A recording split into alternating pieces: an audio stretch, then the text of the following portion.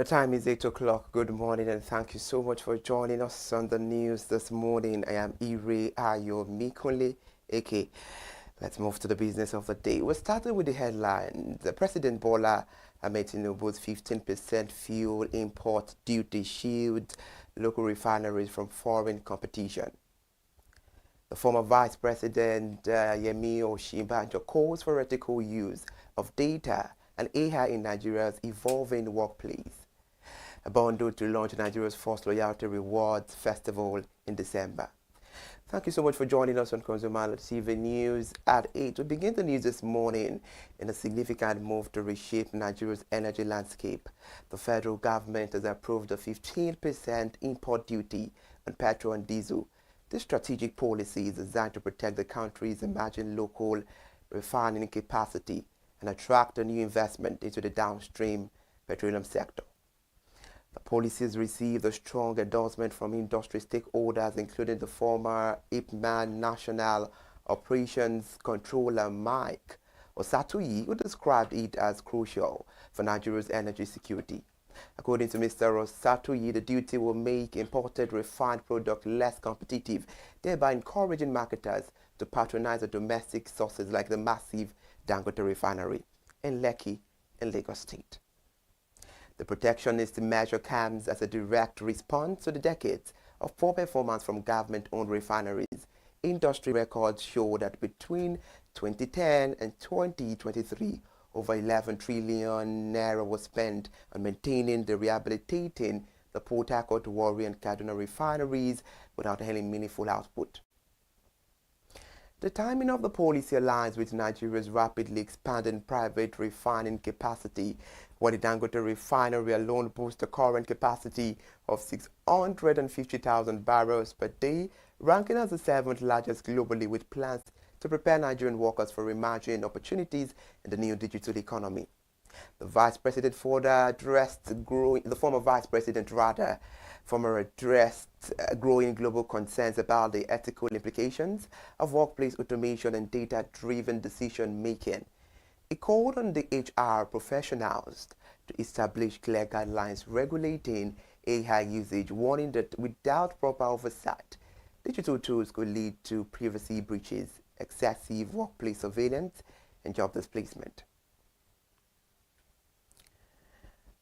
Let's move away from there now. A fast-leading digital platform, Bundle, is set to pioneer Nigeria's first ever loyalty reward festival, a landmark event designed to redefine how businesses appreciate their customers, which is scheduled for the 8th and 9th of December at the Landmark Event Center in Lagos State. The festival aims to celebrate the deep emotional connection between brands and their patrons behind mere transactions.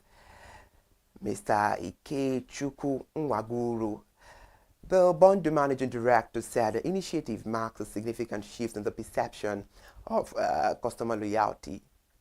He said loyalty goes beyond transactions, it's emotional, lived and felt. He also emphasized that the festival is a gesture of reciprocity for the trust of the consumers, which have consistently shown. Meanwhile, the event will bring together over 5,000 attendees and a coalition of major brands from diverse sectors, including the United Bank for Africa, Konga, PwC Nigeria, and VFD Microfinance Bank. The multi-sector collaboration is central to Bundle's vision of creating a customer-focused ecosystem where businesses leverage each other's strength to deliver greater value. However, top executives say the two-day festival will feature brand exhibitions, interactive games, entertainment, and giveaways, all provided free of charge to invited customers. Let's get our attention focused on agriculture. In a significant move to revolutionize Africa's agricultural sector, MasterCard has announced a strategic partnership with Sterling Bank Agriculture Summit Africa 2025. The collaboration aims to empower farmers across the continent through digital technology and financial inclusion initiatives. The partnership was formalized at a press conference held at Sterling Bank headquarters, where both organizations outlined the commitment to advancing agricultural transformation and a sustainable food system. This year's summit team, Survival of the Greenest, Reclaiming Africa's Food Destiny, will bring together policymakers, agricultural experts, investors, and key stakeholders. Meanwhile, under this collaboration, Mastercard will lead a crucial conversation of a nascent digital tool for around agricultural togetherness, which is about exploring how digital innovation, data, and financial technology can accelerate Africa's journey toward inclusive and climate-resilient agriculture. Still talking about the news, the section will feature sector leaders including Daniel Uba of Mastercard, Vera Ineako of Sterling Bank, and other industry experts. Sterling Bank Group Head of Agri and Solid Minerals Finance Olushola Obikonye expressed enthusiasm about the partnership, noting that Mastercard's pioneering work has demonstrated how digital technology can transform rural economies, particularly for smallholder farmers and women entrepreneurs.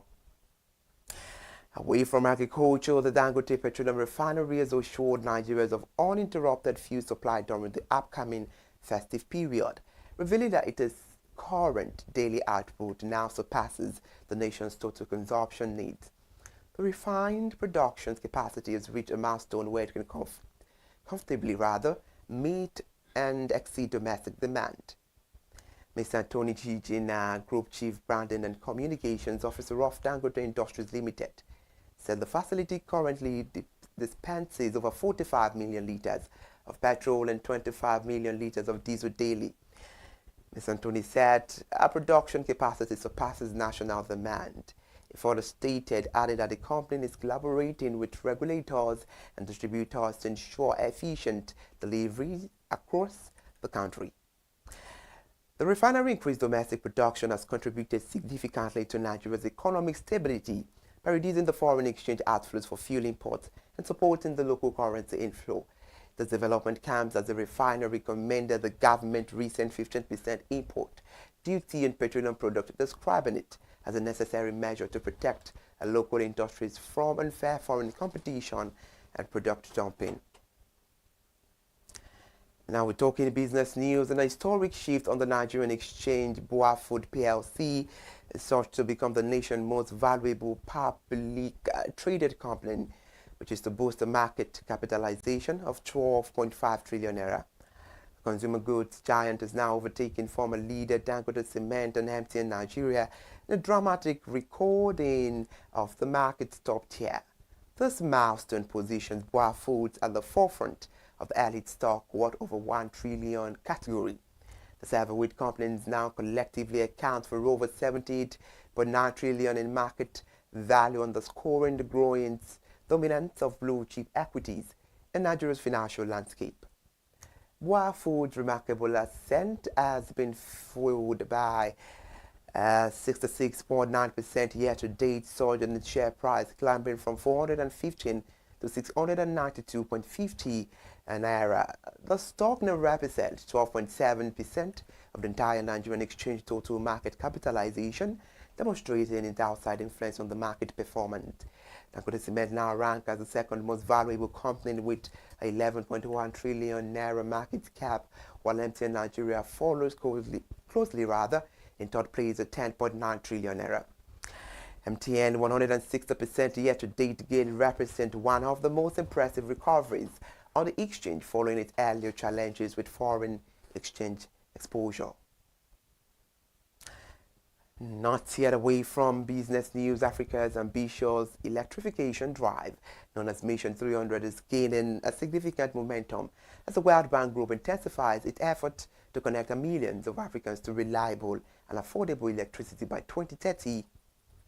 The initiative, jointly led by the World Bank and African Development Bank, aims to provide electricity access to 300 million people across the continent.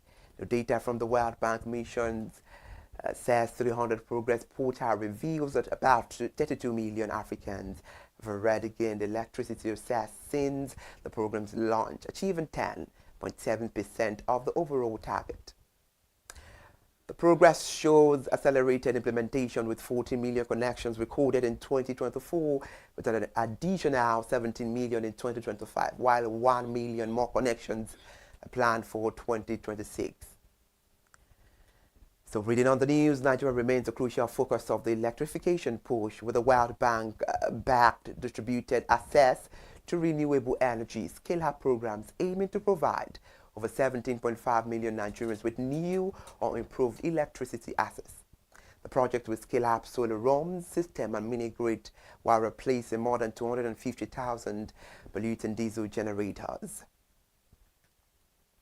Well, in Abuja, as we talk about the Abuja Chamber of Commerce and Industry, as industry unveiled its plans for the second edition of the FAM, Food and Allied Technology Expo, scheduled for November 10 and 12, 2025, at the Velodrome in Abuja's National Stadium. The event aim is to transform Nigeria's food system through mechanization and sustainable technology. ACC High President Chief Emeka Obegolu announced that this year's expo builds upon the success of the inaugural edition, reinforcing the Chamber's vision to strengthen international collaboration in agricultural innovation. The event will showcase cutting-edge agro-mechanization technologies and food processing solutions while creating platforms for investment opportunities and business partnerships. The three-day exhibition is expected to feature over 500 exhibitors from 76 countries and attract an estimated 500,000 visitors, significantly expanding access to agricultural technology across Nigeria. Organized in collaboration with Autodex Nigeria Limited and Afrexim Bank, the expo represents a major push toward achieving food sovereignty through technological advancement. To end the news now, the power generating companies in Nigeria have lost a staggering 2.31 trillion naira over the last 12 years due to electricity that could have been generated but was left unused as a result of trade and operational constraint. Data from the Association of Power Generation Companies, the umbrella body for all electricity generation firms in the country, in reference to the analysis by newsmen yesterday, said that the losses were recorded between 2013 and September 2025, and the figure represents the cumulative value of power that was available for generation but could not be evacuated by the national grid or distributed to end users. The figure sourced from the National Control Center and presented by the APGC Managing Director and Chief Executive Officer Joy Ogaji at the 20th anniversary celebration, highlight the Western financial strain facing the nation's electricity market as power producers continue to show their huge losses from stranded generation capacity. Let's move to Delta State, where the management of the Nigeria Railway Corporation has announced the derailment of the Warri-Takpe train, which immediately altered rail services along the corridor. This occurred exactly 4 days after service resumed on the same route. This was made known in a statement by the NRC yesterday before the unfortunate Kaduna-Abuja accident on August 26. The NRC had suspended the Warri-Takpe train service since the 2nd of August due to a series of breakdowns and other technical glitches. The Warri-Takpe train is currently the longest of the three modern trains. The two other modern trains are Lagos, Ibadan, and Abuja-Kaduna, with about 350 kilometers. The resumption was announced for Wednesday. The corporation also announced the suspension of services on the same route over a fresh derailment barely 4 days later. An official of the NRC spoke with newsmen on the condition of anonymity because he was not empowered to speak for the corporation on such matters, said the incessant derailment recorded in recent times was caused by vandals who are currently on the prowl against the NRC innovations. We wrap it up on the news this morning. Before we go, the recap of the major headlines. Remember, we told you first this morning that President Bola Ahmed Tinubu 15% fuel import due to shield the local refineries from foreign competition. On the other hand, we told you about the former vice president there, Yemi Oshibajo's call for an ethical use of data and AI in Nigeria's evolving workplace. We brought it to you that the bundle to launch Nigeria's first Yarte Reward Festival in December. Thank you so much for joining us on ConsumerHallaTV News at 8 this morning. I am Ire Ayomikunle Eke. Stay with us for the rest of the day and stay fresh.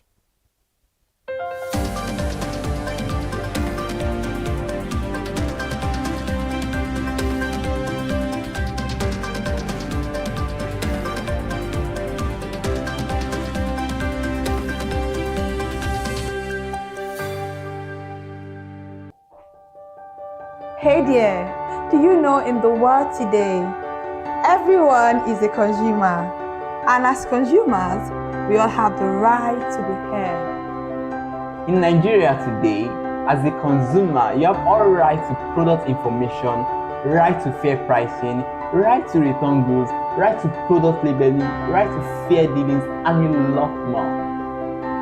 Well then, have you heard about the new media channel? ConsumerHalla TV.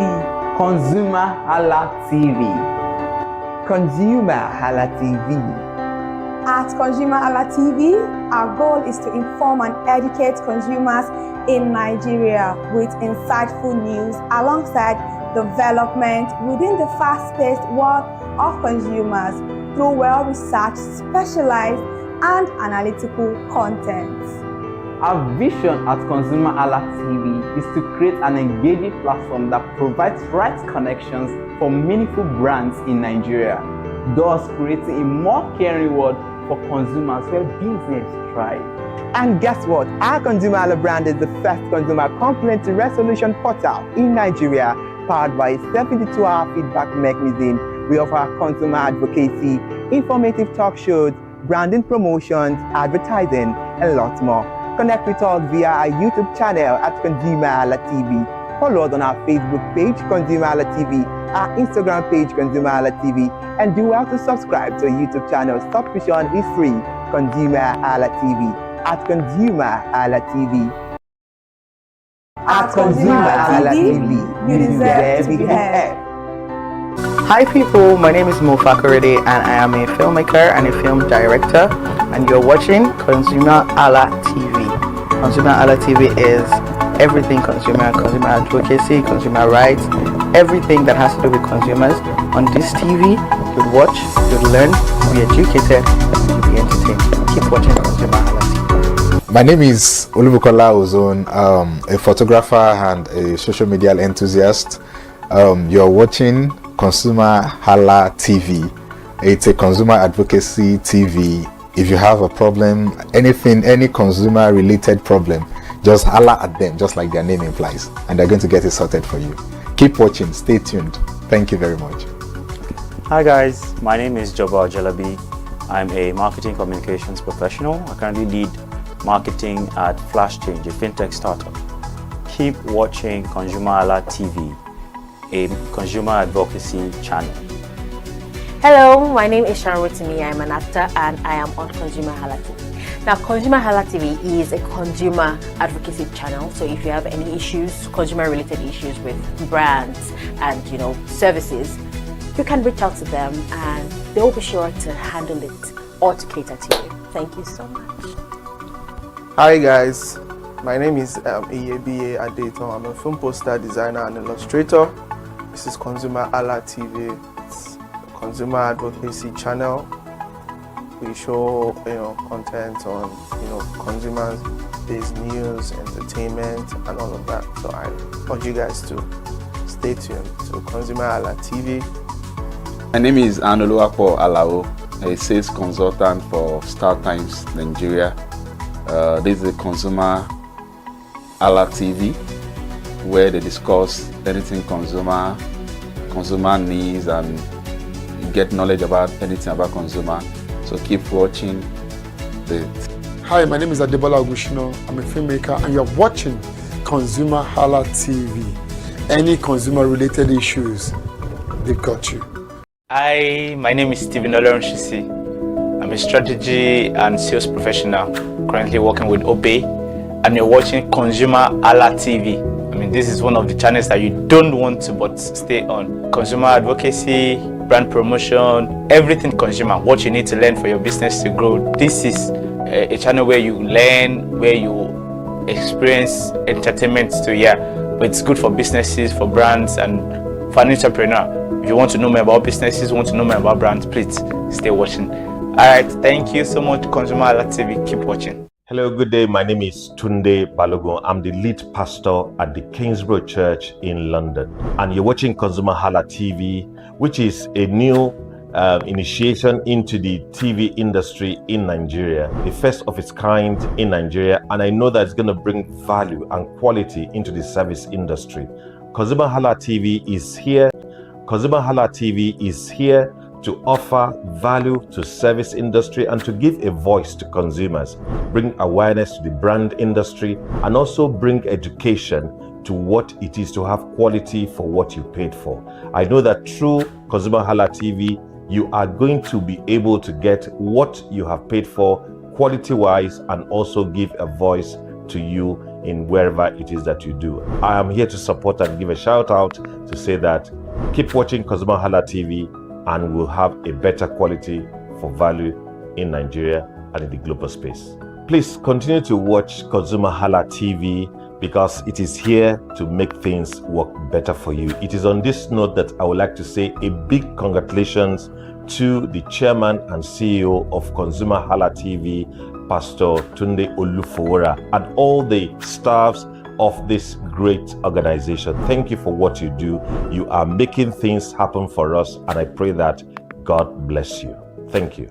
Hello, my name is Toyin Balogun. I'm here to give a shout out to ConsumerHalla TV, #1 platform helping you to shop smart, spend wisely, and live better. Anytime you have any kind of issues with your shopping, or you want to know a very honest review, please contact ConsumerHalla TV, here to help you. And please join the community where we can all make life easy and better for all of us.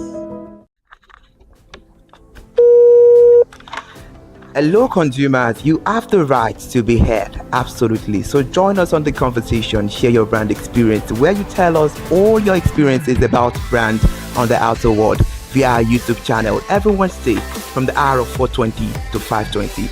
You can watch us via our YouTube channel, ConsumerHalla TV, and subscription is free. Follow us on all our social media platforms, ConsumerHalla TV. Share your brand experience. It's about storytelling. It's about experiences. Hello consumers, you're welcome to another exciting episode of Consumer Voice on ConsumerHalla TV. I am Matilda Omenai. As you already know, Consumer Voice is a show where we'll be visiting different places in Lagos to check out people's preferences, hear what the consumers have to say about different leading brands that they make use of. Hello, it's your boy here, Iremofeko Foworola, and you know what? They call me the AUF General Overseer.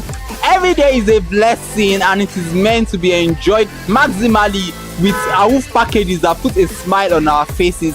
And guess what? That is why this show AUF is for you. You can get to know about trendy market slashes, promos, offers, and juicy deals that put a smile on your faces, and you can always enjoy them maximally. And you know one thing that is so interesting about this show? It is a blend of English and Pidgin. As I dey run you English, now I go dey marry am with Pidgin, make am spicy. So catch me every time on the show to enjoy more about trendy AUF packages. Peace. Public service announcement. Hello consumers, I am Kikelomo Ajibola and welcome to the Scam Alert segment on ConsumerHalla TV. Scam Alert educates viewers about various scams affecting consumers. We learn tips on how to identify fraudulent activities and provide advice on protecting our personal information. We aim to raise awareness and empower viewers to avoid falling victim to scams. We cover various topics such as phishing, identity theft, fraudulent investment schemes, and many more. You want to catch up on how these scammers invade our lives? Join us every Tuesday by 12:30 p.m. for Scam Alert on our YouTube channel at ConsumerHalla TV. Subscription is absolutely free. And in case you are not following us across all our social media platforms, follow us on Instagram, Facebook, X, TikTok at ConsumerHalla TV. Don't say I didn't do anything for you this 2025. Bye. Welcome to In the Marketplace. We are taking you on a journey behind the scene of Nigeria's most vibrant market. From the sight and sound of the market to the stories of the people who makes it thrive. We will be sharing the untold stories that brings this market to life. Join us as we explore the history, challenges, and triumphs of the market vendors. We will dive into the daily lives of the people who call markets home and uncover the secret that makes this market special. You will get to see the passion, energy, and dedication that goes into making this market success.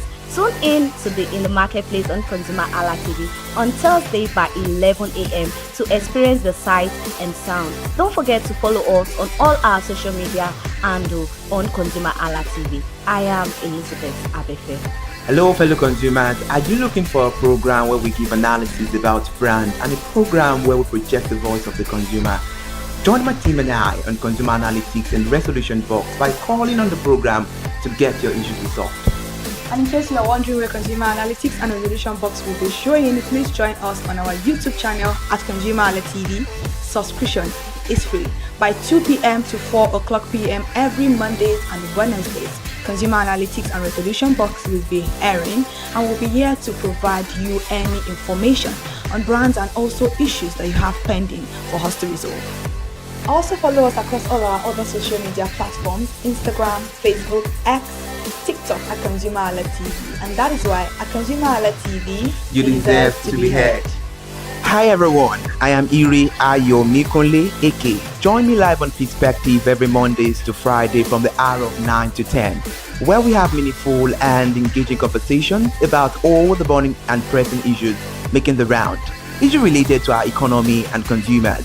It's conversing, it's relatable, it's beyond interview. We have expert analysts who gives updated analysis about all aspects of a conversation. Join the moving train by subscribing to our YouTube channel, ConsumerHalla TV, and do well to follow us on all our social media platforms, ConsumerHalla TV. Stay informed. Thank you. I am Matilda Omenai. As you already know, Market Today is the show where we visit different markets across Nigeria, Lagos, to check out the prices of different things, ranging from household items to foodstuffs to cosmetics, electronics, every other thing. In a world of hustle and bustle, entertainment keeps us alive, and that is why at ConsumerHalla TV, we ensure you enjoy all around 360-degree entertainment program. Screen Time is the show for you, where you enjoy top 5 countdown, celebrity of the week, exclusive interview, and other segments. Don't mind him, he's just a jealous person. Oh, His new movie release, update, and screen time. I'm going to enjoy myself because this is my favorite time on the program. I get to recommend good movie for you, and I'm also waiting for you to recommend movies to me also in the comment section. Screen time is not just all about entertainment, it is relaxing and also educational. So that is why we are bringing to you Screen Time on ConsumerHalla TV. And in case you're wondering where to join us every Mondays by 5 o'clock p.m. at ConsumerHalla TV on our YouTube channel. Subscription is very, very free. And in case you have not followed us across all our social media platforms, please do so. We are begging you, on Instagram, Facebook, Twitter, and also TikTok at ConsumerHalla TV. What are you waiting for? Click on that follow and subscribe right now. And from the I to the R to the E to the M to the F to the E, my name is Iremofe Koforola, the man always clothed in wealth and strength. And I am Kikelomo Ajibola. Toodles!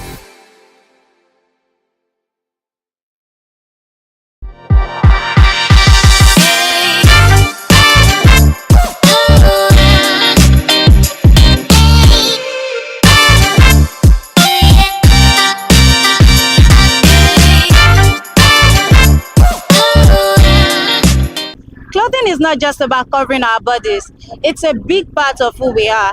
From our culture to traditions, what we wear says a lot about our identity and core values. Today we are at the famous Oshodi market to explore what's new with the fabric market and its current price list. My name is Nwoke Peace. Come with me, let's check out what the market says today.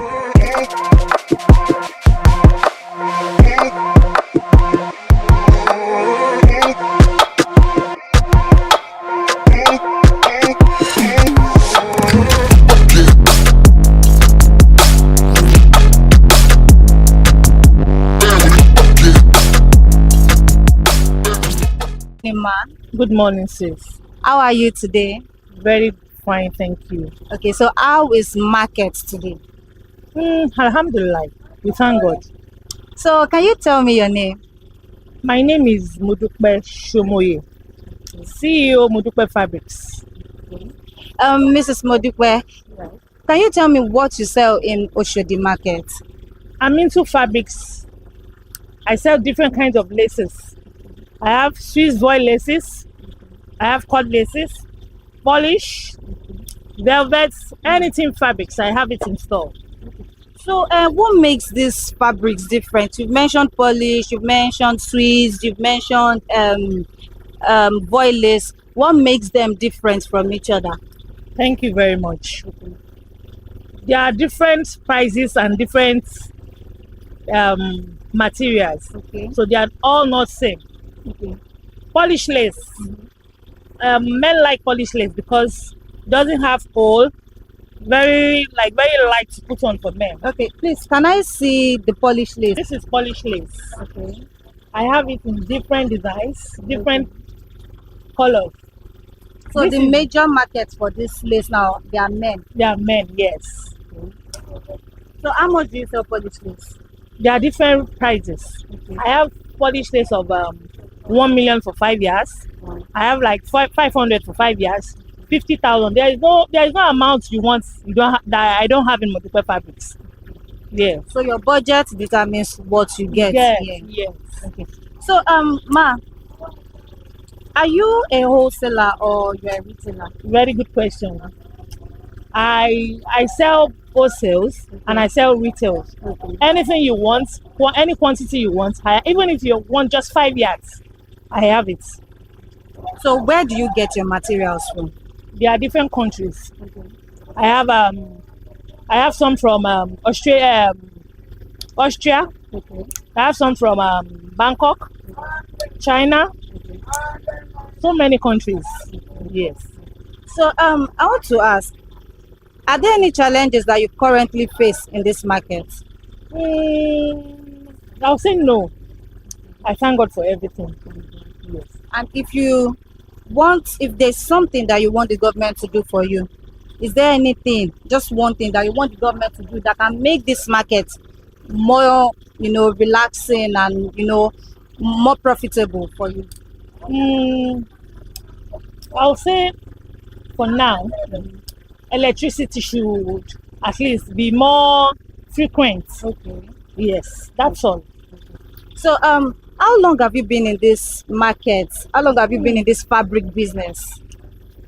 Since 2006. I think that's about 18 or 19 years now. Yes. So you've been in Oshodi market since 2006? Yes. And you started with clothes selling? Yes, I started with lace. I actually came to the market to learn.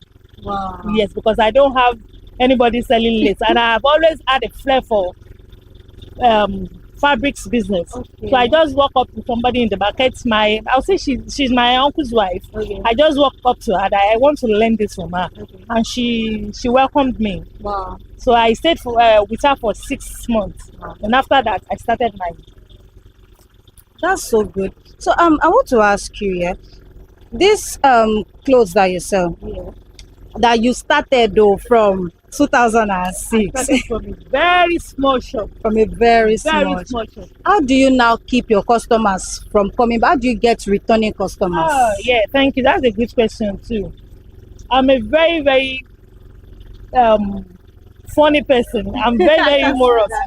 So when you come to my shop, you will definitely love me. Yes. So you're very, very, you are relatable, and people, you have a flair for getting people to be more relaxed. Yes, yes. Mama Shoraje, Ipolowo ni abulo. Mama Shoraje ma polowo. Yes. That's so nice. So it's only lace that you sell in this? Just lace. Okay. Thank you so much for your time. Welcome.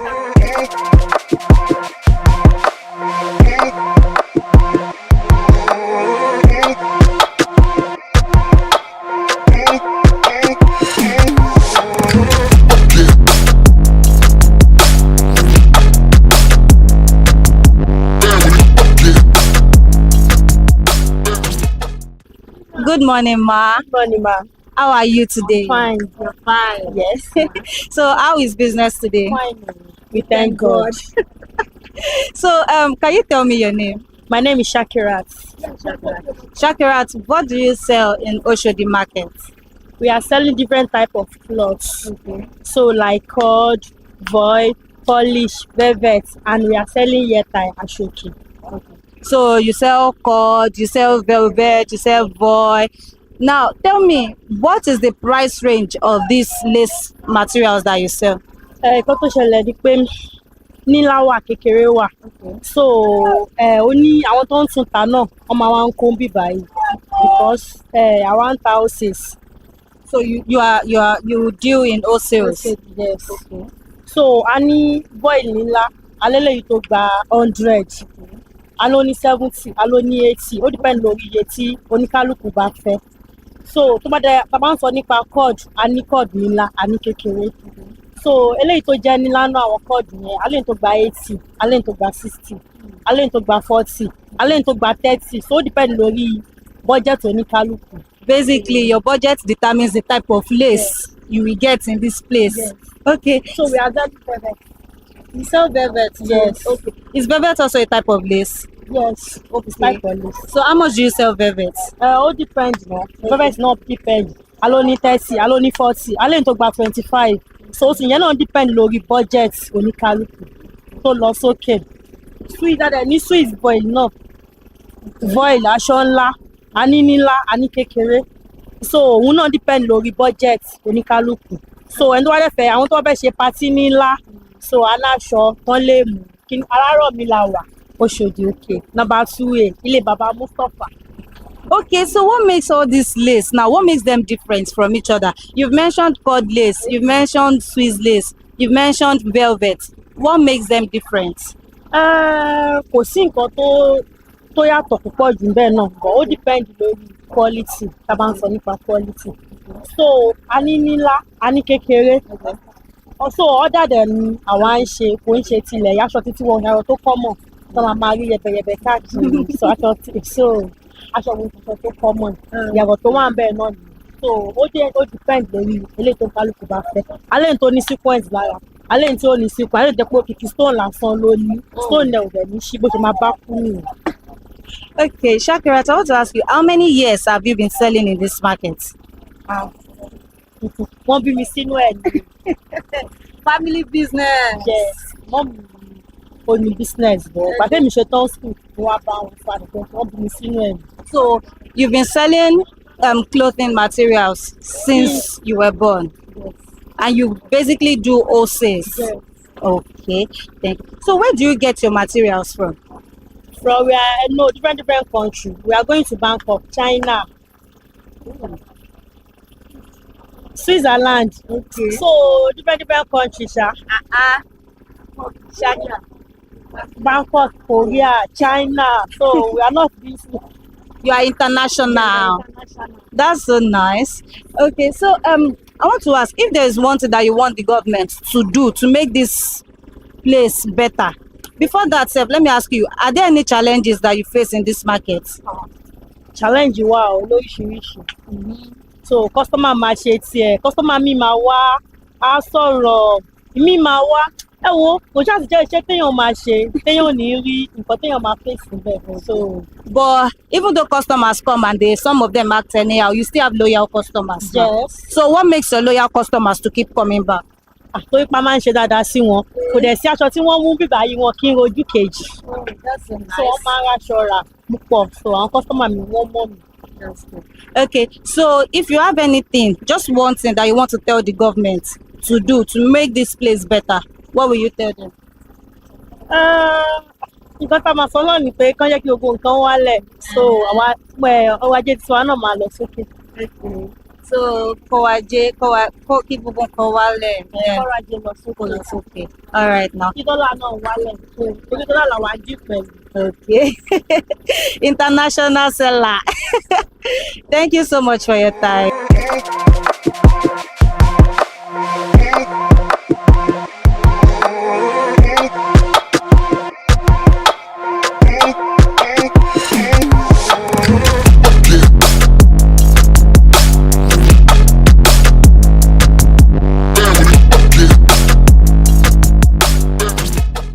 Good morning, ma. How are you today? I'm fine, and you? I'm fine, thank you. So, what's your name? My name is Olamide Olaiwola. Okay, Olamide Olaiwola. How is the market today? We thank God, though. We bless God. Okay, so please, can you tell me what you sell in Oshodi market? Yeah. Yes. We sell dry lace, foil lace, polished lace. So you basically deal in lace materials. Lace material, yeah. Okay. So can you walk me through the price range of the materials? How much do you sell the dry lace, the Swiss, the polished lace? So can you walk me through the price range of each? No problem. This range from is it 5 years or bundle, or I don't. If it's bundle, how much do you take per bundle? And if you want to sell per yard, how much do you sell per yard? Like now, this the bundle, inside bundle we have 15 yards. Okay. So per 5 years is 20,000. Okay. So the bundle now is say 60,000. That's 15 years. That's 15 years. Yeah. Okay. So what material is this? Dry lace. This is dry lace. Dry lace, Okay. yes. This dry lace. And this polish up, we have different colors, white, different colors. So this range is 5 years, start from 40k, 50,000 naira. And this, we call it dry lace foil. So this Dry lace foil. Dry lace foil, yes. So this 5 years is 60,000. And we have cord materials too. Okay. We sell cord materials too. So we sell pieces. So that range of pieces per yard is 5,000 naira. Okay. Per yard, 1 yard. For cord lace. For cord lace. Okay. So we have the big ones too. We have the big ones. We sell the big ones 5 years per 5 years, 20,000 naira. As in 5 years. We sell pieces and we sell 5 years. For the big ones, you sell pieces. No, for the big one, we sell 5 years. 5 years. Bundle 5 years. His bundle is 15 years that is there. Okay. So we sell 5 years, 20,000, 25. Okay. So I need to know. You said this one is dry lace foil. Dry lace foil, yes. And then this one is just normal dry lace. So what makes normal dry lace different from dry lace foil? Is it the texture or Yeah, what? it's the texture. The texture. Yeah. So can I touch? No problem. You can. Okay, I'm not can an see this expert dry on lace clothes, but You can see this one is very soft. okay. It's void. So like this now is hard. So Okay. this is normal dry lace. Oh yeah. I And see the this, You difference. can touch it again. Yeah, This is yeah. void Yeah. dry lace. Okay. So, Okay. So I want to ask, how many years have you been selling in Oshodi Market? say 15 years, Sha. 15 years. And then when you started selling in Oshodi Market, you started with clothes. Yes, with clothes. With clothes. clothes, like a guinea brocade. Okay. Guinea brocade article. So from there, dry lace voile and cord lace. Yeah, cord lace. Okay. So I want to ask, when you started selling, the prices of the materials when you started selling in this market, is it the same as this current price now that you sell? At that time, the price is very affordable. But now, I think the dollar has rise so much. So before, like dry lace now, we have the time 5 years like 10,000 naira, 8,000 naira before. But now you can't see that 10,000 naira now is 15,000 naira. So the 15,000 naira now is 25,000 naira. So the one we are selling 20,000 before 10 now is 40,000, 50,000. So does this not affect how customers buy from you? It really affects so much. Okay, I still want to ask, if the price then was more affordable than the current price now, what about last week's price? Is it the same range that you sold last week that you are selling this week, or did the price fluctuate? The same range. The same range. Last week and this week The same range. Yes. Okay, so if I came last week now and I come here today, what I bought last week is what I'll be buying Of the same course, price. yes, Okay. So thank you for that. I would like to know, do you do wholesale, or you're a retailer, or you just I sell wholesale too. You supply to people? Yes. Okay, that's nice. Okay, ma. So how do you get your customers to always come back? What makes your customers stay loyal to you? But most times I used to sell on credit too. Like now, maybe they buy like 10 bundles. They can pay maybe 5 bundles. and the remaining 5 bundles money maybe later paying small. Okay. It's all sales, though, not people coming in direct to buy 5 years or 10 years, but the people buying OCs. So we sell credit too. So for people buying in those sales, you make instrumental payment available for them. Yes. Okay. Yes. Okay. Thank you so much for your time. You're welcome.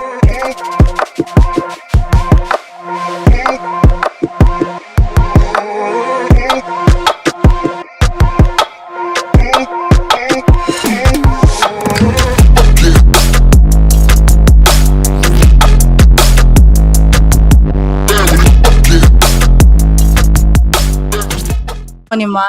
Good morning. How are you? I'm fine, thank you. How are you today? I'm fine also. So how is business today? It's fine. It's fine. So ma, please tell me your name. My name is Alaja Lolade Lawan. Alaja Lolade Lawa. Alaja, please, what do you sell in Oshodi market? I'm selling ashoki. I'm selling lace. I'm selling damask. I'm selling sego. Okay, so this Zego, this damask, this ashoke that you sell, what is the price range for them? You know, it depends of they are changing money. Okay. Now, before we buy some like that sego, we bought it like 20,000 for pack. It's 2 pieces is inside. Yeah. We can sell it 25. We bought it 20. We can sell it 25 or 24. But this ashoke, some we bought it 15,000. We sell it 17,000. Some we bought it 18,000. We sell it 20,000. Some small one like this, we bought it 6,000. We sell it 7,000. Some we bought it 6,500. We sell it 7,000 or 7,500. It depends how the market make. So ma, I want to ask you, where do you get these materials from? The ashoke, is it from the same supplier that you buy the ashoke, that you buy the damask and the zego, or they are different? They are different. This ashoke, they are bring it from Lorry, Okay. from Shaki. Okay. But this sego and the other one, we bought it in Oyinbo hand. They bring it from China. In China. Okay, ma, I want to ask, how long have you been in this market? It's over 50 years. Before I even marry at all. So you've been in this market. Is it ashoke that you've been selling since that time you started working? No. Before I'm selling Guinea brocade. Okay. Later on, I'm selling Ankara. Later on, I'm selling Guinea. That Guinea, we bought it from Kano. Sometimes we bought it from Cotonou. So I want to ask, the price that you bought it at that time that you started with, is it the same price that you are selling now? No. The one we bought it by, we sell 10,000 by that time. Now, it will be 60 or 65. Wow. Now, some quality papa, it can't be quality like former one. Wow. So ma, are you a wholesaler or a retailer? No, I'm selling the two together. Wholesale and retail. So if someone wants to buy from you wholesale now, how much do you sell it to them? If someone want to buy wholesale from me now, I can sell it 7,650. But if it's retailer, how much will you sell? No, if a retailer is 6,500. If he buy to use, is 7,000. So ma, is there any challenges that you are facing in this market? It's different challenge. You know, this one now, our start is not reach like 2 years. It's 1.5 years. Okay. Before I'm selling lace. The remaining lace I'm selling is in other shop. Okay, because the market it too cost too much. The lace we sell 10,000 by that time. Now they are selling 35,000 now. Wow. Again, there's no workers. you know, we lose lace like a 10, like a 5 pieces for customer. Yeah. Customer can say it's coming, oh. You know, before you can fold the lace back, it's, but because of that, I changed. I'm selling ashoke. Before I'm selling lace. I start this one now. It's just only 1.5 years. I start selling this. So you started selling ashoke materials just 1.5 years. Okay. So if you have one thing that you want to tell the government, what will you tell the government? That they can do to improve this market and everything for you. This market, if it's something they can do for us, the market it can come down more little. Okay. You know, these people they bought it for we bought it for their hand. Yeah. They will buy trade. Okay. If they buy trade 1,000 today, it will be tomorrow. They will say they bought it 1.5. You know, they bought it 1.5. We can't sell it like the rate you sell it before. Is the something we can beg government. They let the dollar to come down little for us.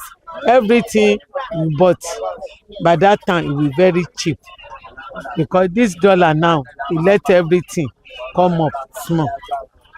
So you mentioned that you've been in this market for quite some time. How do you now get customers to keep on coming? You know, some people we will know them before. Okay. Some people they will know, they will bring sample. Okay. Some people they will just call. Okay. They say they are selling ashoke here. before it's Ankara they are selling now. It's lace they are selling because we sell Ankara here and lace. Okay. Before we leave everything. Okay. Thank you very much, ma'am. We thank God.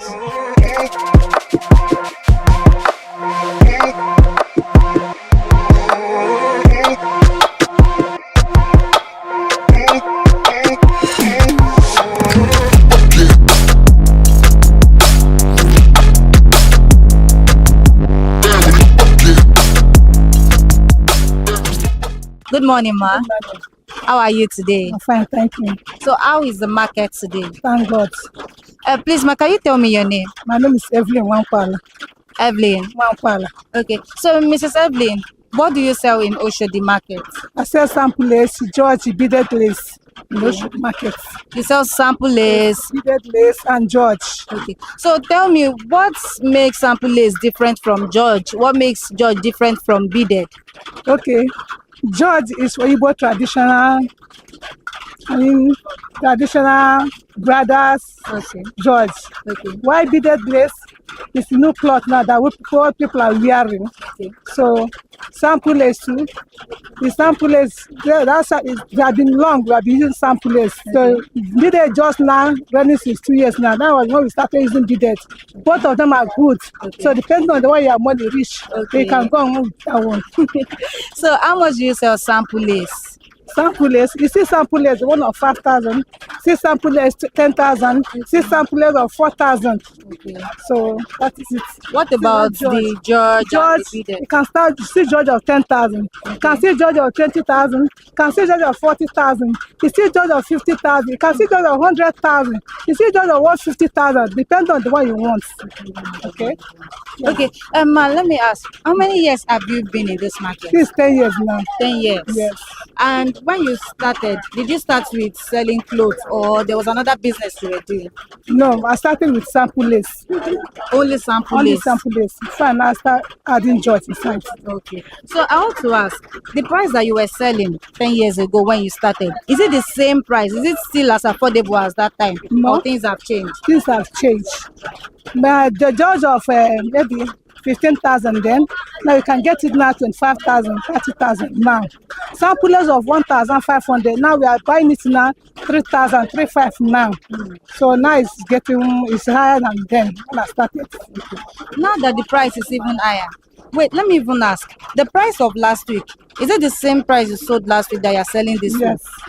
So if I came here last week and I come here today, the price that I bought it last week is the same price I'll get it today. Yes. Okay. So I want to ask, with the way the price have changed, the prices of the materials have changed, how do you keep your customers from coming back? How do you get recurring customers?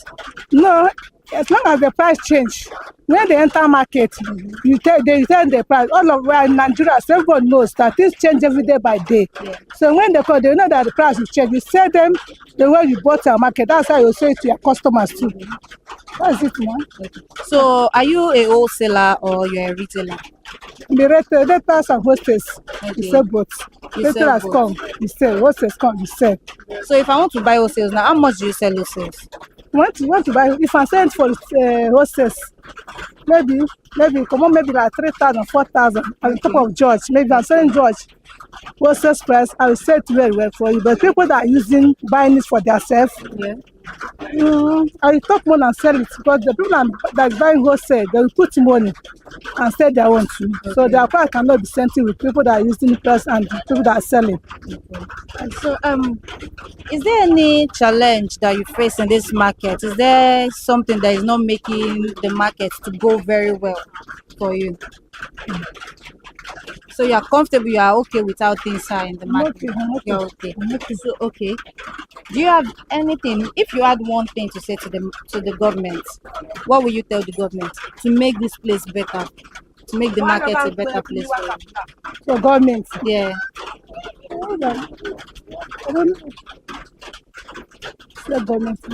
If government makes things to be easy for us, so things go easy for all of us. So government should just make things easier. Easier for every one of us. Okay. All right. Thank you, ma, for your time.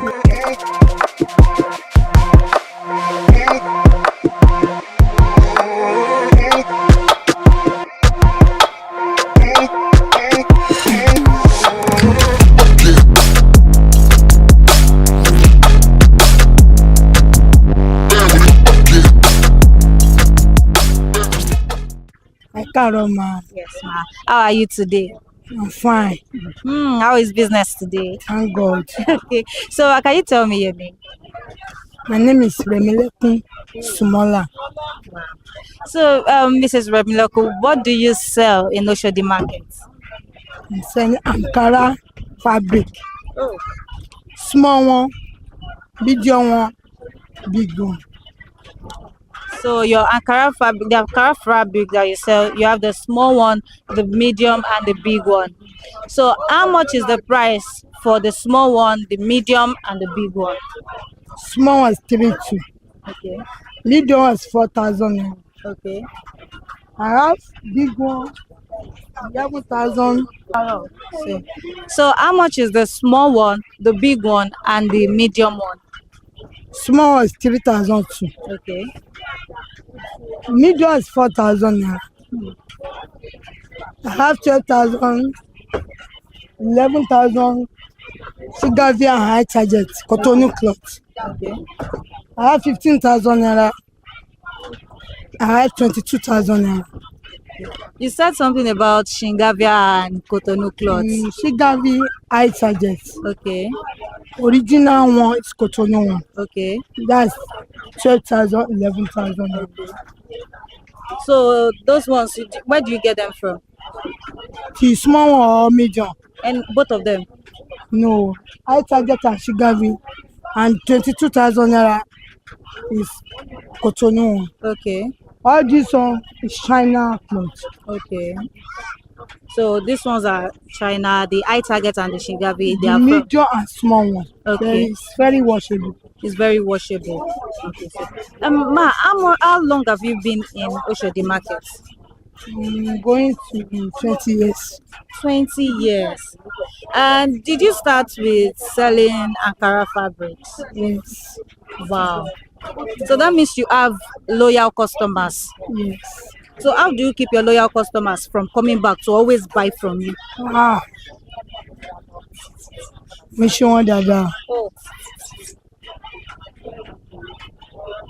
Yeah. Which one that because one one job me. Tell bá attend customer dada. Take key, show, ma, erama, show. So next time, male padà. Okay. So ma, the time when you started selling in this market, yeah, and now what's the price range like? When you started, is it the same price that you started selling for? No. That you're selling it now, or the price has changed? No, that time is London was. That 32 is London was. Okay. That was from Cotonou. Okay. It's 600, 700. Wait, sorry, 600,000 that be like 600 600 naira. 600 naira. Wow. Wow. But that one is London was. Okay, London wax. It's from Cotonou. And they buy it from Cotonou. Okay. But this one, the same is 1,002 medium. It's 4,000 naira now. Okay. It's 1,002. It's China cloth and buy it from Oshodi. Yeah. Okay. Okay, you buy this one from Oshodi. Yeah. Okay. So are you a wholesaler or you're a retailer? Wholesaler. Okay. So how much do you sell this in bundle or in yards? Yes, bundle. One do party Ashebi. One buy like 5 bay, 100 times 5. That's 500. Like 1 million. Okay. So I'm selling it. Both big one, both small one. Ma, is there any challenge that you face in this market that's making things a little bit tasking for you? Do you face any challenge in this market? No. You're okay in this market? Even for our Cairo market. Yeah. In fact, it's good market. This our security is very good. So I'm okay. So if you have anything, just one thing that you want to say to the government, what will it be? To make this market better for you? All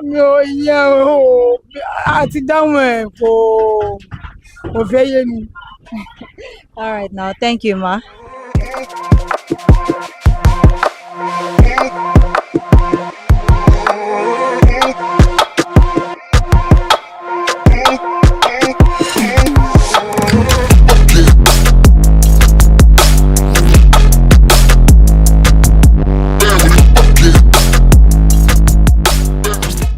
So there we have it, guys. We have toured Oshodi market and we have seen one of the commodities that consumers cannot do without. From Ankara materials to George materials to lace materials and Ashoke materials.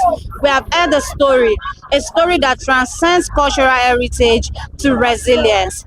Follow us for more updates at ConsumerHallaTV, on YouTube at ConsumerHallaTV, on Facebook at ConsumerHallaTV, on Instagram and TikTok at ConsumerHallaTV. My name is Nwoke Peace and this is Market Today. Until next time, bye guys.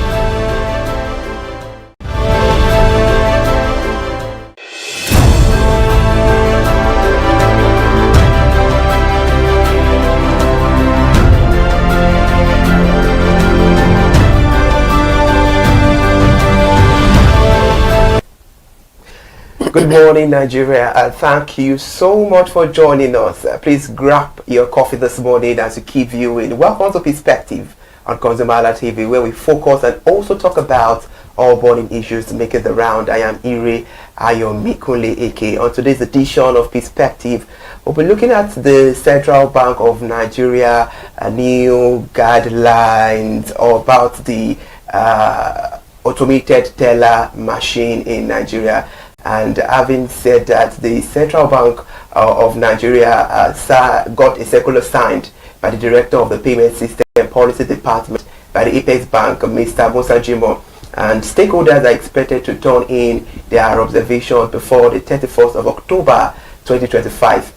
The CBN said the new regulation is designed to strengthen consumer protection, improve the service reliability, and ensure greater accountability in the financial system.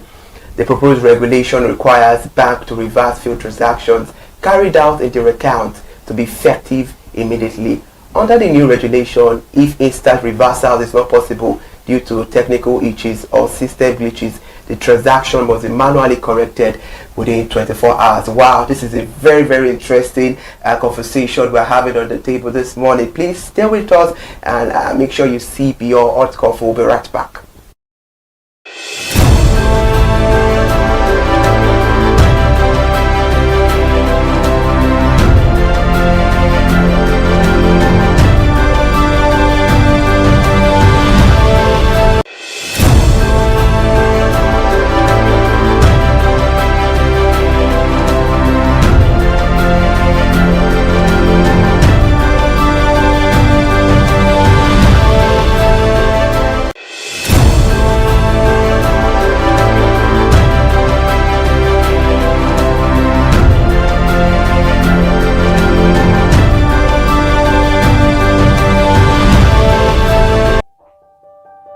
Hey there, do you know in the world today, everyone is a consumer, and as consumers, we all have the right to be heard. In Nigeria today, as a consumer, you have all right to product information, right to fair pricing, right to return goods, right to product labeling, right to fair dealings, and a lot more.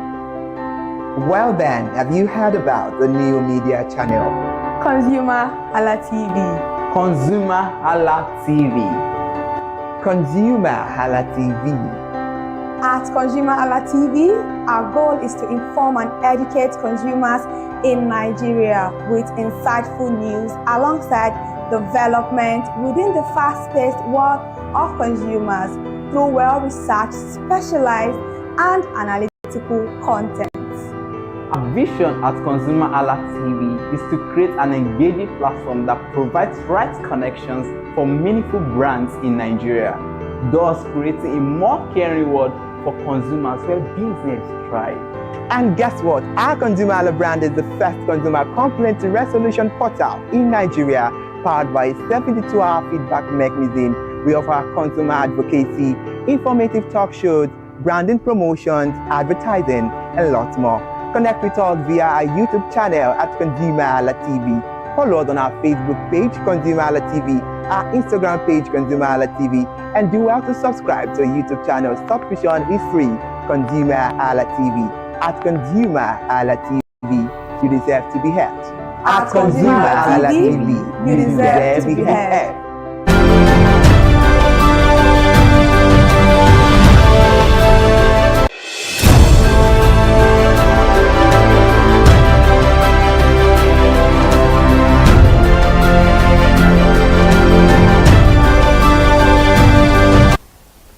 Thank you so much for still staying there and watching. If you're just joining us, this perspective on ConsumerHalla TV, where we talk about the burning issues making the round, and we'll be viewing the CBNU guidelines about ATM, the automated teller machine operations in Nigeria. And joining me on this conversation, I have two gentlemen of the press. I have Mr. Moshood Isamotu, an analyst and also a commentator. Good morning, Mr. Moshood. Good morning, and thank you for having me. All right, thank you so much for joining us. And now I have to talk to Mr. Larry Alabi, who is the former banker and the former president of ACAL. Good morning, Mr. Alabi. Good morning. All right, thank you so much for joining us on the conversation. Mr. Larry, let's get into it straight. I will start with you.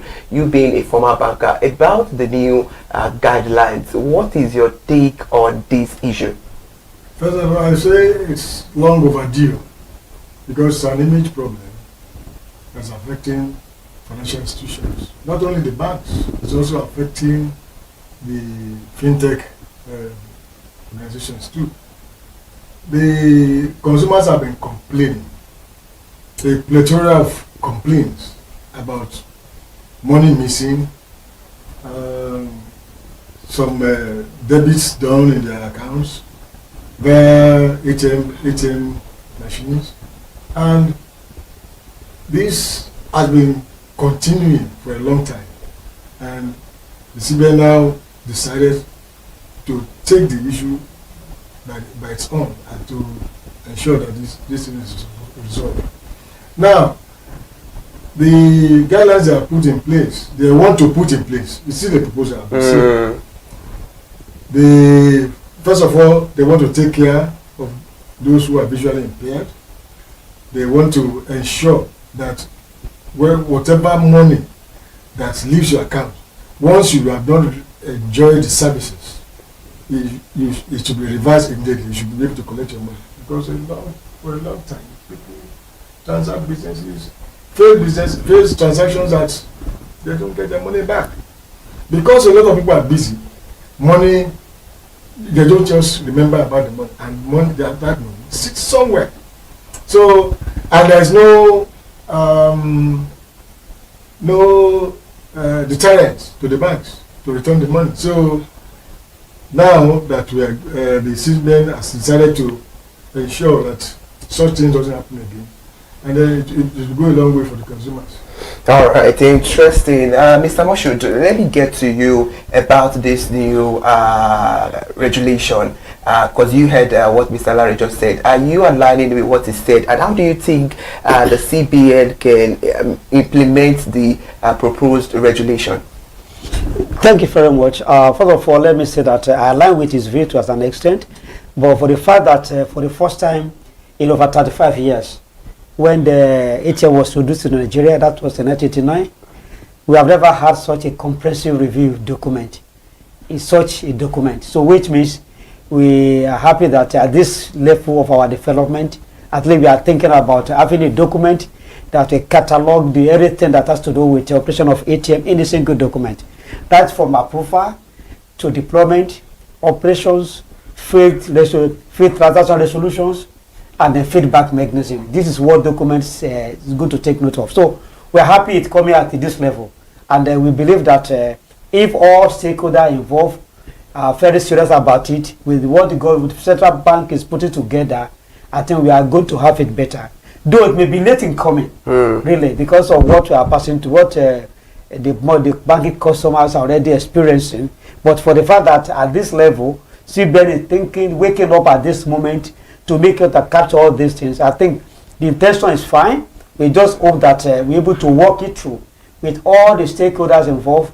Each stakeholder involved different parties, and believe that by the time the document is finally signed and then deployed, I think every person that is involved, every organization that is involved, every agency or business that is involved will be able to ensure that we achieve the dream, which is promoting accountability, responsive accountability in the system.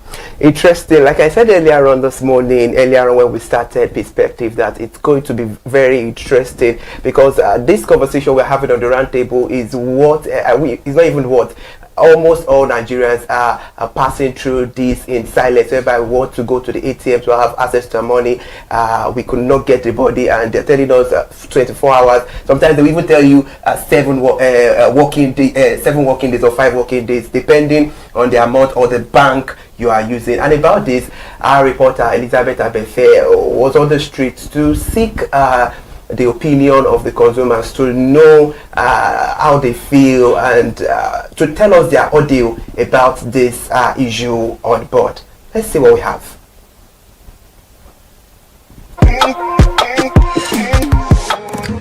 Good morning, how are you? I'm fine. What is your name, sir?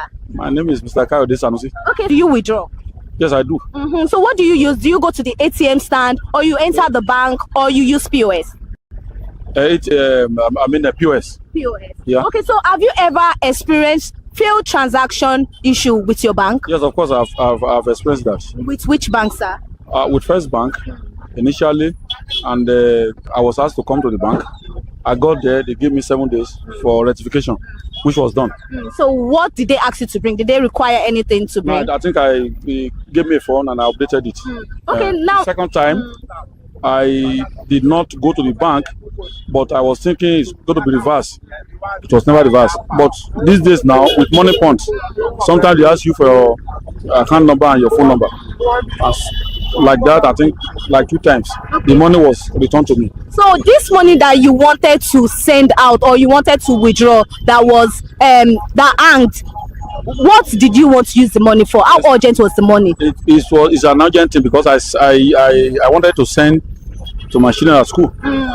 And normally, if they don't have it, you know, they have to pass through a lot of rigors. Yeah, exactly. Okay, so now are you aware that CBN now make a request to all banks that all failed transactions should be rectified within 48 hours? Yes, I have seen that, but I will still employ CBN too to let us have a direct contact with them, so that if you have or experience such an issue, you should directly contact CBN, not the banks. So I will ask you this: how do you think bank can rectify this issue of failed transaction that is affecting consumers? How do you think they can rectify it? What do you think they can do? I know they can. They have a lot of things to do, because I am an accounting person. I know they can do it, but there are a lot of laxities among the workers of banks. They are not willing to do it. Otherwise, it doesn't take time to do. Okay. Now, are you now aware? We are from ConsumerHalla TV. We stand between brands and consumers. Just in case we are like an advocacy for consumers. Yes. Just in case you have issue with any other brand or related issues like this, you can just log into ConsumerHalla TV. Then we rectify it within 48 hours without collecting a dime. How sweet is that, sir? We are praying for that. If that one is done, I think we'll be happy. Okay. I think it's a better one, better deal. Yeah. Thank you very much. Thank you very much, sir.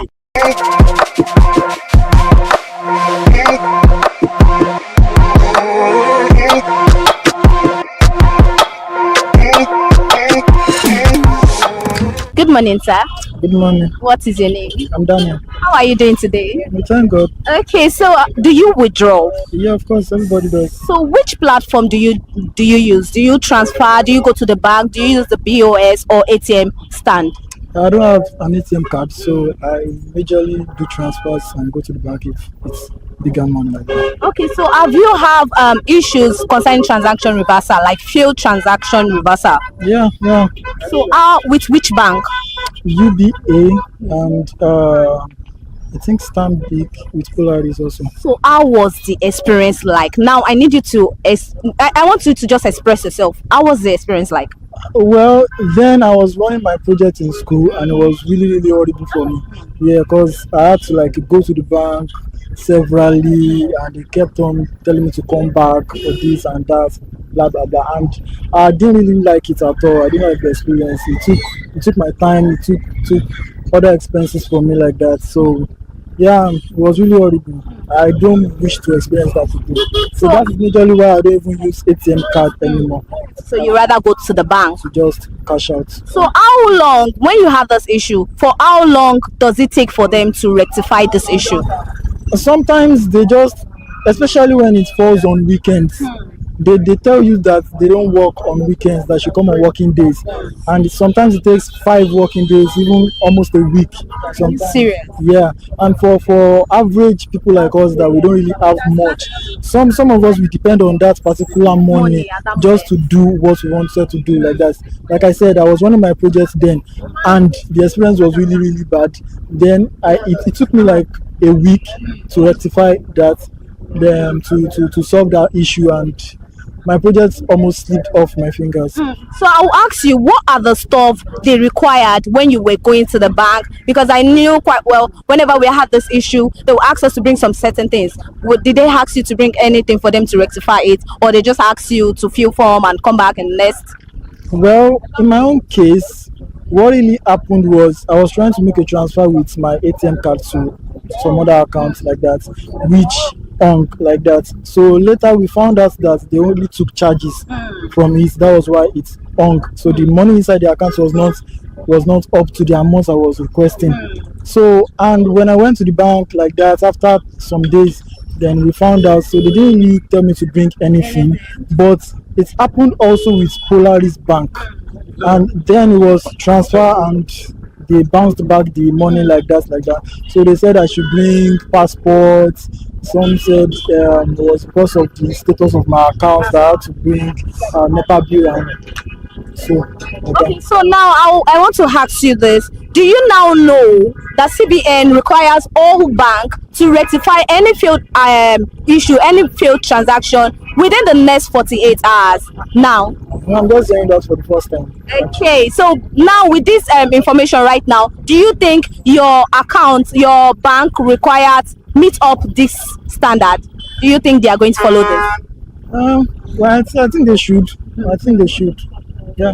Okay, so now I want to tell you, in case you have any issues with any brand, our platform ConsumerHallaTV is an advocacy for consumers. It stands between consumers and any brand. And within 48 hours, you just have to log in your complaint, and within 48 hours, we will rectify it for you.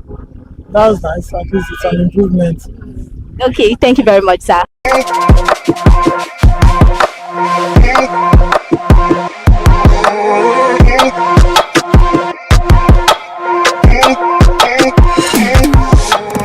As you can see, I am still live on the streets of Lagos, Nigeria, and consumers have a lot to say concerning mis-app transfer, ATM issues, and also fake transaction issue, fake POS transaction issues. Do you know what? Let's keep it rolling.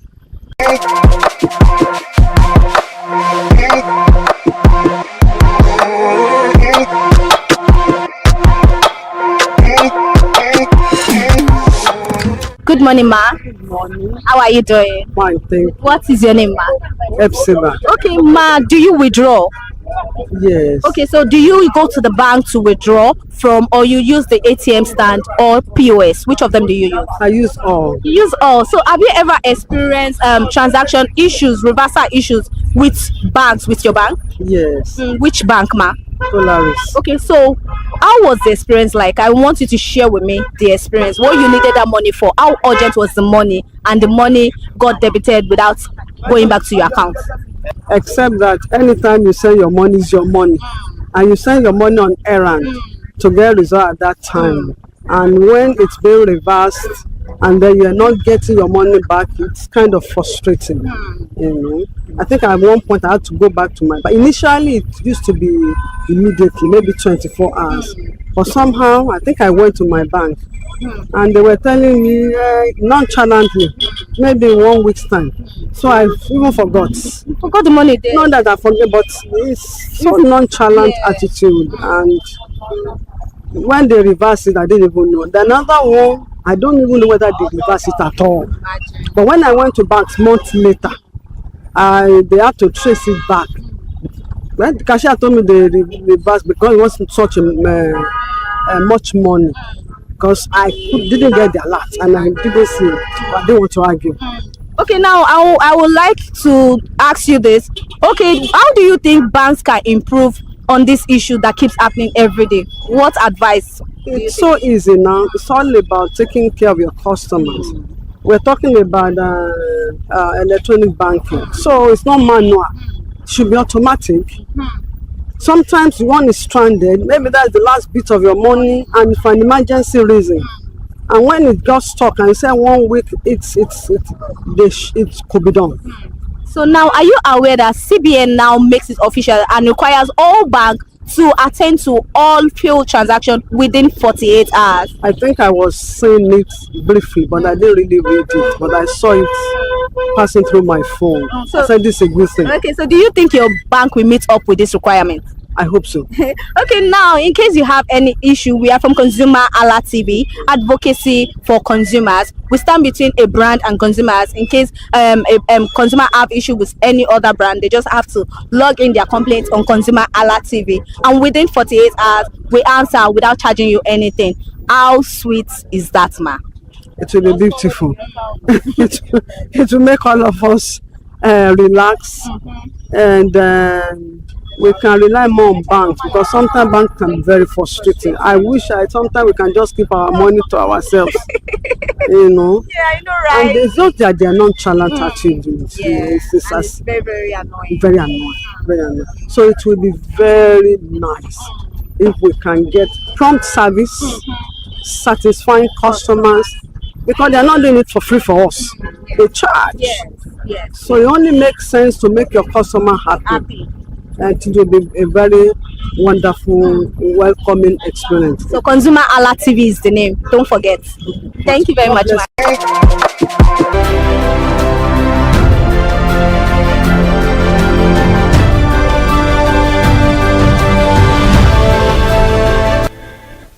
Elizabeth Abefe right there, our reporter.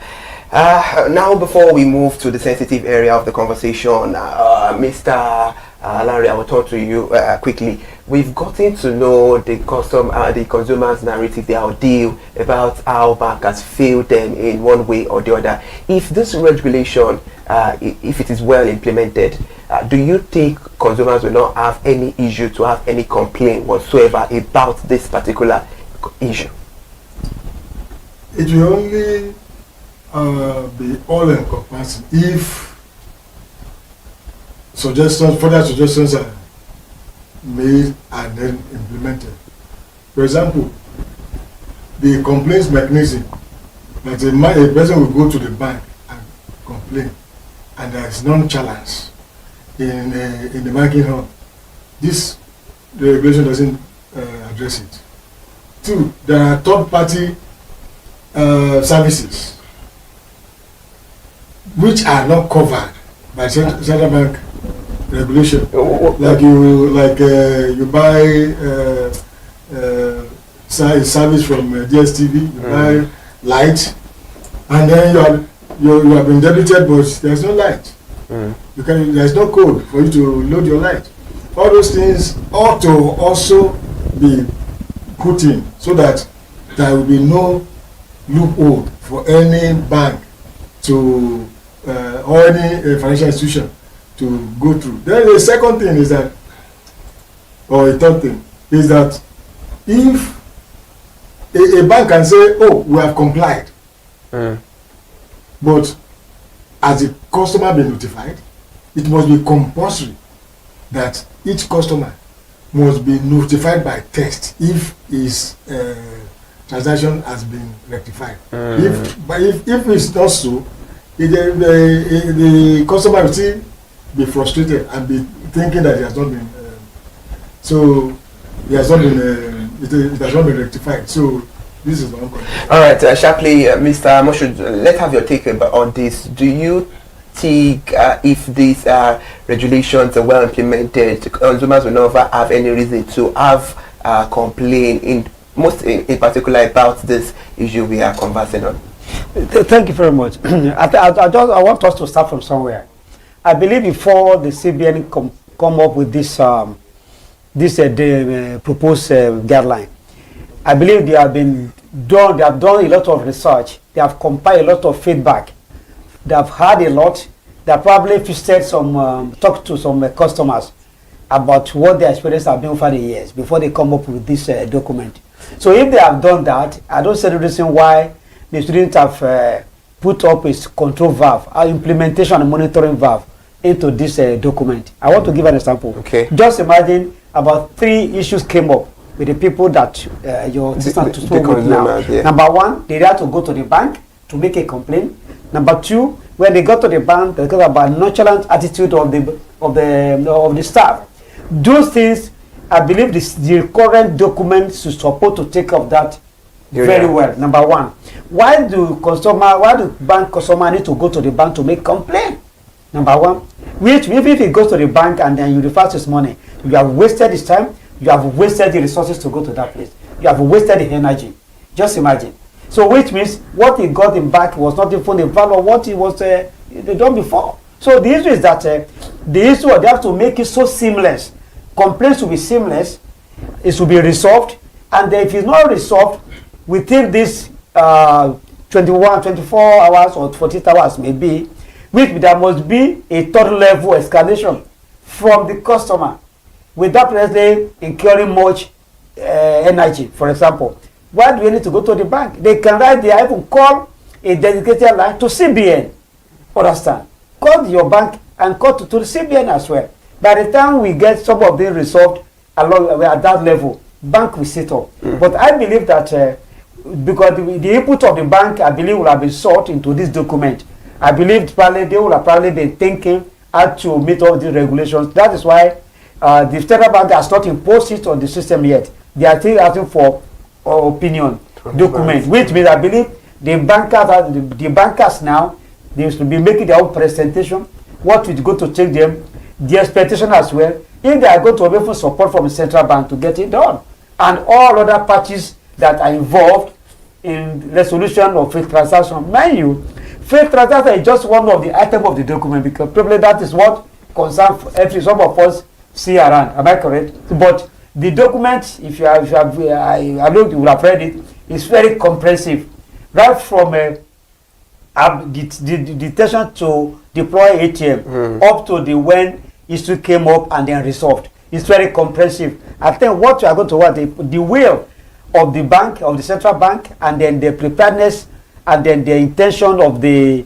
banks to make sure that the thing work. And then I think we have said, as I said, it will be coming late, but it's never been too late. But I believe document is comprehensive enough, and if well implemented, it may be a game changer. But let me quickly add, there is no deterrent. If there is a deterrent like a fine, and the bank or the financial institution, you start, like the document is not only talking about banks, mind you, it's also talking about fintech organizations. So if there's a deterrent, none of them will do it again. If the deterrent favors the complainant, like that is, if you complain and the TBN resolves it in your favor, you are going to be paid so much amount. Then people will start reporting, and then TBN will now stand up, be alive to his own responsibility to ensure that they monitor. Now let's be factual here as we look at the guidelines of the new operations of ATM in Nigeria. It says ATM technology standard and specification. 2% of ATM deployed by each acquirer shall have tactile graphics, symbol for the use of visually impaired customers. Location of such ATMs are to be visibly publicized on their corporate website at the minimum. In fact, we know that to get money from our ATM machines is quite taxi. We all know that, and it's worrisome because when you get to the ATM, you do not see the exact amount you want. Most of the time, you see people on a long queue, and we have POS just even in front of bank. You see a small cubicle where someone does a POS operation there. About this, what is your analysis? What is your take? What are your insights? This particular guideline is addressed solely to those who are visually impaired, and those who are visually impaired cannot see what the buttons are showing. So what do? A visually impaired can read braille letters. So if you have an ATM, it says that a bank must have an ATM machine that has braille letters where a blind person can come in and press. So that's what this particular guideline is saying. And it has something to do with the POS. So once a blind person comes, he's able to press, withdraw his money, and go. And what he's saying is that each bank must have at least 2% of what it has for blind people, so that they can be driven to that particular ATM machine and withdraw their money. This is a very good development. Before, a blind person has to send somebody their money, but now he can be driven to that place, collect his small money by himself, and then and go and do his own transaction. So this is a good, very, very good development. I think if I may consider that's a good one, and that's why I said this document, if we all put our heart into it, all of us, I think it's going to be better for us.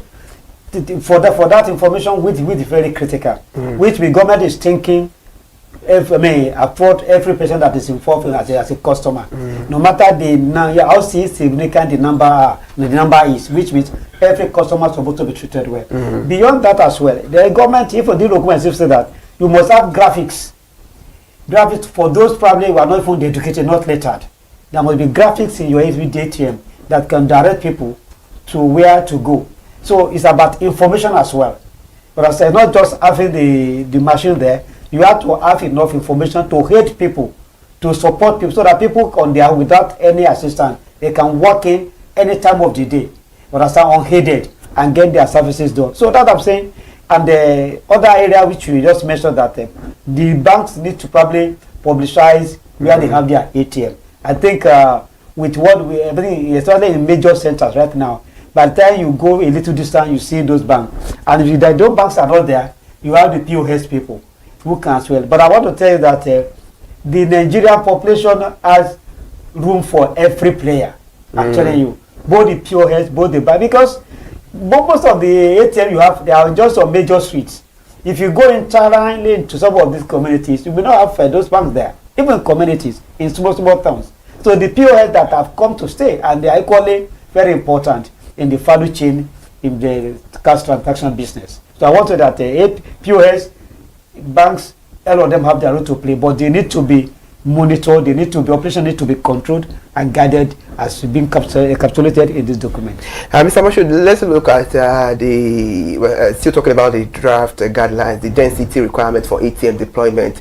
It says all card issuers shall deploy ATMs of at least one ATM per every 5,000 payment cards issued.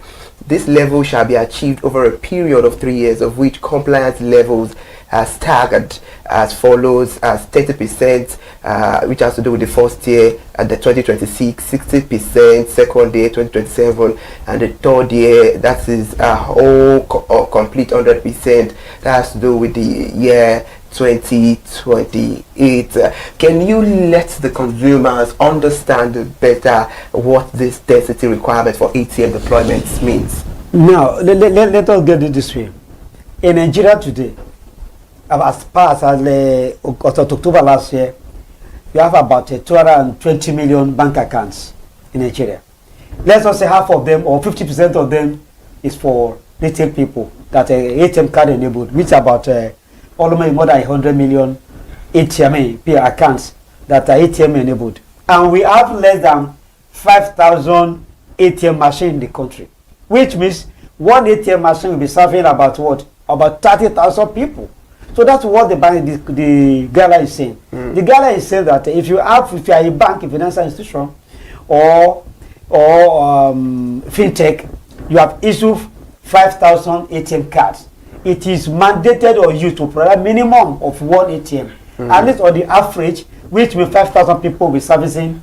I mean, one machine will be servicing 5,000 participants. So which means holistically, if you have about 50,000 or 1 million or 10 million ATM cards, divide that by 5,000, you must serve that. So which means that's going to reduce the number of queue. I mean, the length of queue you have in ATM. Because if you have that number, on the average, those 5,000 people won't go and be queue collecting money at the same time. Am I correct? So with the intention is that you are going to have enough queue, I mean, you won't have enough queue time on those ones. At the same time, you don't need to go far, understand, for you to have to access it. And the peradventure, you go to one, and then there's a problem there. It will be difficult for you to locate the next one. Instead of instead of printing the card, and they don't mind, we don't have the outlet to service the cards. So I think it's very, very important. I think that I said before, the banking public is going to be better for it if you're able to implement it. Because the government even said that even having those number of ATM cards is not even what is very important. You still stop there. It must work. Understand? And if it doesn't work consecutively for 72 hours, that's a problem. If you have a technical glitch, maximum is that it must be put in place within 78 hours. Maximum 72 hours, 3 days. So which means if you're having enough monitoring compliance, monitoring serviceability is going to be a new level of service delivery in the time bank if it's implemented. Interesting. I'm sure at home you all are grabbing your hot coffee with us on the conversation, and if you're just joining us this morning, it is Perspective, whereby we talk about all the pressing and burning issues making the round. And on today's edition, we are viewing a very critical aspect that has to do majorly with banks and the consumers, in reference about the CBN new guidelines on automated teller machine operations in Nigeria. It's a very, very important issue we need to view this morning. And on the conversation, I have Mr. Moshood Isamotu, an analyst and a commentator as well. And with me, I have Mr. Larry Alabi, a former banker and also a member of ACAN. Now, Mr. Larry, let's get a proper oversight about, we are still looking, we're still taking a critical look at the draft guidelines from the CBN. Now we are on the ATM operations, because that's the major reason why this whole regulation was being implemented in the first place. And on the draft I have here with me, it says, which I read, all ATM deployers shall ensure that, number one, the ATM downtime due to technical fault shall not exceed 72 consecutive hours, where this is not practicable. Consumers shall be duly informed by the deployer. Then the help desk contact are adequately displayed at the ATM terminals, and at the minimum there should be a dedicated telephone line for reporting fault, and such telephone line shall always be functional and be manned. About that, that sounds like something interesting, but tell us your overview. If this is well implemented, what does this simply mean? I think if it is implemented as it's written, it's going to be a win for the consumers. For 72 hours, not only 72 hours report, the customer will be informed that his case is being treated, and then when it is resolved, he also be informed via text. Not that he is going to go to the bank. It is going to. Then there will also be a help desk. The help desk is now the problem, because most institutions don't put enough people at the help desk. So when you call, it takes time.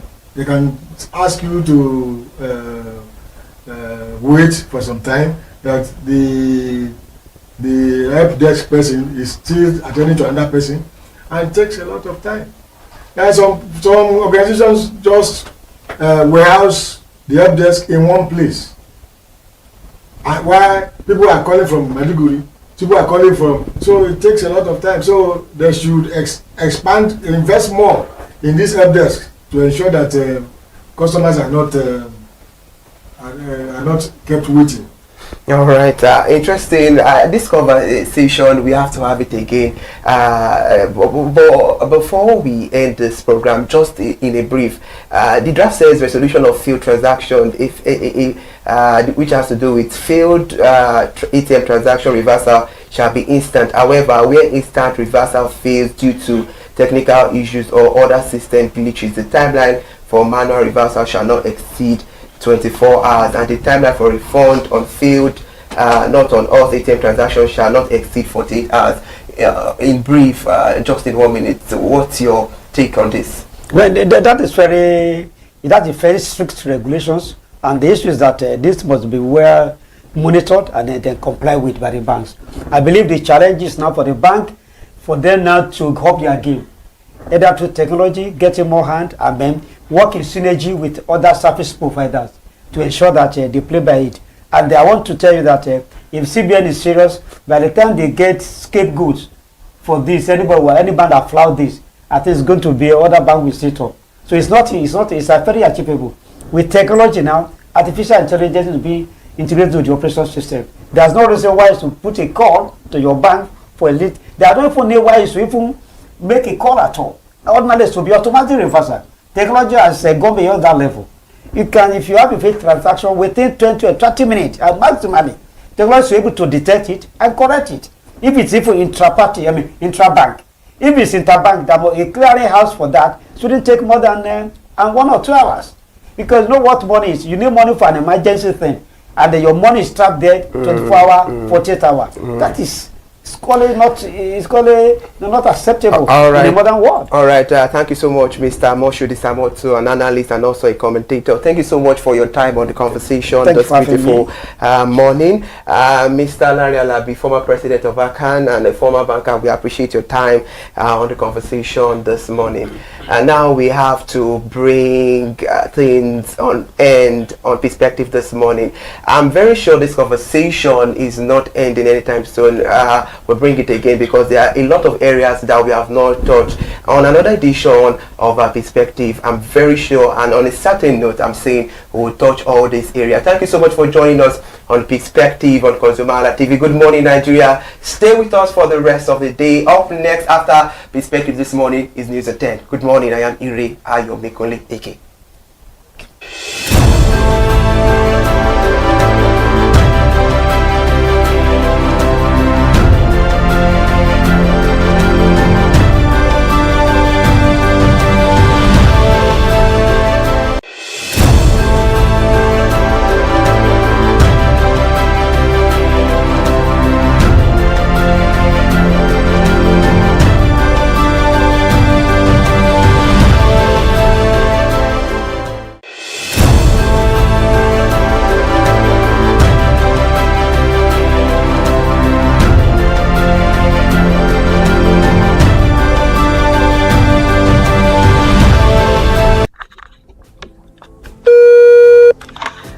Look, you have the right to be heard, absolutely. So join us on the conversation, share your brand experience, where you tell us all your experiences about brand on the outer world via our YouTube channel every Wednesday from the hour of 4:20 to 5:20.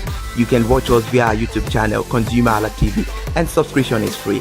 Follow us on all our social media platforms, ConsumerHalla TV. Share your brand experience. It's about storytelling. It's about experiences. Hello consumers, you're welcome to another exciting episode of Consumer Voice on ConsumerHalla TV. I am Matilda Omenai. As you already know, Consumer Voice is a show where we'll be visiting different places in Lagos to check out people's preferences, hear what the consumers have to say about different leading brands that they make use of. Hello, it's your boy Iremofe Koforola, and you know what? They call me the AUF General Overseer. Every day is a blessing and it is meant to be enjoyed maximally with AUF packages that put a smile on our faces. And guess what? That is why this show AUF is for you. You can get to know about trendy market slashes, promos, offers and juicy deals that put a smile on your faces, and you can always enjoy them maximally. And you know one thing that is so interesting about this show? It is a blend of English and Pidgin. As I dey run you English, now I go dey marry am with Pidgin, make am spicy. So catch me every time on the show to enjoy more about trendy AUF packages. Public service announcement. Hello consumers, I am Kikelomo Ajibola and welcome to the Scam Alert segment on ConsumerHalla TV. Scam Alert educates viewers about various scams affecting consumers. We learn tips on how to identify fraudulent activities and provide advice on protecting our personal information. We aim to raise awareness and empower viewers to avoid falling victim to scams.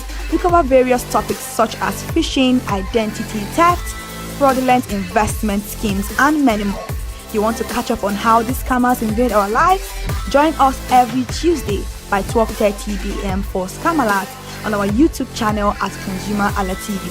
Subscription is absolutely free. And in case you're not following us across all our social media platforms, follow us on Instagram, Facebook, X, TikTok at ConsumerHalla TV.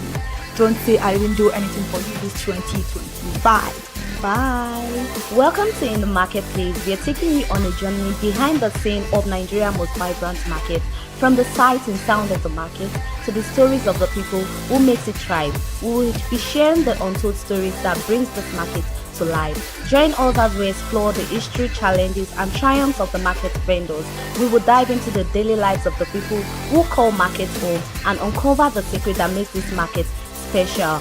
You will get to see the passion, energy, and dedication that goes into making this market success. Tune in to the In the Marketplace on ConsumerHalla TV on Thursday by 11 a.m. to experience the sight and sound. Don't forget to follow us on all our social media and on ConsumerHalla TV. I am Elizabeth Abefe.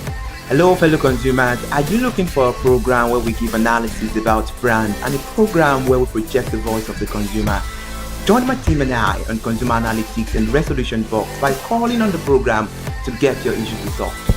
And in case you are wondering where Consumer Analytics and Resolution Box will be showing, please join us on our YouTube channel at ConsumerHalla TV. Subscription is free by 2 p.m. to 4 o'clock p.m. every Mondays and Wednesdays. Consumer Analytics and Resolution Box will be airing, and we'll be here to provide you any information on brands and also issues that you have pending for us to resolve. Also follow us across all our other social media platforms: Instagram, Facebook, X, TikTok at ConsumerHallaTV. And that is why at ConsumerHallaTV, you deserve to be heard. Hi everyone, I am Iri Ayo Mikunle Eke. Join me live on Perspective every Mondays to Friday from the hour of 9 to 10, where we have meaningful and engaging conversations about all the burning and pressing issues making the round. Issues related to our economy and consumers. It's conversing, it's relatable, it's beyond interview. We have expert analysts who gives updated analysis about all aspects of a conversation. Join the moving train by subscribing to our YouTube channel, ConsumerHallaTV, and do well to follow us on all our social media platforms, ConsumerHallaTV. Stay informed. Thank you. I am Matilda Omenai. As you already know, Marketing is the show where we visit different markets across Nigeria, Lagos, to check out the prices of different things, ranging from household items to foodstuffs to cosmetics, electronics, every other thing. In a world of hustle and bustle, entertainment keeps us alive, and that is why at ConsumerHallaTV, we ensure you enjoy all around 360-degree entertainment program. Screen Time is the show for you, where you enjoy top 5 countdown, celebrity of the week, exclusive interview, and other segments. Don't mind him, he's just a jealous person. Oh, His new movie release, update, and Screen Time. I'm going to enjoy myself because this is my favorite time on the program. I get to recommend good movie for you, and I'm also waiting for you to recommend movies to me also in the comment section. Screen Time is not just all about entertainment, it is relaxing and also educational. So that is why we are bringing to you Screen Time on ConsumerHallaTV. And in case you're wondering where to join us every Mondays by 5:00 p.m. at ConsumerHallaTV on our YouTube channel. Subscription is very, very free. And in case you have not followed us across all our social media platforms, please do so. We are begging you, on Instagram, Facebook, Twitter, and also TikTok at ConsumerHallaTV. What are you waiting for? Click on that follow and subscribe right now. And from the I to the R to the E to the M to the F to the E, my name is Iremofe Kokorola, the man always clothed in wealth and strength. And I am Kikelomo Ajibola. Toodles!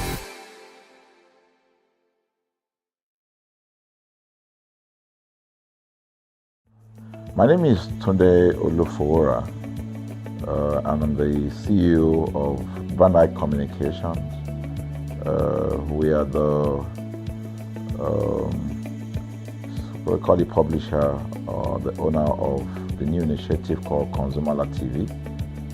ConsumerHallaTV is actually Nigeria's first consumer-centered, or call it consumer-centric television platform that aims to bring voice to the over 220 million Nigerians. It was a vision that came to my heart about 10 years ago. I remember that I was traveling. I traveled out of the country, on airline. And I had this unpleasant experience. It was a trip to an African country from Nigeria, and I actually went with a local flight from Nigeria. I wouldn't want to mention the name of the airline. And then it was to South Africa, and we landed in South Africa. And let me just paraphrase it. When I was coming back, I had some money, some dollars, and that someone had given to me to hand over to another person in Nigeria. So I wanted to help out. I didn't want to carry the cash on myself. So for whatever reason, I had a small case, and I felt that it was safer for me to put the money in my luggage. So I put it in a safe place in my luggage, got everything intact, and I checked in my luggage. my arrival in Nigeria, I was standing and was waiting by the carousel just so that I could pick up my luggage, and then I was there for 1 hour and waiting for my luggage. I didn't know that my luggage already arrived, and it was one of the luggage that was moving around on the carousel. So after about 1 hour wait, I looked to my left and my right. Almost everybody had gone. I think there were just about 2 or 3 left. So I beckoned on the woman that was on my side, and I noticed she was really in tears. Madam, what happened? She said, her bag has just been torn and a lot of things stolen. So I said, well, I've also been waiting for my own. She said, you better go and check those, those luggages there. Maybe yours is one of them. And lo and behold, I went around there. Mine was one of them. By the time I got it, everything inside my luggage was gone. All the valuable things there were gone. To cut the long story short, we felt there was need for us to report the case, at least to the airline. It was in the night, about 8 o'clock or 9 o'clock. We went in to go and see the officer that was in charge. As soon as we got in there, the officer said, "Oh, so sorry, but you will have to go to our head office in somewhere in Victoria Island, to lodge a complaint." Okay. So the next day we went to the Victoria Island and we lodged a complaint, and that was it. And since that day, I'm talking a story of over 10 years ago, I didn't get a call, not even a call from that airline to talk to me about what happened to my luggage. Now, about a month after that trip, I had another opportunity to travel out of the country. This time around it was to US, and it was an official assignment. And I flew on, I will mention the airline this time around. I flew on a BA. I really didn't like BA. I usually go with Virgin Atlantic and things like that. But my protocol officer convinced me and said, "Okay, you will love BA. Why don't you go on BA?" Anyway, so I went on BA to US. And of course, when I returned from US to Nigeria, we had to do, of course, there'll be like a connecting flight, from Heathrow. So we got into London Heathrow, and then because it was through Heathrow that we went, and then so they changed since it was BA, they changed the aircraft this time around to a bigger one. I mean, clearly because there were more Nigerians, or more people that were planning to come to Nigeria, and then we boarded. Not quite 10 minutes into the flight, in the air, the aircraft started malfunctioning. The air conditioning compartment were not functioning very well. I was on what we call business economy. The whole of that business economy all the way to economy side, the ACs were not working well. It was hot. And then I was watching. And then from that moment till we got to Nigeria. From that moment till we got to, I'm just trying to paraphrase.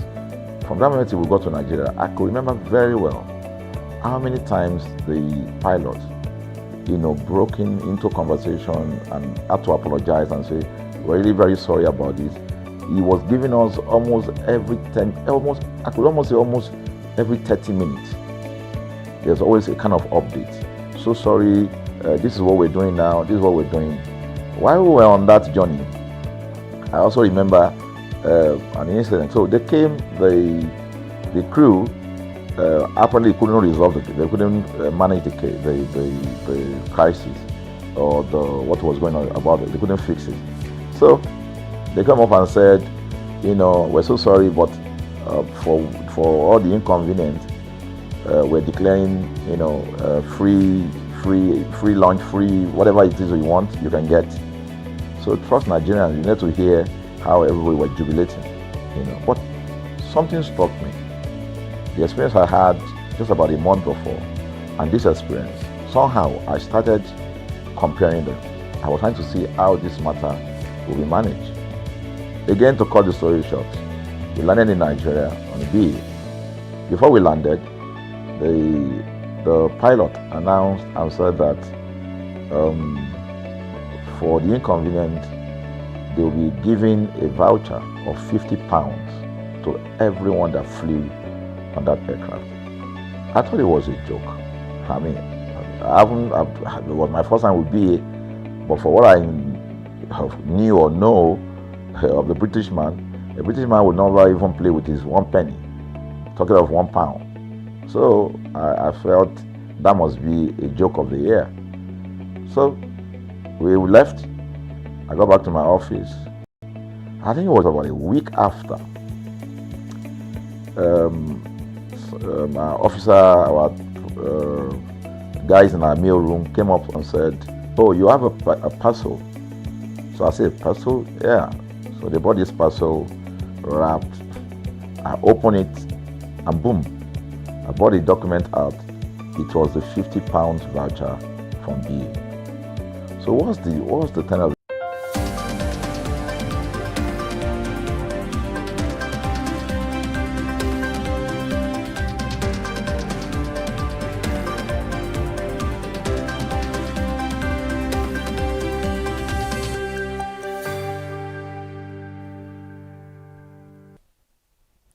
Good morning and welcome to the news at 10 on ConsumerHallaTV. I am Kike Lomo Ajibola. Let's start the news this morning with this one right here. In a significant move to reshape Nigeria's energy landscape, the federal government has approved a 15% import duty on petrol and diesel.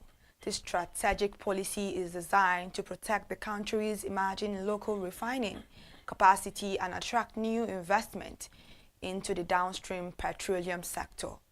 The policy has received strong endorsement from industry stakeholders, including the former IPMAN National Operations Controller Mike Osatui, who described it as a crucial for Nigeria's energy sector. According to Osatui, the duty will make imported refined product less competitive, thereby encouraging marketers to patronize domestic resources like the massive Dangote refinery in Lekki, Lagos. This protectionist measure comes as a direct response to the decades of poor performance from government-owned refineries. Industry records now show that between 2010 and 2023, over 11 trillion naira was spent on maintaining and rehabilitating the Port Harcourt, Warri and Kaduna refineries without a meaningful output. The timing of this policy aligns with Nigeria's rapidly expanding private refining capacity. The Dangote refinery alone boasts a current capacity of 650,000 barrels per day, ranking as the 7th largest globally, with plans to expand to 1.4 million barrels daily. Now let's move away from that now to a story here. The former Vice President of Nigeria, Yemi Osinbajo, has emphasized the need for ethical responsibility in Nigeria's rapidly digitalizing workplace, urging that technology and data should serve as tools for human empowerment rather than control. His remarks come during the closing ceremony of the 57th International Conference of the Chartered Institute of Personnel Management of Nigeria in Abuja. Osinbajo highlighted that artificial intelligence has fundamentally transformed the world of work, noting that the future of work is already here, shaped by rapid digital transformation and our youthful population. He stressed the importance of continuous reskilling and upskilling initiatives to prepare Nigerian workers for emerging opportunities in the new digital economy. Furthermore, the former vice president addressed growing global concerns about the ethical implication of workplace automation and data-driven decision-making. He called on HR professionals to establish clear guidelines regulating AI usage, warning that without proper oversight, digital tools could lead to privacy breaches, excessive workplace surveillance, and job displacement. Now, Bundle, a fast-leading digital platform, is set to pioneer Nigeria's first ever loyalty rewards festival landmark event designed to redefine how businesses appreciate their customers. Scheduled for December 8th and 9th at the Landmark Event Center in Lagos, the festival aims to celebrate the deep emotional connection between brands and their patrons beyond mere transactions, according to Ikechukwu Owaguru, Bundle's managing director. The initiative marks a significant shift in the perception of customer loyalty. Loyalty goes beyond transactions, it's emotional, lived and felt. Owaguru stated, emphasizing that the festival is a gesture of reciprocity for the trust customers have consistently shown. Meanwhile, the event will bring together over 5,000 attendees and a coalition of major brands from diverse sectors, including United Bank of Africa, UBA, Konga, PwC Nigeria, and VFD Microfinance Bank. This multi-sector collaboration is central to Bundle's vision of creating a customer-focused ecosystem where businesses leverage each other's strengths to deliver greater value. However, top executives say the two-day festival will feature brand exhibitions, interactive games, entertainment, and giveaways, all provided free of charge to invited customers. Let's move away from that news story now to another one on agriculture in a significant move to revolutionize Africa's agricultural sector. MasterCard has announced a strategic partnership with Sterling Bank's Agriculture Summit Africa 2025. The collaboration aims to power farmers across the continent through digital technology and financial inclusion initiatives. The partnership was formalized at a press conference held at Sterling Bank's headquarters, where both organizations outlined their commitment to advancing agricultural transformation and sustainable food systems. This year's summit themed Survival of the Greenest and Reclaiming Africa's Food Destiny will bring together policymakers, agricultural experts, investors, and key stakeholders.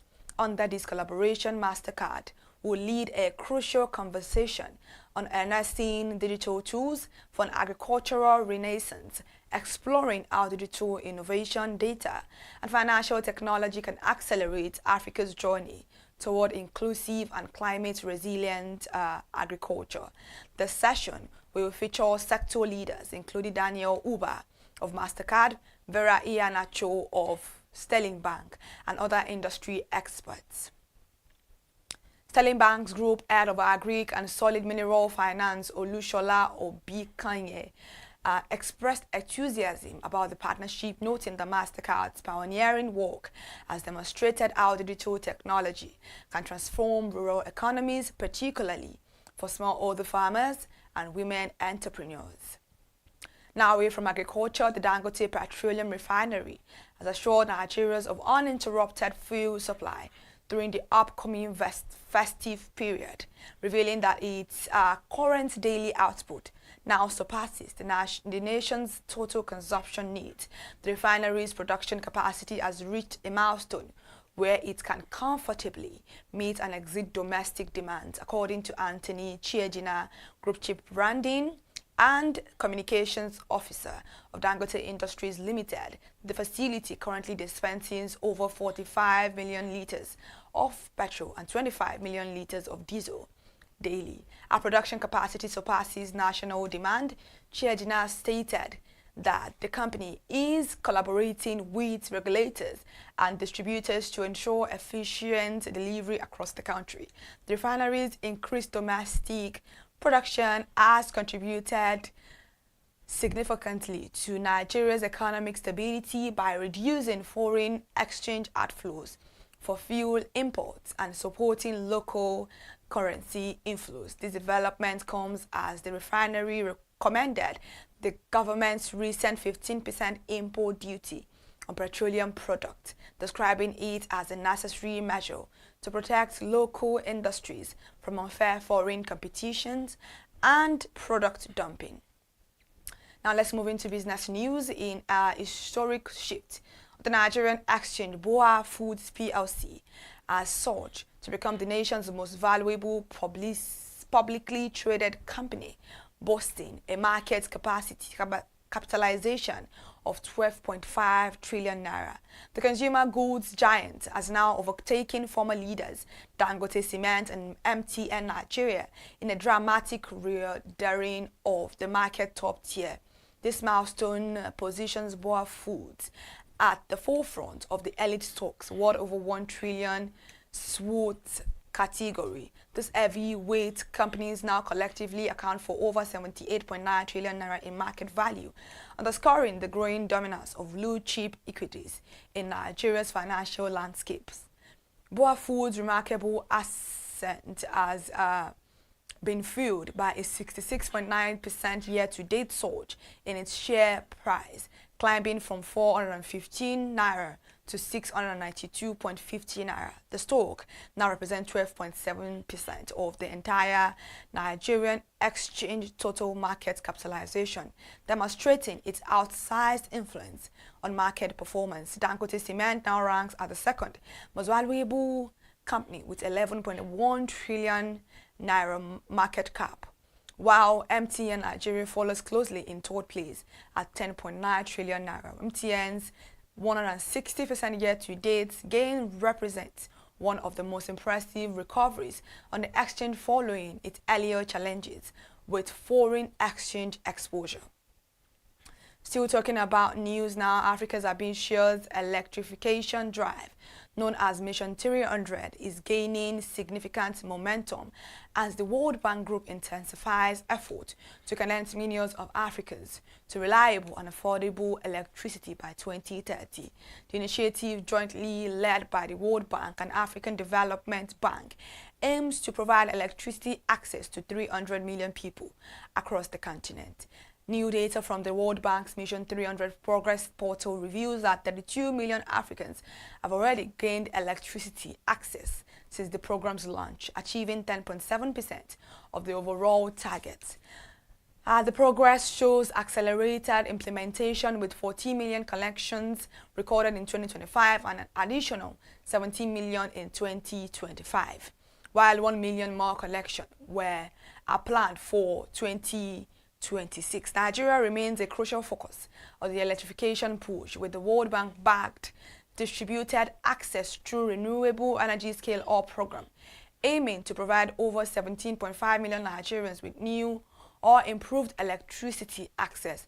The project will scale up solar home systems and mini-grids while replacing more than 250,000 polluting diesel generators.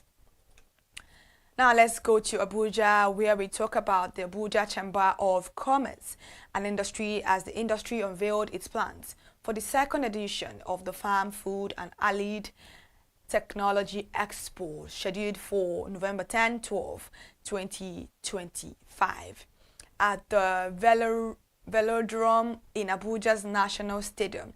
The event aims to transform Nigeria's food systems through mechanization and sustainable technology. ACCI President Chief Emeka Obegolu announced that the year's Expo builds upon the success of the inaugural edition, reinforcing the Chamber's vision to strengthen international collaboration in agricultural innovation. The event will showcase cutting-edge agro-mechanization technologies and food processing solutions, while creating platforms for investment opportunities and business partners. The three-day exhibition is expected to feature over 500 exhibitors from 76 countries and attract an estimated 500,000 visitors, significantly expanding access to agricultural technology across Nigeria. Organized in collaboration with Orthodox Nigeria Limited and Afrexim Bank, the expo represents a major push toward achieving food sovereignty through technological advancement. Now, lastly, the power generating companies in Nigeria have lost a staggering 2.31 trillion naira over the last 12 years due to electricity that could have been generated but was left unused as a result of grid and operational constraints, according to data from the Association of Power Generation Companies, the umbrella body for all electricity generation firms in the country. In reference to the analysis by Newsman yesterday, it was said that the losses were recorded between 2013 and September 2025, and the figure represents the cumulative value of power that was available for generation but could not be evacuated by the national grid or distributed to end users. The figures sourced from the National Control Center and presented by the APGC Managing Director / Chief Executive Officer Joy Ogaji at the 20th anniversary celebration highlights the worsening financial strain facing the nation's electricity market as power producers continue to shoulder huge losses from stranded generation capacity. And now we've come to the end of the news this morning. Thank you so much for joining us on the news on ConsumerHallaTV. To stay connected for more news updates, please follow us across all our social media platforms on Instagram, Facebook, X, TikTok, and on YouTube. Subscription is very free at ConsumerHallaTV. I'm Kikelamo Ajibola. Stay connected for more news updates.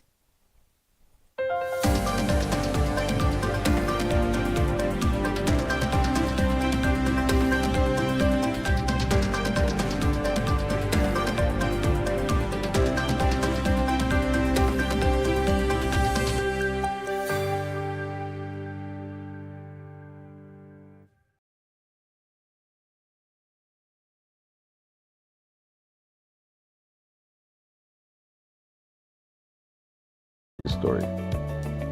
An experience with one airline was terrible, no apology. An experience with another one, even though it was a bad experience, but it was very managed, well managed. So managed that even if we have suffered anything in that aircraft, you probably, for the sake of how they manage it, will have forgiven them. So that was how this journey started. So I started thinking, this is what we go through in this country. But are we different from other nations?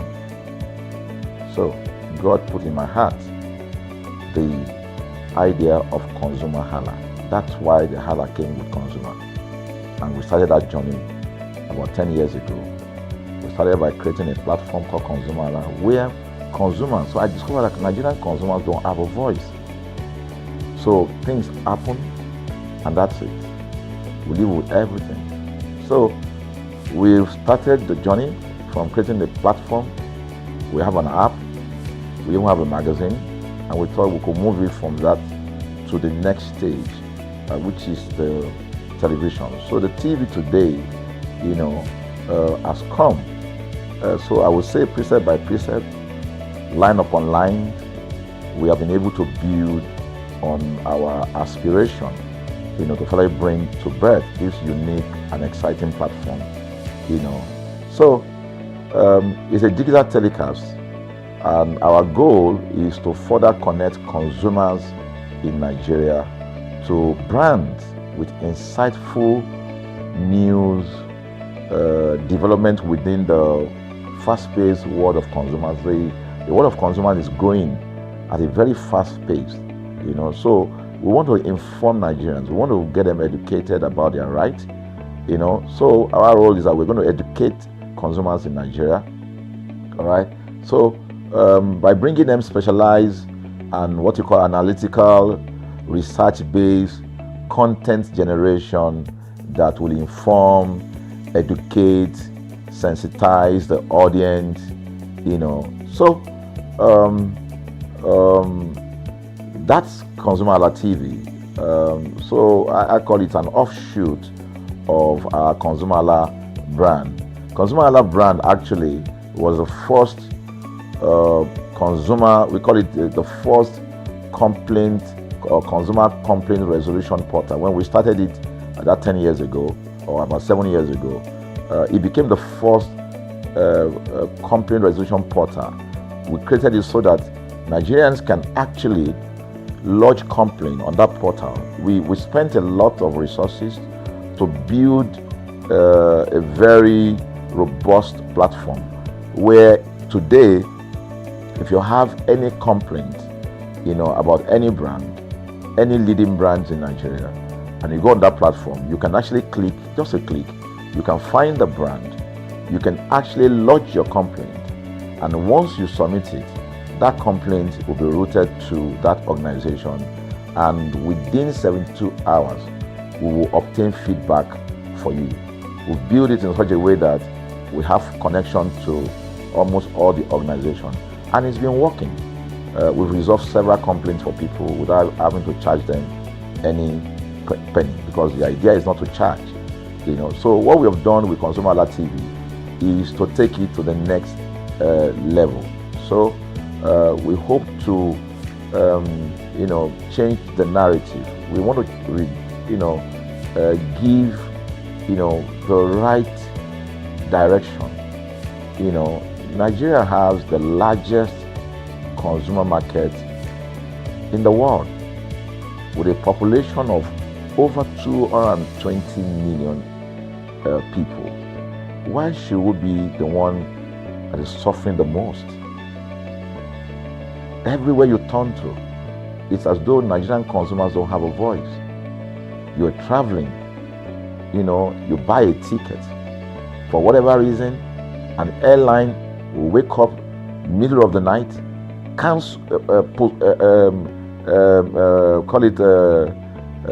delay the flight for whatever reason, and then you'll be waiting at the airport for hours. You'll be there for 2 hours, 3 hours, no any explanation. Then while you're there, they can even wake up and say, oh, flight has been cancelled. So everybody carry their luggage and go home. Nothing happened. Of course, things are changing.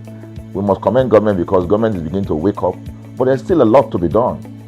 And we believe that we can help to make, bring about those right changes. So we offer deliberately, part of what we do is that we also offer advocacy, all right? We're not just an advocacy organization, but we offer advocacy. We have a legal team, we have lawyers that are registered on our platform, all right, that can also take up cases, okay? So, and we've taken up many cases like that, and won those cases. So, ConsumerHalla is a platform to help consumers to, we're not fighting brands, but rather we say we're bringing about an amicable, resolution of conflict, such that it will be beneficial to the consumers and also be beneficial to the brand. I remember the word of Jeff Bezos. Bezos is the founder of Amazon. He said that the most important single thing, all right, for an organization is to focus obsessively, use the word obsessively, on the customer. We often say that customers is a king. They should sit at the top of the ladder. In our environment, customers are the ladder. A brand wakes up today, decide what product to produce. They wake up today, decide how much the consumer should pay. They wake up to decide everything for consumers.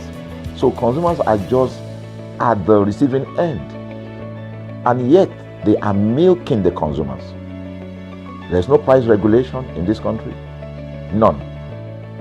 People just wake up and fix prices. Look at the power. Government wakes up, we change policy, we wake up and we get people to pay more. We think it's time for consumers to begin to speak out. In speaking out, in engaging, we can get the brand to begin to do what is right. And of course, I know that the consumers themselves need to be educated. So our role, our vision also is to ensure that we educate consumers, we bring awareness. A lot of Nigerian consumers don't even know about their rights. You buy a product from a supermarket. I've had this experience. You buy a product from a supermarket, all right? For whatever reason, you take that product back to your house. and maybe something went wrong somewhere. By the time you take that product back to the shop where you bought it from, and you say, Oga, this thing, you know what's going to tell you? Oga, na me make am. Na me make am now. That's why I buy am. Meaning that there's nothing I can do to the product. So you lose the product, then you lose your money, because the money is not refunded.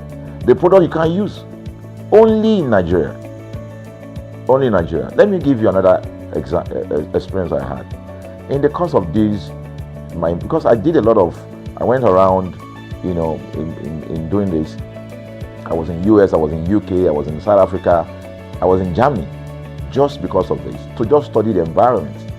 You know, I was in a friend's house in UK, in London, you know, and then what happened? We were going to go out, and he was going to dress up. So he said, oh, to me, I was seated in the sitting room. So he said, oh, wait a minute, I picked up an iron, that's the present iron, 2 days ago or so from a store. You know, oh, let me try this, let me just try and use that to iron my shirt and we can go out. So I was seated, the TV was on, I was watching. While I watched him, he brought out the pressing board, you know, spread it out, brought the iron out in my presence, plugged in the iron, and then as soon as he switched on the power button, we just had a spark. Boom!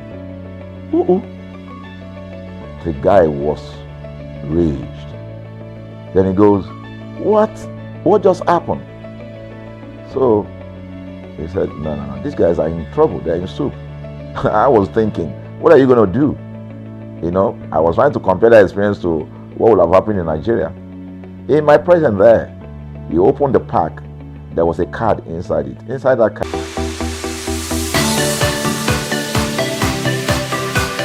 was a call, number to call.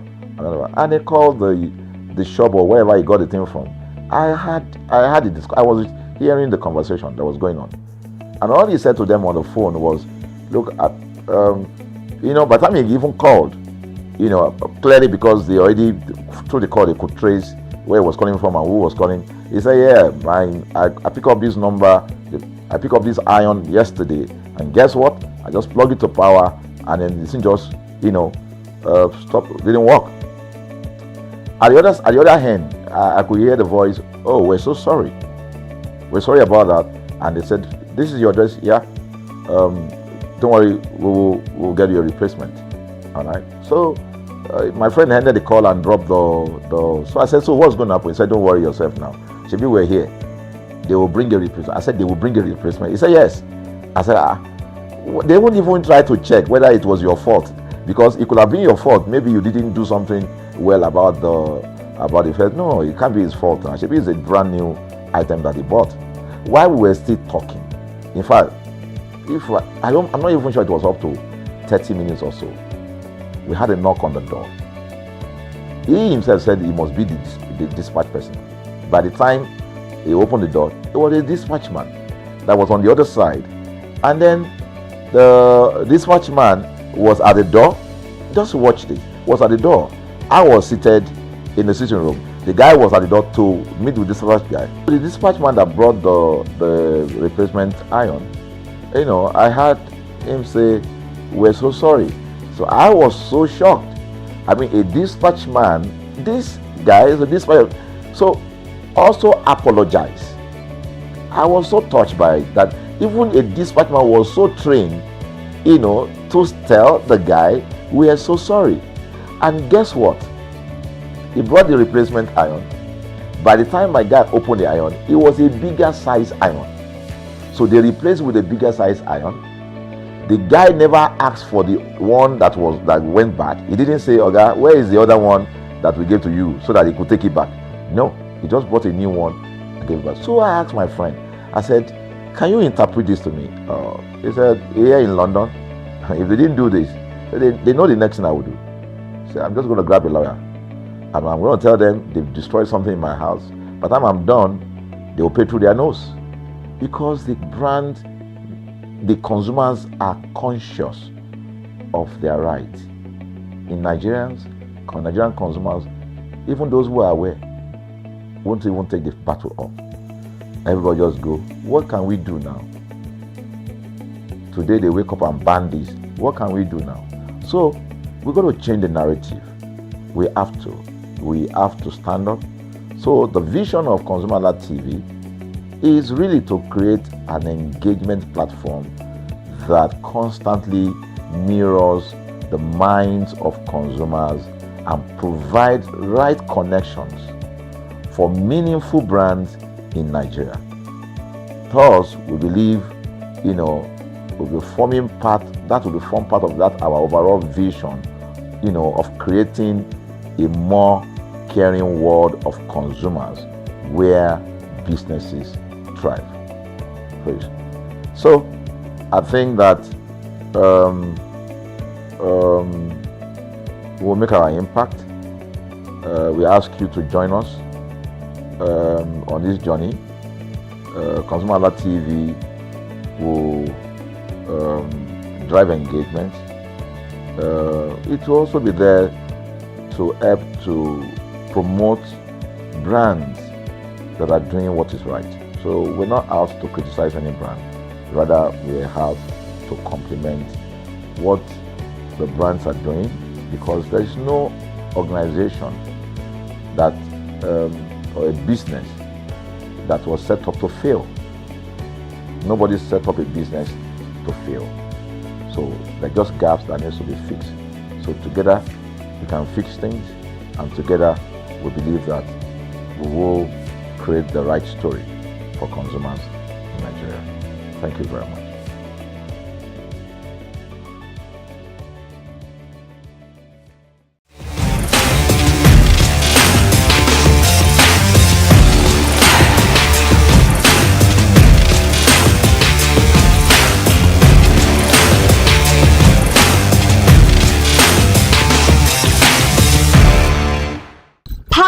Through the day, one generator at a time. With the challenges of power outages in Nigeria, generator is a necessity to many. But with many brands out there, which one truly do consumer trust? I am Elizabeth Abefe, and I'm live here in Lagos, Nigeria. You're welcome to Consumer Voice on ConsumerHallaTV, where consumers genuinely share with us their preference and also give reasons why they prefer a particular brand to the other. And today won't be different. Let's go ask consumers, which brand of generator do they go with?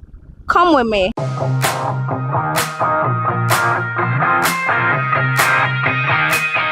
Good morning, sir. Good morning, ma'am. How are you? I'm fine, thank you. What is your name? My name is Cairo. Okay, so do you have a gen at home? Yeah, I have one. So which brand do you go for? Elipac. For how long have you been using Elipac? For like 6 years now. 6 years? Yeah. So which other brand do you know of? I know of Tiger. Okay, so why? Okay, so then why do you prefer Elipac? No, not really like a preference. I just got it from someone too, so it's not as if I prefer it. I've been using it for a while now. It's been okay. So who introduced it to you? My friend. What did they say about it? He said it's good. It's serving, so I bought it from him too. Okay, so ever since you've been using this brand, have you had any issues with it? No, it's not the normal minor issue. Probably the rope or to change the oil and just plug. That's all. So how then do you maintain this your gen? By servicing. How long do you service it? Within 3 months. Within 3 months. Okay, so what is that primary reason why you decided to get a gen? Electricity, of course. Poor electricity, so you need gen as a backup plan. So what do you look out for if you want to purchase a gen now? What is that thing you look out for? Durability, the way it consumes fuel, the standard. That's just it. Okay, so is there anything you want Elipac to improve on? Not to care for now. You're okay with that? At least for that. So how expensive is it? Oh, it's been a while I priced gen, but the one I bought then it was okay. Like it wasn't expensive. How much did you buy it then? 120K for the big gen. Okay, it was a big gen. Yes. Okay, so on a scale of 1 to 10, how well will you rate Elipac? I'll give them 7.5. That's a good mark. Yeah, that's a good mark. So why do you think it is necessary for us to have a gen? I know you've already told me the primary reason that because of lights, but why do you think it is necessary for us to own a gen? The primary reason is because of light issues. So I think that's the best option. Aside that, nobody actually needs a generator. But actually, aside there's no lights, I connect to the gen. So that's the only reason I use my gen actually. Okay, so how often do you use this your generator? Okay, depending on my area, when I bought the gen, like there was no light at all. So I use like probably 5 to 6 hours a day. But now probably maybe twice in a week. Just probably 2 hours in a week or 2 hours a day or something like that. Just like twice or 3 times a week. Okay. So that's it. Thank you very much, sir.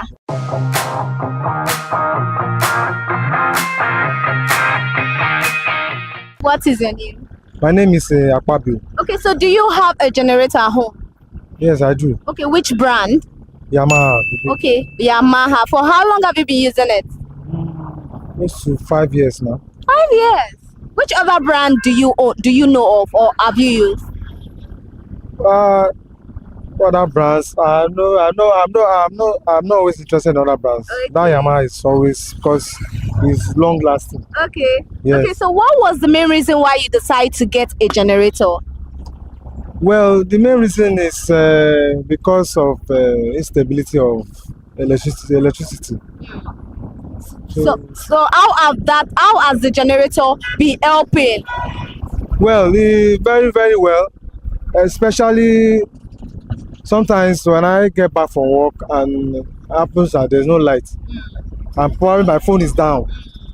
So I have to switch on the generator to charge my phone because the kind of work I do, my phone must not go off. So I must make sure that the generator is always on standby, fuel available. So the time I get home and there's no light, probably sometimes at night, especially during this heat period. So I have to make sure that gen is always available to switch on because of my little kids at home. Okay. So talking about maintenance, how do you maintain this your generator? Well, maintenance I have sometimes if I don't always call a technician. At least I'm used to it. Sometimes I check the oil. Most especially once the oil gets black, I have to filter it and buy a new oil and refill. Because that's the maintenance about generator is once the oil starts to get black, it begins to malfunction. Also, we have the plug sometimes, but most especially the oil has to be clean and must not be when it's short. The shortage of oil begins to malfunction. So now, who introduced this Yamaha to you? How do you get to know about this brand? Well, when I went to the market, although I've been seeing adverts about generator, so when I got to the market, I saw there were varieties of generator I saw, but my own instinct, yes, pushed me to buy the Yamaha because according to adverts I've seen, and also some of my friends too. Okay. The referrals, what they've been using to is a very good product and it's long lasting. Okay. So what do you look out for? Maybe when you went to get that thing, what was that thing you said, oh, my generator must have this? What is that thing do you look out for in a generator? Well, there's some generators I go for. There's a particular sticker from the manufacturer which shows that it's an original generator. Sticker. Yes, this particular sticker is not removable. They're like a permanent something. That's what moved me. Yes. Yes. Okay, so ever since you've been using this generator, have you taken it out? Have you repaired it ever since you've been using it? No, I'm not. Since 5 years? Yes, I'm not. Probably as there was a point where it didn't supply. I switched on the generator and there was no supply. It didn't supply electricity. That was the only issue. So I had to call a technician to come and check. So that was a minor fault. Yeah. So how expensive is this your generator? Is it affordable? Yeah. Is for now with this economy. It's not. It's now as of now. even a particular that technician is a friend or a very close person. Anytime I need his assistance, I call him. Now that particular generator now is 400,000. 400,000. Yes. Where? How much did you get it then? I got it 120. Are you serious? Yeah. So compared to now, it's automatically like 100% increase. Wow. So on a scale of 1 to 10, how well will you rate your generator?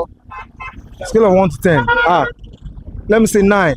9 over 10. It responds to me anytime I want to. When I want to use it, there's always no issue, no fault. It switch on, it goes on immediately. So I will advise anybody who's going for a good generator that will be long lasting. I won't give you any issue. It's that Yamaha. Yes, it's a very good quality, good product to me so far. For the past years I've been using it. It's so good. So why do you think it is necessary for us to have a generator? Well,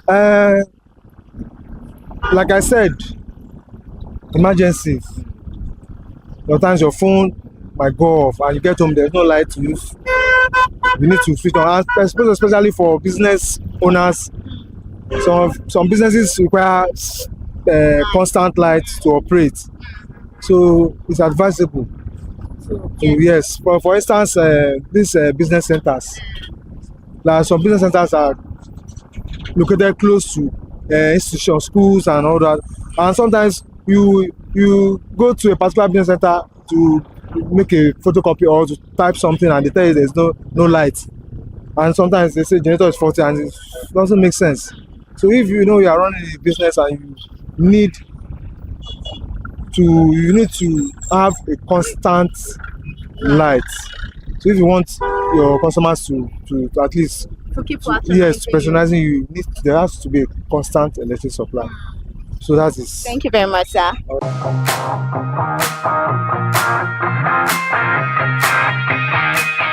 Good morning, sir. Yeah, good morning. What is your name? My name is Bola. Okay, so do you have a generator at home? Yeah, I do. I have a generator. Okay, so which brand do you own? Tiger. For how long have you been using Tiger? Can't count the number of years. Years. Okay, so which other brand do you know apart from Tiger? There is Powerman, Sumek. Okay. So why then do you prefer Tiger generator? It's the brand name now, and it seems to be the best among the people. Okay, so how do you get to know about Tiger brand, Tiger generator? Who introduced it to you? How did you get to know about it? You have neighbors, you have people around that are using the same kind of generator, and most of them they've not had any cause to regret using it. And ever since I did too, I've never had any cause to regret the usage. So what do you look out for whenever you want to purchase a generator? When you were about going out to get this Tiger generator, what is that thing you look out for? This Tiger generator is a brand name now, like I said. It's a brand name that really triggered me into buying it. And the capacitor. Okay, what is that reason why we must own a generator at home? In order for you to avoid the embarrassment of the national grid. You understand? But it's possible you have a visitor in the house, a very, very important visitor, and suddenly the national grid decides to fuck you up. You know, you have to have an alternative. You know, it's supposed to serve as an alternative, not the main thing. So that's the reason. Okay, so how do you maintain this your generator? After some usage now, you call for the engineer to come do the servicing of it. You understand? It's just a matter of you getting it serviced. The moment that is done, then you are still good to go. So how many years do you think we need to service our gen? It depends on the usage. Like me now, where I reside, for now, we are on prepaid meter, and the light has been very, very constant. But it's a place of 2, 3, 4 to a prepaid meter. And it has to be on agreement, because if you have to go by the 100% usage from AM to PM, then you'll be just have it at the back of your mind that you want to use the whole of your salary or your income to service you understand? Okay. So what we do now, we agreed on particular hours that will on and off the gen. So if your visitor falls at the time of the off period, then you settle for your alternative, which is the generator. You understand, just for the comfort of your visitor. So ever since you've been using this brand, have you had any issues with it? I've not, because it's okay. So on a scale of 1 to 10, how well will you rate Tiger brand? Let me just give it 7 to 8. So how expensive is it? Well, to be honest with you, like I said, I've been using it for years. But you don't know the So I can't compare it to the current price now. How much did you get it then? As at then, I think I got it for 12,000 naira. 12,000 naira? Yes. 12,000 naira. And it's been years. And up till date, it's still serving me. Okay. You know, so it's just a matter of you getting it serviced and good to go. Okay, now I know I already asked for a reason, but why is it necessary for us to own a generator? Like I told you, for alternative purpose, you have the national grid. So anytime you get so disappointed, you settle for the alternative. You understand, which is it? Thank you very much, sir.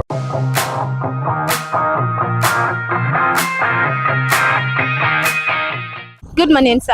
Good morning to you. How are you? I'm doing good. Okay, so what's your name? Albert Israel are my names. Okay, so do you own a generator? Yes, I do. Which brand? Elepac. Elipa. So for how long have you been using it? Since 2020. Since 2020, that's like 5 years now. Yeah, absolutely. Okay, so how do you come about this brand? Who introduced it to you? Yes, though I've been seeing the advert on screen, and a close ally of me told me about the compactability and the good use of Elepac, so I actually vouched for it when I was ready to get it. Yeah. Okay, so what do you know of any other brand? Yeah, there are so many other brands. Like? We have the Marapco is there, the Sumek Fireman. To mention just a few, there are much more generator brands out there. So why then do you prefer this Elipa? Yes, I think the idea of Elepac was sold to me first, and because of the closeness with my friend, I had to just buy the idea because he has been using it too. Okay. Yeah, that's why I chose. So ever since you've been using it, have you developed any issue with it?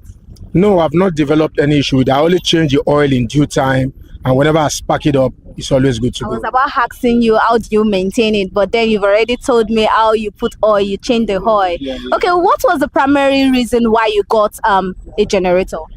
Yes, you know, we live in a country where we have basically two types of weather condition. Yeah. It's either it's rainy or it's sunny. And so when it becomes sunny in this part of the world, it's so scorching that even with your AC inside the house at a point you may not be comfortable. So I actually got the gen, at least after I had this job, when I get home and there is power outage, I can actually relax my nerves on in my generator. So how often do you make use of this your generator?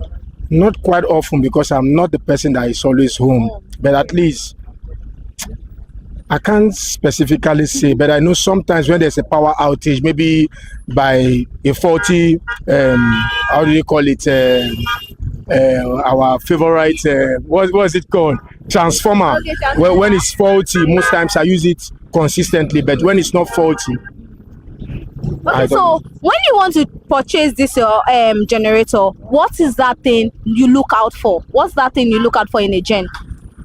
Yes, the little experience I have about gen in the years of using Tiger, I know that Tiger has the original, let me put it that way, and the one that is of substandard. Understand? And I actually saw a senior person of mine that used a Tiger gen for up to like 5 years, and people went ahead to get the new Tiger generator. They got spoiled and the old one was still there. So I actually look at the compatibility of the generator, the Elepac, okay, how it actually was working with a neighbor of mine, and how my friend referred it to me and endorsed it, making me understand how it has been proficient over time. That's why I decided to use. Okay, so on a scale of 1 to 10, how well will you rate this your Elepac? Putting in a comparison to other gen, I think 7 over 10. 7 over 10, that's a good mark. Okay, so why is it necessary for, I know you've already given me reason, but then why is it necessary for us to own a generator? Yes, it's very, very important for us to own a generator. Why? Because in this part of the world we come from, considering the harsh economic realities, that is just a fact. Considering the fact that most of us, looking at the fact that some people are being changed to band A, the band B, and all of that, we actually need a generator because sometimes there are some particular news we need to follow. that when we get home there may not be power supply, we need to on generator to follow up. Apart from news, programs, educative programs, and even our own personal things, we may want to on our laptops, do some certain things, get updated and push some things online to, you understand, to get validated. So we need generator. The importance of generator cannot be emphasized in this part of the world. So we need generator to be on standby for it to meet up our needs when the need arises. So is there anything you like this your brand, this Helipack, to improve on? Or you're cool with that? Well, I'm not an engineer, so to speak, but Helipack as a firm that produces generator should dig deep into their engineering realities or their engineering sense and to fix up things that they feel are not actually should I put it, they are not actually formidable enough in their generator innovation. Maybe in their further generator they want to manufacture, they should put in more things. Maybe the let me just say, in the area of fuel consumption, you understand, they can make it a more fuel economical, you understand, fuel tank, so that at least if you put in a 4-liter fuel, it can take you at least 5 hours beyond the normal, you understand, the normal ones that we have out now. So and many other things. So how expensive is this Helipack? And when I bought it in 2020, I think the Helipack was about, I know I have the receipt with me, it's still in the folder of my document. I can't really remember, but I think it's not more than 50 or 55,000 naira. But the same Helipack, I think somebody wanted to get it last year when I followed him to the market at Oyinbo. They were saying about 210,000 naira. Wow. Yeah. So I think that is the cost price for now. I don't really know the market price for now, but I think the last time I went to the market, it was above 200,000. Thank you very much, sir.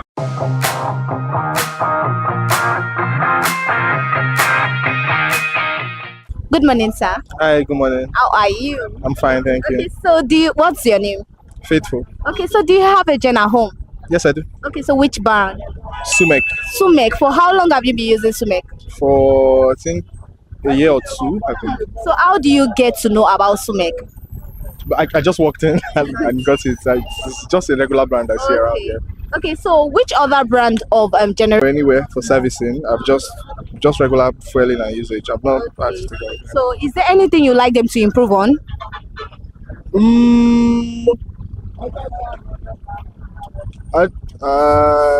Maybe remote control. Yes, let us on the gen remote because my own doesn't do that. So yeah. Okay. I think that will help. Not having to go outside every time. Yeah. Okay. Okay. So why is it necessary? I know you've given me reason, but why is it necessary for people to have a gen at home? I mean, if you're working where you need to always have light, then it's really important to have a gen because if not, why? I mean, there'll be too many downtimes and nobody wants that. You could lose your job because of that. So yeah, that's why you should have it. Thank you very much, sir.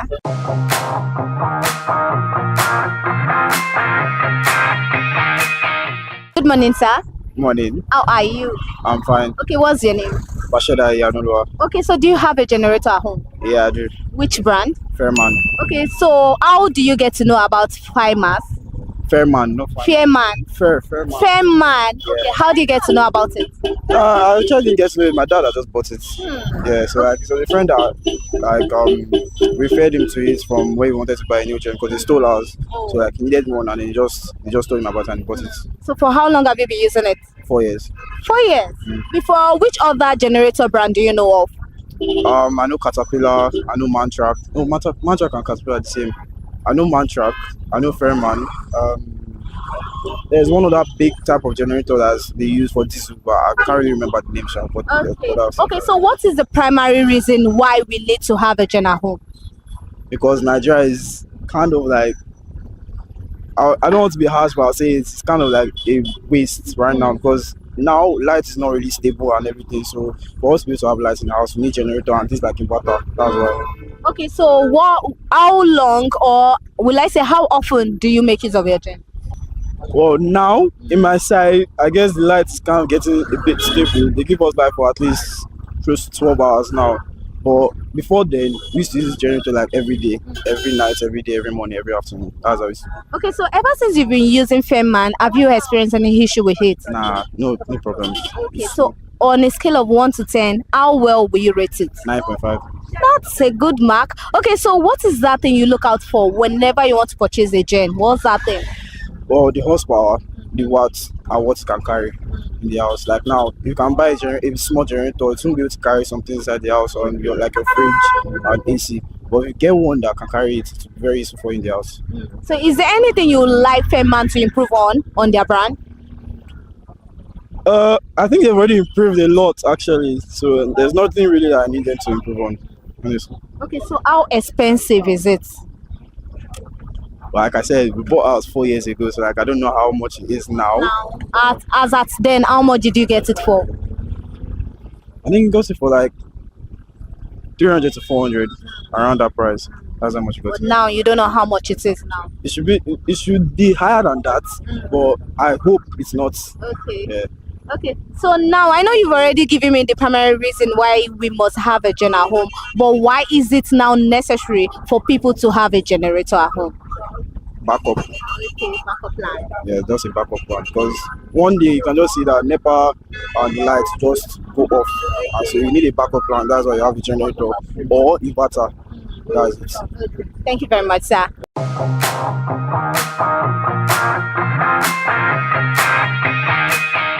Hello, consumers! On today's edition, we've had the voices of consumers on a generator brand, and I must say, I got impressed. Not only was this episode educative, it shows that consumers knows what they really want. They knows the brand to go for. They give reasons why they have to use this particular brand and why it is necessary for us to own a generator at home. And today's edition on Consumer Voice, Early Park won the heart of consumers because we have a lot of brands out there. I am not saying all brands are not working hard or they are not useful or they are not important, but as you know, consumer voice really matters, and consumers have already picked their choice on generator brand today. And that will be all on Consumer Voice on ConsumerHalla TV. Do not forget to like, subscribe, share, follow, comment under the comment section whether consumers also have already said the one you have in mind. And that will be all on today's edition of Consumer Voice on ConsumerHalla TV. Until I grace your screen again, I am Elizabeth Abefe. Bye for now.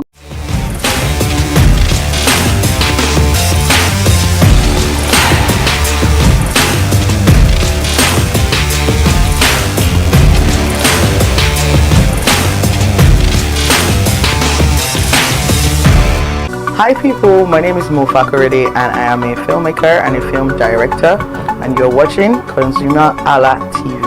ConsumerHalla TV is everything consumer advocacy, consumer rights, everything that has to do with consumers. On this TV, you'll watch, you'll learn, you'll be educated, and you'll be entertained. Keep watching ConsumerHalla TV. My name is Olubukola Ozone, a photographer and a social media enthusiast. You're watching ConsumerHalla TV. It's a consumer advocacy TV. If you have a problem, anything, any consumer related problem, just holla at them, just like their name implies, and they're going to get it sorted for you. Keep watching, stay tuned. Thank you very much. Hi guys, my name is Joba Jalabi. I'm a marketing communications professional. I currently lead marketing at Flash Change, a fintech startup. Keep watching ConsumerHalla TV, a consumer advocacy channel. Hello, my name is ConsumerHalla. I'm an actor and I am on ConsumerHalla TV. Now, ConsumerHalla TV is a consumer advocacy channel. So if you have any issues, consumer-related issues with brands and services, you can reach out to them and they'll be sure to handle it or to cater to you. Thank you so much.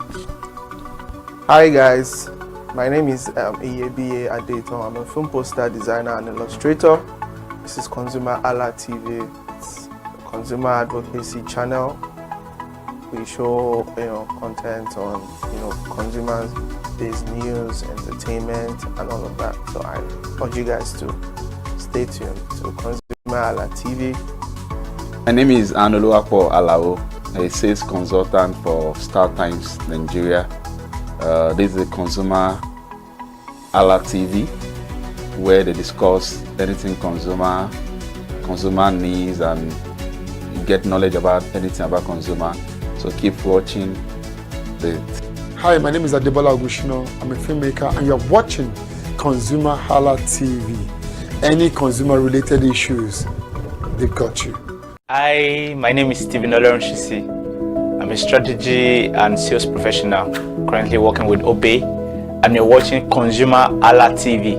I mean, this is one of the channels that you don't want to but stay on. Consumer advocacy, brand promotion, everything consumer, what you need to learn for your business to grow. This is a channel where you learn, where you experience entertainment too, yeah. But it's good for businesses, for brands, and for an entrepreneur. If you want to know more about businesses, want to know more about brands, please stay watching. Alright, thank you so much, ConsumerHalla TV. Keep watching. Hello, good day. My name is Tunde Balogun. I'm the lead pastor at the Kingsborough Church in London. And you're watching ConsumerHalla TV, which is a new initiation into the TV industry in Nigeria, the first of its kind in Nigeria. And I know that it's going to bring value and quality into the service industry. ConsumerHalla TV is here to offer value to service industry and to give a voice to consumers, bring awareness to the brand industry, and also bring education to what it is to have quality for what you paid for. I know that through ConsumerHalla TV, you are going to be able to get what you have paid for quality-wise and also give a voice to you in wherever it is that you do. I am here to support and give a shout out to say that keep watching ConsumerHalla TV and we'll have a better quality for value in Nigeria and in the global space. Please continue to watch ConsumerHalla TV because it is here to make things work better for you. It is on this note that I would like to say a big congratulations to the chairman and CEO of ConsumerHalla TV, Pastor Tunde Olufowora, and all the staffs of this great organization. Thank you for what you do. You are making things happen for us, and I pray that God bless you. Thank you. Hello, my name is Toyin Balogun. I'm here to give a shout out to ConsumerHalla TV, #1 platform helping you to shop smart, spend wisely, and live better. Anytime you have any kind of issues with your shopping, or you want to know a very honest review, please contact ConsumerHalla TV, here to help you. And please join the community where we can all make life easy and better for all of us. Hello consumers, you have the right to be heard, absolutely. So join us on the conversation, share your brand experience, where you tell us all your experiences about brand on the outer world via our YouTube channel every Wednesday from the hour of 4:20 to 5:20. You can watch us via our YouTube channel, ConsumerHalla TV, and subscription is free. Follow us on all our social media platforms, ConsumerHalla TV. Share your brand experience. It's about storytelling. It's about experiences. Hello consumers, you're welcome to another exciting episode of Consumer Voice on ConsumerHalla TV. I am Matilda Omenai. As you already know, Consumer Voice is a show where we'll be visiting different places in Lagos to check out people's preferences, hear what the consumers have to say about different leading brands that they make use of. Hello, it's your boy Iremo Feko Forola, and you know what?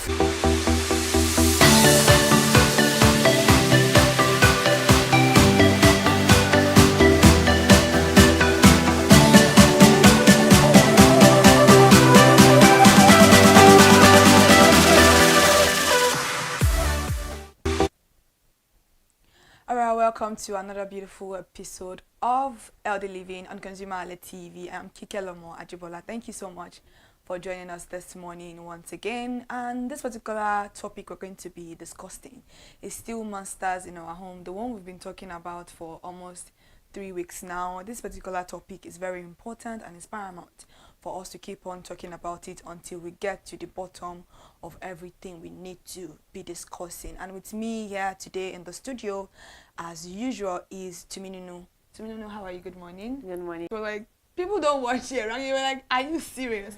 A lot of people tend to not wash their rugs, even if water spill on those particular rugs, they would use it like that, and it gets to it's very disgusting that you enter some people's home, and the first first smell that would eat you is the smell of a damp rug, and you know how smelly how foul that can smell. So that is why we are here. So we're going to be recapping a little bit of what we discussed previously, the second episode, and then this is probably the last or maybe the third episode. We'll see how it goes. If we have other things to discuss, definitely we'll discuss them. Yeah, we spoke a little bit about non-stick pan. You were not on the program, but I think we kind of brought it up a little bit last week.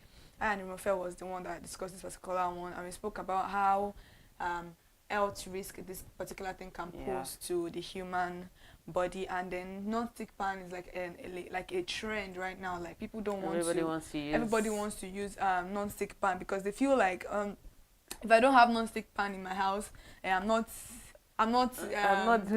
happening. Thank you. I'm not socially inclined. Like it's a very sad mentality that we've done away with things that naturally are good for our body system. We have we have the stainless pot, we have the clay pot, very beautiful way to cook. In fact, it makes your food tastier. Now we have switched to a pot that, you know, it can disrupt our hormones. It causes a lot of cancer, a lot of problems and every other things. And these are the pans that we are talking about. Like, I also do have a non-stick pan in my house, but I have non-stick pans. But like, I don't have pans. I only have one, and that is my frying pan. All of my other pans are stainless pan. Not because I don't. How much is non-stick pan? Even the stainless pan now, they are very expensive. Yeah, I remember getting mine. The set. I didn't even get the set. I just got like 3. And I got it for around 50-something thousand naira. And I could get a non-stick pan that I could probably just add like 20k to, and I would get the full set. But I just felt like I didn't want to use it because I read about it at that time. And it doesn't mean that we cannot use non-stick pan. It just means that we need to be very careful with using them. Overeating is what causes a lot of issues with non-stick pan. And with the fact that we are Nigerians, we like to burn our food.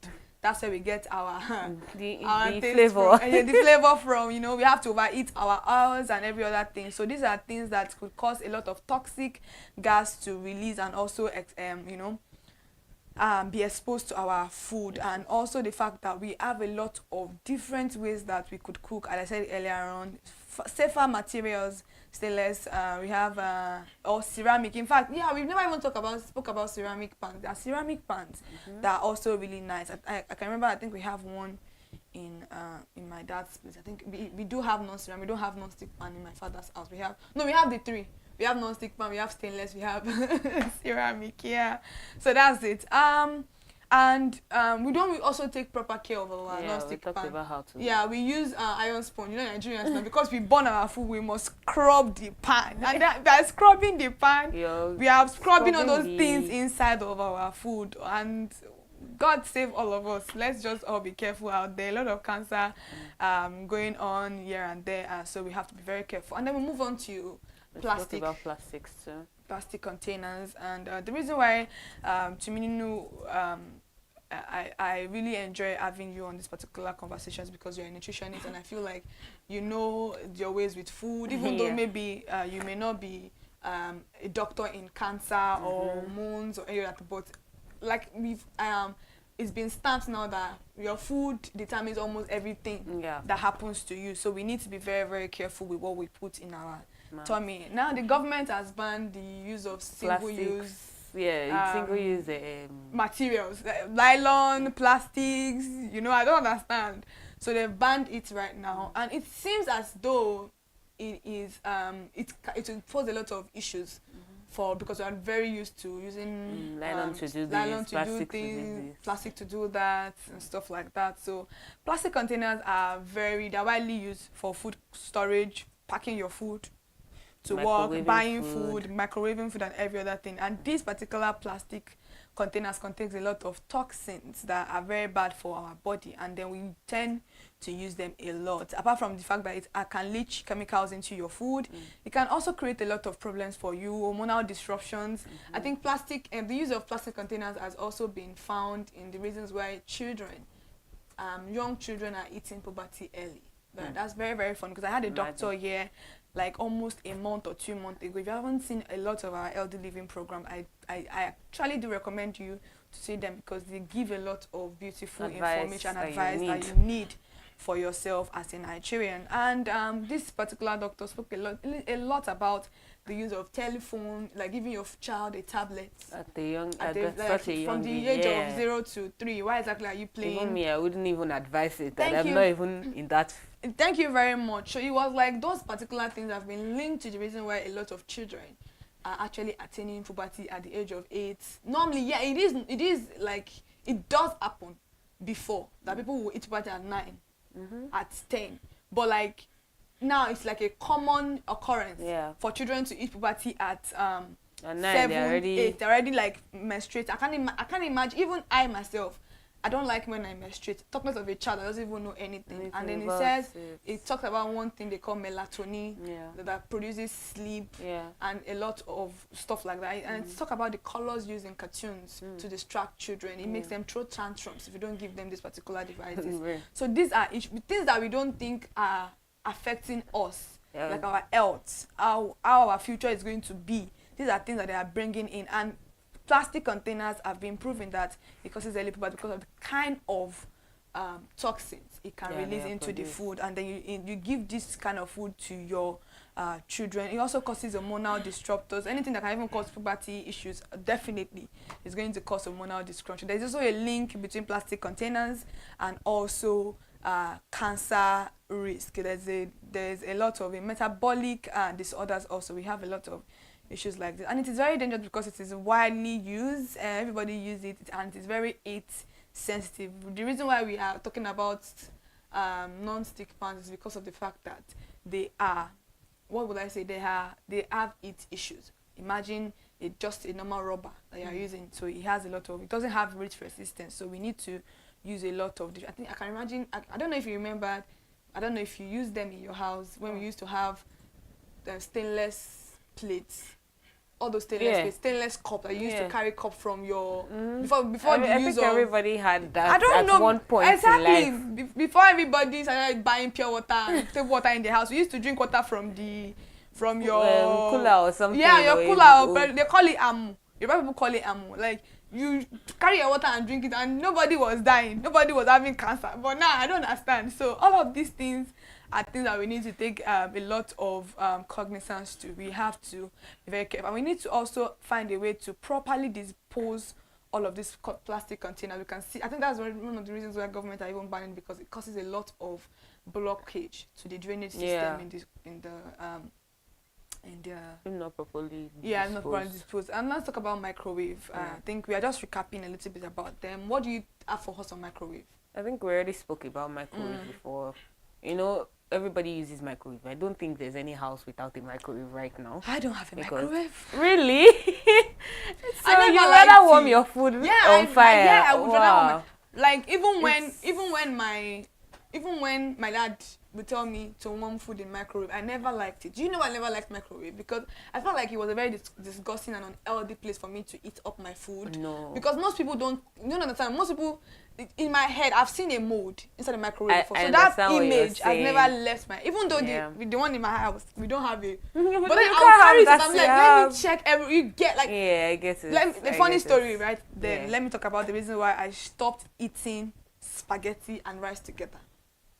People do eat spaghetti and rice together. I know. Yeah, a very common practice. Yeah, and the fact that practice. And the fact that a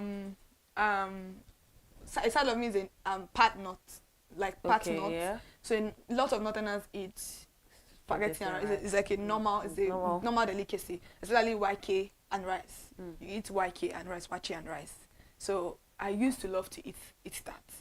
So that's what I'm talking about, imagery in your brain. Sometimes some things you will never ever forget them because your brain takes it as something very important and it's very traumatic. Yeah. So imagine growing up as that child in my house, filled of monotonous people. That is how we eat our food, everything. And I can remember there was a time like that when I was in secondary school. I think I was in SS2 or so.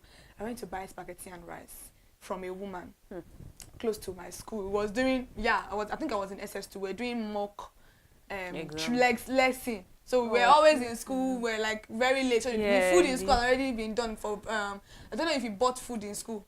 All these people that sell food in break time. we never even really had.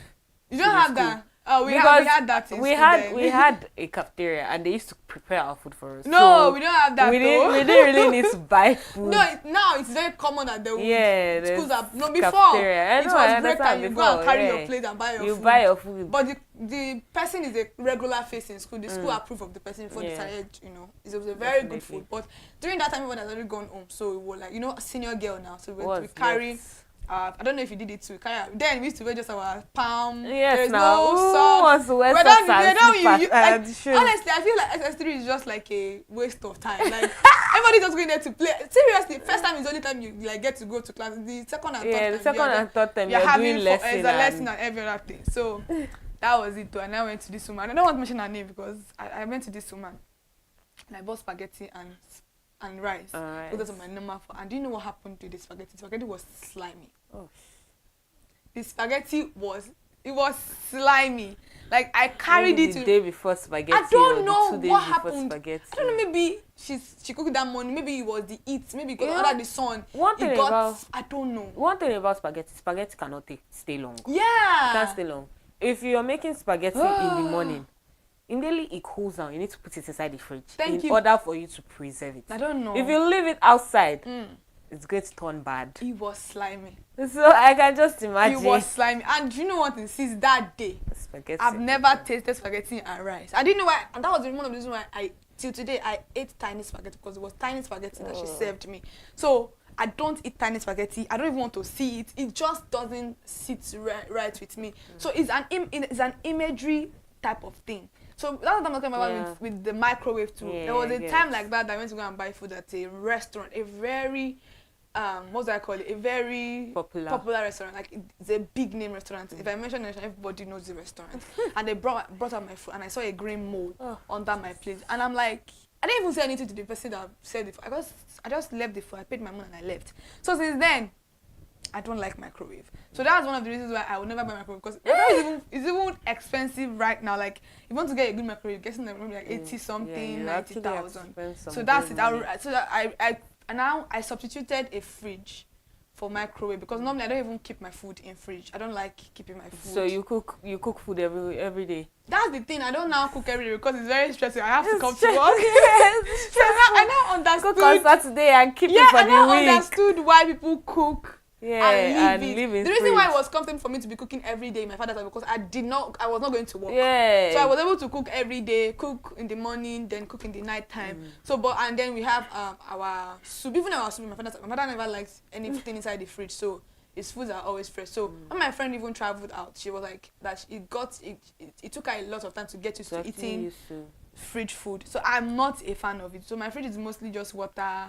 Maybe like I bought fruits and I didn't finish it, but like my food inside the fridge, it's not going to be possible. So you see why there's an imagery type of thing, and most people don't even clean their fridge. People don't even their microwave. Exactly. Microwave their fridge. They don't. You know that some people don't cover their food inside the microwave. They don't cover it. So all the oils splash everywhere. So this is the type of thing. This microwave itself is a dangerous thing itself. And then the nutrient loss, the chemicals and every other thing, and the way we actually also put our food inside the microwave. Microwave is a very good thing. That is why they have a microwave container itself. People just don't buy it, or maybe they don't just even know that some this don't thing even come exists. with it. Yeah, but then you are buying something, try to make a little bit of research of whatever you are buying. So why exactly are you buying a microwave that you don't even know that there's a microwave plate for you to put? So people even put plastic containers in. So people even put their pot inside their microwave. I don't know how. Yeah, pots. Yeah, people put their pot. That's crazy. You know that normally almost all Nigerian homes we use the smaller pot to do away with. So people carry that pot like that inside the microwave. I've seen a lot of things like that. So it's always very funny how people do these things. And then some people don't even cover, they just put their food inside the plate and then put it inside the microwave. There's no coverage, no cover of anything. So there are proper use of microwaves. Like if you buy a microwave, in fact, if you buy any equipment right now, it comes with its own guidelines. They'll tell you, oh, this is how you use it. It's if you don't follow that you now have issues with it.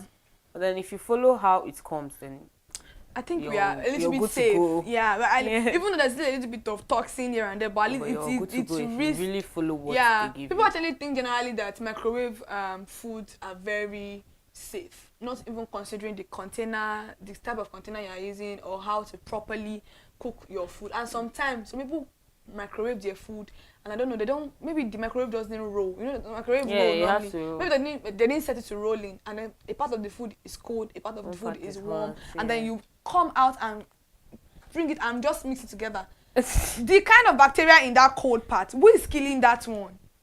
Do you get, like, I don't know how. It won't kill you to put your food inside the microwave again. At least, some people just put my microwave, 1 minute they're done eating their food. How do you people do that? In fact, I think if you feel like you just need 1 minute to warm your food, warming food on the fire is more stressful than warming food in the microwave. Because you have to watch the food, you have to do this, you have to make sure it doesn't burn. You have to make sure you know the kind of water you are actually adding to it. Thank you so much for still staying connected to us for the program this morning. We're still talking about the monsters in our home, not necessarily a monster that is haunting our dreams, but the monsters that we kind of created ourselves and the ones that we are not managing well. But right now, we'll go on a short break, and when we get back, we'll continue into the conversations.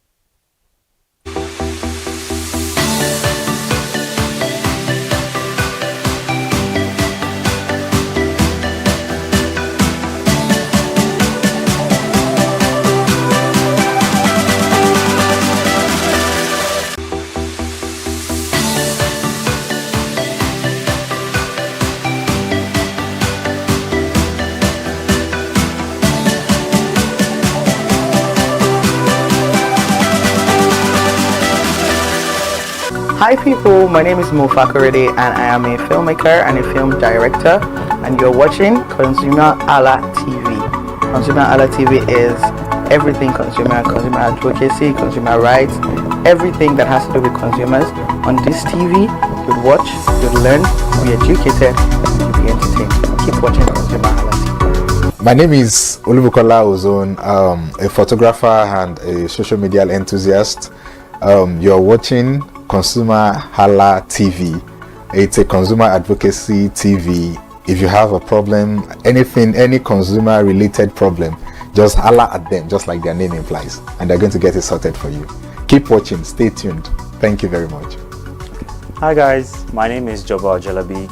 I'm a marketing communications professional. I currently lead marketing at Flash Change, a fintech startup. Keep watching ConsumerHalla TV, a consumer advocacy channel. Hello, my name is ConsumerHallaTV. I'm an actor and I am on ConsumerHallaTV. Now, ConsumerHallaTV is a consumer advocacy channel. So if you have any issues, consumer-related issues with brands and services, you can reach out to them and they will be sure to handle it or to cater to you. Thank you so much. Hi guys, my name is Iyebiye Adeton. I'm a film poster designer and illustrator. This is ConsumerHallaTV. It's a consumer advocacy channel. We show content on consumers-based news, entertainment, and all of that. So I urge you guys to stay tuned to ConsumerHallaTV. My name is Anoluwapo Alao, a sales consultant for Star Times Nigeria. This is a ConsumerHalla TV, where they discuss anything consumer needs and get knowledge about anything about consumer. So keep watching Hi, my name is Adebola Ogushino. I'm a filmmaker and you're watching ConsumerHalla TV. Any consumer related issues, they've got you. Hi, my name is Stephen Shisi. I'm a strategy and sales professional, currently working with Obey, and you're watching ConsumerHalla TV. I mean, this is one of the channels that you don't want to but stay on. Consumer advocacy, brand promotion, everything consumer, what you need to learn for your business to grow. This is a channel where you learn, where you experience entertainment to but it's good for businesses, for brands, and for an entrepreneur. If you want to know more about businesses, want to know more about brands, please stay watching. All right.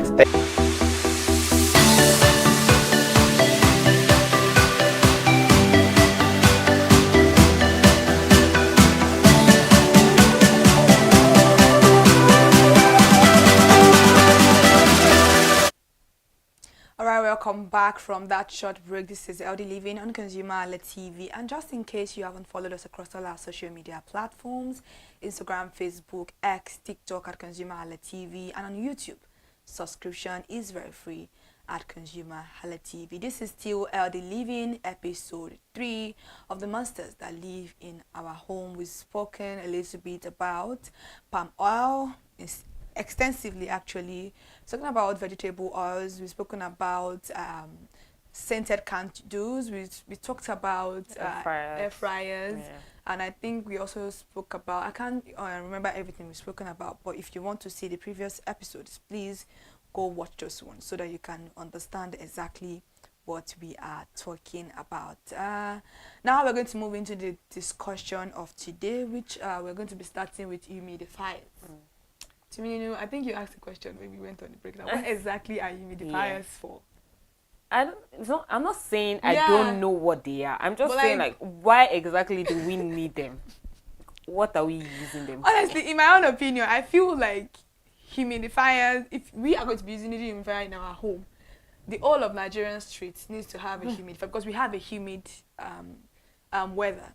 As of last week, somebody came here, a guest from South Africa, came to the studio and said that Nigeria is a humid country, and I couldn't agree less. Like, yeah, it is actually. So if you're actually needing humidifiers in our home, what exactly are you doing when you go outside? Lamps, you have one. What exactly are you doing outside? If you think you need humidifier so bad in your house, what exactly are you doing outside?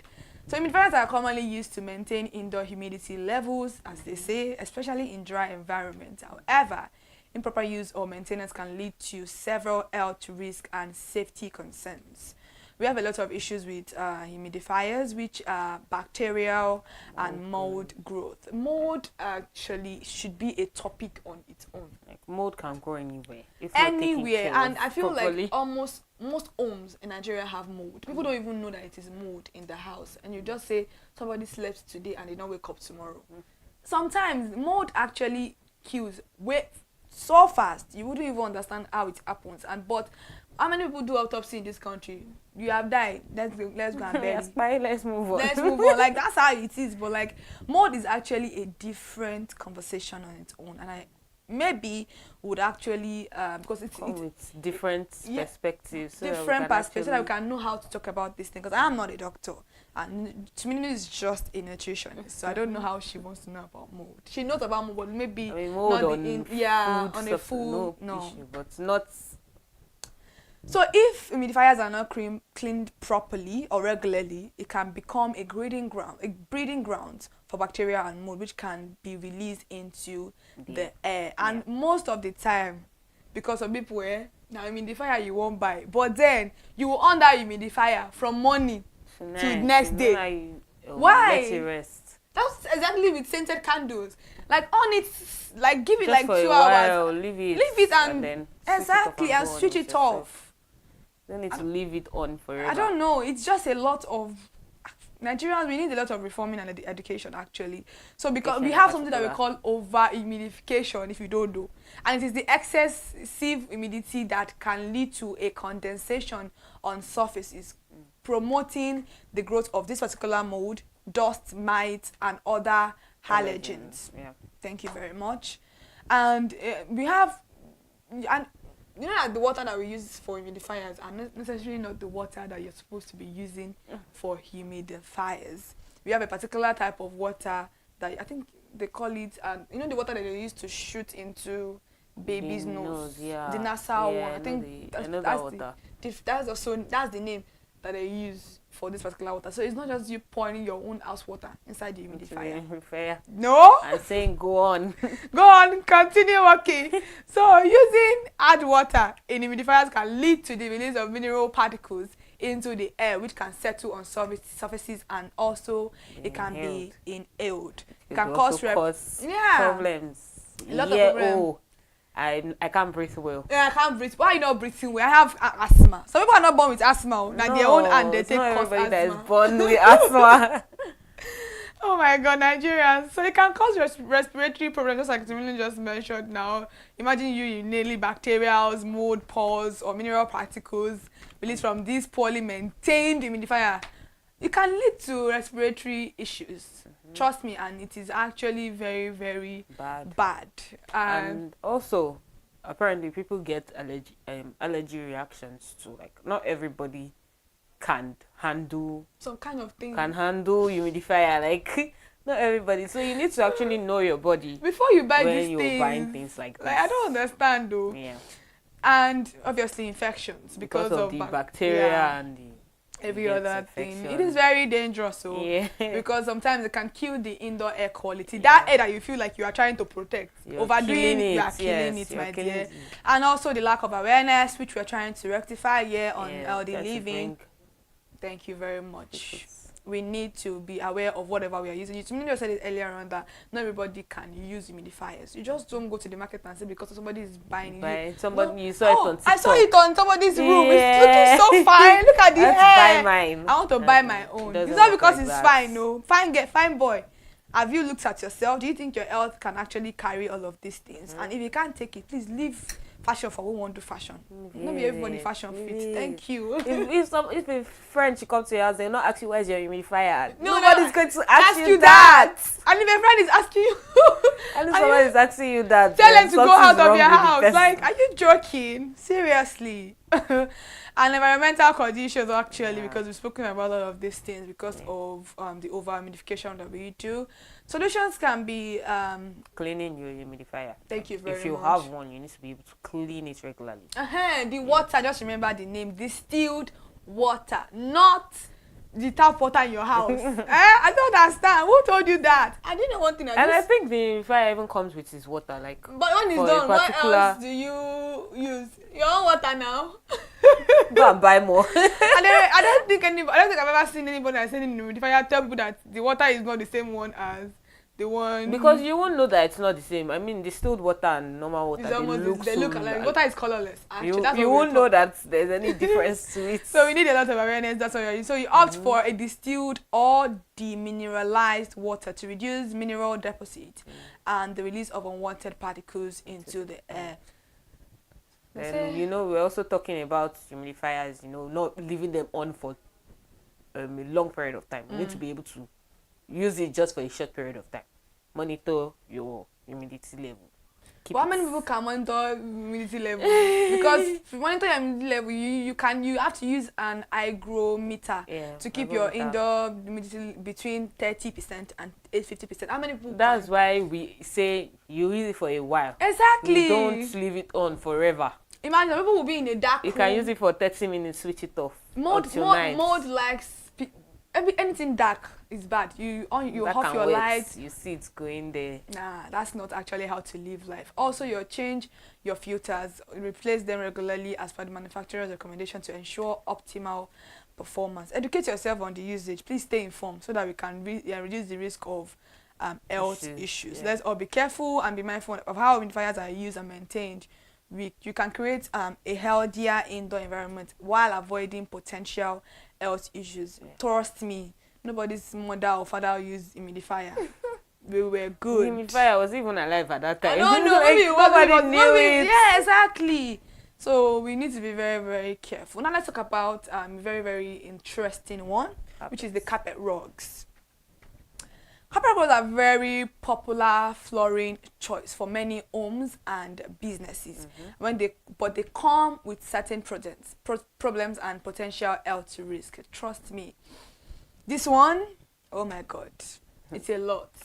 I mean, carpets. And I don't think there's any house that doesn't have carpets nowadays. Most houses, yeah. Yeah, most houses have carpets, whether in your parlor, under your table. Maybe even under your bed. Yeah, there's a carpet in the studio right now. All of these things. Yeah, carpets everywhere. So, as much as you have carpets, you need to be able to take care of them well. Because carpets have, I won't say they have health problems, but then they could also pose to have those health problems. Yeah. Because of the dust they trap, the kind of mold they trap, and because of the fact that they can easily get wet, and if they're not properly taken care of, it is very, very... Somebody pours water on your rug and you just clean it like this. And imagine you having a baby a baby that they don't even know when their food pours on that particular dirty carpet, they take it and eat it. And they eat it. Problem. So sometimes I feel like if things are not, if you really want to have something, you need to want to also take care of that particular thing. Yeah, so it lasts a long It lasts a longer period of time, and then it doesn't make your house smell funny. Exactly what we're talking about with the air fresheners, candle or scented whatever that you wanted. If you tackle whatever is making your house smell, honestly, I don't think you need all those extra. You know, I tell people that not everybody use perfume, but they wouldn't smell. As long as they know. You don't need to use their perfume to smell like you are heavenly. God did not create anybody to smell heavenly. Trust me. Seriously, that's the truth. Nobody was created to smell heavenly. But then, because of the fact that we just naturally do not take care of ourselves, we believe that perfume can help with our stench, or the way you also store your clothes. We hardly have stench. Like if you take care of yourself, and you don't wear your body has natural perfume. Thank you very much. That's what we even call it. So if you don't necessarily have to use perfume, because I know people that are allergic to perfume. Thank you. They've not found one that suits their body. I know the kind of smell that I like. They can't use it, and because of this, they just have to take care of themselves. Like take care of themselves well. Some people, not to smell and stuff like that. During Ramadan, I don't know if I said it before. During Ramadan, I don't even want to use body lotion. I don't want to use perfume. I don't want to smell anything. And there was a time like that I entered. It was during Ramadan. I entered a marwa with a particular. I don't know if it was a man, a woman that was having a particular smell. So I had to tell the man that if I don't alight from this bus from this marwa right now, I'm going to puke all over your body and I'm going to break my fast. So I paid him. I said, be going. Just be going. Let me just calm down. I need to stay in a place. I felt like I was having an headache and everything. And people that know me very well will know that they don't come near me with very strong. I like feminine scents. Anything that is oud or whatever, I don't like it. Like I said earlier on, even though I'm the northern part of me, I'm not a fan of strong smell. So whenever I want to do turare water, even in my house, I stay away from it. I have turare water in my house till today. And when I kept it, if I go there, I'm I immediately leave my room so that I can receive that. So, trust me, some people faint from perfume smell. Some people just can be very bad. It can be very, very bad. And you can't judge them because of that, because there's time I know one of my friends were like, oh, the way you're doing your nose is going to make that person feel horrible. I'm like, I can't help it. It's not like I'm trying to make the person feel horrible. I just cannot help the fact that you're using a smell that I don't like. I know that you may like that particular smell, but I just don't like that smell. The smell that I don't really like, you can't force me to like it. Imagine now entering somebody's, because you like to use it. Imagine now in somebody's house now, the first thing that entered your nose is the smell of a wet rug. And the smell of a wet rug is very, very, it's like you smelling a sock. Do you know the smell of a socks? Oh, wet shoe. Thank you. Oh, it can smell so disgusting. Not just wet shoe, wet smelling shoe. It's a smelling shoe? Yes. You know when you've kept your shoe inside, your leg inside sneakers for a long time, and you not bring it out. Rain now pause or something, and the smell. And you know, some people actually, it's not something that we do that just doesn't make any sense. You are just wearing your sneakers. So of you to sun it out. Like sun it. You carry it and put it back on your shoe rack like that. That is what makes shoe smells. Not because of anything. Some people sneakers don't smell for no reason. Not because of the way care of it. Thank you. It's because of the way you take care of these particular things. That is why they smell. And trust me, mold grows anywhere like that. Even in your shoe, a mold can grow. That's why you see people having a cut leg. They have a ringworm in between their toenails, and it is very painful. And ringworm is something that you cannot easily kill, especially if you are not taking care of it and you are constantly putting it inside something that is wet. You continue having that ringworm, and then you bring out your leg. The first thing they are smelling is your leg, is your toes. Your toes should smell nice. Like, come on. Not smell nice entirely, but it should not be smelling bad when you remove it from shoe. Exactly. Yeah. Your toes can feel salty. They can feel like there is because it's your leg. You walk with them. Yeah. I don't expect it to be sparkling clean, but at least let it be clean. You know. Yeah. But not realistic here. Trust me. We know that sometimes the human body can, because that's what we use to collect dust. Yes. But you can do a lot of things to minimize how you actually smell. So mold can also grow in carpets, in rugs, because carpet rugs can retain moisture. especially in humid environments, leading to mold and mildew growth, which can pose health risk. Health risk like about it, respiratory problems, where you have allergies or things like that. And also chemical sensitivities, irritation to your eyes, your nose, and your throat, as well as headaches and dizziness for sensitive individuals. Some people say, "Oh, I wake up with headaches. I did this, I did that." I check your house. I said it last time, but the last time I had an headache was when I stopped using my air freshener. Do you know what I did? Because of this particular research we were doing for bringing for the topic for the studio, and I'm like, okay, why do I have headache almost every day? Let me stop this. Check your house. And then I've been really, really good. That's why they will say drink water and drop your cup. Mind your business. Most of the time, you just need to check whatever you are actually. See. Yeah. And allergic reactions, infection, and every other thing. And about all those things. This particular issue, because of the kind of toxins it releases into the air, and can also reduce the indoor air quality, and cause chronic infections. A lot of them. We have to be very aware of what we are buying. If you know that the normal carpet I used to use before tiles. Some people also have, when they open it, you see the floor is already green. You see sand under the rug. Yeah. You're like, do you sweep your house? And the person's like, yes. And you're like, you don't sweep under your rug. Yes. Like, sometimes you have to remove the rug. And then take it outside, dust it, yes, sun it out. Then sweep your room. Exactly. And see what happens. You see some people, you know the small rug that you put in front of your door? Why are you putting a rug in front of your bathroom door? I think there's a particular rug for that. There's rug for bathroom. Yeah. No, you don't know what I'm saying. The one with clothes. That one soak up water. That's not ideal for the front of your bathroom. I think that's the purpose of why they put it there, to soak up the water so it doesn't spread out to the. But then people don't. Then it makes the house smell. That's why you take it out. You will not leave it there. It must. Honestly, there's a particular one for the bathroom. Not everybody can afford it. That's why they use. It's not that expensive. Oh, it can be. It can be if. I mean, you hear of people who are poor now. Well, I understand, but then. So that's why we're not saying you can't use your clothes or not, too. But if you're going to use that, you must be able to take it outside. You must be able to dry it. In fact, wash it and dry it. Don't just take it outside and hang it. Exactly. Just clean it. Please have to be careful with whatever we are doing, because it's not actually, especially if you have a baby in the house. Recent times, mold has been the number one killer of children. It became a very big topic on TikTok, on Instagram, how molds are actually like killing children. So let's all be careful about that. Now let's move on to the Ziploc. Yeah, Ziploc bags. Let's talk about Ziploc bags. I mean, they are very popular. And everybody uses Ziploc in their house, whether it's to do chicken or it's to put it inside the fridge. We use it for different things. And some people also still put this sucking seeds and that's that you use to compress the sip. Oh, no, yes, yes, I know of that thing. So this they use it to suck out the air out of it. So that the chemicals can marinate with whatever you're buying. That's very bad to use those things to suck it.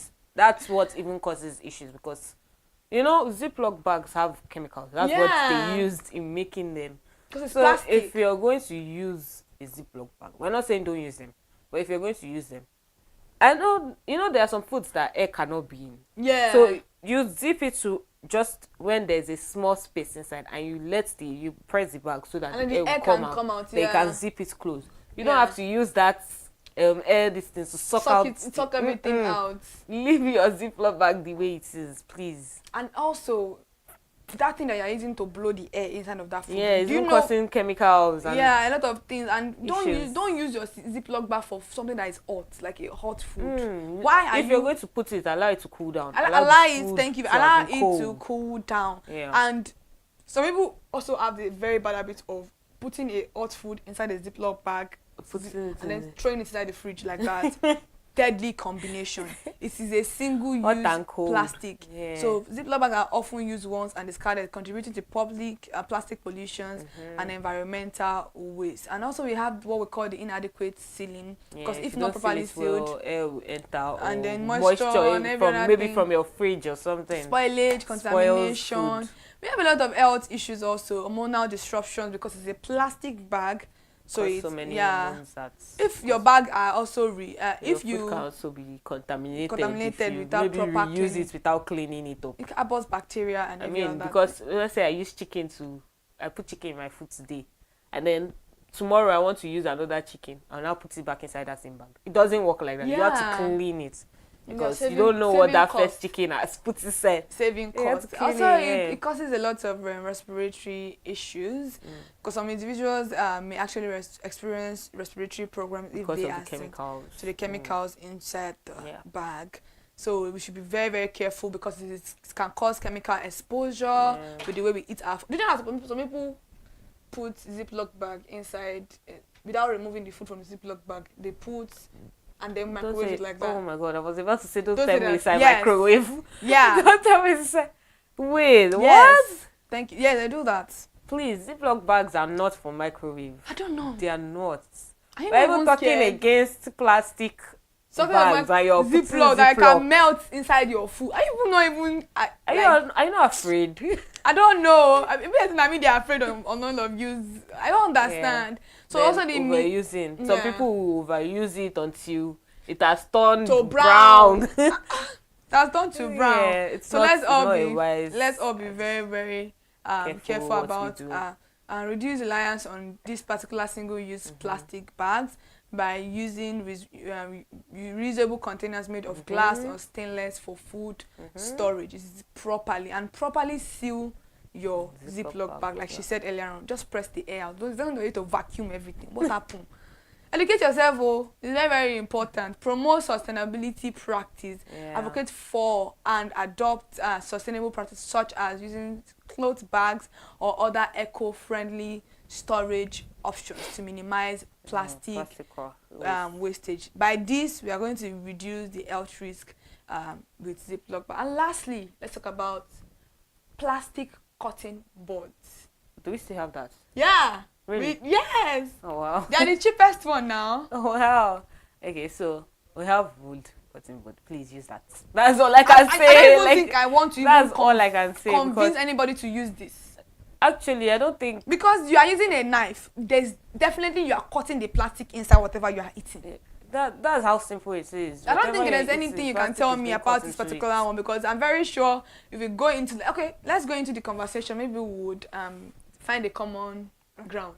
You don't want to talk about it at all? I don't even know what to say about it. I mean, oh my god, we've talked about plastic, how plastic can be can cause health problems, and then your knife, you're using it to cut maybe your vegetable, your onions, this thing. your carrots. And because it's your chopping board is some of its material into your food, and things like vegetable, and you just pack it like this. You don't even know the color. You don't know whether you've packed the plastic with it into your food.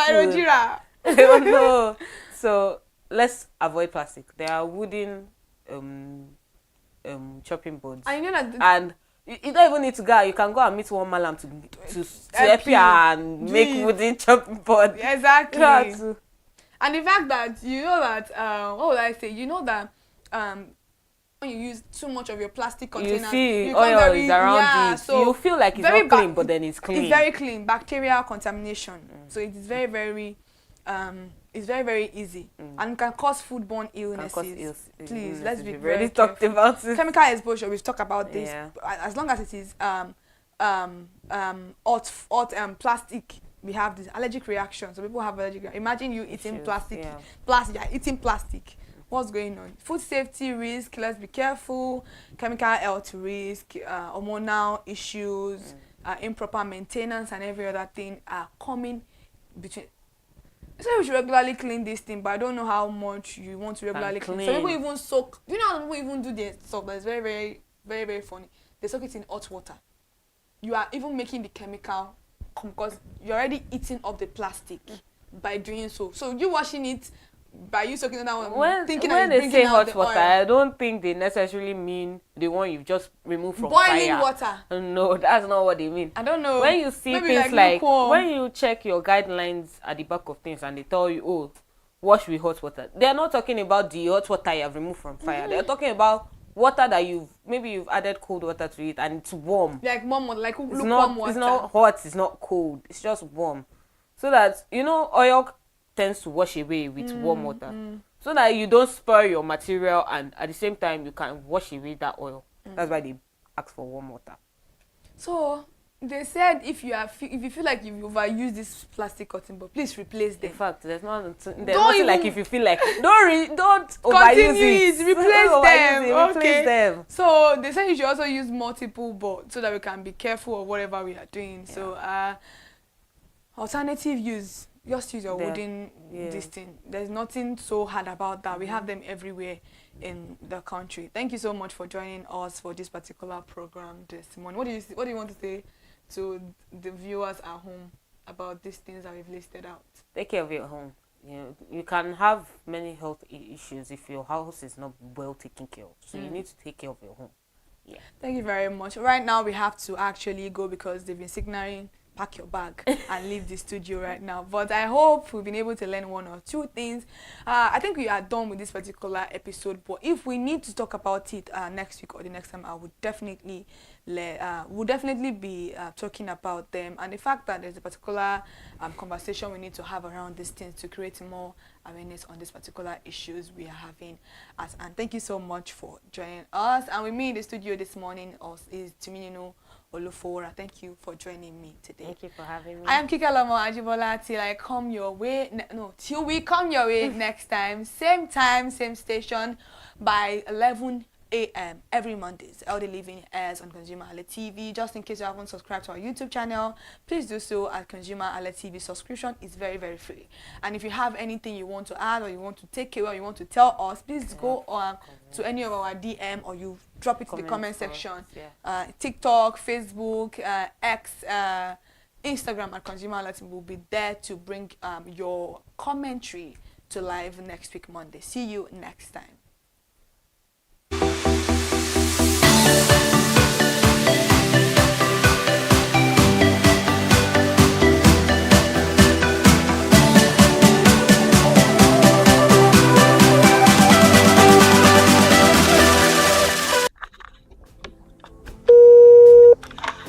Hello consumers, you have the right to be heard, absolutely. So join us on the conversation, share your brand experience, where you tell us all your experiences about brand on the outer world via our YouTube channel every Wednesday from the hour of 4:20 to 5:20. You can watch us via our YouTube channel, ConsumerHalla TV, and subscription is free. Follow us on all our social media platforms, ConsumerHalla TV. Share your brand experience. It's about storytelling. It's about experiences. Hello consumers, you're welcome to another exciting episode of Consumer Voice on ConsumerHalla TV. I am Matilda Omenai. As you already know, Consumer Voice is a show where we'll be visiting different places in Lagos to check out people's preferences, hear what the consumers have to say about different leading brands that they make use of. Hello, it's your boy here, Iremofeko Foworola, and you know what? They call me the AUF General Overseer. Every day is a blessing and it is meant to be enjoyed maximally with AUF packages that put a smile on our faces. And guess what? That is why this show AUF is for you. You can get to know about trendy market slashes, promos, offers and juicy deals that put a smile on your faces, and you can always enjoy them maximally. And you know one thing that is so interesting about this show? It is a blend of English and Pidgin. As I dey run you English, now I go dey marry am with Pidgin, make am spicy. So catch me every time on the show to enjoy more about trendy AUF packages. Public service announcement. Hello consumers, I am Kikelomo Ajibola and welcome to the Scam Alert segment on ConsumerHalla TV. Scam Alert educates viewers about various scams affecting consumers. We learn tips on how to identify fraudulent activities and provide advice on protecting our personal information. We aim to raise awareness and empower viewers to avoid falling victim to scams. We cover various topics such as phishing, identity theft, fraudulent investment schemes, and many more. You want to catch up on how these scammers invade our lives? Join us every Tuesday by 12:30 p.m. for Scam Alert on our YouTube channel at ConsumerHallaTV. Subscription is absolutely free. And in case you're not following us across all our social media platforms, follow us on Instagram, Facebook, X, TikTok at ConsumerHallaTV. Don't say I didn't do anything for you this 2025. Bye. Welcome to In the Marketplace. We are taking you on a journey behind the scene of Nigeria's most vibrant market, from the sight and sound of the market to the stories of the people who makes it thrive. We will be sharing the untold stories that brings this market to life. Join us as we explore the history, challenges, and triumphs of the market vendors. We will dive into the daily lives of the people who call markets home and uncover the secret that makes this market special. You will get to see the passion, energy, and dedication that goes into making this market success. Tune in to the In the Marketplace on ConsumerHalla TV on Thursday by 11 a.m. to experience the sight and sound. Don't forget to follow us on all our social media handle on ConsumerHalla TV. I am Elizabeth Abefe. Hello fellow consumers, are you looking for a program where we give analysis about brand and a program where we project the voice of the consumer? Join my team and I on Consumer Analytics and Resolution Box by calling on the program to get your issues resolved. And in case you are wondering where Consumer Analytics and Resolution Box will be showing, please join us on our YouTube channel at ConsumerHallaTV. Subscription is free by 2 p.m. to 4 o'clock p.m. every Mondays and Wednesdays. Consumer Analytics and Resolution Box will be airing and will be here to provide you any information on brands and also issues that you have pending for us to resolve. Also follow us across all our other social media platforms, Instagram, Facebook, X, TikTok at ConsumerHallaTV. And that is why at ConsumerHallaTV, you deserve to be heard. Hi everyone, I am Iri Ayomikunle Eke. Join me live on Perspective every Mondays to Friday from the hour of 9 to 10, where we have meaningful and engaging conversations about all the burning and pressing issues making the round. Issues related to our economy and consumers. It's conversing, it's relatable, it's beyond interview. We have expert analysts who gives updated analysis about all aspects of a conversation. Join the moving train by subscribing to our YouTube channel, ConsumerHallaTV, and do well to follow us on all our social media platforms, ConsumerHallaTV. Stay informed. Thank you. I am Matilda Omenai. As you already know, Market Today is the show where we visit different markets across Nigeria, Lagos, to check out the prices of different things, ranging from household items to foodstuffs to cosmetics, electronics, every other thing. In a world of hustle and bustle, entertainment keeps us alive, and that is why at ConsumerHalla TV, we ensure you enjoy all around 360-degree entertainment program. Screen Time is the show for you, where you enjoy top 5 countdown, celebrity of the week, exclusive interview, and other segments. Don't mind him, he's just a jealous person. Oh, His new movie release, update, and Screen Time. I'm going to enjoy myself because this is my favorite time on the program. I get to recommend good movie for you, and I'm also waiting for you to recommend movies to me also in the comment section. Screen Time is not just all about entertainment, it is relaxing and also educational. So that is why we are bringing to you Screen Time on ConsumerHallaTV. And in case you're wondering where to join us every Mondays by 5 o'clock p.m. as ConsumerHallaTV on our YouTube channel. Subscription is very, very free. And in case you have not followed us across all our social media platforms, please do so. We are begging you, on Instagram, Facebook, Twitter, and also TikTok at ConsumerHallaTV. What are you waiting for? Click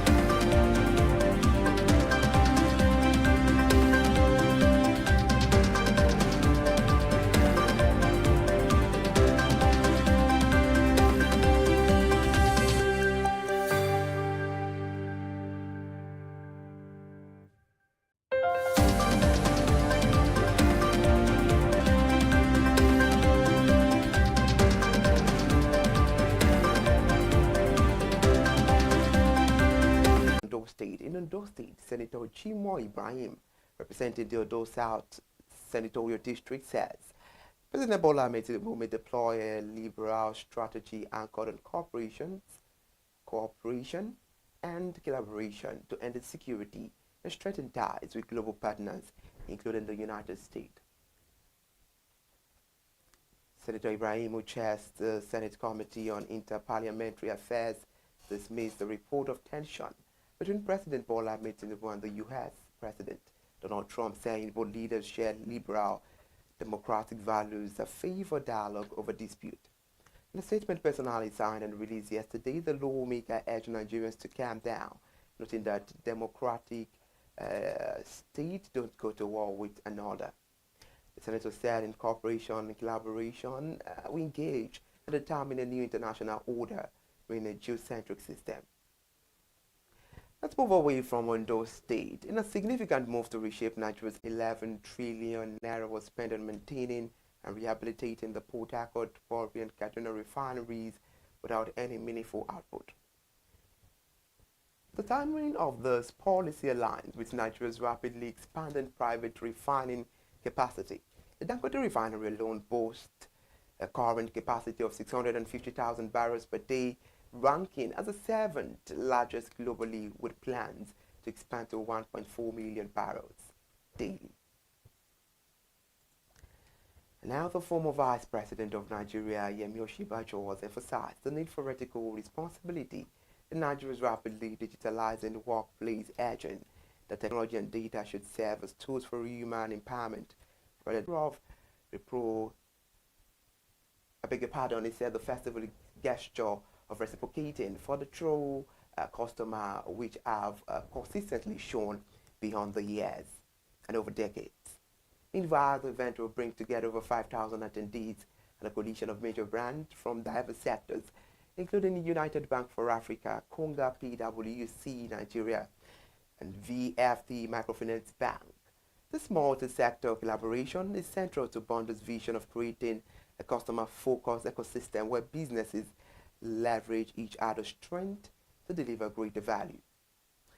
However, top executives say the two-day festival will feature brand exhibitions, interactive games, entertainment, and giveaways, and all provided free of charge to invited consumers.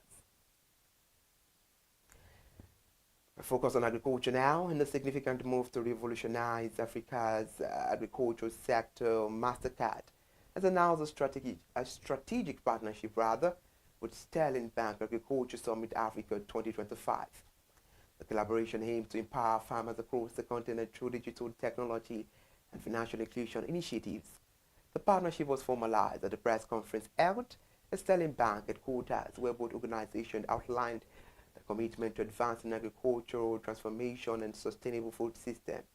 This year's summit theme, Survival of the Greenest, Reclaiming Africa's Food Destiny, will bring together policymakers, agricultural experts, investors, and key stakeholders. Under the collaboration, MasterCard will lead a crucial conversation on enhancing digital tools for an agricultural and digital innovation, alongside data and financial technology, which will accelerate Africa's journey towards inclusive and climate-resilient agriculture. The section will feature sector leaders including Daniel Yuba of MasterCard, Vera Ineako of Sterling Bank, and other industry experts. Sterling Bank Group Head of Agric and Solid Mineral Finance, Olushola Obikonye, expressed enthusiasm about the partnership, noting that MasterCard's pioneering work has demonstrated how digital technology can transform rural economies, particularly for smallholder farmers and women entrepreneurs. Now, the Dangote Petroleum Refinery has assured Nigerians of uninterrupted fuel supply during the upcoming festive period, revealing that its current daily output now surpasses the nation's total consumption needs. The refinery production capacity has reached a milestone where it can comfortably meet and exceed domestic demand. According to Mr. Anthony Chijina, the Group Chief Branding and Communications Officer of Dangote Industries Limited, said the facility currently dispenses over 45 million litres of petrol and 25 million litres of diesel daily. It further said the production capacity surpasses national demand, added that the company is now collaborating with regulators and distributors to ensure efficient delivery across the country. The refinery increased domestic production has contributed significantly to Nigeria's economic stability, reducing foreign exchange outflows for fuel import and supporting local currency inflow. This development comes as the refinery commended the government's recent 15% import duty on petroleum products, describing it as a necessary measure to protect the local industries from unfair foreign competition and product dumping. And we're back on business news. And a historic shift on the Nigerian exchange. Boa Food PLC is set to become the nation's most valuable publicly traded company, boasting a market capitalization of 12.5 trillion naira. The consumer goods giant is now overtaking former leaders Dangote Cement and MTN Nigeria in a dramatic recording of the market's top tier. The milestone positions Boa Food at the forefront of the elite stock, worth over 1 trillion category, and these heavyweight companies now collectively account for over 78.9 trillion naira in market value, underscoring the growing dominance of blue chip equities in Nigeria's financial landscape. Boa Food's remarkable ascent has been fueled by a 6.9% year-to-date surge in its share price, climbing from 415 naira to 692.50 naira, and the stock now represents 12.7% of the entire Nigerian exchange total market capitalization, demonstrating its outsized influence of the market performance. For the report says Dangote Cement now ranks as the second most valuable company with 11.1 trillion market capitalization, while MTN Nigeria follows closely. In third place at 10.9 trillion naira, and MTN with 160% year-to-date gain represent one of the most impressive recoveries on the exchange following its earlier challenges with foreign exchange exposure. So talking business news, Africa's ambitious electrification drive known as Mission 300 is gaining a significant momentum as the World Bank Group intensifies efforts to connect millions of Africans to reliable and affordable electricity by 2030. The initiative was jointly led by the World Bank and African Development Bank, aimed to provide electricity access to 300 million people across the continent. New data from the World Bank Mission 300 Progress Portal revealed that 2 million Africans have already gained electricity access since the program launch, achieving 10.7% of the overall target. The progress shows accelerated implementation, with 40 million connections recorded in 2024 and an additional 17 million in 2025, while 1 million more connections are planned for 2026. Nigeria remains a crucial focus of the electrification push, with the World Bank backed distributed access through renewable energy scale-up program aiming to provide over 17.5 million Nigerians with new or improved electricity access. The project will scale up solar roam system and mini grids while replacing more than 250,000 polluting diesel generators. And now the Abuja Chamber of Commerce and Industry has unveiled its plans for the second edition of the Farm, Food and Allied Technology Expo, scheduled for November 10 and 12, 2025, at the Velodrome in Abuja's National Stadium. The event aims to transform Nigeria's food system through mechanization and sustainable technology. The ACC High President Chief Emeka Obegolu announced that this year Expo build upon the success of the inaugural edition, reinforcing the Chamber's vision to strengthen international collaboration in agricultural innovation. The event will showcase cutting-edge agro-mechanization, technologies, and food processing solutions, while creating a platform for investment opportunities and business partnerships. The three-day exhibition is expected to feature over 500 exhibitors from 76 countries and attract an estimated 500,000 visitors, significantly expanding access to agricultural technology across Nigeria. Meanwhile, still reading on the news, it was said that the organization, in collaboration with Autodex Nigeria Limited and African Bank, says the expo represents a major push toward achieving food sovereignty through technological advancement. And that is where we end the media news on ConsumerHallaTV at 12. I am Iri Ayo Mikoleke. Thank you so much for joining us. Remember to catch all our daily clips on our YouTube channel, ConsumerHallaTV, and follow us on all our social media platforms, ConsumerHallaTV. Thank you so much for joining us on the media news.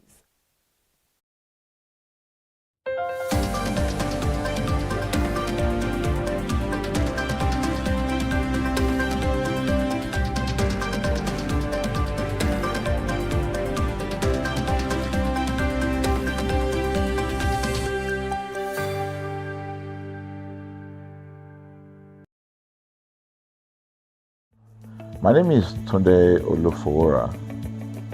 I'm the CEO of Brand Communications. We are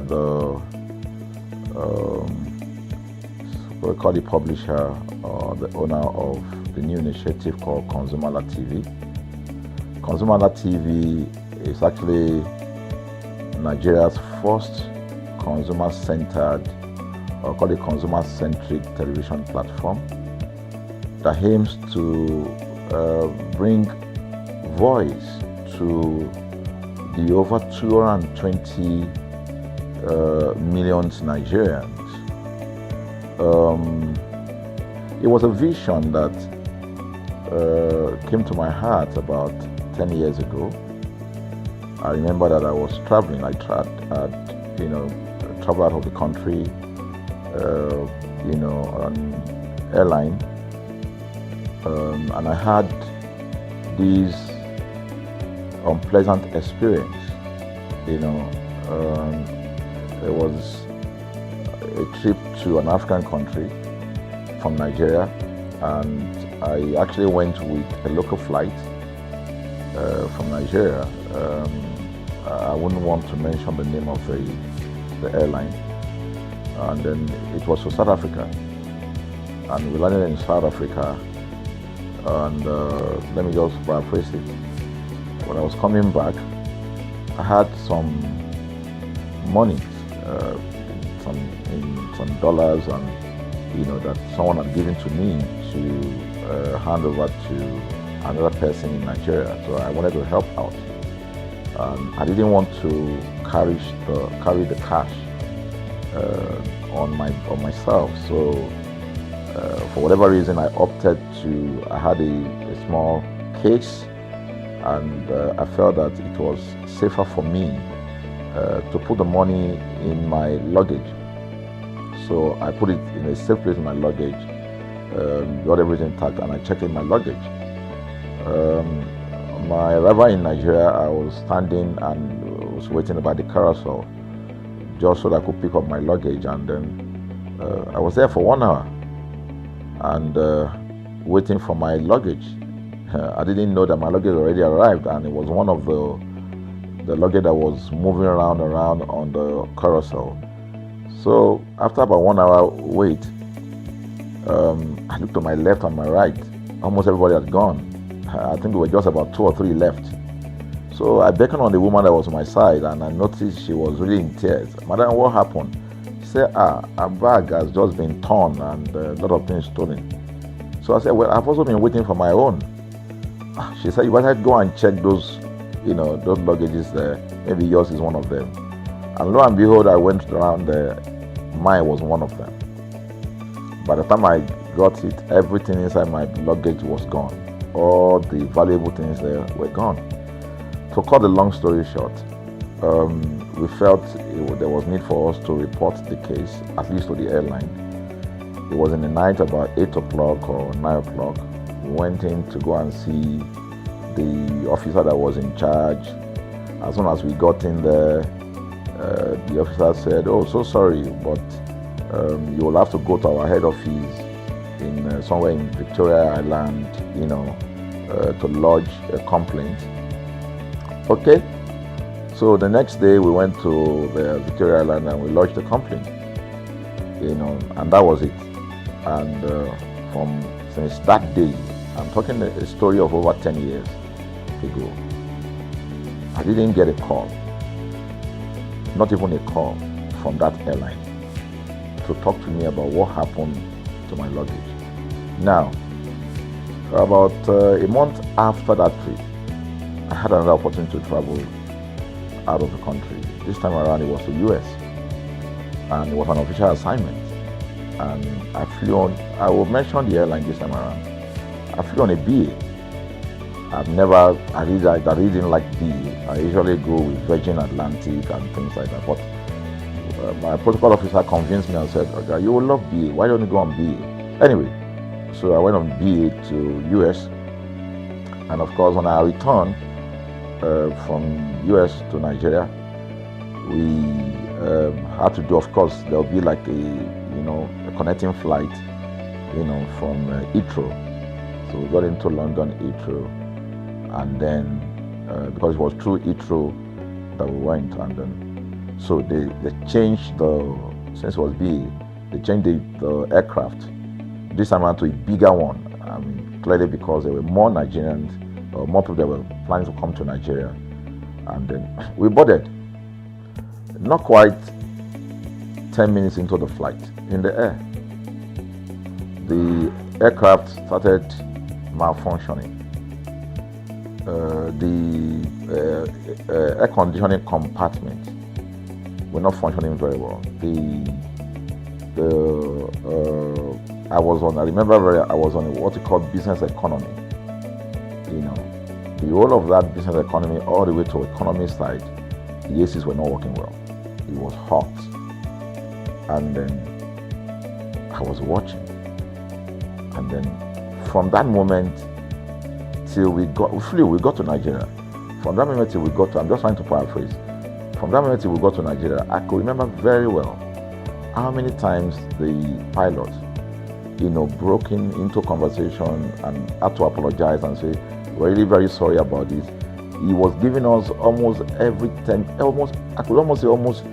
30 minutes. There's always a kind of update. So sorry, this is what we're doing now, this is what we're doing. While we were on that journey, I also remember an incident. So they came, the crew apparently couldn't resolve it. They couldn't manage the crisis or what was going on about it. They couldn't fix it. So they come up and said, we're so sorry, but for all the inconvenience, we're declaring, free lunch, free whatever it is you want, you can get. So trust Nigerians, you need to hear how everybody was jubilating, But something struck me. The experience I had just about a month before, and this experience, somehow I started comparing them. I was trying to see how this matter will be managed. Again, to cut the story short, we landed in Nigeria on a BA. Before we landed, the pilot announced and said that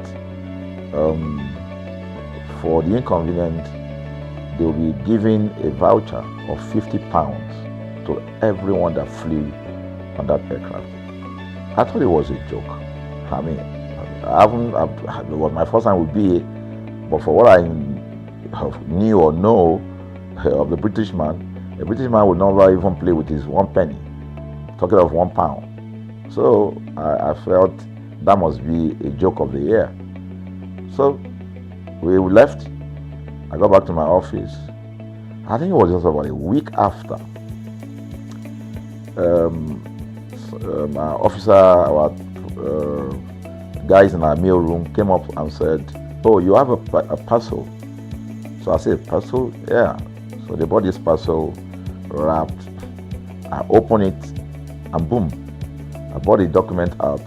It was the £50 voucher from BA. So what's the tenor of this story? An experience with one airline was terrible, no apology. An experience with another one, even though it was a bad experience, but it was very well managed. So managed that even if we have suffered anything in that aircraft, you probably, for the sake of how they manage it, will have forgiven them. So that was how this journey started. So I started thinking, my mind, this is what we go through in this country. But are we different from other nations? So God put in my heart the idea of ConsumerHalla. That's why the Hala came with Consumer. And we started that journey about 10 years ago. We started by creating a platform called ConsumerHalla, where consumers, so I discovered that Nigerian consumers don't have a voice. So things happen, and that's it. We live with everything. So we've started the journey from creating the platform. We have an app, we even have a magazine, and we thought we could move it from that to the next stage, which is the television. So the TV today, has come. So I would say precept by precept, line upon line, we have been able to build on our aspiration, to finally bring to birth this unique and exciting platform, So it's a digital telecast, and our goal is to further connect consumers in Nigeria to brands with insightful news, development within the fast-paced world of consumers. The world of consumers is growing at a very fast pace, so we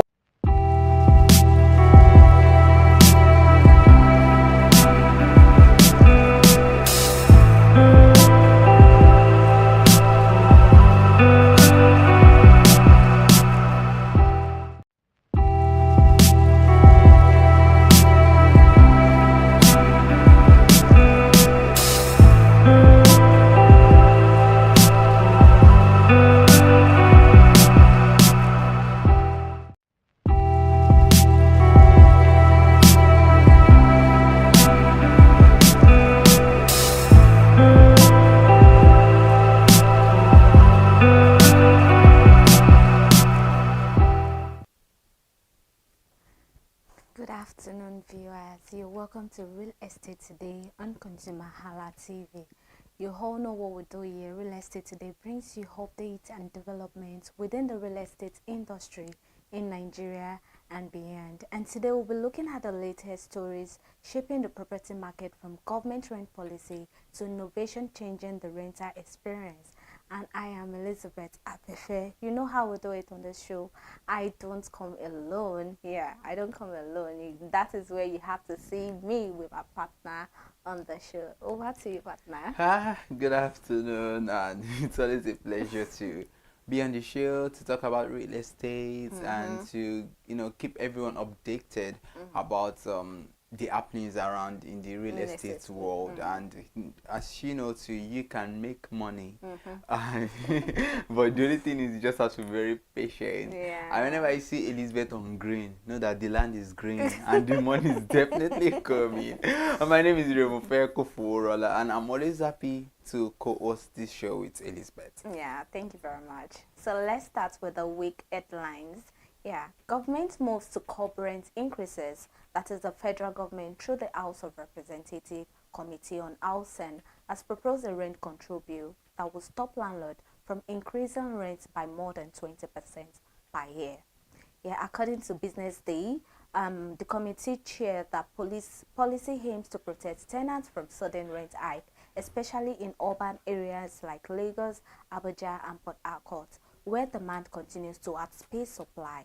If passed, this law will also make it illegal for landlords to collect more than 1 year rent in advance from tenants. That is, to consumers, it means if this bill is passed, it could ease financial pressure on renters and encourage fairer housing negotiation. Tenants will have no more predictability and room to plan their finances. That is, they will have reason more to plan ahead, and they won't be running away, grumbling and also complaining that our rent has gone up or the rent is expensive. And I think the bill is meant to be passed instantly. Interesting, because we talked about this last week, and truth be told, it's everybody knows how it could be quite expensive to maintain a property, and being a landlord, you have to maintain the house and all of those things. It doesn't mean you cannot increase rent, but it becomes outrageous when the increment is it's shocking.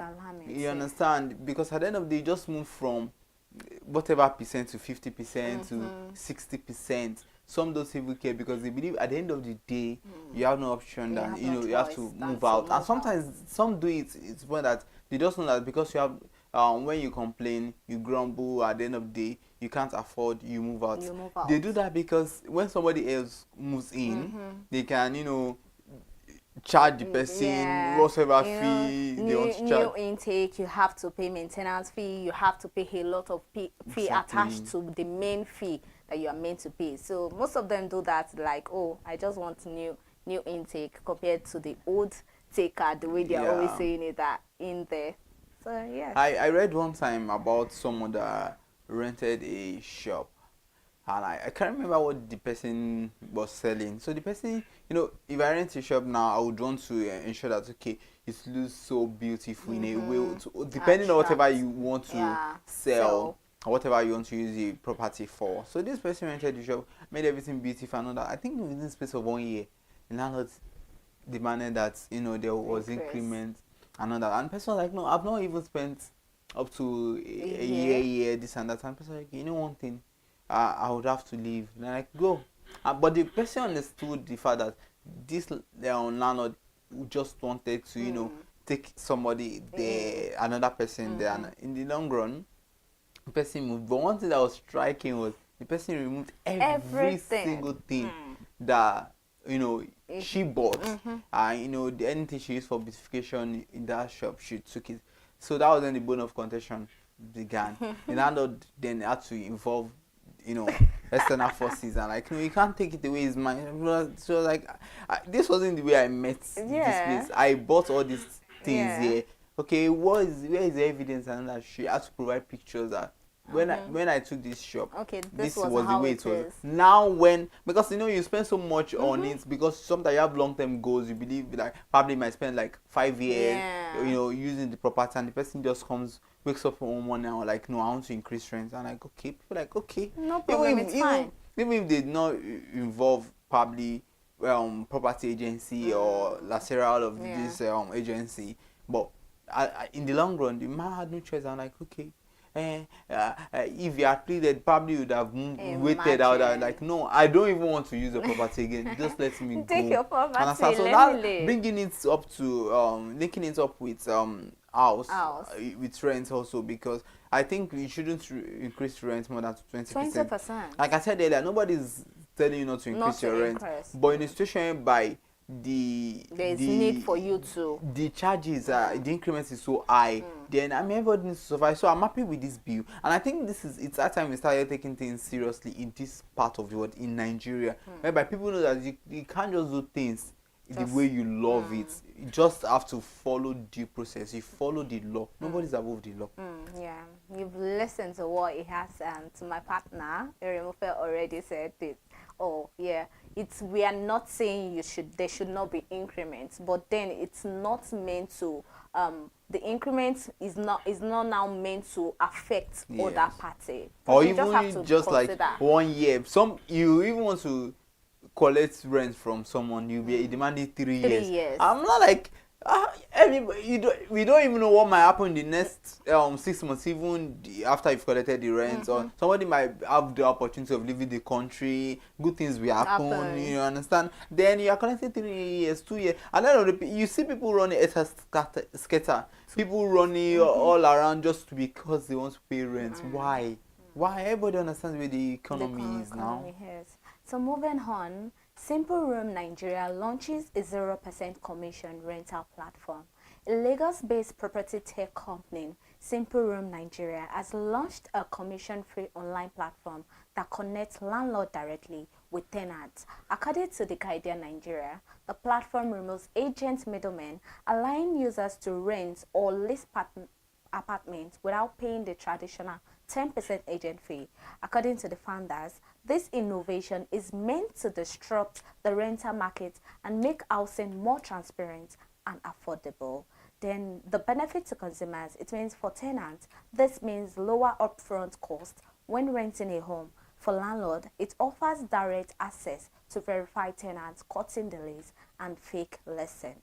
So I think this is actually very okay. And if you've been following, and I will always lay emphasis on, if you keep following us through this journey, we've always made similar storyline, or bring similar updates. Similar updates concerning this issue. I remember last year talking about a portal whereby agents are meant to register and all of that. And then Simple Room Nigeria is already at a portal whereby landlord and tenants could meet, which I feel it's actually okay. And it gives room, according to them, it gives room to no middlemen. No agents whatsoever. You don't have to pay 10% agent fee, even though the 10%, some part of the states are already saying, complaining that why will it be 10%? We can't move with that. But law is law. So I feel this new update is actually very, very cool, because then landlord and tenants meeting, we verify each other online and making sure, oh, this is what does this person do, is working, is capable of me, or is capable enough for me to rent my apartment to him or her. So I feel it's okay. What do you think about that? It's very good. 0% commission. Because you don't have to pay anything. No 10%. Even this one you don't even need to pay 10%. And again, no middleman. I can remember during my service here, I wanted to rent an apartment. I was saved in Ogun State, so I was new, and luckily for me, I met a guy. I was putting on my car key, and I'm like, okay, I'm a member. I just want to rent an apartment and all that.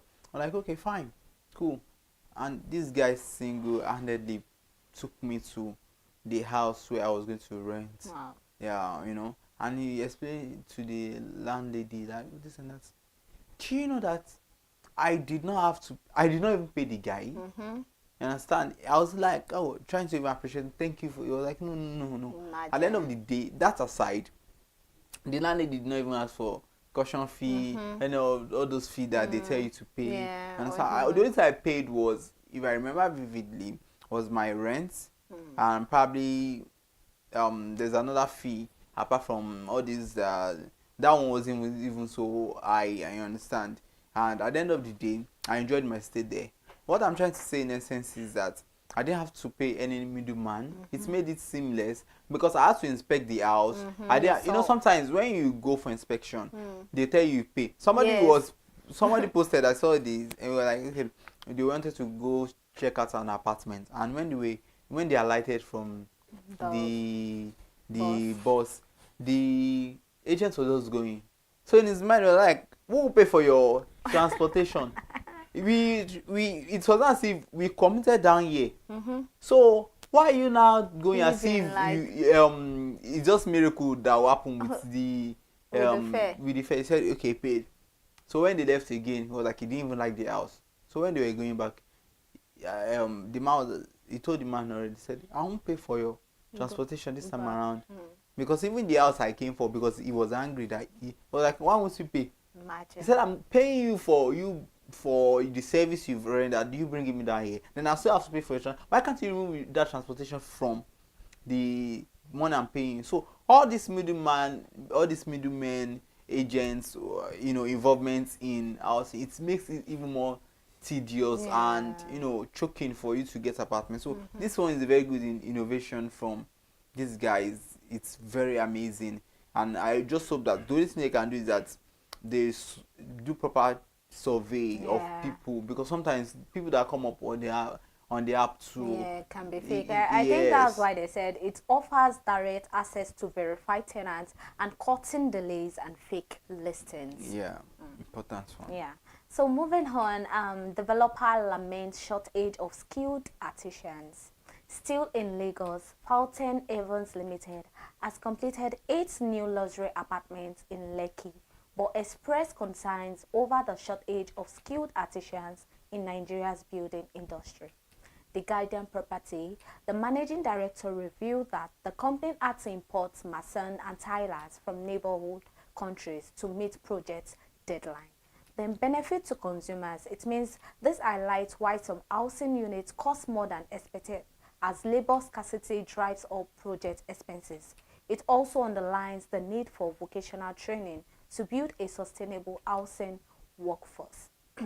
So if you've been following, I think we talked about this last week, whereby we were talking about people complaining and there are no artisans, there are no laborers to do and to work and all of that. Imagine 8 luxury apartments and they actually need artisans to work and also do follow up on that.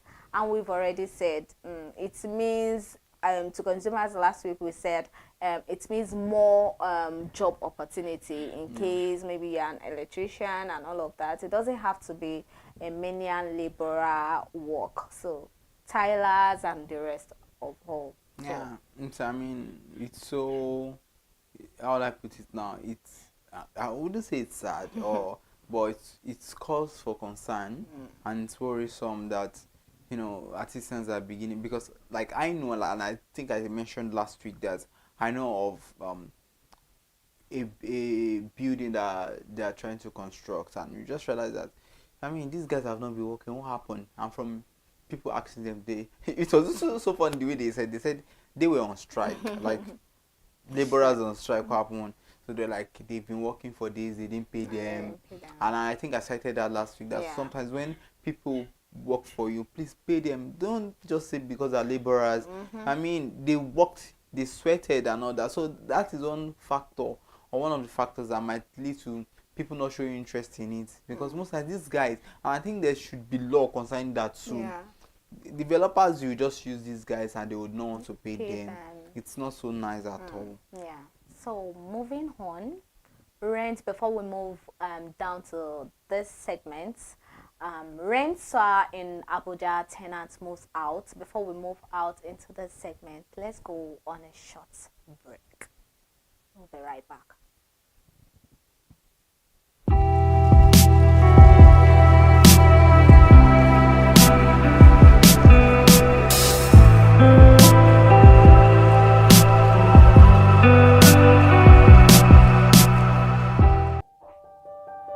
Hey there, do you know in the world today, everyone is a consumer, and as consumers, we all have the right to be heard. In Nigeria today, as a consumer, you have all right to product information, right to fair pricing, right to return goods, right to product labeling, right to fair dealings, and a lot more. Well then, have you heard about the new media channel? ConsumerHalla TV. ConsumerHalla TV. ConsumerHalla TV. At ConsumerHalla TV, our goal is to inform and educate consumers in Nigeria with insightful news alongside development within the fast-paced world of consumers through well-researched, specialized, and analytical content.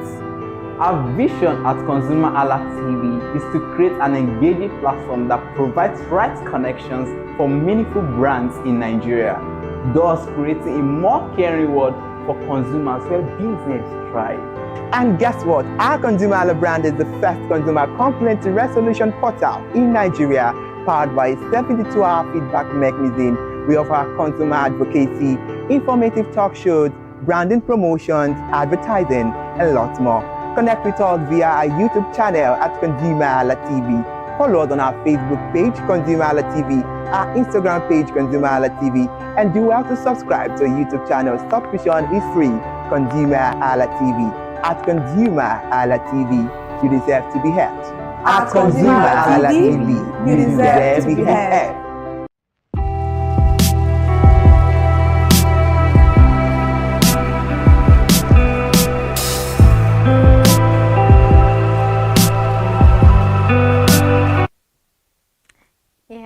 Welcome back, still on real estate today, and you're still here on ConsumerHalla TV.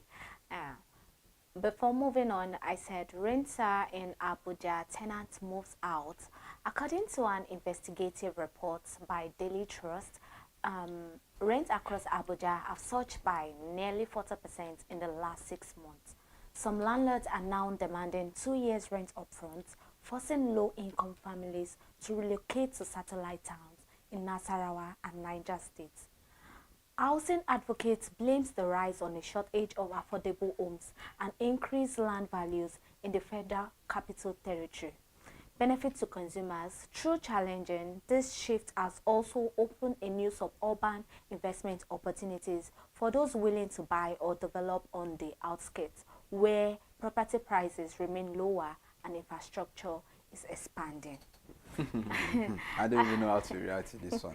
Yeah. Where we are saying there is a law or bill being passed that you can't increase rent beyond 20%. Yeah, in Abuja. And I think that bill covers cities like Port Harcourt, Abuja and Lagos. So looking at that kind of thing,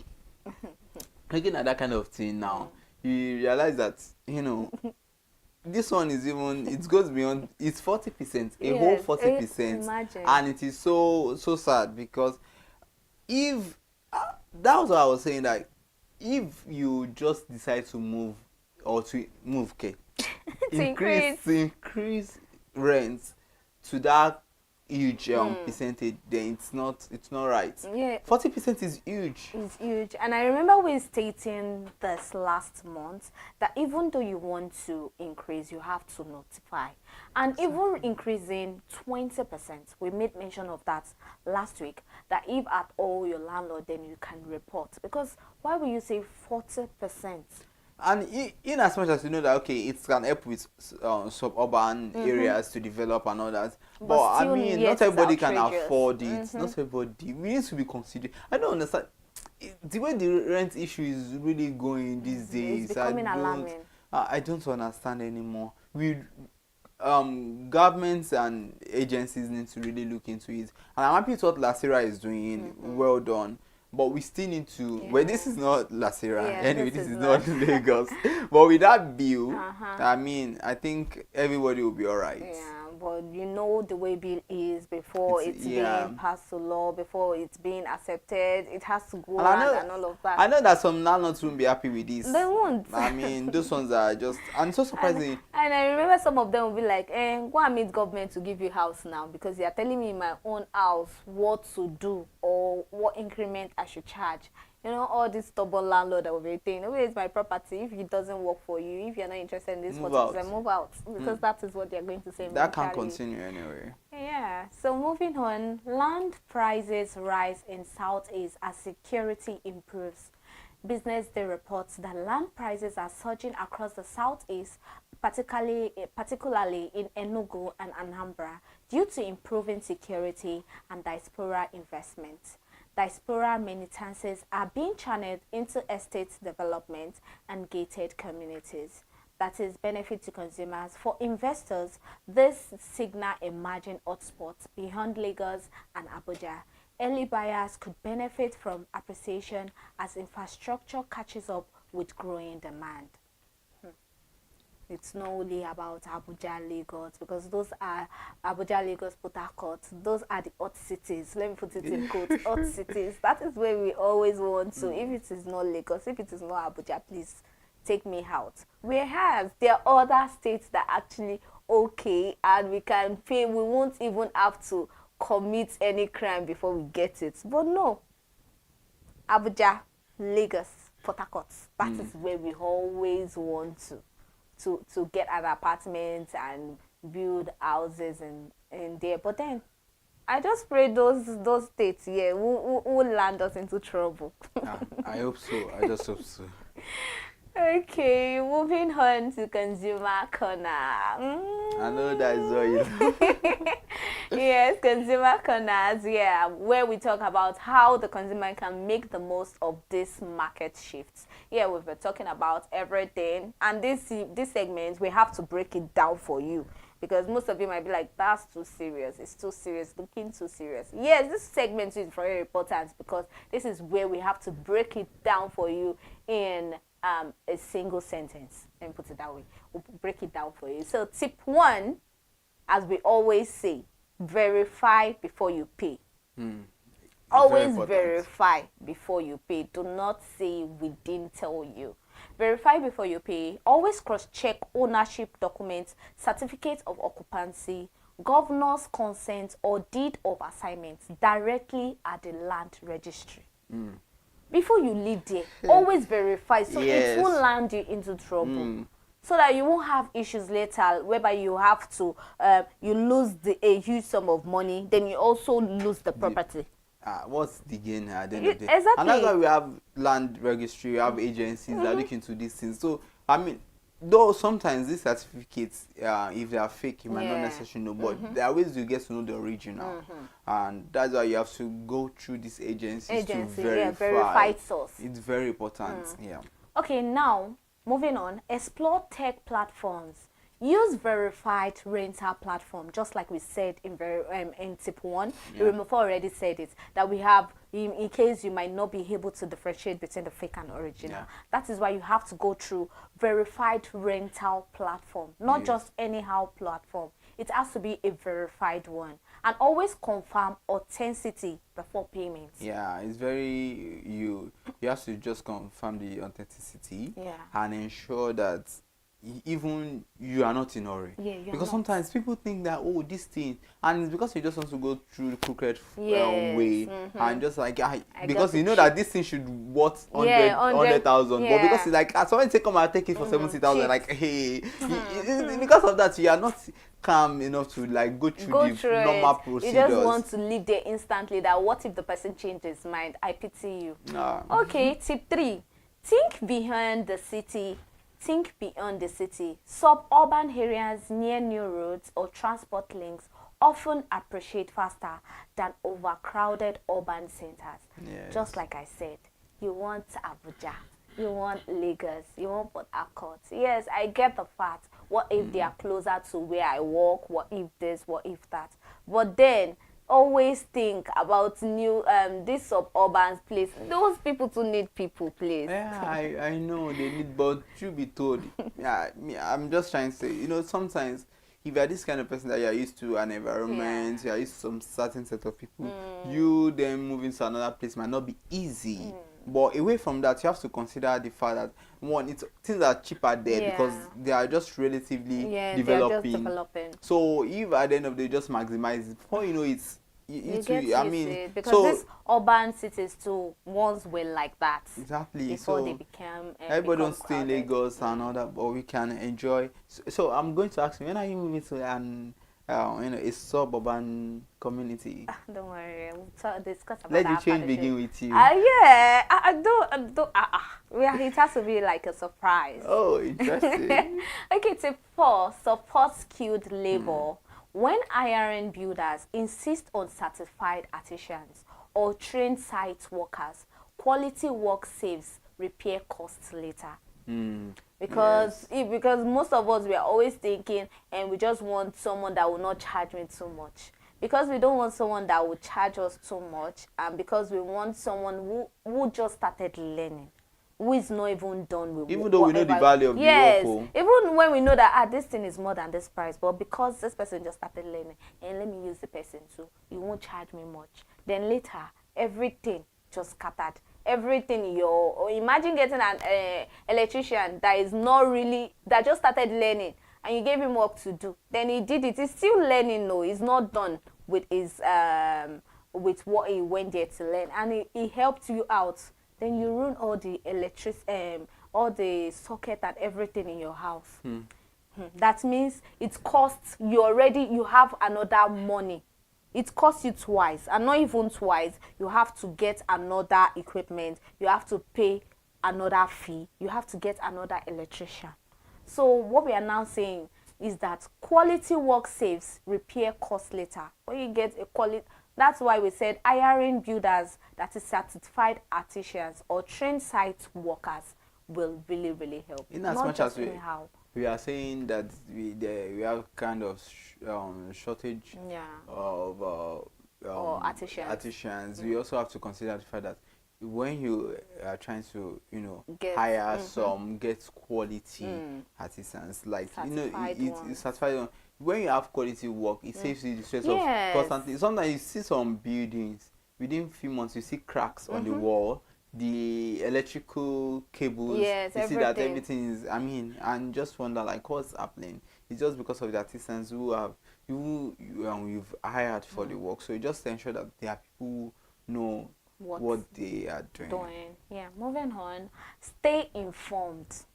Follow verified source like ConsumerHalla TV for the latest housing insights. Just like we always say, follow verified source. We have a lot of sources there, and also that is why we are also here to bring you updates, new updates, how it is happening or how it is going on real estate today. That is why we are always here, and that is why after giving you all the latest updates, we still have to break it down for you to get familiar and for you not to forget all the important parts of what we've been discussing so far. So always follow verified source, and that is why we are here to always bring you latest updates on how it is happening in real estate today, beyond and all over Nigeria. Now, it's so funny, like we've come to the end of the program. Just like we always say, if you are gatekeeping, you are wrong. Yeah. If you refuse to tell your neighbor or you refuse to tell another person concerning this program, whereby we genuinely source for real estate current news, how it is going on, and you actually know that Mama Nkechi needs this update, she needs to listen very well, but you decided to gatekeep, you are wrong. Always remember to tell your neighbor, always call one, always involve +1 whenever this program is going on. Tell another person that it's real estate today. This is where they will tell me how it is happening on real estate today. So don't gatekeep. Always tell your neighbor or even share to those you know that it's very, very important for people not to fall victim or being scammed concerning properties or real estate, for them to just know what is real and what is ongoing. Or what do you think? All I just have to say is please ensure that you do not fall victims of any scam. Yeah. Because one of the sectors that you can easily fall victim of any fraudulent act is real estate. Because it's an evolving sector and people just want to rent property, they want to buy property, they have different listings and all that. So it is very important that you verify. There is nothing much more important than verifiable information. So before you go ahead buying that property, before you start celebrating, have you checked? Have you confirmed? And once you've confirmed and you verified, you are good to go. Yeah. And that is all. If you've not subscribed to, I don't know what you're still doing. No. Please subscribe. Subscribe on all our social media platforms, on Facebook, on Instagram, TikTok, X, on YouTube at ConsumerHallaTV. Yes, we are there. You can always get to know any updates, not just on real estate, but every content. All our contents on ConsumerHalla TV. You don't even want to afford to miss any. Just like this one, I know you guys will be thinking, oh, this is okay. That is how you also will be nodding when you watch all other contents on ConsumerHalla TV. So that is all for this week edition of Real Estate Today on ConsumerHalla TV. Join us next week, and just in case you missed this, you are opportune to also go over it on Friday too. So don't say, oh, I came late. Yeah, you can also watch it again on Friday. Yeah, so that was all on today's episode. Until then, I am Abefe Elizabeth, reminding you to invest smart, live better, and always verify before you buy. Bye. Bye for now.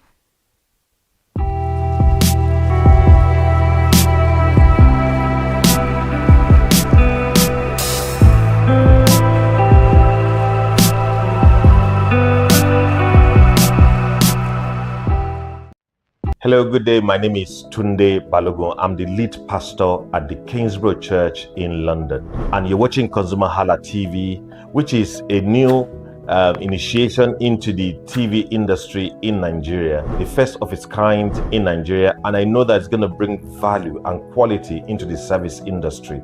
ConsumerHalla TV is here to offer value to service industry and to give a voice to consumers, bring awareness to the brand industry, and also bring education to what it is to have quality for what you paid for. I know that through ConsumerHalla TV, you are going to be able to get what you have paid for quality-wise and also give a voice to you in wherever it is that you do. I am here to support and give a shout out to say that keep watching ConsumerHalla TV and we'll have a better quality for value in Nigeria and in the global space. Please continue to watch ConsumerHalla TV because it is here to make things work better for you. It is on this note that I would like to say a big congratulations to the chairman and CEO of ConsumerHalla TV, Pastor Tunde Olufowora, and all the staffs of this great organization. Thank you for what you do. You are making things happen for us, and I pray that God bless you. Hey there, do you know in the world today, everyone is a consumer, and as consumers, we all have the right to be heard. In Nigeria today, as a consumer, you have all right to product information, right to fair pricing, right to return goods, right to product labeling, right to fair dealings, and a lot more. Well then, have you heard about the new media channel? ConsumerHalla TV. ConsumerHalla TV. ConsumerHalla TV. At ConsumerHalla TV, our goal is to inform and educate consumers in Nigeria with insightful news alongside development within the fast-paced world of consumers through well-researched, specialized, and analytical content. Our vision at ConsumerHalla TV is to create an engaging platform that provides right connections for meaningful brands in Nigeria, thus creating a more caring world for consumers where business thrive. And guess what? Our ConsumerHalla brand is the first consumer complaint resolution portal in Nigeria, powered by a 72-hour feedback mechanism. We offer consumer advocacy, informative talk shows, branding promotions, advertising, and lots more. Connect with us via our YouTube channel at ConsumerHalla TV. Follow us on our Facebook page, ConsumerHalla TV, our Instagram page, ConsumerHalla TV, and do well to subscribe to our YouTube channel. Subscription is free, ConsumerHalla TV. At ConsumerHalla TV, you deserve to be heard. At ConsumerHalla TV, you deserve to be heard.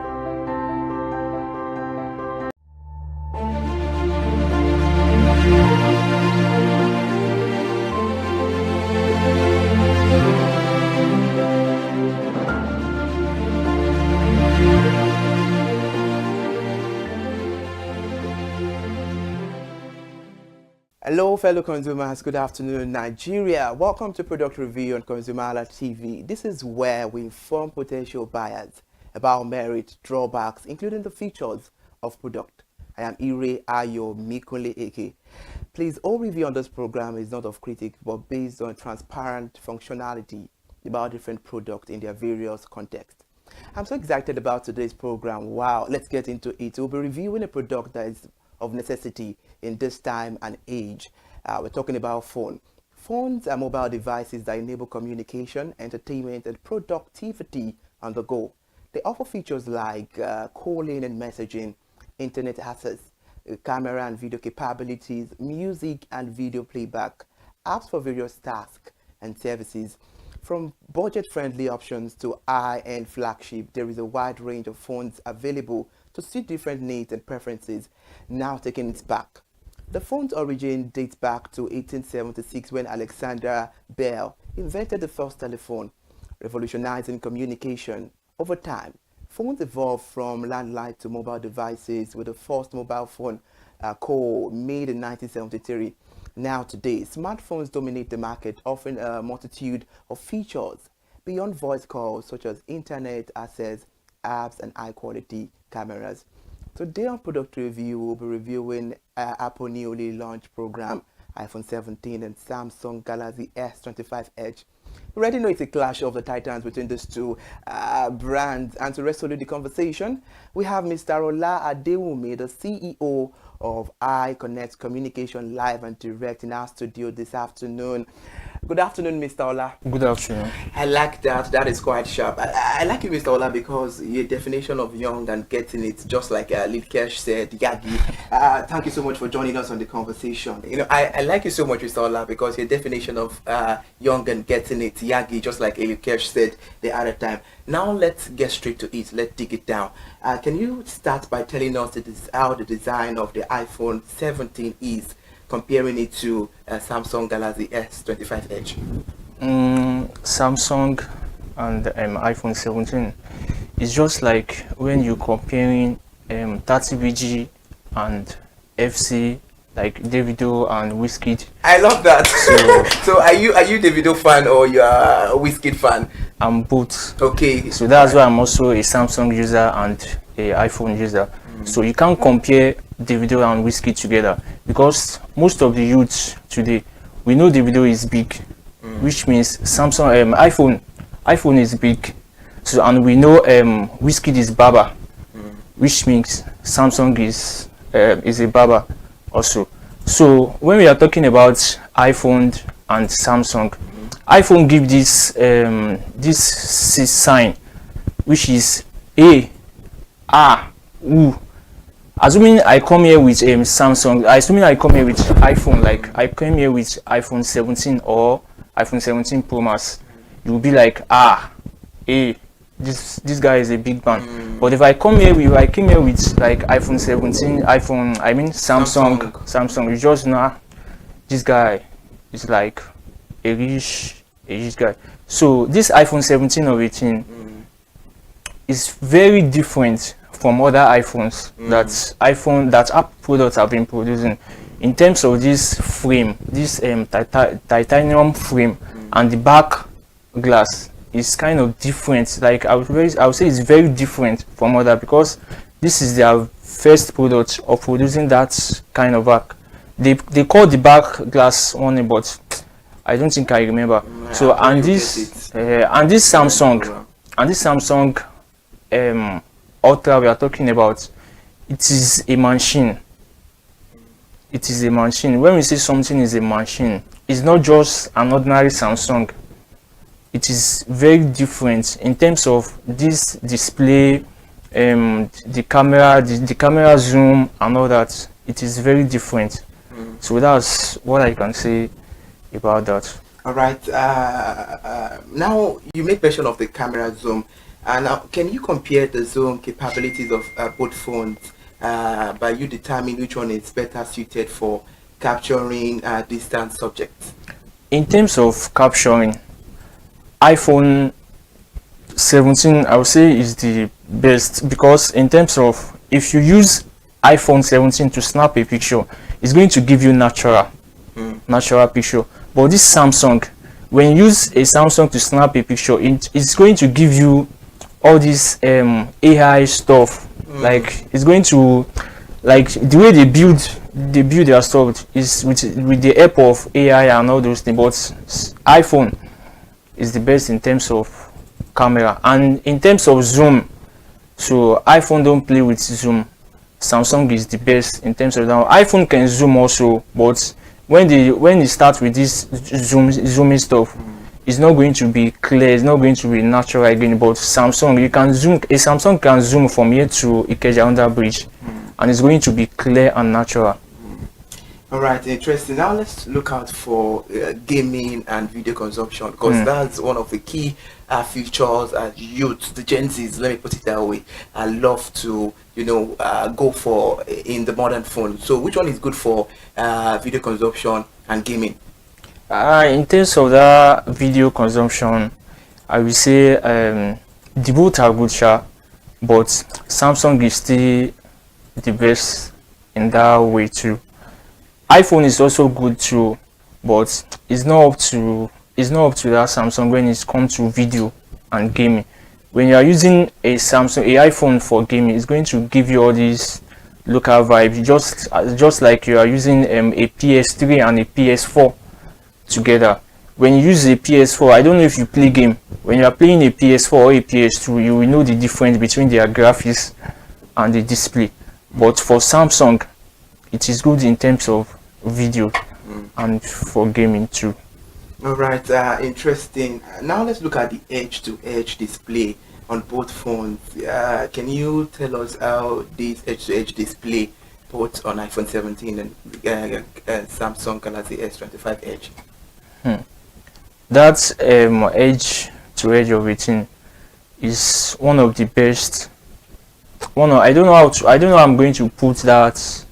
Sorry to cut you short of that. Now, please, can you explain what edge-to-edge is for those who are quite lost, or for those who are not using an iPhone, or okay, they are like, okay, I will use it. So can you just explain what edge-to-edge is? That edge-to-edge, so it's just like from this screen is a curved screen.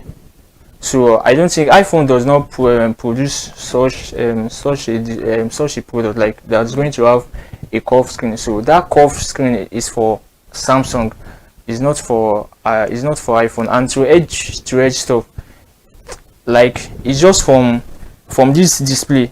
Like, you know, in our olden days now, I wanted to come here with a phone. I know if I came here with that phone, you are going to be surprised. It's like it's a BlackBerry, a Q10. So I should have come with the phone. I forgot because I was rushing. So that BlackBerry now, when people see me with that BlackBerry, if I put it on my table, they will just feel like, this phone.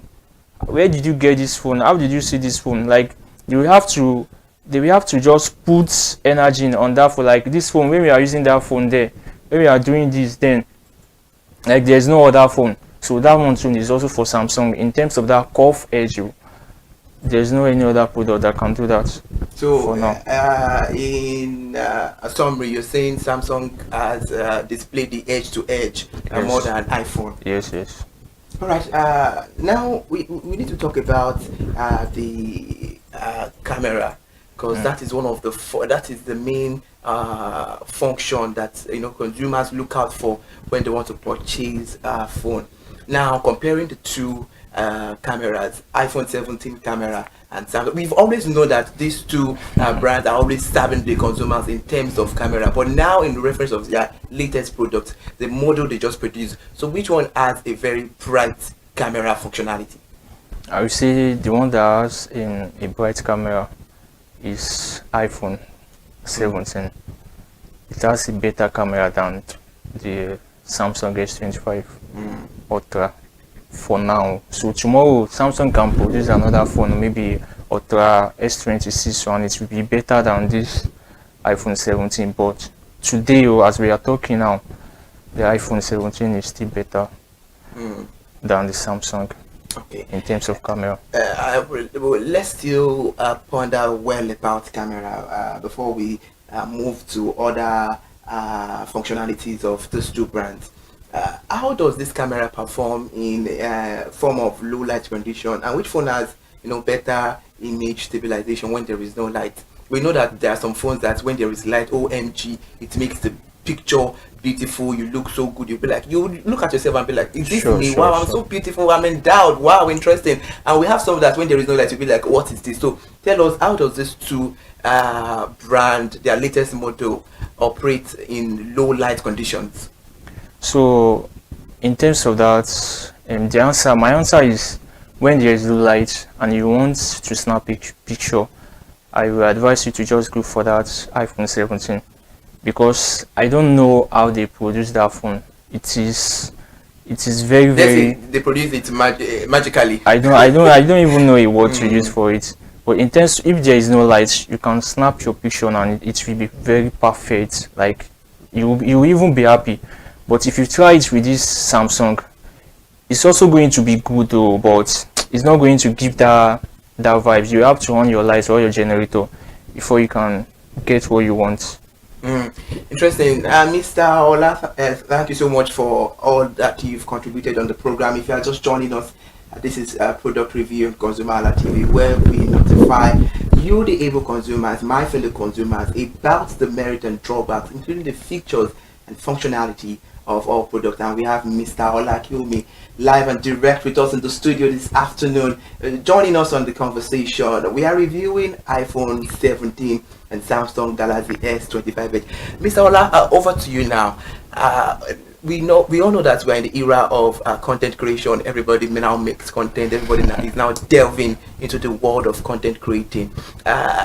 Now, what's your advice for someone who is into a full-time when it comes to content creating? It does content creation a full-timer. Which phone would you advise a content creator to buy? Because as it stands this minute, we know Samsung does it well, iPhone 2 does it well. So which one would you advise? Because they might be in the issue of, in the midst of doubt. So to clear that doubt, to clarify it, which one do you think is best for content creation? For all this content creation, if you need a phone that can serve you with a good battery life, and in terms of temperature, because all these two phones, when they are on work, like you are using them for videos or using them for any other, maybe live video or live stream, when it gets to a point, it's going to give you this warning like temperature is too high, temperature is this, temperature is that. iPhone does that very well. But for Samsung, if you are planning to be a content creator, I will advise you to go for a Samsung. In terms of battery life and camera and the display, it's going to serve you very well. It's just like me comparing this a gaming laptop and an ordinary laptop. So we all know that there is a difference between a gaming laptop and ordinary laptop. So for a content creator, I would advise them to go for Samsung. Alright, interesting. For content creators out there, Mr. Ola just said you should go for Samsung. That's interesting to know. You made mention of battery life, and now we have to talk about it. Talking about the battery life, because one of the features which I think is important, and I know that consumers take as priority when they want to buy products, most especially phone, is the battery life. How well can it last without light? You know, when it comes to electricity, fine, we know that the government are doing a whole lot and electricity is getting better compared to those days, but we are still getting there. So in terms of electricity, we're talking about the battery life. Which one do you think charge very fast, and which one do you think has a durability in terms of battery? I love that question, because in terms of that battery life, this iPhone, there are some Samsung that has a strong battery, but currently we are talking about Samsung S25 Ultra Edge. We are not talking about the other Samsung. But this S25 and iPhone 17 has a battery life more than the Samsung S. Mr. Ola has a strong battery. Has a strong battery Yes. For we all know the motive that is created in the minds of consumers everywhere all over the world is that anybody that is using iPhone must have a power bank, which is very, very mandatory for. But now that you're saying, is it that they've upgraded their technology with the help of AI to innovate a better lasting product for their consumers? Yes. This iPhone 17, this current iPhone 17 we are talking about, has a good battery more than the other iPhone. So you're saying that consumers should go for it and they can use it a week without charging? That one is not even possible in this our country. That one is not, but it has a good battery. It can serve you a day. All these people that used to say if you are using iPhone, you have to have a power bank, I'm very sure they are not using a good iPhone. So, but if you get your iPhone, if you get the phone like open box and your box sits yourself, I'm sure you are going to enjoy the battery than buying a UK use or London use or Nigeria use. So those are the people that complain about battery life or anything about the other battery. But the Samsung, the S25 Ultra, it charges fast more than the iPhone 17. Interesting. Before we move away from there to ignite and spark the conversation further, Mr. Ola, we all know some iPhone that you must just have a very chilled table water to put on it when it gets hot. It hangs a whole lot. I know of a model. I know somebody that uses it very, very well. You just have to use ice block. You put it on it. So from experience, what you've seen, you are into gadgets and all of that. Do you think iPhone 17 will be made of of that stuff, right? Okay, it's all to just put ice block on it to get cold. No, that one is not possible. Except if something else is wrong with that phone. So, but in terms of that alt and the other one, that one is not possible. They've corrected their mistake. So everyone has their own mistake. So when you made your mistake, you have to correct it. So all those phones you are talking about, I'm sure that one is all those like XR, X, iPhone 7. So that's where the problem is coming from. But this current 17, I'm not sure. Interesting. Mr. Ola said iPhone has really upped their game. That if you want to venture into iPhone 17, relax, no worries. There is no need for you to buy an ice block, and with you using an iPhone 17, you don't have any reason or any cost to get a power bank. So let's put it that way. Mr. Ola, talking about iPhone, let's be specific on iPhone this minute. Can you tell us the series of it? Because we know that we have 15 Pro Max. So is it 17 mini, 17 Pro Max, 17 higher? So what are the series of iPhone 17 model? We have normal 17, so just tell us the quick. Yes, we have normal 17. We have 17 Air. We have 17 Pro. We have 17 Pro Max. So those are the series of iPhone 17. Consumers come to get to the conclusion that there are no difference in terms of iPhone and in terms of their camera. Like they just want to eat our money, just want to chop our money. Oh, consumers! Oh, I say it a lot because I'm a consumer too as well. Now, with the list of the iPhone 17, just said we have Air, we have Pro, we have Pro Max, we have the normal iPhone 17. Are there difference in this iPhone? Just to inform the consumers who want to get into buying iPhone, because we have it that we have it clouded all over us that because you have to now on camera, you won't buy one. So please, share more light. There is a difference between all these phones, but what I can say, I don't know. Like it's just like this iron now. This iron and this iron. I'm sure there is a difference between this iron. No matter what, especially the latest iOS, this iOS 26, it make it more. I don't know what to say. There's difference between all these phones. There's difference. If you are using iPhone 17, when you upgrade to, there's difference between iPhone 17 and iPhone 17 SF. Talk less of iPhone 17 AIR. So there's difference between iPhone 17 and iPhone 17 and even iPhone 17 Pro and Pro Max. There's difference. There's surely difference there. All right, great. Before we go on a short break, Mr. Ola, you made mention of iOS. So quickly, let's delve into the iOS experience. How does the iOS of iPhone 17 differ from that of Android or Samsung Galaxy S25 Edge? And what are the customization options? The latest iOS today is iOS 26, and we iPhone users, we've been using iOS from iOS 8, iOS 10. Excuse me, I'm not using iPhone, Mr. Ola. I'm using a from iOS 10, iOS 11, iOS 12. All those iOS, there will be a difference between them. But right now, the current iOS today, there's a lot of difference between this iOS 26 and other iOS. So when you are using it, you even know that is this iPhone? You even be checking. You have to check the back of your phone, like, is this iPhone or this is another phone? Because the way they upgrade it and make it fun and everything, there are some things we can't do on iPhone before, and we are already doing it now. Like you can, if you snap a picture now, you can turn your picture to a sticker immediately. So you can use your picture to do anything. There are a lot of things on that iOS 26 today. You can see me that I'm adjusting well, so I don't want them to, cut me away and use my funny picture for sticker.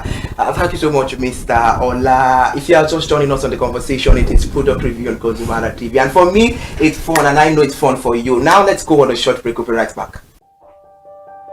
Hey there, do you know in the world today, everyone is a consumer, and as consumers, we all have the right to be heard. In Nigeria today, as a consumer, you have all right to product information, right to fair pricing, right to return goods, right to product labeling, right to fair dealings, and a lot more. Well then, have you heard about the new media channel? ConsumerHalla TV. ConsumerHalla TV. ConsumerHalla TV.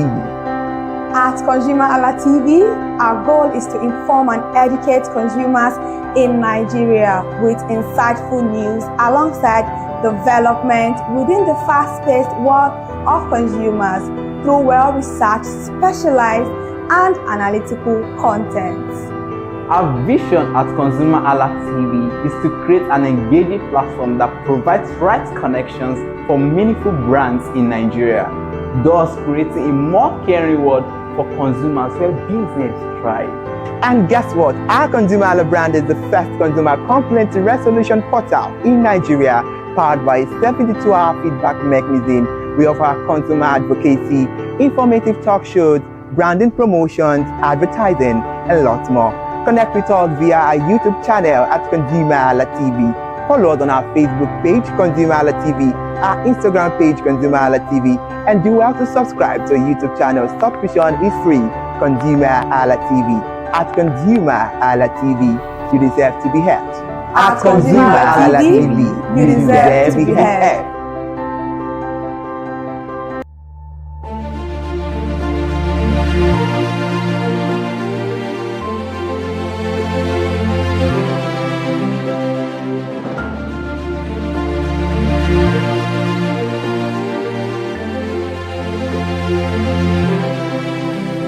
For still stay with us, and if you are just joining us on the conversation, this is Product Review on ConsumerHalla TV, and this is where we have a well-detailed iron conversations about the features and merits, including the drawbacks of our product to consumers. And today's program on Product Review, we're talking about phones, which is of course a necessity to humankind, and we have Mr. Ola of iConnect. I'm sure I'm right. He has been giving us a detailed analysis of the features of iPhone 17, and I wanted to say iPhone Samsung, okay, and Samsung Galaxy S25. By that you would have known that I'm a fan of iPhone. Now, Mr. Ola, before we get on the other side of the conversation, I would like us to take it back. We knew where iPhone started. We knew it from 1, 2, and there's a popular musician that sang Legbegbe, iPhone 2, Komalo, and now we are on 17 right now. Yeah. So, Mr. Ola, for those who are on, to give people like me hope who are on 11, 10, 7, 12, 13, and all of that. So, in reference to iOS, can they update or upgrade their iOS to be on the same level of that of iPhone 17? This iOS 26 is for iPhone 17, but if you are using iPhone 16, you can upgrade your iOS to iOS 26, starting from, let me just say, iPhone 12. But if you are not using iPhone 12, don't try to upgrade your phone, because your phone is going to have injury. So what about iPhone X users? They should not try it. They should not even try it. Even iPhone X, I don't think it's using iOS 18. So it's iPhone S is not using iOS 18. So any iPhone S that is using iOS 18, it is just by God's grace.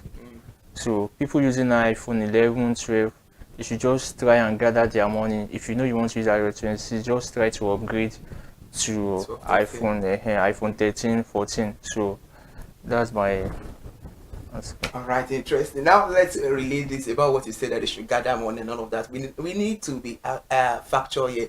We all know that there is pressure for those who have decided to put themselves in pressure, because I know that this thing, it has to do with time and your pocket. Because what is the necessity of you getting the latest iPhone, and you look back, take a look back at your account balance, and it's telling you 0. I think it is. So about that, what do you think? Do you think it's very mandatory for maybe people that are using 10X and 7, 8, that they should just get it, or you think they should just act according to time?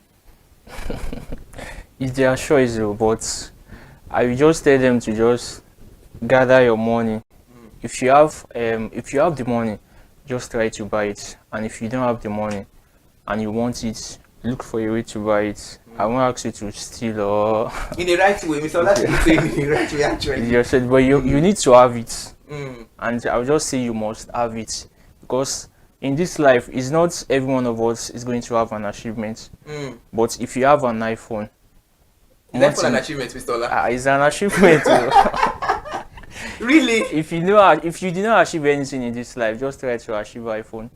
Contrary on my own opinion, I think iPhone is just because to me, anybody, a random person can make use of an iPhone. To me, I don't think it's an achievement. But you saying it's an achievement, wow, I think that is of your opinion. So I cannot battle or fight your opinion. And now it's very mandatory for us to talk about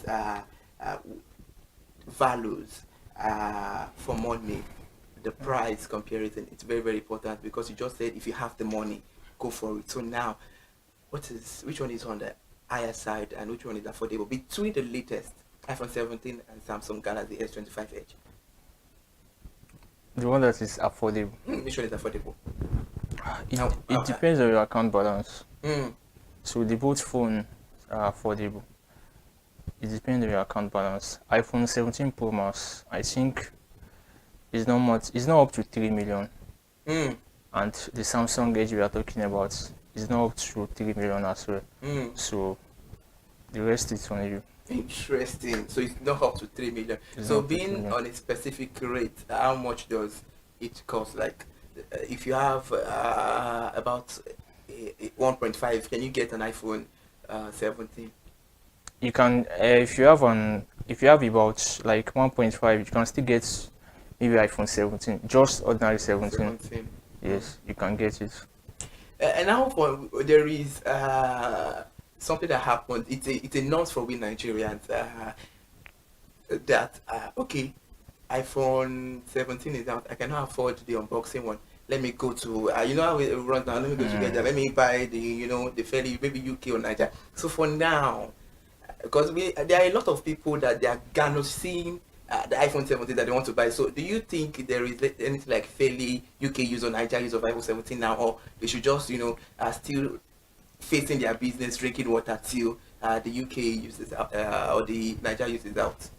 There is no UK use of iPhone 17 for now, but there is one phone they built like that, like iPhone 17 from Apple. Yes, like that one is still going on now.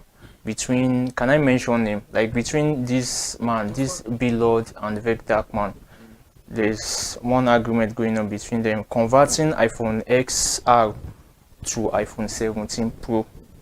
Is it the converter that people buy a lot, and is that what you are trying to say? Because I know people buy converter, and that is what I said earlier. There is no pressure anyway. I see that okay, somebody is holding an iPhone 13. I can just go to buy a converter and change my phone to 13 Pro Max. So is it the converter you're talking about, or another phone entirely? I'm talking about the converter. The converter. Yes. So there are some people that can't afford the iPhone 17 Pro, so they will rather go for the converter from the XR to iPhone 17. So XR can turn to iPhone 17. XR can turn to iPhone 11 Pro. I know about that. It can turn to 12 Pro. Yes. It can turn to iPhone 12 Pro. That XR is something entirely. So it can convert to any phone from Apple device, like the Pro one. It can even convert to iPhone 13 Pro as well. So there are some people that can't afford that.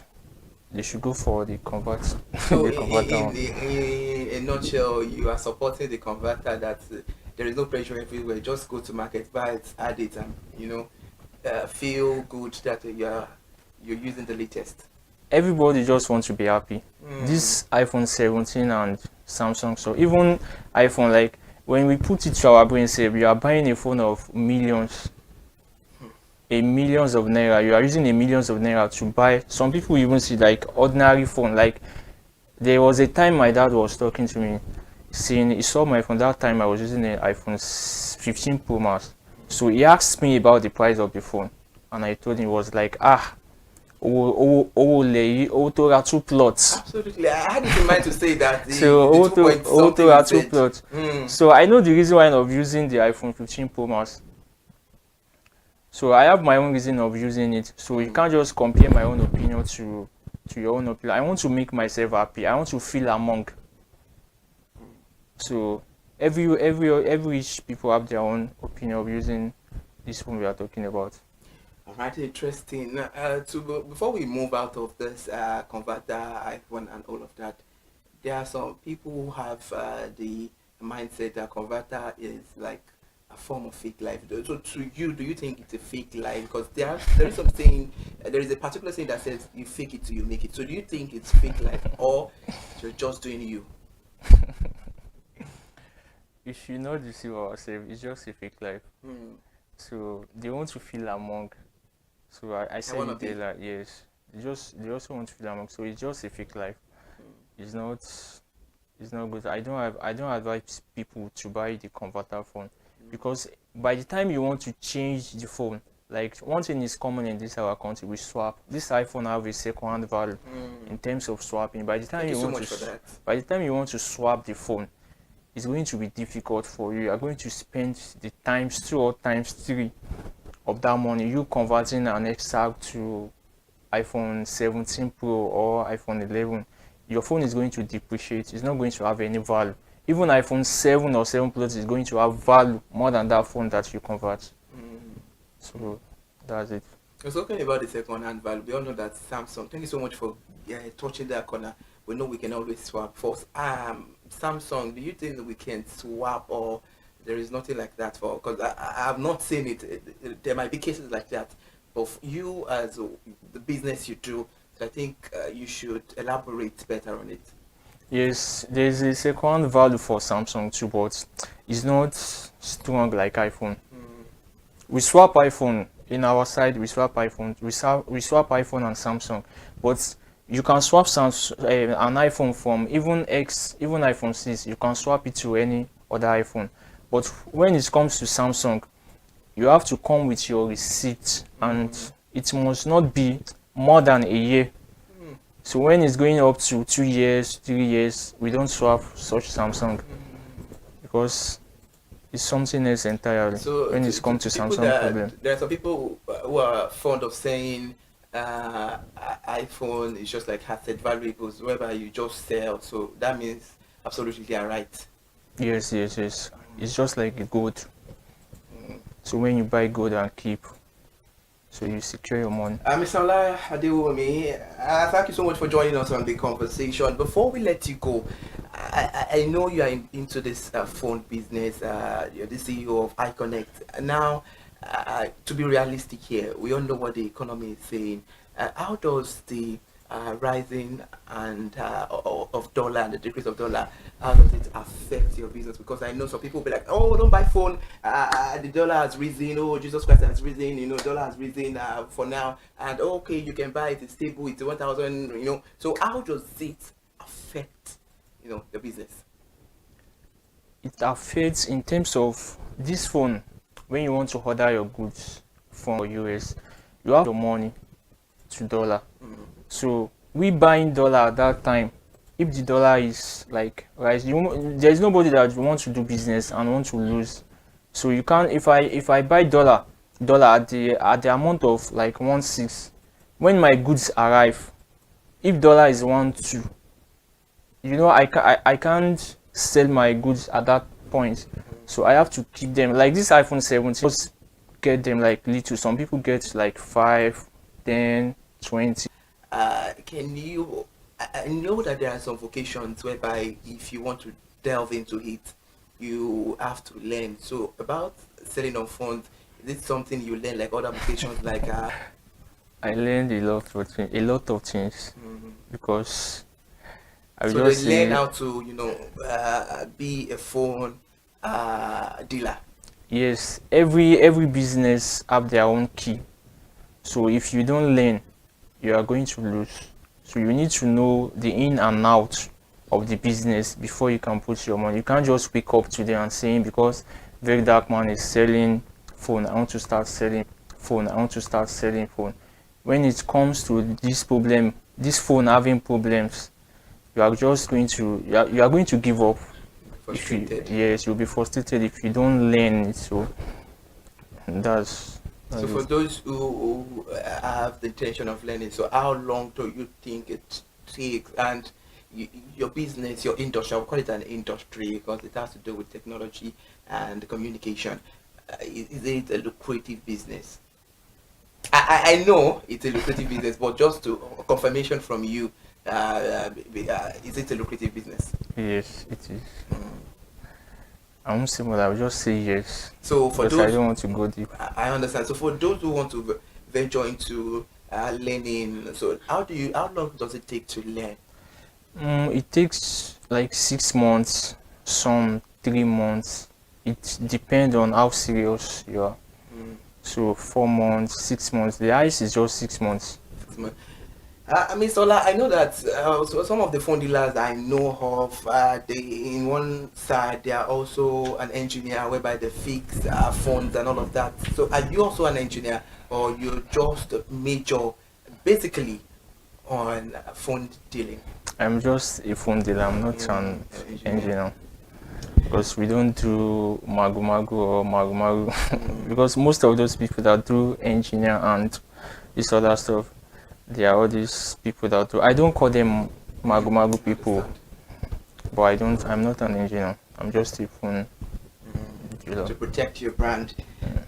Now to end the conversation, because Mr. Oladeomi, I must say it's been a few minutes of an interesting conversation. Thank you so much, Mr. Oladeomi, the CEO of iConnect. Thank you for joining us in the conversation. Let's go on a short break. We'll be right back.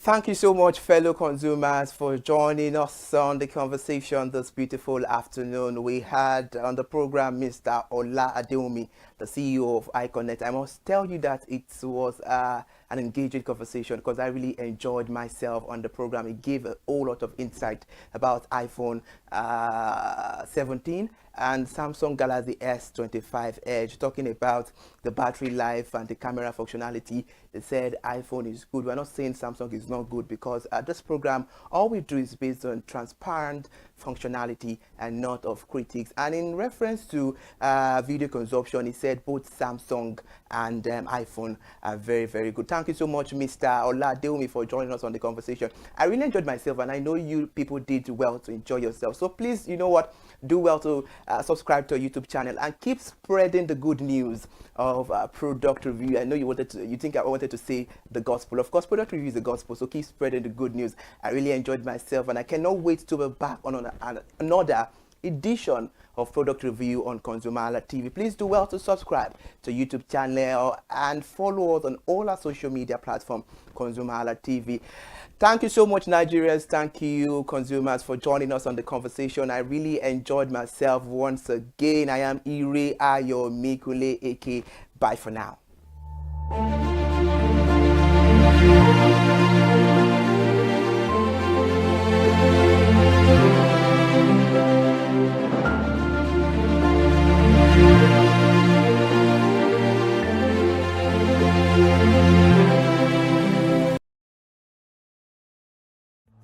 My name is Tunde Olufowora, and I'm the CEO of Bandai Communications. We are we call the publisher or the owner of the new initiative called ConsumerHalla TV. ConsumerHalla TV is actually Nigeria's first consumer-centered, or call it consumer-centric television platform that aims to bring voice to the over 220 million Nigerians. It was a vision that came to my heart about 10 years ago. I remember that I was traveling. I traveled out of the country, on airline. And I had this unpleasant experience. It was a trip to an African country from Nigeria, and I actually went with a local flight from Nigeria I wouldn't want to mention the name of the airline. And then it was to South Africa. And we landed in South Africa. And let me just paraphrase it. When I was coming back, I had some money, some dollars, and that someone had given to me to hand over to another person in Nigeria. So I wanted to help out. I didn't want to carry the cash on myself. So for whatever reason, I opted to. I had a small case, and I felt that it was safer for me to put the money in my luggage. So I put it in a safe place in my luggage, got everything tagged, and I checked in my luggage. My arrival in Nigeria, I was standing and was waiting about the carousel just so that I could pick up my luggage, and then I was there for 1 hour and waiting for my luggage. I didn't know that my luggage already arrived, and it was one of the luggage that was moving around on the carousel. So after about 1 hour wait, I looked to my left and my right. Almost everybody had gone. I think there were just about 2 or 3 left. So I beckoned on the woman that was on my side, and I noticed she was really in tears. Madam, what happened? She said, her bag has just been torn and a lot of things stolen. So I said, well, I've also been waiting for my own. She said, you better go and check those luggages there. Maybe yours is one of them. And lo and behold, I went around there. Mine was one of them. By the time I got it, everything inside my luggage was gone. All the valuable things there were gone. To cut the long story short, we felt there was need for us to report the case, at least to the airline. It was in the night, about 8 o'clock or 9 o'clock. We went in to go and see the officer that was in charge. As soon as we got in there, the officer said, "Oh, so sorry, but you will have to go to our head office in somewhere in Victoria Island, to lodge a complaint." Okay. So the next day we went to the Victoria Island and we lodged a complaint, and that was it. And since that day, I'm talking a story of over 10 years ago, I didn't get a call, not even a call from that airline to talk to me about what happened to my luggage. Now, about a month after that trip, I had another opportunity to travel out of the country. This time around it was to US, and it was an official assignment. And I flew on, I will mention the airline this time around. I flew on a BA. I really didn't like BA. I usually go with Virgin Atlantic and things like that. But my protocol officer convinced me and said, "Okay, you will love BA. Why don't you go on BA?" Anyway, so I went on BA to US. And of course, on our return from US to Nigeria, we had to do, of course, there'll be like a connecting flight, from Heathrow. So we got into London Heathrow, and then because it was through Heathrow that we went, and then so they changed since it was BA, they changed the aircraft this time around to a bigger one. I mean, clearly because there were more Nigerians, or more people that were planning to come to Nigeria, and then we boarded. Not quite 10 minutes into the flight, in the air, the aircraft started malfunctioning. The air conditioning compartment were not functioning very well. I was on what you call business economy. The whole of that business economy all the way to economy side, the ACs were not working well. It was hot. And then I was watching. And then from that moment till we got to Nigeria.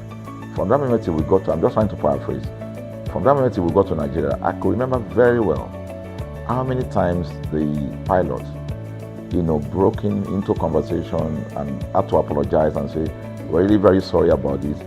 he was giving us almost every 10, I could almost say almost every 30 minutes. There's always a kind of update.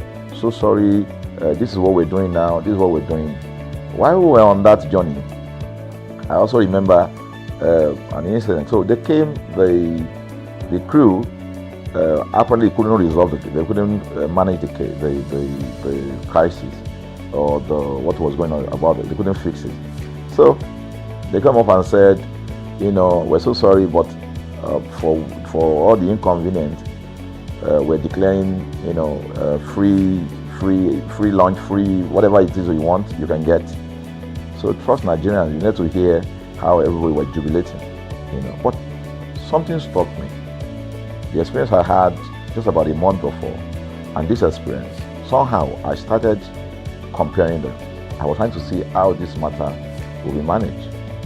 Again, to cut the story short, we landed in Nigeria on BA. Before we landed, the pilot announced and said that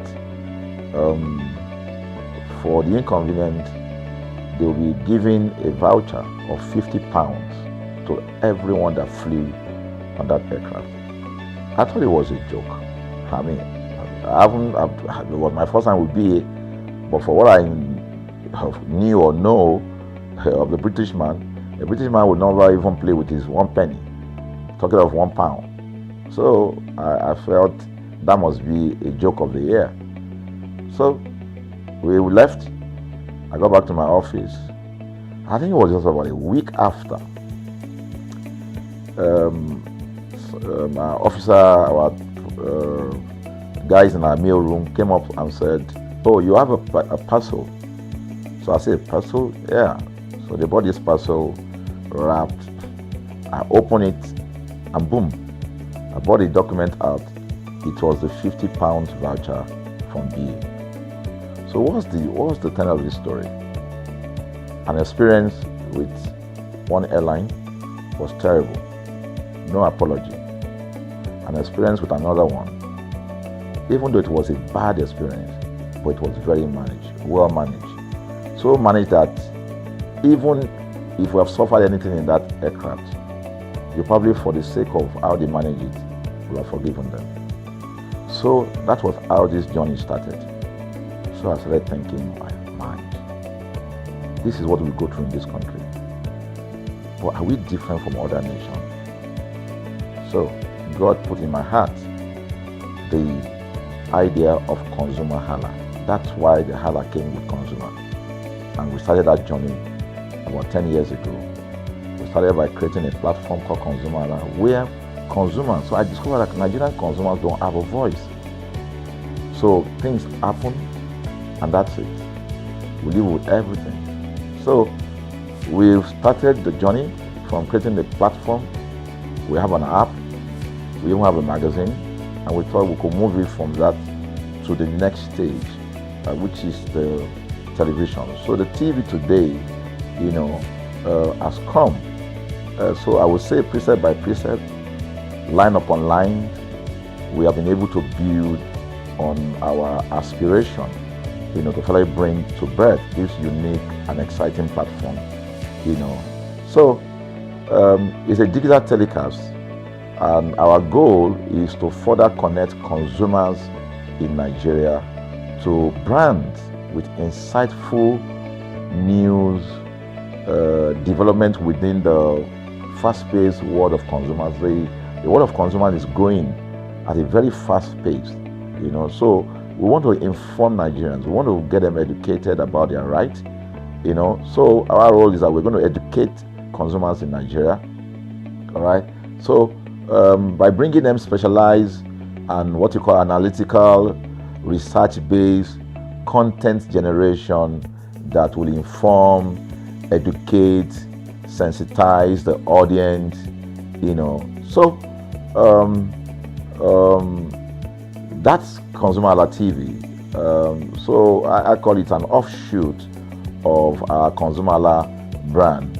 ConsumerHalla brand actually was the first we call it the first complaint or consumer complaint resolution portal. When we started it about 10 years ago, or about 7 years ago, It became the first complaint resolution portal. We created it so that Nigerians can actually lodge complaint on that portal. We spent a lot of resources to build a very robust platform where today, if you have any complaint, about any brand, any leading brands in Nigeria, and you go on that platform, you can actually click, just a click, you can find the brand, you can actually lodge your complaint, and once you submit it, that complaint will be routed to that organization, and within 72 hours, we will obtain feedback for you. We build it in such a way that we have connection to almost all the organizations, and it's been working. We've resolved several complaints for people without having to charge them any penny, because the idea is not to charge. So what we have done with ConsumerHalla TV is to take it to the next level. So we hope to change the narrative. We want to give the right direction. Nigeria has the largest consumer market in the world, with a population of over 220 million people. Why should we be the one that is suffering the most? Everywhere you turn to, it's as though Nigerian consumers don't have a voice. You're traveling, you buy a ticket. For whatever reason, an airline will wake up middle of the night,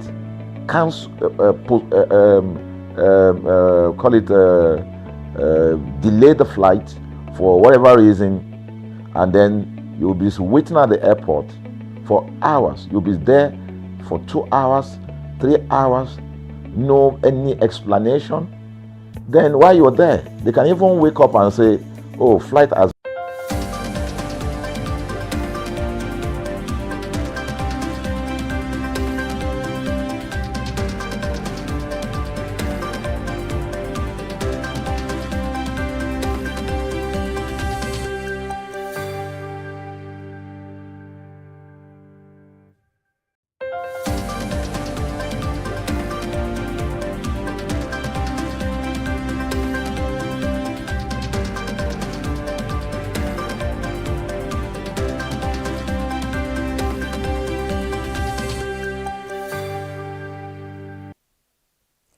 Good afternoon and welcome to News at 2 on ConsumerHallaTV. I am Kikelomo Ajibola. Now, the data of the CBN has revealed that the Naira recorded its highest appreciation this year at the close of October, when it settled at 1,421.73 Naira per dollar. At the Nigerian foreign exchange market, the Naira traded about below the 1,500 Naira per dollar threshold throughout October at the official market, indicating stability. Appreciated by 3.63% from 1,475.34 Naira per dollar as of 30 September 2025. In October, the Naira has traded at its weakest rate of 1,475.35 Naira per dollar on 17 of October 2025. At the parallel market, the story was not too different, as the domestic currency closed at 1,004.50 Naira per dollar on Friday, according to Cardinal Stone. Providing a weekly review of the FX market, researchers at AII Co. Capital attributed the performance of the Naira to the activities of foreign portfolio investors. Meanwhile, Nigeria's external reserves extended their rally, increasing to $43.17 billion as of 30th of October 2025, up from $42.35 billion recorded a month earlier on 30th of September 2025, CBN data indicated. However, the data showed that a monthly gain of $1,819 million, representing a 1.93% growth in reserves within 1 month. These improvements suggest a steady build-up in in foreign assets during the period under review, indicating slightly stronger external buffers compared to the previous month. Away from that, now in Ondo State, Senator Jima Ibrahim, representing Ondo South Senatorial District, says President Bola Ahmed Tinubu may deploy a liberal strategy anchored on cooperations and collaboration to end insecurity and strengthen ties with global partners, including the United States. Senate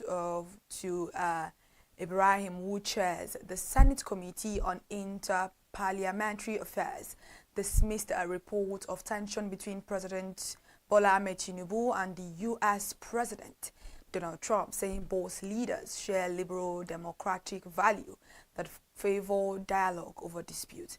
In a statement personally signed and released yesterday, the lawmaker urged Nigerians to calm down, noting that democratic liberal states don't go to war with one another.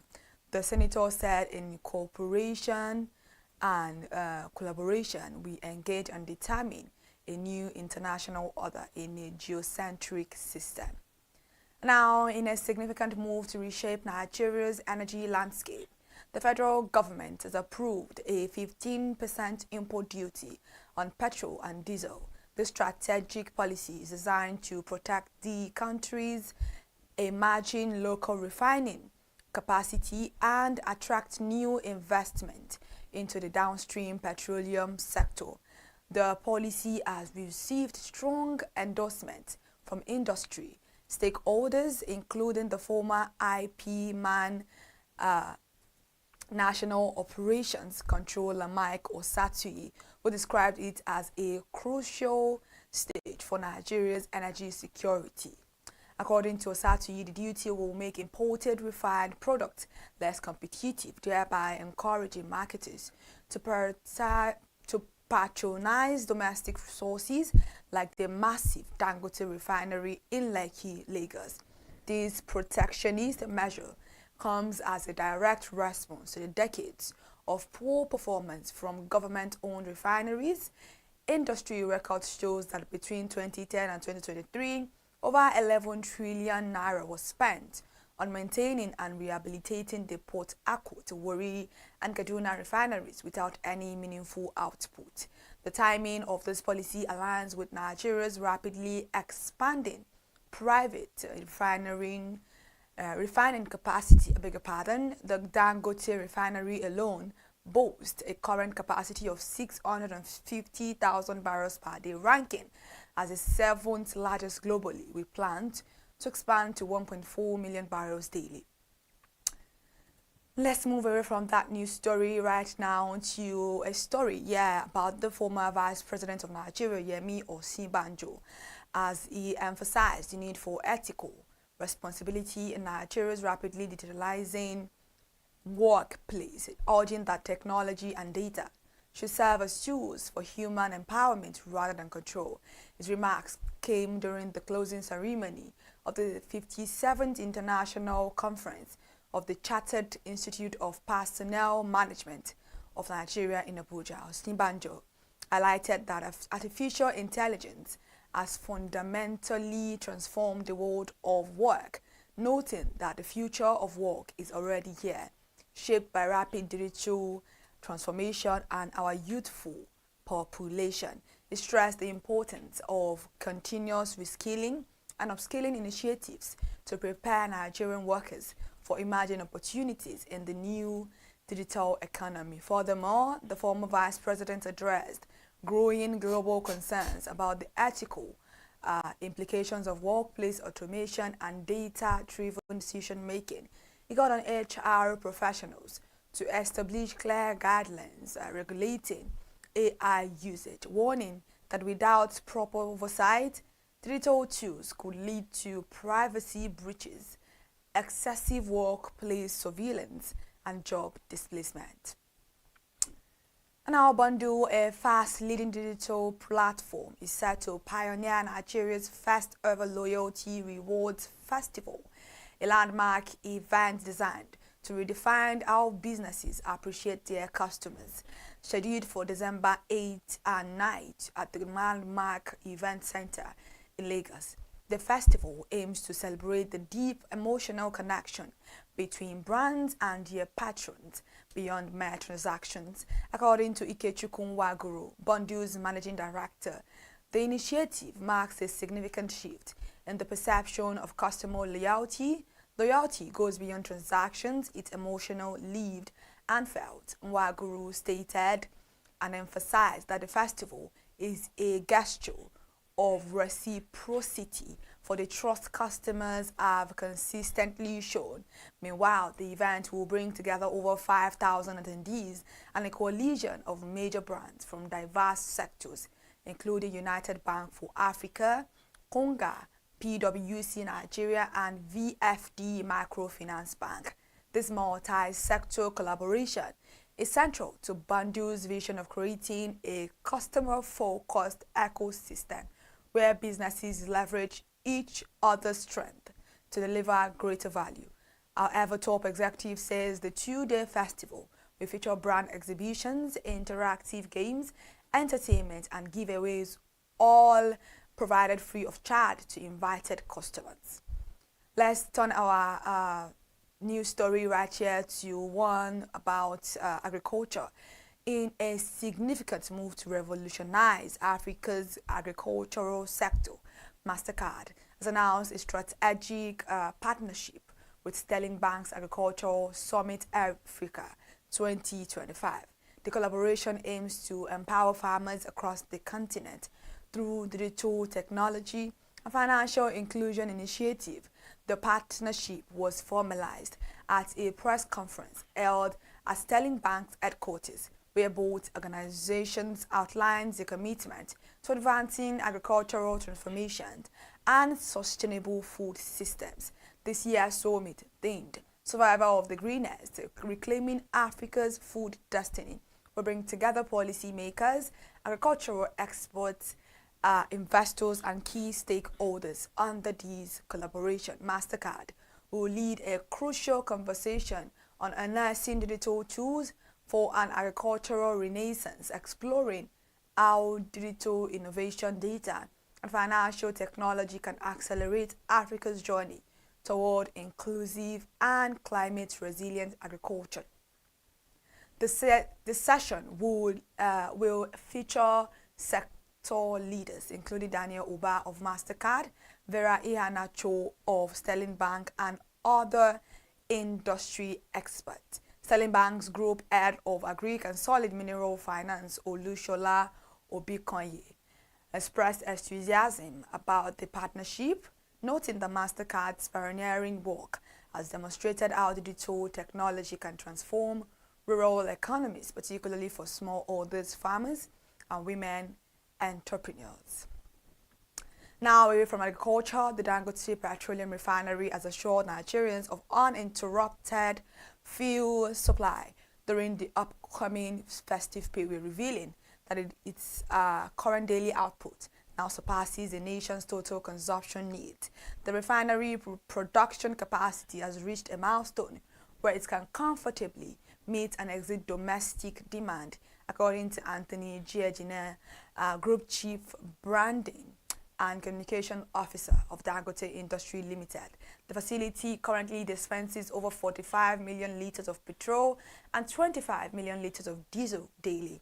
Our production capacity surpasses national demand, Giegina stated, adding that the company is collaborating with regulators and distributors to ensure efficient delivery across the country. The refinery increased domestic production has contributed significantly to Nigeria's economic stability by reducing foreign exchange outflows for fuel imports and supporting local currency inflows. This development comes as the refinery commended the government's recent 15% import duty on petroleum products, describing it as a necessary measure to protect local industries from unfair foreign competition and product dumping. Lastly, let's move into business news in a historic shift. On the Nigerian exchange, Boa Foods PLC has sought to become the nation's most valuable publicly traded company, boasting a market capitalization of 12.5 trillion naira.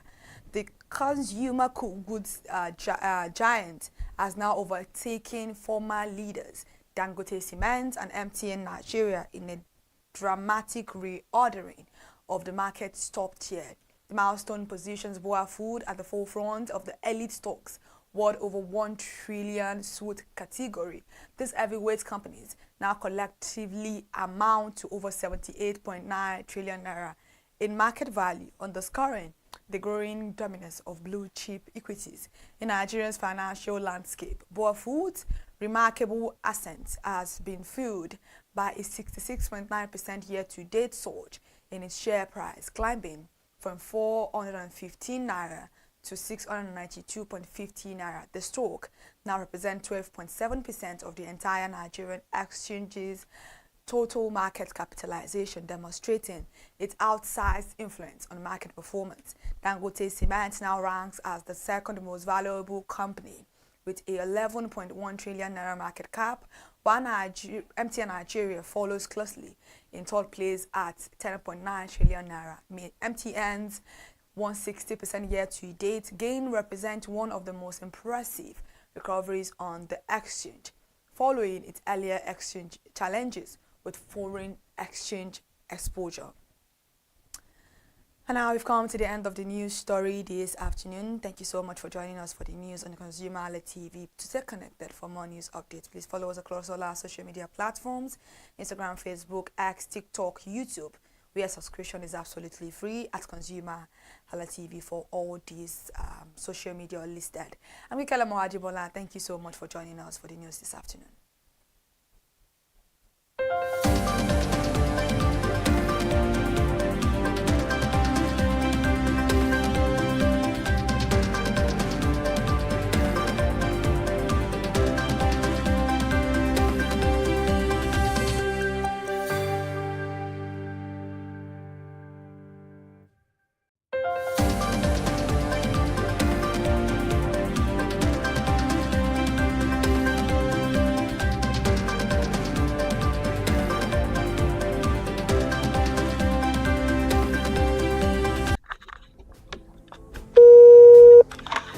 Hello consumers, you have the right to be heard, absolutely. So join us on the conversation, share your brand experience, where you tell us all your experiences about brands on the outer world via our YouTube channel every Wednesday from the hour of 4:20 to 5:20. You can watch us via our YouTube channel, ConsumerHallaTV, and subscription is free. Follow us on all our social media platforms, ConsumerHallaTV. Share your brand experience. It's about storytelling. It's about experiences. Hello consumers, you're welcome to another exciting episode of Consumer Voice on ConsumerHallaTV. I am Matilda Omenai. As you already know, Consumer Voice is a show where we'll be visiting different places in Lagos to check out people's preferences, hear what the consumers have to say about different leading brands that they make use of. Hello, it's your boy here, Iremofeko Foworola, and you know what? They call me the AUF General Overseer. Every day is a blessing and it is meant to be enjoyed maximally with AUF packages that put a smile on our faces. And guess what? That is why this show AUF is for you. You can get to know about trendy market slashes, promos, offers and juicy deals that put a smile on your faces, and you can always enjoy them maximally. And you know one thing that's so interesting about this show? It is a blend of English and Pidgin. As I dey run you English, now I go dey marry am with Pidgin, may go make am spicy. So catch me every time on the show to enjoy more about trendy AUF packages. Public service announcement. Hello consumers, I am Kikelomo Ajibola and welcome to the Scam Alert segment on ConsumerHallaTV. Scam Alert educates viewers about various scams affecting consumers. We learn tips on how to identify fraudulent activities and provide advice on protecting our personal information. We aim to raise awareness and empower viewers to avoid falling victim to scams. We cover various topics such as phishing, identity theft, fraudulent investment schemes, and many more. You want to catch up on how these scammers invade our lives? Join us every Tuesday by 12:30 p.m. for Scam Alert on our YouTube channel at ConsumerHallaTV. Subscription is absolutely free. And in case you're not following us across all our social media platforms, follow us on Instagram, Facebook, X, TikTok at ConsumerHallaTV. Don't say I didn't do anything for you this 2025. Bye. Welcome to In the Marketplace. We are taking you on a journey behind the scene of Nigeria's most vibrant market, from the sight and sound of the market to the stories of the people who makes it thrive. We will be sharing the untold stories that brings this market to life. Join us as we explore the history, challenges, and triumphs of the market vendors. We will dive into the daily lives of the people who call markets home and uncover the secret that makes this market special. You will get to see the passion, energy, and dedication that goes into making this market success. Tune in to the In the Marketplace on ConsumerHalla TV on Thursday by 11 a.m. to experience the sight and sound. Don't forget to follow us on all our social media handle on ConsumerHalla TV. I am Elizabeth Abefe. Hello fellow consumers, are you looking for a program where we give analysis about brand and a program where we project the voice of the consumer? Join my team and I on Consumer Analytics and Resolution Box by calling on the program to get your issues resolved. And in case you are wondering where Consumer Analytics and Resolution Box will be showing, please join us on our YouTube channel at ConsumerHallaTV. Subscription is free by 2 p.m. to 4 o'clock p.m. every Mondays and Wednesdays. Consumer Analytics and Resolution Box will be airing and will be here to provide you any information on brands and also issues that you have pending for us to resolve. Also follow us across all our other social media platforms, Instagram, Facebook, X, TikTok at ConsumerHallaTV. And that is why at ConsumerHallaTV, you deserve to be heard. Hi everyone, I am Iri Ayomikunle AK. Join me live on Perspective every Mondays to Friday from the hour of 9 to 10, where we have meaningful and engaging conversations about all the burning and pressing issues making the round. Issues related to our economy and consumers. It's conversing, it's relatable, it's beyond interview. We have expert analysts who gives updated analysis about all aspects of a conversation. Join the moving train by subscribing to our YouTube channel, ConsumerHalla TV, and do well to follow us on all our social media platforms, ConsumerHalla TV. Stay informed.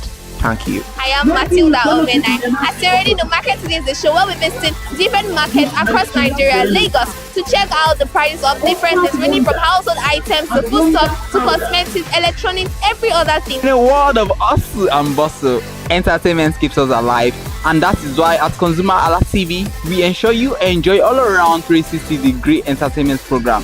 Screen Time is the show for you, where you enjoy top 5 countdown, celebrity of the week, exclusive interview, and other segments. Don't mind him, he's just a jealous person. Oh, His new movie release, update, and Screen Time. I'm going to enjoy myself because this is my favorite time on the program. I get to recommend good movie for you, and I'm also waiting for you to recommend movies to me also in the comment section. Screen Time is not just all about entertainment, it is relaxing and also educational. So that is why we are bringing to you Screen Time on ConsumerHalla TV. And in case you're wondering where to join us every Mondays by 5 o'clock p.m. at ConsumerHalla TV on our YouTube channel. Subscription is very, very free. And in case you have not followed us across all our social media platforms, please do so. We are begging you, on Instagram, Facebook, Twitter, and also TikTok at ConsumerHalla TV. What are you waiting for? Click on that follow and subscribe right now. And from the I to the R to the E to the M to the F to the E, my name is Iremofe Koforola, the man always clothed in wealth and strength. And I am Kikelomo Ajibola. Toodles! Hi people, my name is Mo Fakorede and I am a filmmaker and a film director, and you're watching ConsumerHalla TV. ConsumerHalla TV is everything consumer advocacy, consumer rights, everything that has to do with consumers. On this TV, you'd watch, you'd learn, be educated, and you'll be entertained. Keep watching ConsumerHalla TV. My name is Olubukola Ozone, a photographer and a social media enthusiast. You're watching ConsumerHalla TV. It's a consumer advocacy TV. If you have a problem, anything, any consumer related problem, just holla at them, just like their name implies, and they're going to get it sorted for you. Keep watching, stay tuned. Thank you very much. Hi guys, my name is Joba Jalabi. I'm a marketing communications professional. I currently lead marketing at Flash Change, a fintech startup. Keep watching ConsumerHalla TV, a consumer advocacy channel. Hello, my name is ConsumerHallaTV. I'm an actor and I am on ConsumerHallaTV. Now, ConsumerHallaTV is a consumer advocacy channel. So if you have any issues, consumer-related issues with brands and services, you can reach out to them and they will be sure to handle it or to cater to you. Thank you so much. Hi guys, my name is Iyebie Adeton. I'm a film poster designer and illustrator. This is ConsumerHallaTV. It's a consumer advocacy channel. We show content on consumers-based news, entertainment, and all of that. So I urge you guys to stay tuned to ConsumerHallaTV. My name is Anoluwapo Alao, a sales consultant for Star Times Nigeria. This is a ConsumerHalla TV, where they discuss anything consumer needs and get knowledge about anything about consumer. So keep watching. Hi, my name is Adebola Ogushino. I'm a filmmaker and you're watching ConsumerHalla TV. Any consumer related issues, they've got you. Hi, my name is Stephen Olorunshisi. I'm a strategy and sales professional, currently working with Obey, and you're watching Hala TV. I mean, this is one of the channels that you don't want to but stay on. Consumer advocacy, brand promotion, don't want to but stay on. Consumer advocacy, brand promotion, everything consumer. What you need to learn for your business to grow. This is a channel where consumer. What you need to learn for your business to grow. This is a channel where you learn, where you experience entertainment to but it's good for businesses, for brands, and for an entrepreneur. If you want to know more about businesses, want to know more about brands, I'm the lead pastor at the Kingsborough Church in London, and you're watching ConsumerHalla TV, which is a new initiation into the TV industry in Nigeria, the first of its kind in Nigeria, and I know that it's going to bring value and quality into the service industry. ConsumerHalla TV is here to offer value to service industry and to give a voice to consumers, bring awareness to the brand industry, and also bring education to what it is to have quality for what you paid for. I know that through ConsumerHalla TV, you are going to be able to get what you have paid for quality-wise and also give a voice to you in wherever it is that you do. I am here to support and give a shout out to say that keep watching ConsumerHalla TV and we'll have a better quality for value in Nigeria and in the global space. Please continue to watch ConsumerHalla TV because it is here to make things work better for you. It is on this note that I would like to say a big congratulations to the chairman and CEO of ConsumerHalla TV, Pastor. Through well-researched, specialized, and analytical content. Our vision at ConsumerHalla TV is to create an engaging platform that provides right connections for meaningful brands in Nigeria, thus creating a more caring world for consumers where business thrive. And guess what? Our ConsumerHalla brand is the first consumer complaint resolution portal in Nigeria, powered by a 72-hour feedback mechanism. We offer consumer advocacy, informative talk shows, branding promotions, advertising, and lots more. Connect with us via our YouTube channel at ConsumerHallaTV. Follow us on our Facebook page, ConsumerHallaTV, our Instagram page, ConsumerHallaTV, and do well to subscribe to our YouTube channel. Subscription is free. ConsumerHallaTV. At ConsumerHallaTV, you deserve to be heard. At ConsumerHallaTV, you deserve to be heard.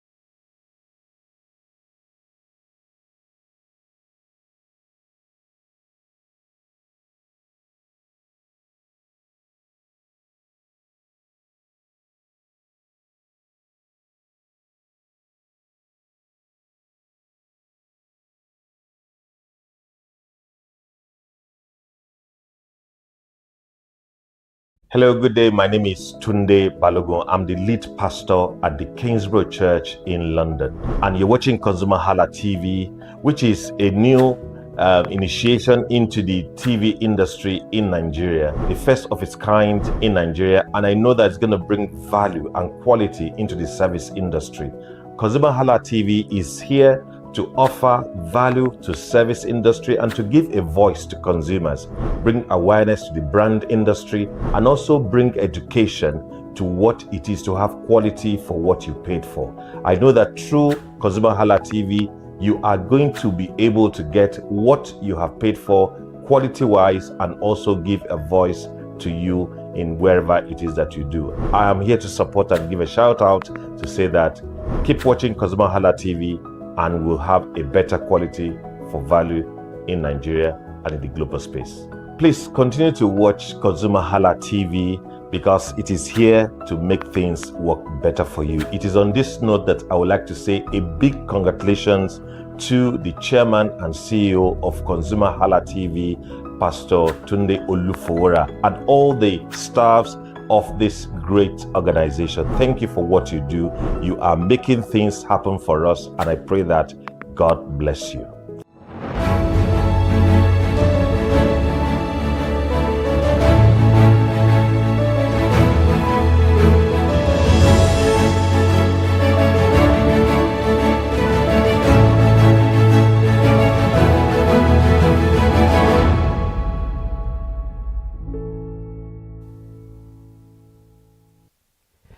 The third day in the month of November, and of course it is the first working Monday in the month. It is Sound of Victory. Thank you so much for joining us on the conversation.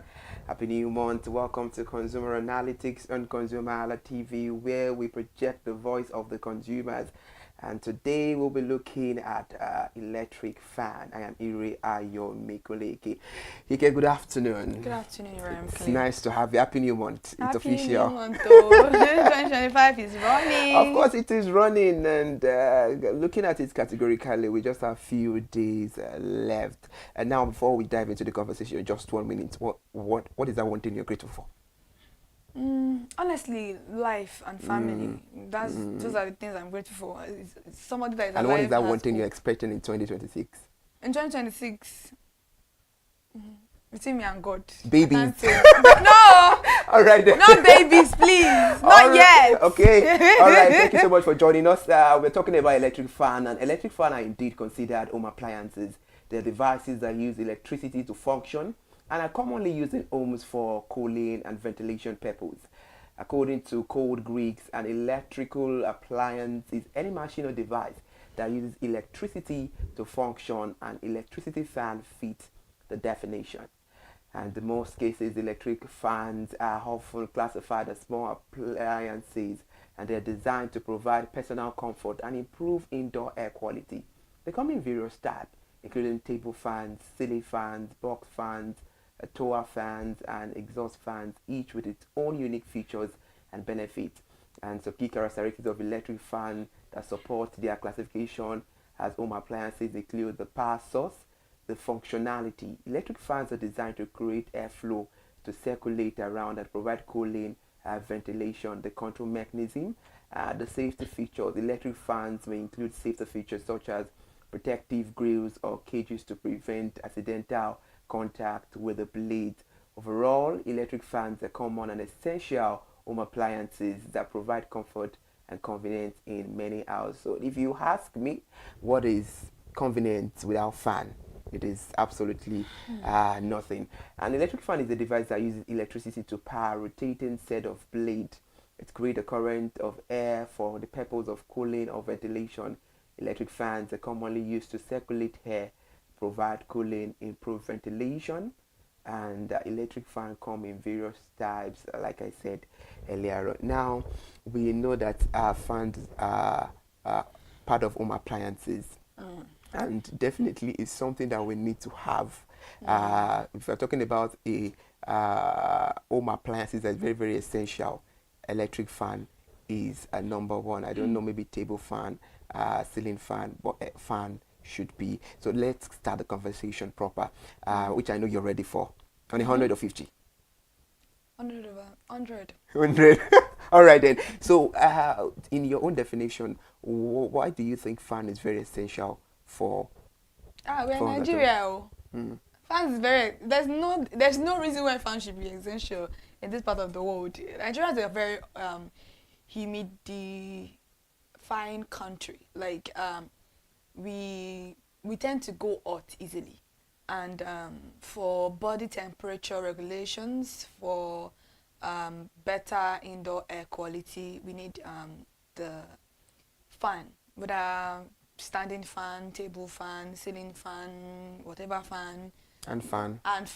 Yeah, because sometimes the NEPA will carry their light, and even in my house I have 2 hand fans just in case NEPA takes the light, just to regulate the body temperature and for us to feel good. Because without electric fan, without fan in general, a lot of people have suffocated because of heat.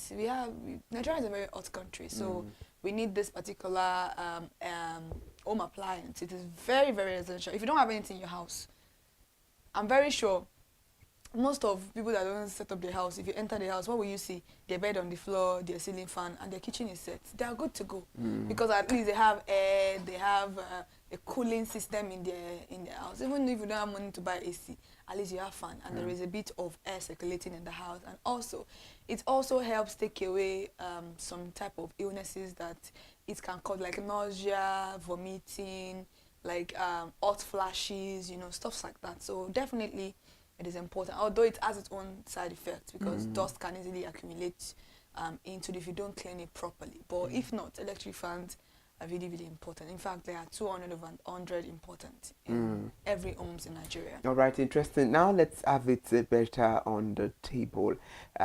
Which brands of fan do you know, and which one are you using, or which one has done the job? Looking at the previous brands of fan you've used.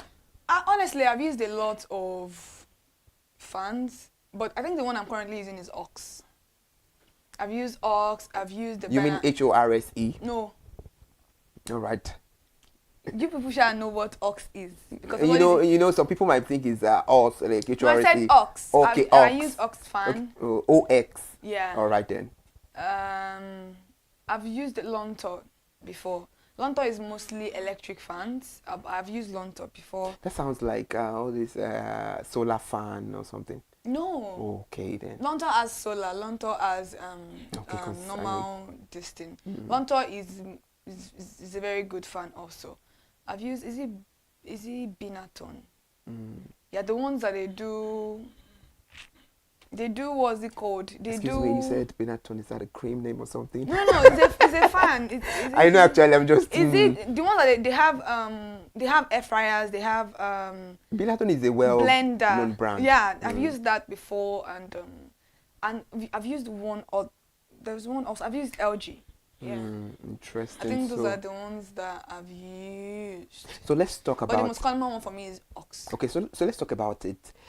You've used Lonton rather, and you've used Ox, you've used LG. And Binaton. So if you can briefly take it back by flashing it back, which one do you think works so well, or you can't really place it? Honestly, I think all of them do different jobs, because when it comes to LG is more of rechargeable fans. The ones that I've used, they are more of rechargeable fans, and Lonto is also a rechargeable fan. So both of them actually do their job. But with Ox, for me overall, Ox is the best for me because it is on the cheaper level and it does the job. Honestly. Okay, then you're using Ox, so I think you should be able to talk more about it, because the ideology a lot of consumers have behind Ox is, it's blow heaven, it's blow heaven, it's blow heaven, that it gets to a point you start, shivering, you start, catching cold. How true is that? No, honestly, I think the Ox fan they're talking about is those ones that are iron made, and they are industrial fan. They are not indoor fan. They are not home home fans. But Nigerians use anything.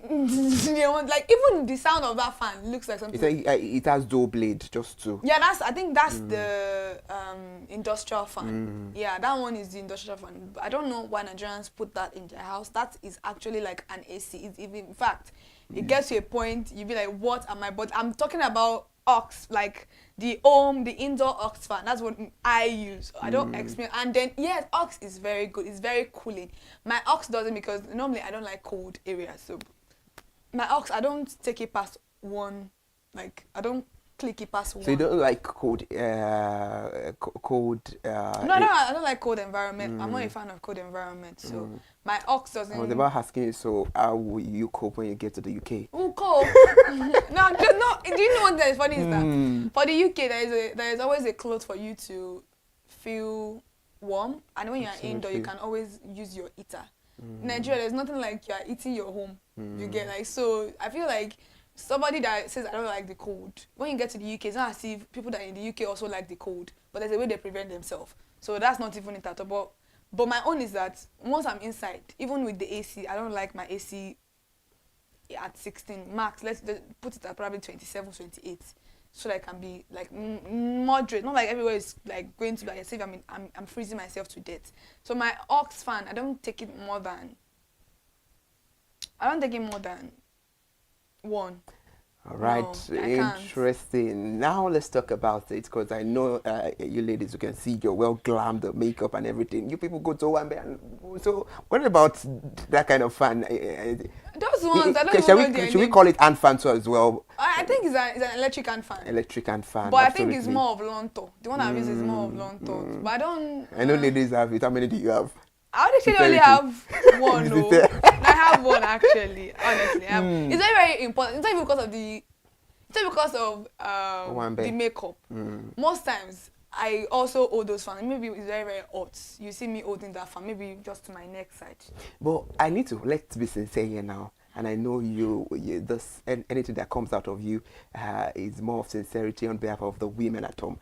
Because I know that most of the events, halls and all of that, there is always AC and it's cool. So it got to a stage, I think, definitely, maybe you people are using this as a trend or lady like us. How many events have you actually gone to that has AC all around? They are very, very minimal events. And even if it is that, imagine the amount of people in the room. The AC cannot circulate everybody, because the ACs are not on top of everybody. They are at the side, and it's most people that are at the side. People that are in the closer to that side. Yeah, and that's why you see that if somebody is in front of a fan, you don't see them bringing out the electric hand fan. They would stay in front of the fan and they will be comfortable. Nobody wants to be carrying that hand fan. You can misplace it, and they are quite expensive also. So nobody wants to be carrying fan because I want to use it for fun. I don't believe that actually. Now let's move out of the box quickly before we move back into the box. I hear a lot of ladies get it as a souvenir, and most ladies don't get to buy it. Yes, it's a souvenir most of the time. All right, thank you so much for joining us this beautiful Monday afternoon. A new month, a new day, a new analysis. We're talking about electric fan in the studio this afternoon, and it's about time for us to get to the consumers, of course, to see what they're saying. We'll be right back.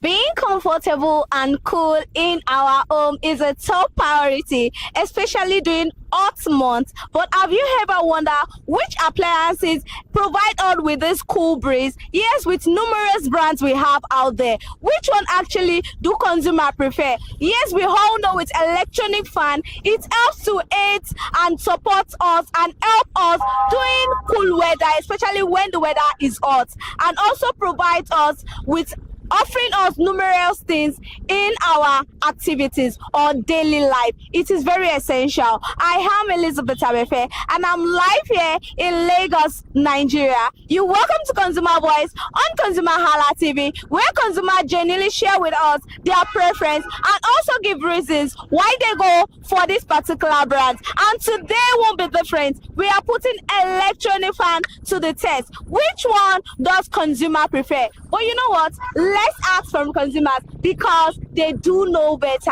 Let's go. Okay, so which of the electronic fan do you use currently at home? Aux fan. ORL. Dual electric fan, that's rechargeable fan. ORL. OX. OLN. ORL. Veneto. OX. we've had the voices of consumers on electronic fan. Well, it is not a doubt that consumers have ideas of what they want. They also have reasons of giving us why they are going for this particular brand. And on today's edition, it is a tie. Yes, you have me right. Between ORL, and also Ox brand. It's a tie between them, and consumers have already spoken. They've shared their experiences. They've given us reasons why they are going for this brand. Because from speed down to durability to refreshing breeze, they all have said a lot concerning this brand, and that will be all on today's edition on Consumer Voice. I remain Elizabeth Abefe. Do not forget to like, subscribe, share, follow, and comment. Comment under the comment section whether consumers have said it all for you. Till then, bye for now. And here we have a tie between ORL and Ox. I know about ORL very well. Something I know about it is that it's quite affordable. Very affordable. Yeah, it's quite actually. affordable. And you know, if you have a minimum of something about 15, 18, you'll get an ORL fan. Cheaper than that, actually. And I know they've not upgraded to the kind of blade, plastic blade. It's still an iron blade. Yeah, it's an iron blade, and yeah, I think that's it. Yeah, I think that I remember I've used that particular brand before, but that was when I went for service, my service here. So how did it save you? Because I remember that I used it to when I was in school. Yeah. I don't know. I don't know. It wasn't. It got spots easily. But yeah, I think the one I used during my ND days, I think I was in my during my IT days. I couldn't take it back for HND, so I got another ORL. Yes, I can remember. Thank you so much. So the one I used after 2 years for my program, I couldn't use it again. Yeah. So that's just. But the engine gets tired. That's my own problem with that fan brand. Because the reason why I bought it then was because I'm a core member. Like, I want something cheap. I'm trying to be set up like an apartment I've already spent a lot of money on. So I just need like something that, you know, and then I don't think I was able to carry it back home. So like the engine, and then it makes sound. Like it makes a lot of sound, but like, yeah, I get why people will like it. All right, we do not have a say. The consumers, of course, have the say because it's a brand placed to them. They own the brand and the brand owns them, and the analysis is based on what the brand or the product is serving them. And now let's see what we have to look at what the consumers are saying.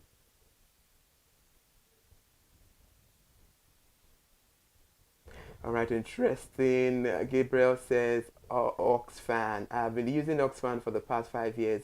As an electrical engineer, I trust the brand for its quality and durability. The rubber blades blow cool air. The fan is 5-year-old and still strong. I expect it to last a decade. Wow.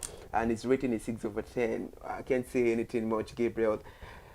All right, let's move to Anthony. Anthony says, I've been using the ORL fan for about 4 years now, and it's been very effective. In my opinion, ORL is best for ceiling fans. Thank you. And Ox is best for standing fans. I always check product review before buying. So that means I get what this person is saying. So that means if I want to buy a ceiling fan, I should go for an ORL. And it blows. Yeah. I could remember that most of our owns when we were younger, it was ORL ceiling fan. So maybe it's the standing fan, because the one I actually I can. And the ceiling fan lasts. The ceiling fan is very good. Durable.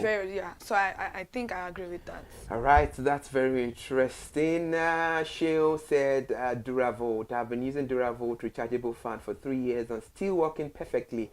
I chose Duravolt because it was cheaper than Sun King and it performs well. No issues so far since I have been using it. Rating 7/10. Wow, interesting. All right, Oluwashindara, what a beautiful name. She said ORL brand. I've used ORL fan for about 8 years. I bought it after seeing a great online reviews and I've never repaired it once. It blows very well and remains reliable. That's interesting rating. Very nice. She said 8/10. It has to be. And now let's move on. Omo Grace said Ox and Oxford. I use these two brands, and I've had about for I've been using them for about 2 or 3 years based on a friend positive review. I never repaired any of them. They work perfectly for me. Ratings 10/10 or more grades. That's interesting. And now we move on to Peter. He said ORL brand is the brand I'm using, and they are of top quality. I've used mine for almost 3 years without issues. Interesting. 9/10. All right. Okocha Glory said Binatone. I was gifted a Binatone fan. The durability is great, but the noise level is the only drawback. When buying a fan, I always consider brand reputation and durability first. Ratings 7/10. I think it's interesting how we give kudos to the consumers that give accolades to the brand and tell how the brand function without being biased. Without That's being a very biased. beautiful Yeah, one. that's very, very nice. Let's see, maybe we can get 1 or 2 more. All right, that is what we have today. Please make a consumer insight summary. Top mentions are ORL, Ox, Duravo, Oxford, and Binatone. Key buying factors, the factors that they consider before buying all these brands, the brand reputation, durability, price, review, and cooling efficiency. Common concern is the fan noise and fake products. Wow, interesting. Oh, they are fake products of fans. I think let's have that conversation before we round it up on consumer analytics. In a world whereby we want to use small money, a low amount of money to buy a very top brand product with high quality, how do we know that, okay, this is fake, this is original? You know, most of the time we want to get things that will serve 10-5 years and we just hold chicken change. Do you think that money can really do the magic, or you believe in the class of if you want something quality, you pay high? Do you know one thing? I don't think it's actually the money. I don't think it is the money, because you can buy something that's very expensive and it's still cheap and it's still fake. That's the funny thing about this particular country, because even if they are doing the fake one, most likely they're not selling it for a very, very cheap price. So I think it's best boiled down to the manufacturers. They need to let us know how we can identify if the product is authentic or not. So it's not the fault of the consumer, because nobody set out the mindset that they want to pack a lot of money to go and buy a fan. Like, it's a fan, you understand? So why would I be thinking of me taking almost 100,000 naira to go and buy a fan if it is not a rechargeable fan? It's just a standing fan. So rechargeable fans are more expensive than... Oh yeah, rechargeable fans are very expensive. Some are for 200,000, some are for 180k. Are you talking about the one that uses solar, or... Not solar. Some are very expensive. Sun King is very expensive. I know about Sun King. Their table fan is just for solar, small solar pan is like almost 150 or 160,000. But I've seen it too. But have you walked into a space or a room whereby you saw the Solar King or the Sun King? Yeah, I have. And was it blowing very well? It was very good. Very, very small, but it works magic. It was very, very good. And the person even told me that they got it for installments then. They do that a lot. Yeah, but it was very good. It was a very small fan, but it blows. It's small, but mighty. But like, the fans are very pricey. But if I'm going for a normal standing fan, at least I should not be expecting anything. It's not of like more than 16 inches round. Why am I paying more than 25 or 20,000 naira? I mean, I feel like it's just the manufacturers are going to let us know if probably going to put like a scanner for us to be, let us know if, or they should let us know who they are distributing these fans for. So I don't think it's the consumers' fault. Everybody wants something that is good. So if you were buying any brand now, so because I asked you, now let's take it back to when we started the program, the conversation, and I asked you what are you grateful for? You said life, and what do you want in 2020? You said babies. So no, I don't say babies. So if you want let me clarify. I didn't say babies. I don't want babies in 2026. Not yet. I want babies, but not 2026. Okay. No, so I want something else for 2026. It's between me and God. So if the 2020 coming 2026, and there are babies, and you want to get fans. No, so don't which say brand that. are you going for? No, there is power in the tongue. I don't want babies in 2026 because there is no man for 2026. So where did the baby want to come from? I want something else, and it is between I and God. Okay, I'll later continue. Thank After the you. program, we'll continue After the conversation. No, we're not going to conversation. After 2026, we can talk about babies. All right, interesting one. Thank you so much. From ORL to Ox to Benetton to Duravolt to Sun King to Oxford. What else can I say to all this brand? Well done, sir. Well done.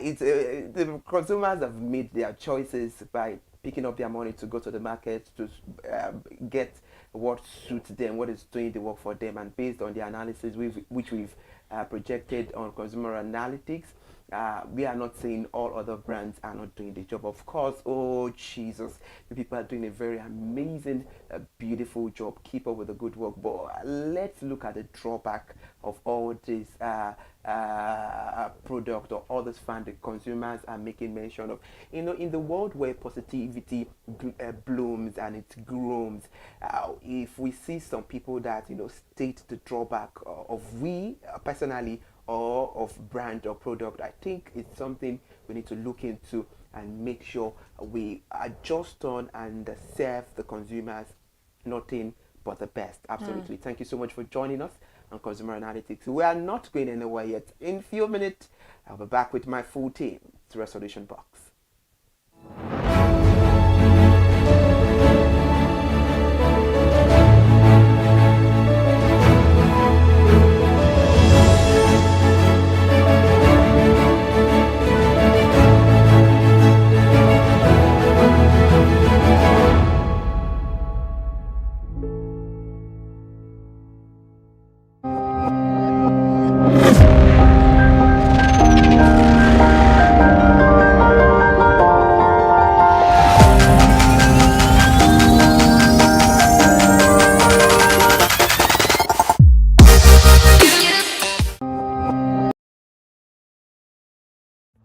My name is Tunde Olufowora.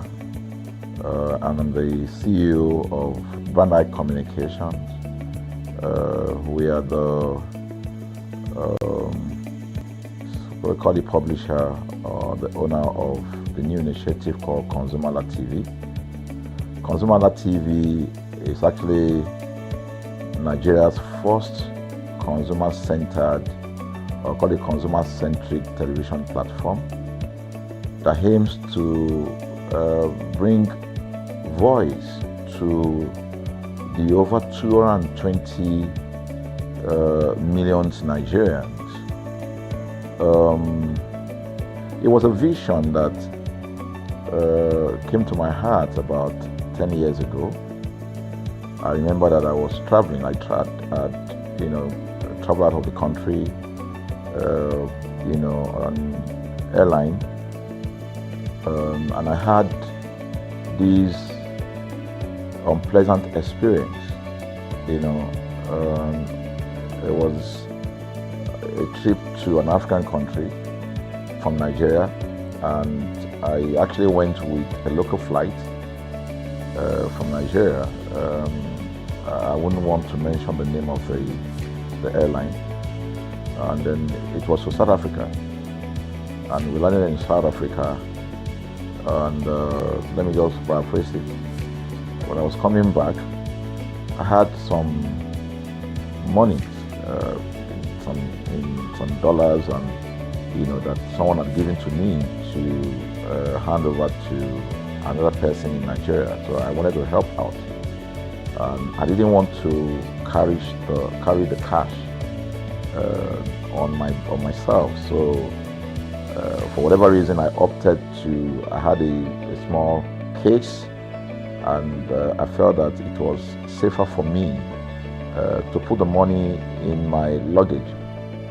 So I put it in a safe place in my luggage, got everything intact, and I checked in my luggage. My arrival in Nigeria, I was standing and was waiting by the carousel just so that I could pick up my luggage, and then I was there for 1 hour. And waiting for my luggage.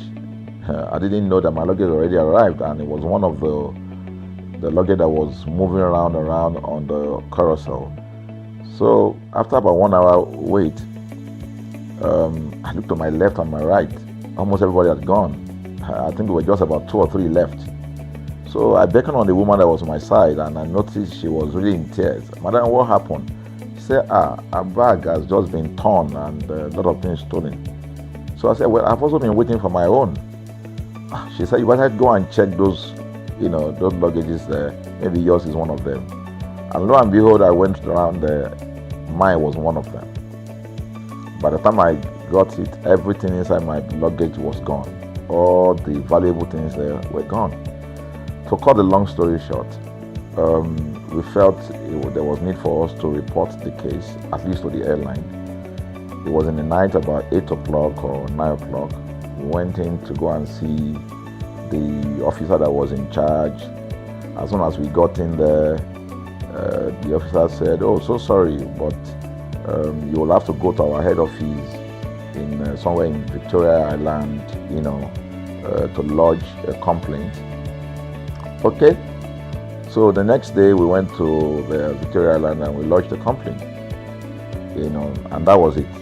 And since that day, I'm talking a story of over 10 years ago, I didn't get a call, not even a call from that airline to talk to me about what happened to my luggage. Now, about a month after that trip, I had another opportunity to travel out of the country. This time around it was to US, and it was an official assignment. And I flew on, I will mention the airline this time around. I flew on a BA. I really didn't like BA. I usually go with Virgin Atlantic and things like that. But my protocol officer convinced me and said, okay, you will love BA. Why don't you go on BA?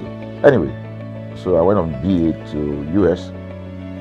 And of course, when I returned from US to Nigeria, we had to do, of course, there'll be like a connecting flight, from Heathrow. So we got into London Heathrow, and then because it was through Heathrow that we went, and then so they changed since it was BA, they changed the aircraft this time around to a bigger one. I mean, clearly because there were more Nigerians, or more people that were planning to come to Nigeria, and then we boarded. Not quite 10 minutes into the flight, in the air, the aircraft started malfunctioning. The air conditioning compartment were not functioning very well. I was on what you call business economy. The whole of that business economy all the way to economy side, the ACs were not working well. It was hot. And then I was watching. And then from that moment till we got to Nigeria. From that moment till we got to, I'm just trying to paraphrase.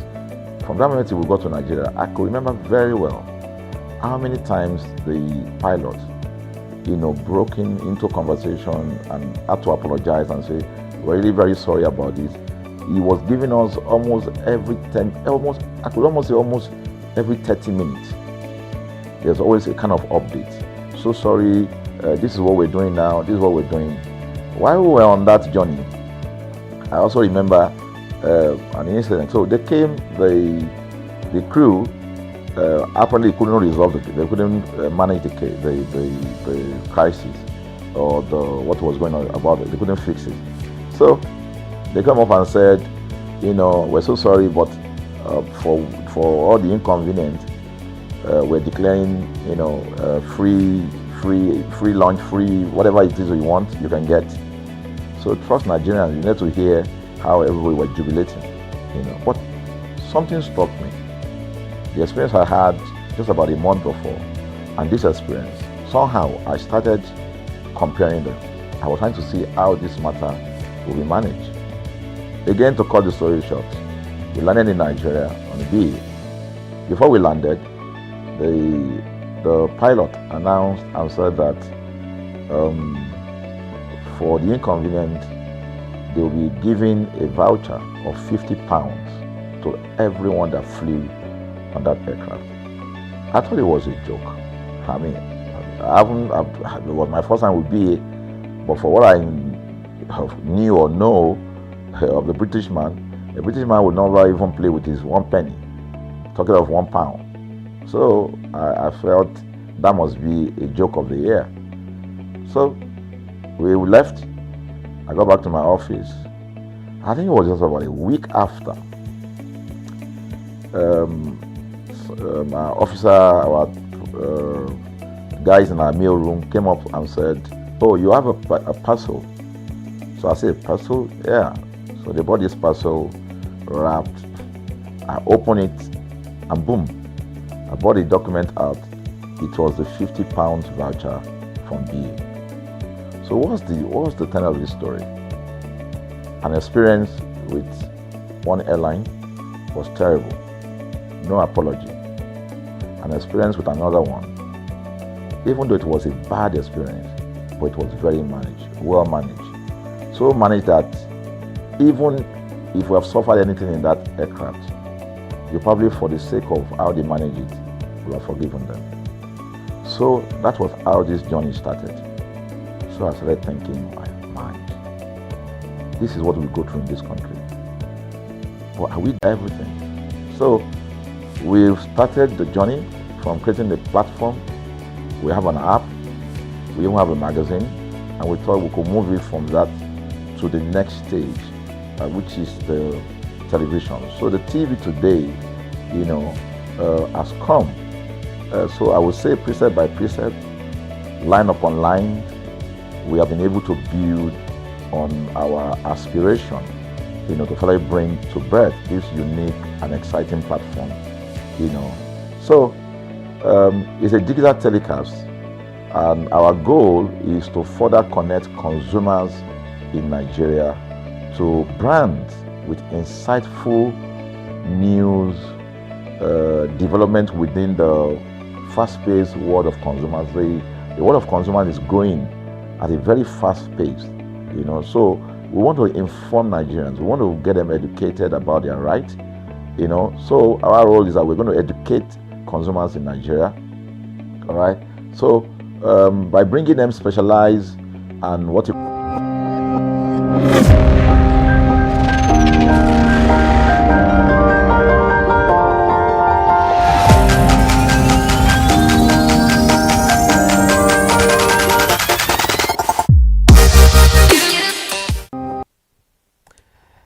It is good to be back again here, and like I said earlier on, when we were ending Consumer Analytics, I said I'll be back with the full team, and it's a full house in Resolution Box on ConsumerHalla TV. Thank you so much for joining us. Resolution Box is a program meant for you as a consumer. If you have any consumer related issue and you've been looking for a way around to get things sorted out, and you're still in a midst of complications and doubts by not getting clarity, I can tell you that ConsumerHalla TV is the solution you're looking for, and we get everything well sorted out on Resolution Box. Thank you so much for joining us. It is very, very important to let you know that the content we are having does not place you on ban or does not place you on limitation from joining us on the conversation. If you have any consumer related issue that you want us today about, please call the numbers displaying on your screen. And if you want to be a part of the conversation, of course, all now join, please call the number displaying on your screen. From the word of ORL to Ox to Luna to Sun King, we're talking about fan and the tie between ORL and Ox. But it's very, very important to let you know some popular brands of electric fans in Nigeria. When talking about standing fans, we have Binatone, known for their exceptional performance, innovative designs, and durability. The price ranges from 23,000 to 93,000. Okay, we have Kwasa. It offers powerful airflow, adjustable height, and oscillation function, which its price ranges from 40,000 to 90,000 naira. And we have Lonto. It provides durable and high quality fans with special features like 3-step speed control, and the price ranges is from 23,000 to 39,000 naira.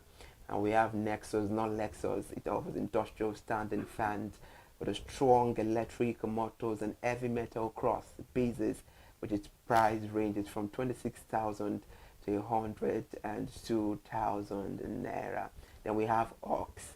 It's a well-known brand, known for their powerful and smooth operation, with prices ranging from 29,000 naira to 79,000 naira. And in the world of ceiling fans, we have Benetton as well. We have Polystar. It provides advanced technology, exceptional performance, and affordability. We have Quasar. We have the rechargeable fans. We have Sonic. It starts from 27,000. We have Bianco. We have Aris. We have Andrak. We have Lentor. And we have some other brands. We have Panasonic. It offers a range of fans with advanced features and prices ranging from 21,000 naira to 50,000 naira. And we have the LG. Life is good, absolutely. It provides standing and ceiling fans with innovative design and price ranging from 15,000 to 100,000 naira. Then we have Fanafric. It offers budget-friendly cooling solutions with standing fans starting from 9,000 naira and the ceiling fans at 15,000 naira. That's very interesting.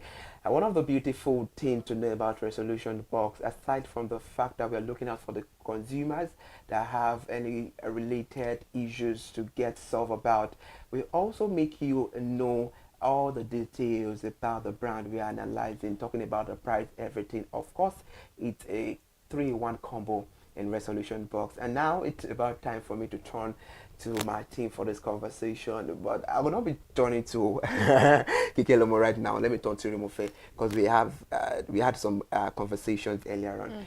Now let's talk about Fanny Rimofe. Which is your favorite among all the brands of fan? Which is your favorite?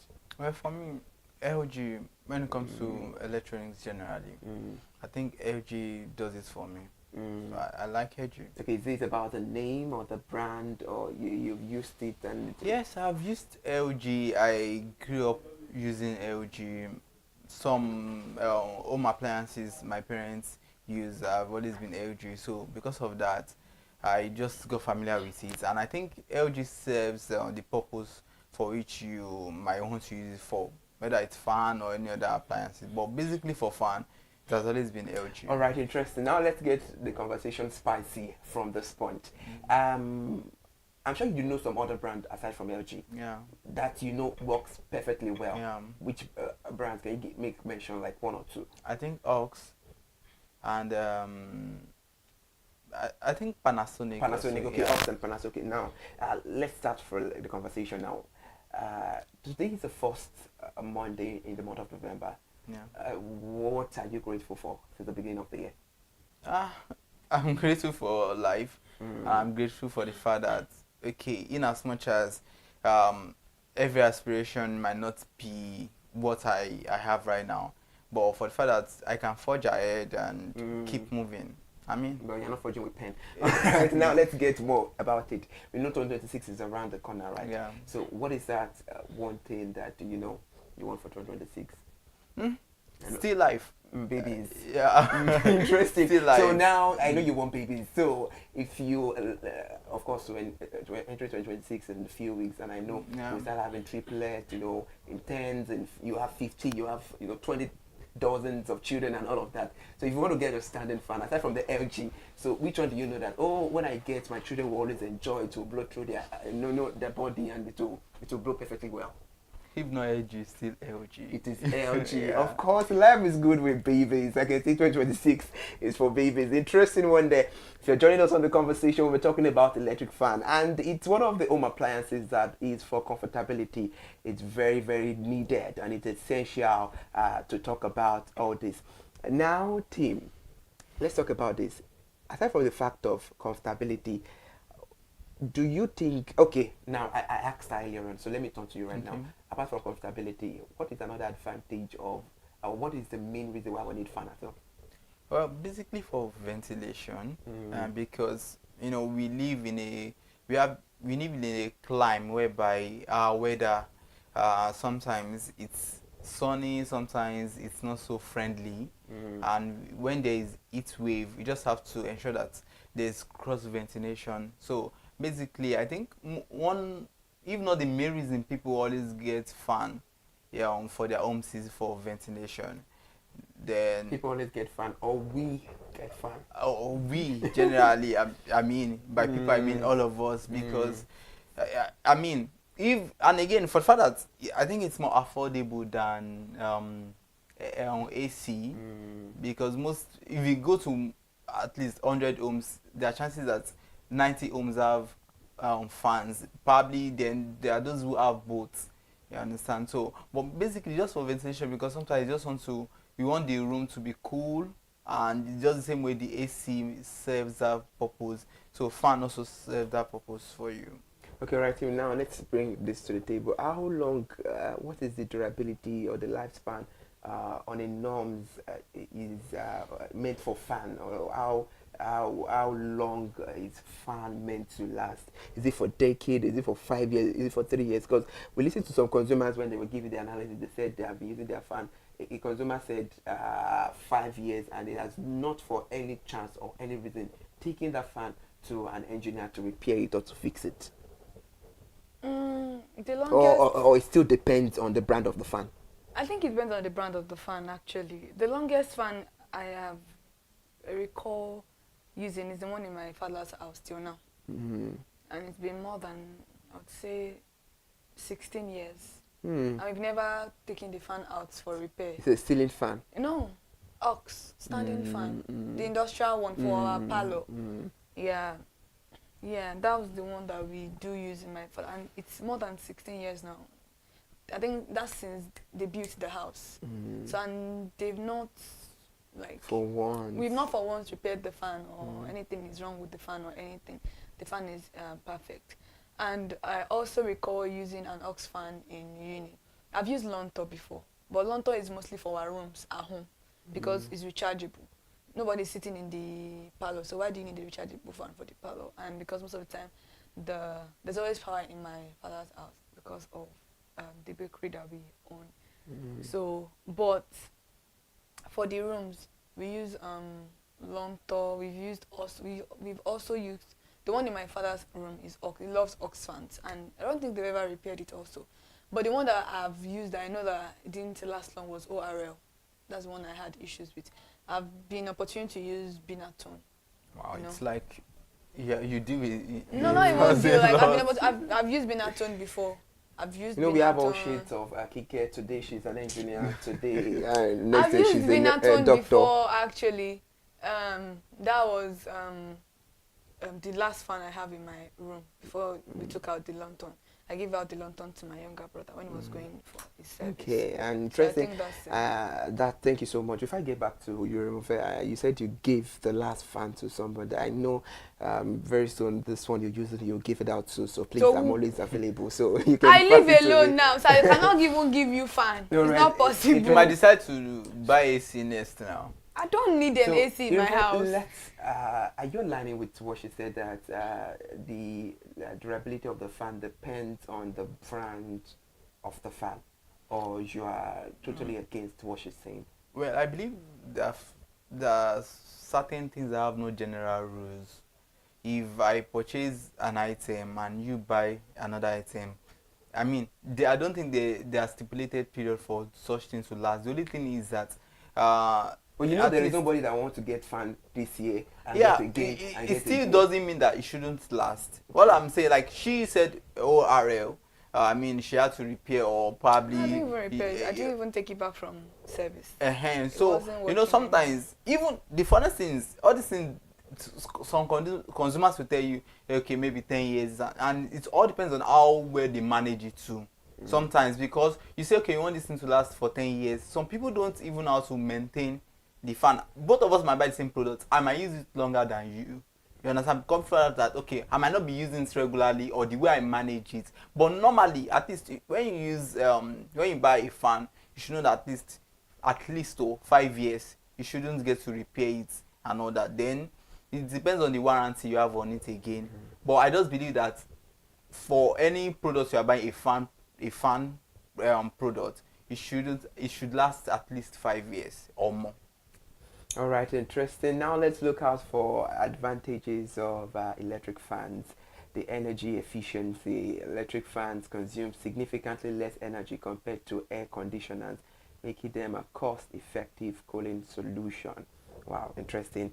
Then the affordability. Electric fans are generally inexpensive to purchase and maintain, making them accessible to a wide range of consumers. Portability, many electric fans are lightweight and portable, allowing users to move them easily from one room to another. Then the improved air circulation. Electric fans help circulate air, reduce stagnation, and improve indoor air quality.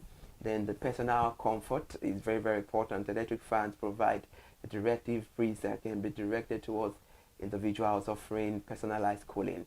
Then the environmentally friendly. The electric fans are a more environmentally friendly option compared to air-conditioned systems, as they use less energy and do not contain harmful refrigerants. Then the quiet operation. Many modern electric fans are designed to operate quietly, providing a peaceful environment. Now let's have this conversation, because earlier on Consumer Analytics, the consumer was saying he's using a particular brand. I don't want to mention that brand again, so it's not going to be like we are saying less or we are bringing down the particular brand, or we're talking about them, or we're downgrading them. The consumer said that the fan works perfectly well, and I think the ratings he gave to the brand of the fan is 7 or 8 over 10, if I'm not being mistaken. But it set the noise of the fan. Now let's be realistic here. Coupled with the fact of our career, our occupation that we do, you've done a whole lot. It's closing time, Lagos traffic and all of that. And luckily for you, you're praying on your way home. You're praying that oh God, let me meet light. And you meet light at home, and you want to just have a very beautiful sleep after your shower, and you on your fan, and your fan is making.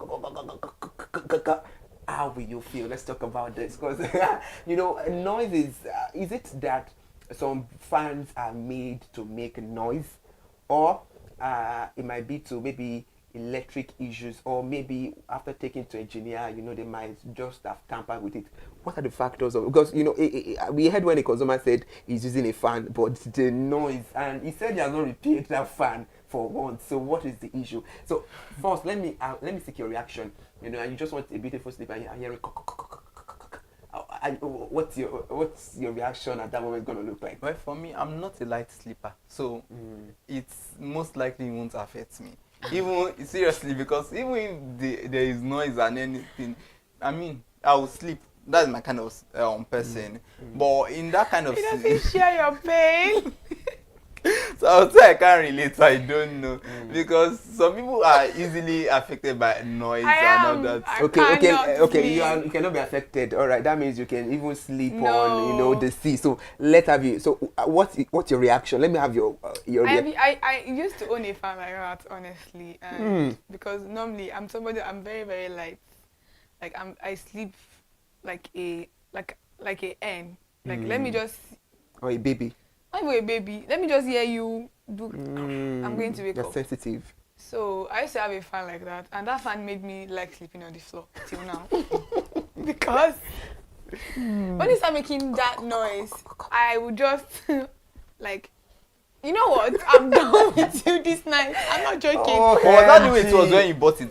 Yeah, that was the like. It got to a point like I now notice that if I play something on the stand, it will reduce the noise. I'm like, what? I'm not interested in this fan anymore. Then you know what I did?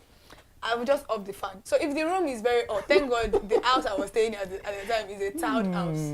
I just sleep on the floor so that my body temperature would cool down, because the floor is cold. So even since then, I love sleeping on the floor. Even in my house right now, most of the time I sleep on the floor, because that fan made me, when they put you on the bed and then you find yourself on the floor. That fan made me like sleeping on the floor. And honestly, I don't think I think some fans are just made to make noise, because there was nothing wrong with the fan.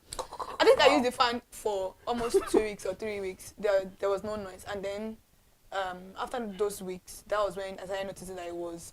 And sometimes also it depends on how high you put your fan. Like if your fan is at like the 3D highest, you should expect some kind of, but not like not like that one. But some fans, they creak very annoyingly. So yeah, I think it depends on the brand or how the brand make the fan. But like I'm not joking. Like I'm like, okay. When I just feel like I can't take it anymore, I'm like, now I'm just done with you. A simple advice I have to advise kick the neck of the fan. I can't. No, it's not the neck. Oh, it's not the neck. Oh, it's the blade that is making that noise. Maybe it's the engine. I don't even know. It's the engine. I don't even know. But I noticed that if I probably place something on the standing, you know that standing part now. Yeah. If I just place something very heavy on it, then it makes it stable. Maybe the fan is not But stable I on the think floor. one thing I feel is probably with Maybe your explanation. Maybe the fan I is think lightweight. That's why we have some. Was the fan dancing? it wasn't dancing, no, was just making the noise. The fan doesn't need to dance for you to make noise now. All right, interesting. But literally, as an average in Nigeria, we will be frustrated, and sometimes we have to say ill words like. No, even though Some people sleep. Whether it's thunderstorm. Yeah, some people sleep no, like that. the truth is, I will still sleep in that kind of situation. But it will be very annoying to find the fact that it's making that kind of noise, because normally I feel I shouldn't make that noise. I bought you my money. But I will sleep. Oh, seriously. I can't. I can't sleep. With the remote first saying he's going to sleep with the fan, so definitely the fan might be like an alarm for him to wake up by 4:30. He wouldn't wake up. Nobody can sleep in it. It doesn't mean that when you have alarm I won't wake up. But what I'm trying to say is that when I want to sleep, I'm not disturbed by noise. You understand? Because there was a time some people, they had a VG like that and they were playing like in the house.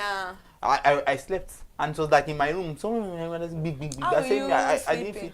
You understand? So it all depends, but it doesn't mean that when there's alarm, I think I've written a lot of petition against people like that in the street. Seriously, very annoying. Of course, another day for that, but I can say that most of the time where we get to see our fan playing funny like a suspect, we just take them to engineers, or better still, we take them to where we get them. That is why they are always warranty 2 years, 1 year. I think taking them to engineers makes things worse actually. If you are using a very good fan, take it to their own engineer. Taking it to another engineer outside, honestly, it just makes everything worse. Right. That's true. Interested then that the quiet operation, many modern electric fans are designed to operate quietly, providing a peaceful environment and variety.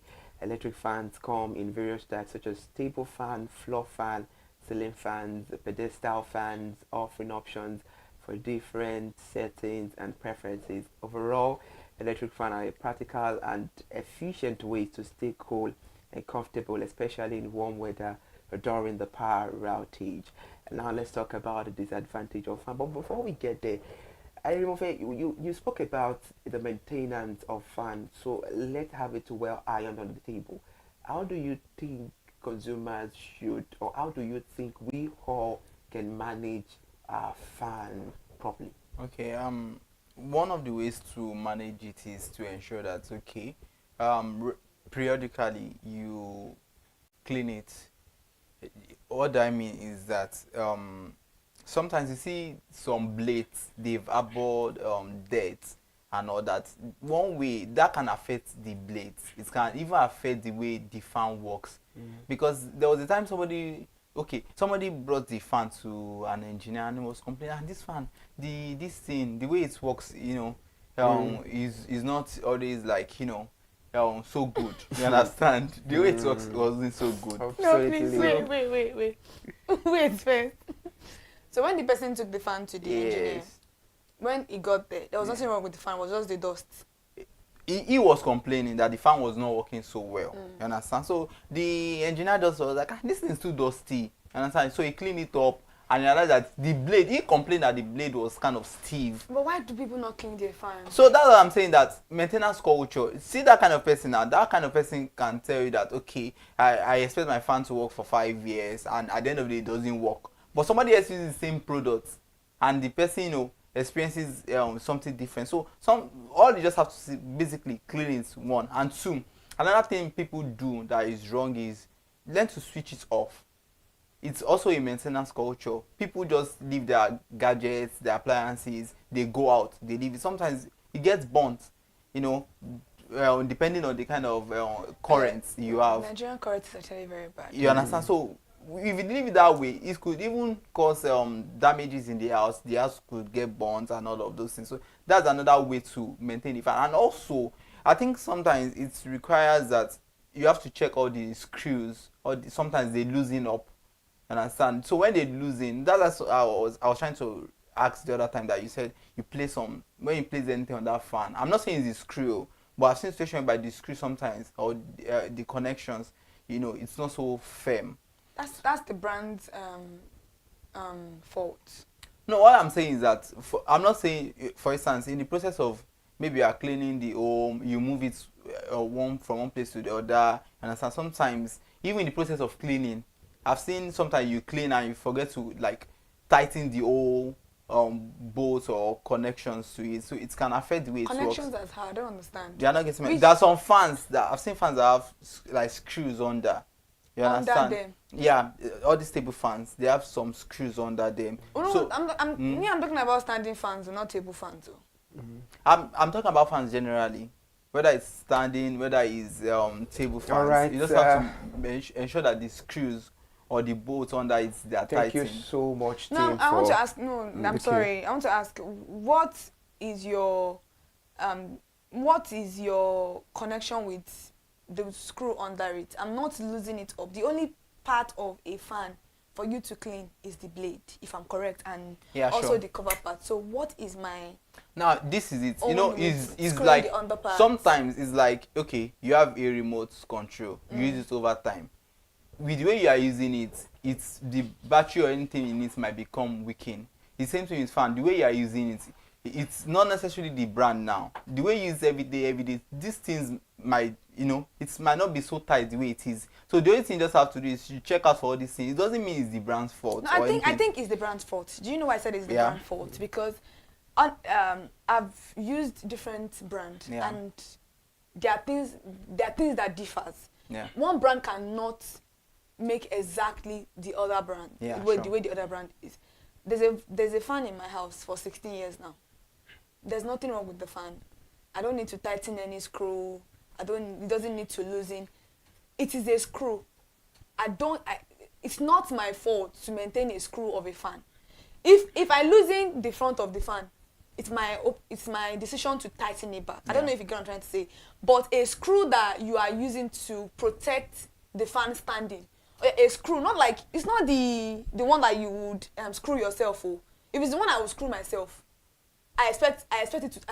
If you losing back. Do you know that sometimes some standing fan, in the course of cleaning, that neck, how would I describe it? That's not a screw now. No, some necks, they have this kind of, is it bolt or something? That I've seen fan like that. I don't know how to describe it. At that pole or that thing holding the fan, the standing one. So if you don't tighten it, and because most of the time we don't open that part for cleaning.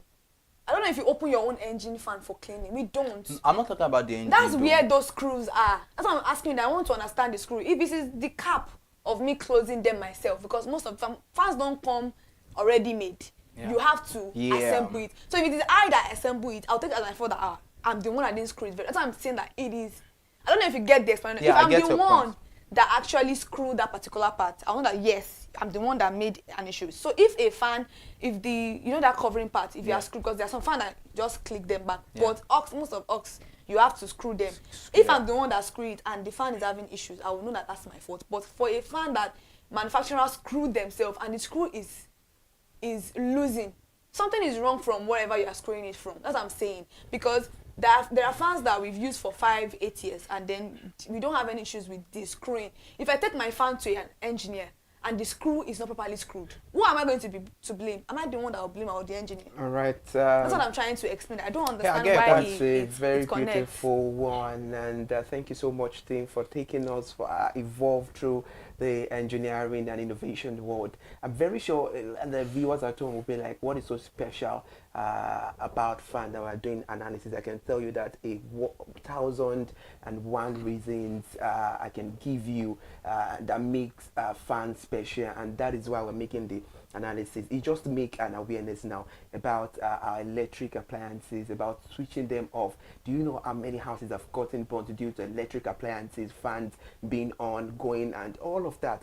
So we need to be very, very careful. And we gave some price range of each each brand, how much they sell them from this price to this price. We spoke about the advantage, we spoke about, and right now we're talking about the disadvantage. These are a whole lot of analysis to educate you as a consumer, to know about the brand you want to buy or you want to dive into. Interesting one there. We're still talking about the disadvantages of fans, the limited cooling capacity. Electric fans only circulate air. They don't actually lower the temperature, which can be a limitation in extremely hot weather. I think that is what makes fan different from air condition, if you ask me. Then the noise. Okay, then some electric fans can be noisy. Kike can relate better, especially when operating at high speeds. You made mention that if they are on the highest, they make noise. Interesting. Even if you on your blade for an air conditioner, you will hear it running. So it's not the brand. You are the one that decided to put it at the high. So you would hear it. It's a speed now. It's just like you owning your car. And the more you accelerate in your car, the more the noise you hear. So that's not an issue. If you ask me, who is to be blamed? You bought a fan going to 3-4 years. You've not for once cleaned the fan, and the fan is acting funny. You're taking it to the engineer. I don't even know what is wrong with the fan, and they ask you, when at last did you clean your fan? I don't even have time for cleaning. So we need to look into the dust circulation, which is one of the disadvantage of electric fan. Fans can stir up dust and allergens, potentially exacerbating respiratory issues. So please, we should always make sure. We did not even emphasize on the fact that it can cause a lot of sickness. That's what I've been waiting for us to discuss, because apart from the fact that most of it is a still air, like the air most of the time doesn't go anywhere, especially ceiling fan. That's why they will tell you, oh, ceiling fans is actually not good because it's static, it's not moving. The reason why we're using standing fan today is because of the rotating aspect of it. But fans can cause a lot of issues, especially if you don't clean your fan. Imagine the amount of dust. Some people, if you look at their fan, you will see a dark dust, like all the blades are covered in dust, and you are inhaling that air. Asthma doesn't come, like it's not always hereditary. It's a lot of our what we do, our choices. So this particular issues is not just about your fan not working. Your fan not working, you can always replace your fan, but you can never replace your health. So your health also matters in whenever you're actually using a fan, whether table fan, whether ceiling fan, whether everything needs to be dusted. Even your air conditioner, they need sometimes just go there and clean them a little bit, please. It's actually not. It's not even going to take you more than 5 minutes. It's not hard at all. Absolutely, you're right. Englishman who said holiness is next to godliness. So please, we should make sure we get our appliances well cleaned, and talking about, in fact, sparkling clean. And the energy consumption. Don't use water and soap because they say that it's sparkling. No, just a napkin is okay too. Somebody can go and use water and soap. No, that's... It will not work. It's not the brand though. I don't understand. I saw something like that too yesterday, whereby they said it's just like a meme to go and clean the TV, and she literally took the TV to the bathroom and washed it. Pour water with soap. It's a good one. I so like please, her. Thank you so much for that awareness too, as well, for bringing that on. Please, it's not with water and a napkin. Oh napkin is just okay for the walk. Then we're talking about the energy consumption.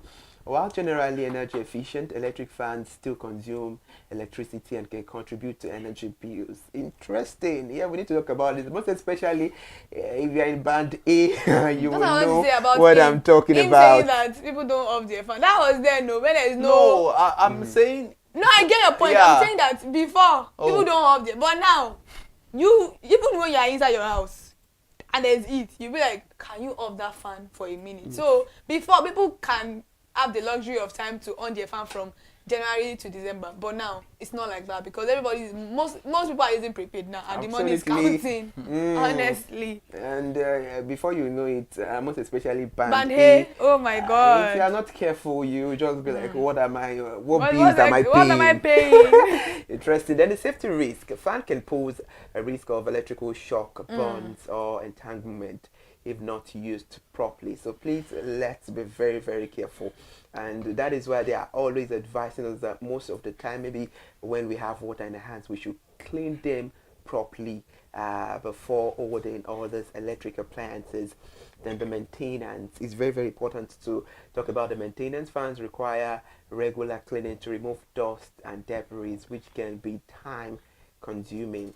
Then dependence on electricity. Electric fans won't function when there is no power outages. We know that for sure, and which can be significant drawback in areas with frequent outages. Okay, then it should be. So I think that is why we spoke about hand fan. Just, you know, when you go to wedding, they give you a souvenir, but it's just that it has to do with your energy. Okogan, show me your power. Yeah. So, you know, by the time you find yourself for 1 hour, 2 hours, somebody could tell you. Can people actually find yourself for 1 hour? That's a lot of but I think solar fans now, they are doing the job. It's expensive, so not everybody can get it. It's very expensive, not even now, small. I remember anytime maybe you're not getting it right with my mom, maybe you offend her or something, you're like, okay, I want to punish you, just come in. Go and bring the hand fan. Come and fan me. You know that for 3 hours, they don't point you where to stop. You'll be crying and you'll be fanning somebody. You'll be begging, Mom, me a job. Monica fed me. I won't fed Mom, I fed you.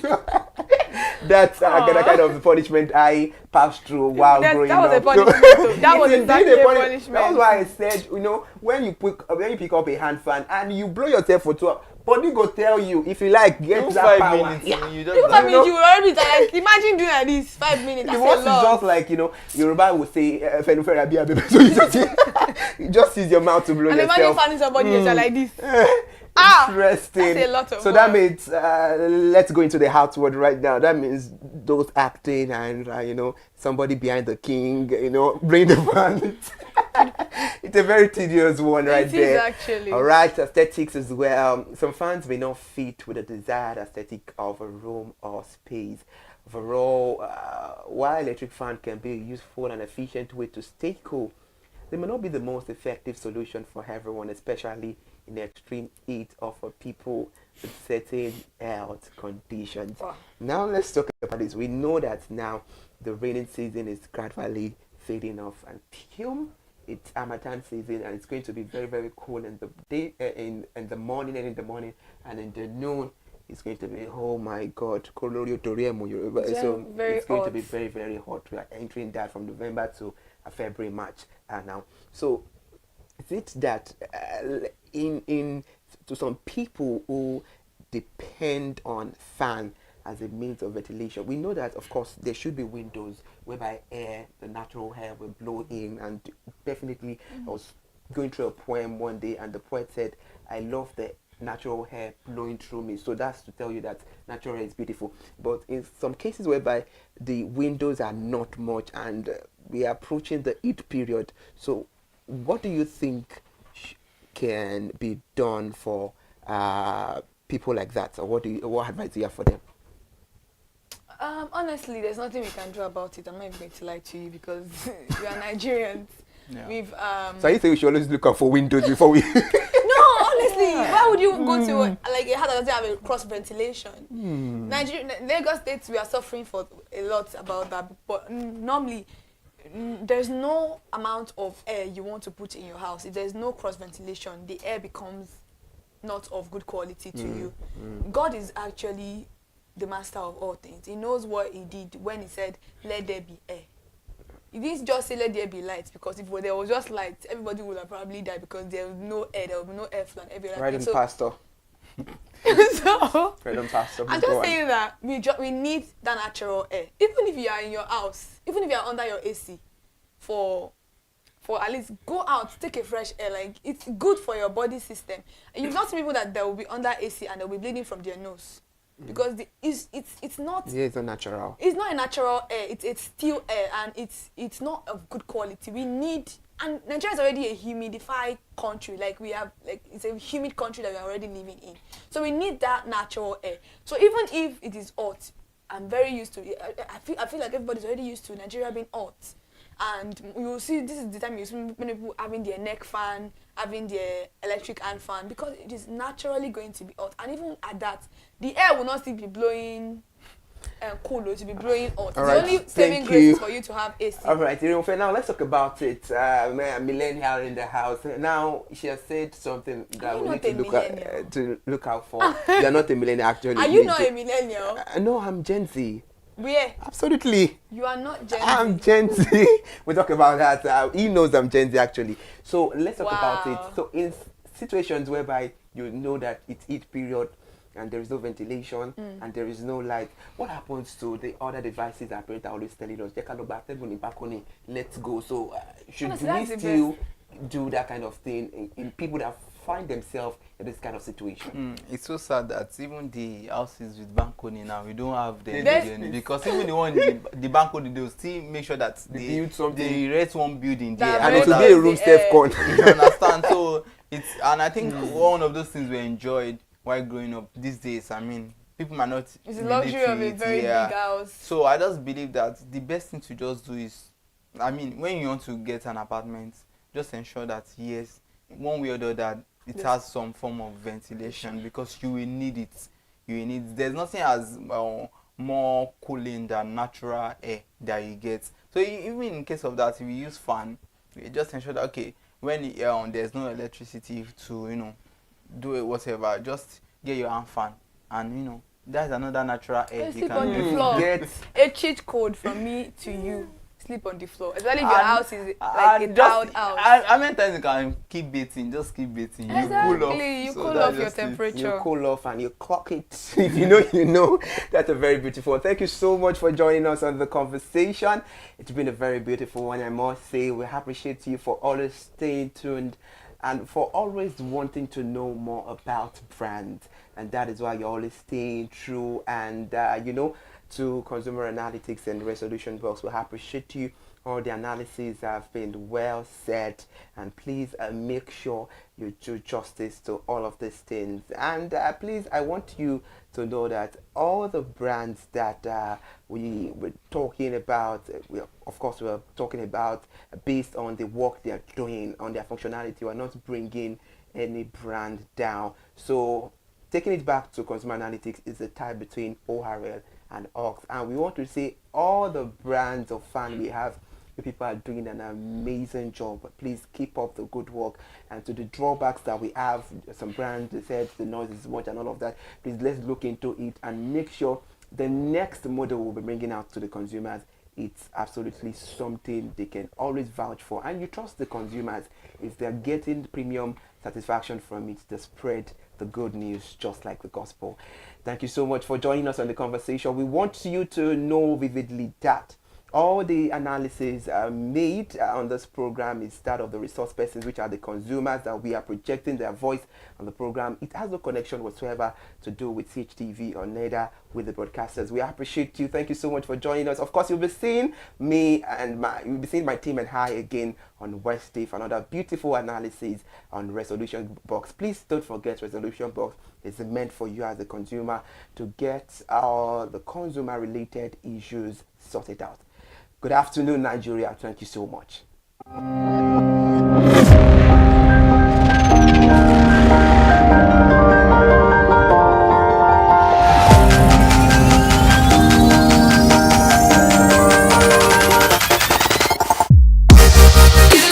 Hi people, my name is Mo Fakorede and I am a filmmaker and a film director, and you're watching ConsumerHalla TV. ConsumerHalla TV is everything consumer advocacy, consumer rights, everything that has to do with consumers.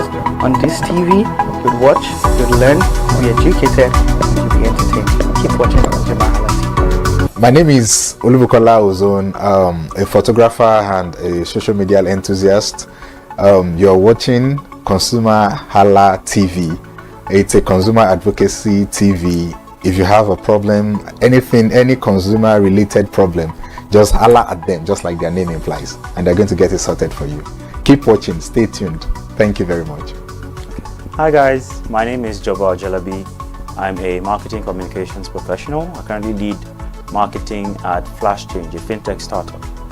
Keep watching ConsumerHalla TV, a consumer advocacy channel. Hello, my name is Sharon Rotimi. I'm an actor and I am on ConsumerHallaTV. Now, ConsumerHalla TV is a consumer advocacy channel. So if you have any issues, consumer-related issues with brands and services, you can reach out to them and they will be sure to handle it or to cater to you. Thank you so much. Hi guys, my name is Iyebiye Adeton. I'm a film poster designer and illustrator. This is ConsumerHalla TV. It's a consumer advocacy channel. We show content on consumers-based news, entertainment, and all of that. So I urge you guys to stay tuned to ConsumerHalla TV. My name is Anoluwapo Alao, a sales consultant for Star Times Nigeria. This is a ConsumerHalla TV, where they discuss anything consumer needs and get knowledge about anything about consumer. So keep watching Hi, my name is Adebola Ogushino. I'm a filmmaker and you're watching ConsumerHalla TV. Any consumer-related issues, they've got you. Hi, my name is Stephen Olorunshisi. I'm a strategy and sales professional, currently working with Obey, and you're watching ConsumerHalla TV. I mean, this is one of the channels that you don't want to but stay on. Consumer advocacy, brand promotion, everything consumer, what you need to learn for your business to grow. This is a channel where you learn, where you experience entertainment too, but it's good for businesses, for brands, and for an entrepreneur. If you want to know more about businesses, want to know more about brands, please stay watching. Alright, thank you so much, ConsumerHalla TV. Keep watching. Hello, good day. My name is Tunde Balogun. I'm the lead pastor at the Kingsborough Church in London. And you're watching ConsumerHalla TV, which is a new initiation into the TV industry in Nigeria, the first of its kind in Nigeria. And I know that it's going to bring value and quality into the service industry. ConsumerHalla TV is here to offer value to service industry and to give a voice to consumers, bring awareness to the brand industry, and also bring education to what it is to have quality for what you paid for. I know that through ConsumerHalla TV, you are going to be able to get what you have paid for quality-wise and also give a voice to you in wherever it is that you do. I am here to support and give a shout out to say that keep watching ConsumerHalla TV and we'll have a better quality for value in Nigeria and in the global space. Please continue to watch ConsumerHalla TV because it is here to make things work better for you. It is on this note that I would like to say a big congratulations to the chairman and CEO of ConsumerHalla TV, Pastor Tunde Olufowora, and all the staffs of this great organization. Thank you for what you do. You are making things happen for us, and I pray that God bless you. Thank you. Hello, my name is Toyin Balogun. I'm here to give a shout out to ConsumerHalla TV, #1 platform helping you to shop smart, spend wisely, and live better. Anytime you have any kind of issues with your shopping, or you want to know a very honest review, please contact ConsumerHalla TV, here to help you. And please join the community where we can all make life easy and better for all of us. Hey there, do you know in the world today, everyone is a consumer. And as consumers, we all have the right to be heard. In Nigeria today, as a consumer, you have all right to product information, right to fair pricing, right to return goods, right to product labeling, right to fair dealings, and a lot more. Well then, have you heard about the new media channel? ConsumerHalla TV. ConsumerHalla TV. ConsumerHalla TV. At ConsumerHalla TV, our goal is to inform and educate consumers in Nigeria with insightful news alongside development within the fast-paced world of consumers through well-researched, specialized, and analytical content. Our vision at ConsumerHalla TV is to create an engaging platform that provides right connections for meaningful brands in Nigeria, thus creating a more caring world for consumers where business thrive. And guess what? Our ConsumerHalla brand is the first consumer complaint resolution portal in Nigeria, powered by a 72-hour feedback mechanism. We offer consumer advocacy, informative talk shows, branding promotions, advertising, and lots more. Connect with us via our YouTube channel at ConsumerHallaTV. Follow us on our Facebook page, ConsumerHallaTV, our Instagram page, ConsumerHallaTV, and do well to subscribe to our YouTube channel. Subscription is free. ConsumerHallaTV. At ConsumerHallaTV, you deserve to be heard. At ConsumerHallaTV, you deserve to be heard.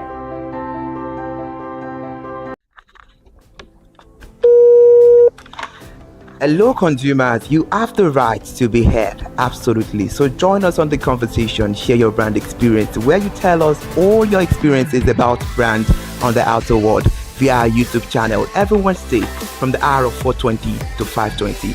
You can watch us via our YouTube channel, ConsumerHallaTV, and subscription is free. Follow us on all our social media platforms, ConsumerHallaTV. Share your brand experience. It's about storytelling. It's about experiences.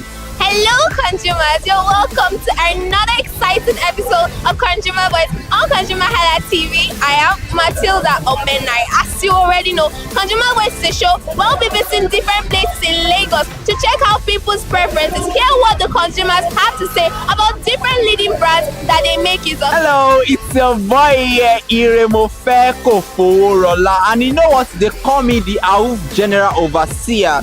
Every day is a blessing and it is meant to be enjoyed maximally with AUF packages that put a smile on our faces. And guess what? That is why this show AUF is for you. You can get to know about trendy market slashes, promos, offers, and juicy deals that put a smile on your faces, and you can always enjoy them maximally. And you know one thing that is so interesting about this show? It is a blend of English and Pidgin. As I dey run you English, now I go dey marry am with Pidgin, make am spicy. So catch me every time on the show to enjoy more about trendy AUF packages. Public service announcement. Hello consumers, I am Kikelomo Ajibola and welcome to the Scam Alert segment on ConsumerHallaTV. Scam Alert educates viewers about various scams affecting consumers. We learn tips on how to identify fraudulent activities and provide advice on protecting our personal information. We aim to raise awareness and empower viewers to avoid falling victim to scams. We cover various topics such as phishing, identity theft, fraudulent investment schemes, and many more. You want to catch up on how these scammers invade our lives? Join us every Tuesday by 12:30 p.m. for Scam Alert on our YouTube channel at ConsumerHallaTV. Subscription is absolutely free. And in case you're not following us across all our social media platforms, follow us on Instagram, Facebook, X, TikTok at ConsumerHallaTV. Don't say I didn't do anything for you this 2025. Bye. Welcome to In the Marketplace. We are taking you on a journey behind the scene of Nigeria's most vibrant market, from the sight and sound of the market to the stories of the people who makes it thrive. We will be sharing the untold stories that brings this market to life. Join us as we explore the history, challenges, and triumphs of the market vendors. We will dive into the daily lives of the people who call markets home and uncover the secret that makes this market special. You will get to see the passion, energy, and dedication that goes into making this market success. Tune in to the In the Marketplace on ConsumerHallaTV on Thursday by 11 a.m. to experience the sight and sound. Don't forget to follow us on all our social media handle on ConsumerHallaTV. I am Elizabeth Abefe. Hello fellow consumers, are you looking for a program where we give analysis about brand and a program where we project the voice of the consumer? Join my team and I on Consumer Analytics and Resolution Box by calling on the program to get your issues resolved. And in case you are wondering where Consumer Analytics and Resolution Box will be showing, please join us on our YouTube channel at ConsumerHallaTV. Subscription is free. By 2 p.m. to 4 o'clock p.m. every Mondays and Wednesdays, Consumer Analytics and Resolution Box will be airing and will be here to provide you any information on brands and also issues that you have pending for us to resolve. Also follow us across all our other social media platforms, Instagram, Facebook, X, TikTok at ConsumerHallaTV. And that is why at ConsumerHallaTV, you deserve to be heard. Hi everyone, I am Iri Ayomikunle Eke. Join me live on Perspective every Mondays to Friday from the hour of 9 to 10, where we have meaningful and engaging conversations about all the burning and pressing issues making the round issue related to our economy and consumers. It's conversing, it's relatable, it's beyond interview. We have expert analysts who gives updated analysis about all aspects of a conversation. Join the moving train by subscribing to our YouTube channel, ConsumerHallaTV, and do well to follow us on all our social media platforms, ConsumerHallaTV. Stay informed. Thank you. I am Matilda Omenai. As you already know, Market Today is the show where we visit different markets across Nigeria, Lagos, to check out the prices of different things, ranging from household items to foodstuffs to cosmetics, electronics, every other thing. In a world of hustle and bustle, entertainment keeps us alive, and that is why at ConsumerHallaTV, we ensure you enjoy all around 360-degree entertainment program. Screen Time is the show for you, where you enjoy top 5 countdown, celebrity of the week, exclusive interview, and other segments. Don't mind him, he's just a jealous person. Oh, His new God. movie release, update and screen time. I'm going to enjoy myself because this is my favorite time on the program. I get to recommend good movie for you, and I'm also waiting for you to recommend movies to me also in the comment section. Screen time is not just all about entertainment, it is relaxing and also educational. So that is why we are bringing to you Screen Time on ConsumerHallaTV. And in case you're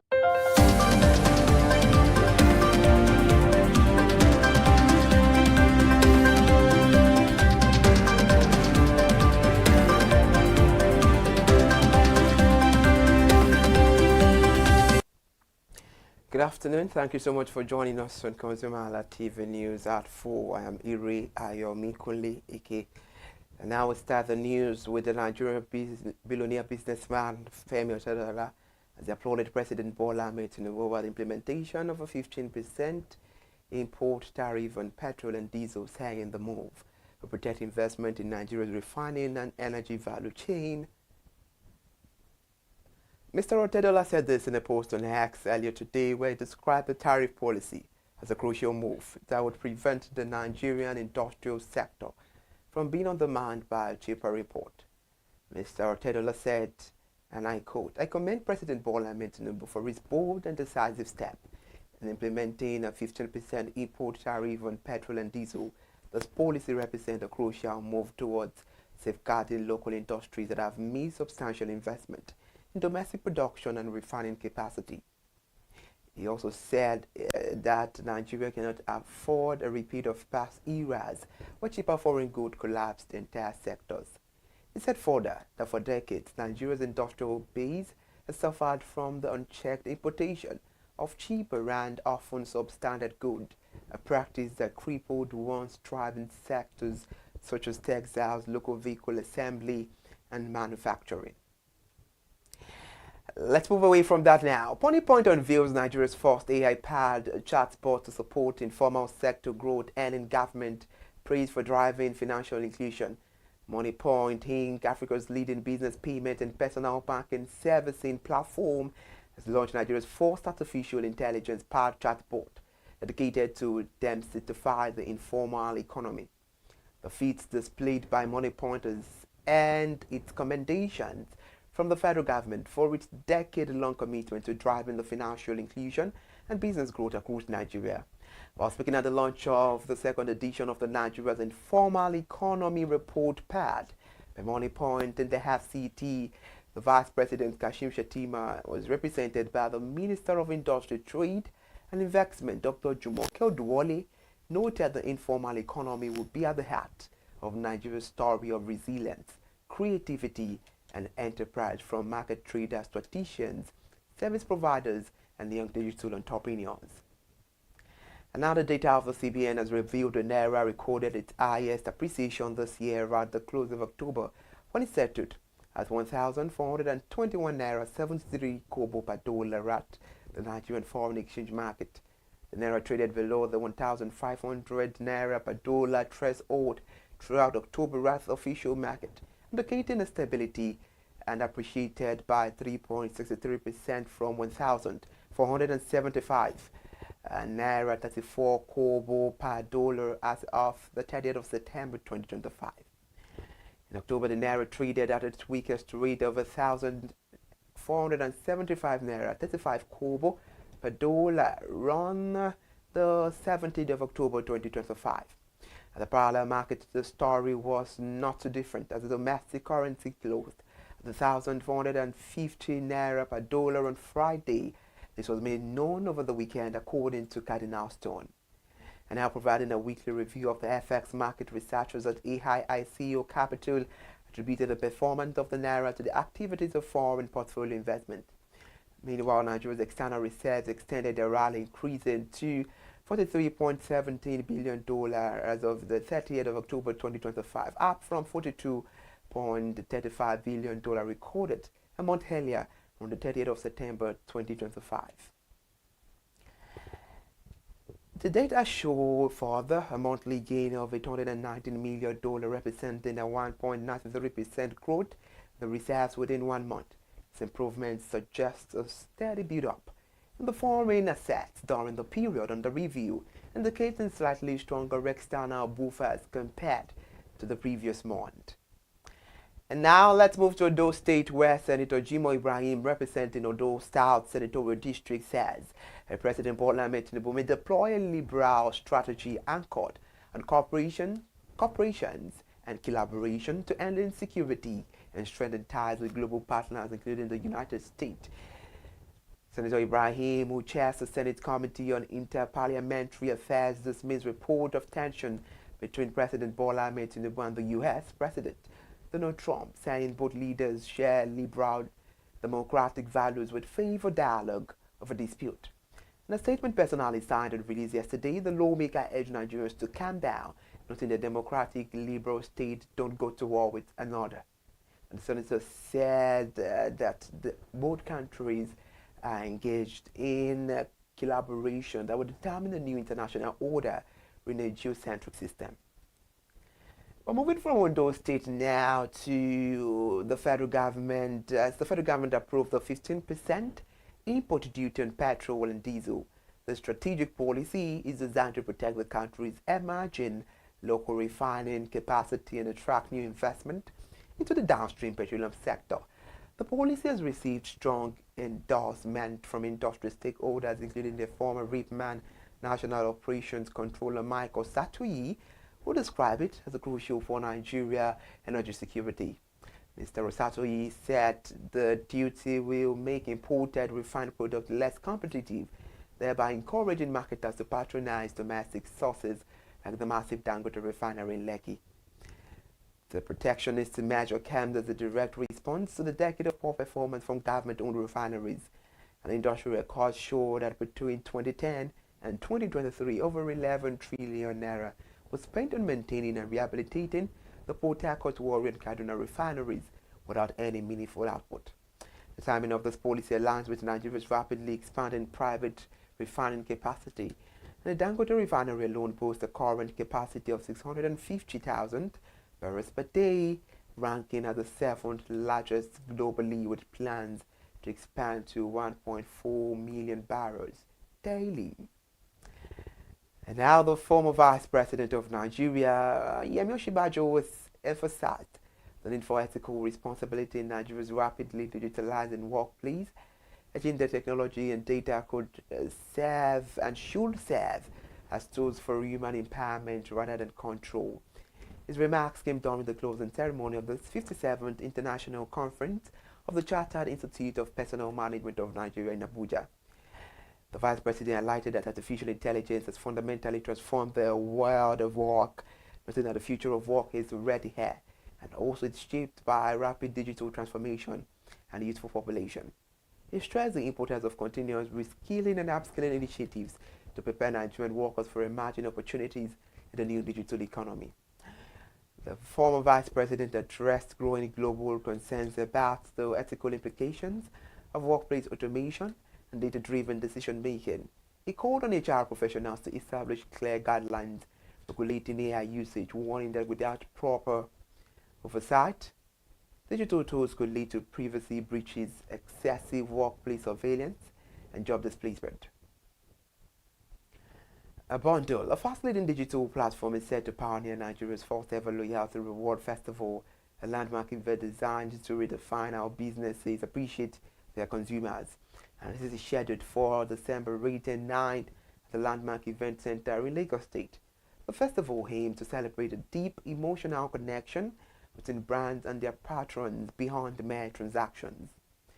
According to Mr. Ikechukwu Waguru, Bondo's managing director, the initiative marks a significant shift in the perception of consumer loyalty. He said loyalty goes beyond transactions, it's emotional, lived and felt. He also emphasized that the festival is a gesture of reciprocating the consumer's trust, which have grown over the years. He said the event will bring together over 5,000 attendees and a coalition of major brands from diverse sectors, including the United Bank for Africa, Conga, PwC Nigeria, and VFD Microfinance Bank. The multi-sector collaboration is central to Bondo's vision of creating a consumer-focused ecosystem where business leverage each other's strength to deliver a greater value. If you're just joining us on the news, this is ConsumerHallaTV News at 4 now. In a significant move to revolutionize Africa's agriculture sector, MasterCard has announced a strategic partnership with Sterling Bank's Agriculture Summit Africa 2025. The collaboration aims to empower farmers across the continent through digital technology and financial inclusion initiatives. The partnership was formalized at a press conference held at Sterling Bank headquarters, where both organizations outlined the commitment to advancing agricultural transformation and sustainable food system. This year's summit themes survival of the greenest, reclaiming Africa's food destiny, will bring together policymakers, agricultural experts, investors, and key stakeholders. Under this collaboration, MasterCard will lead a crucial conversation on harnessing the digital tools for run agricultural remittances.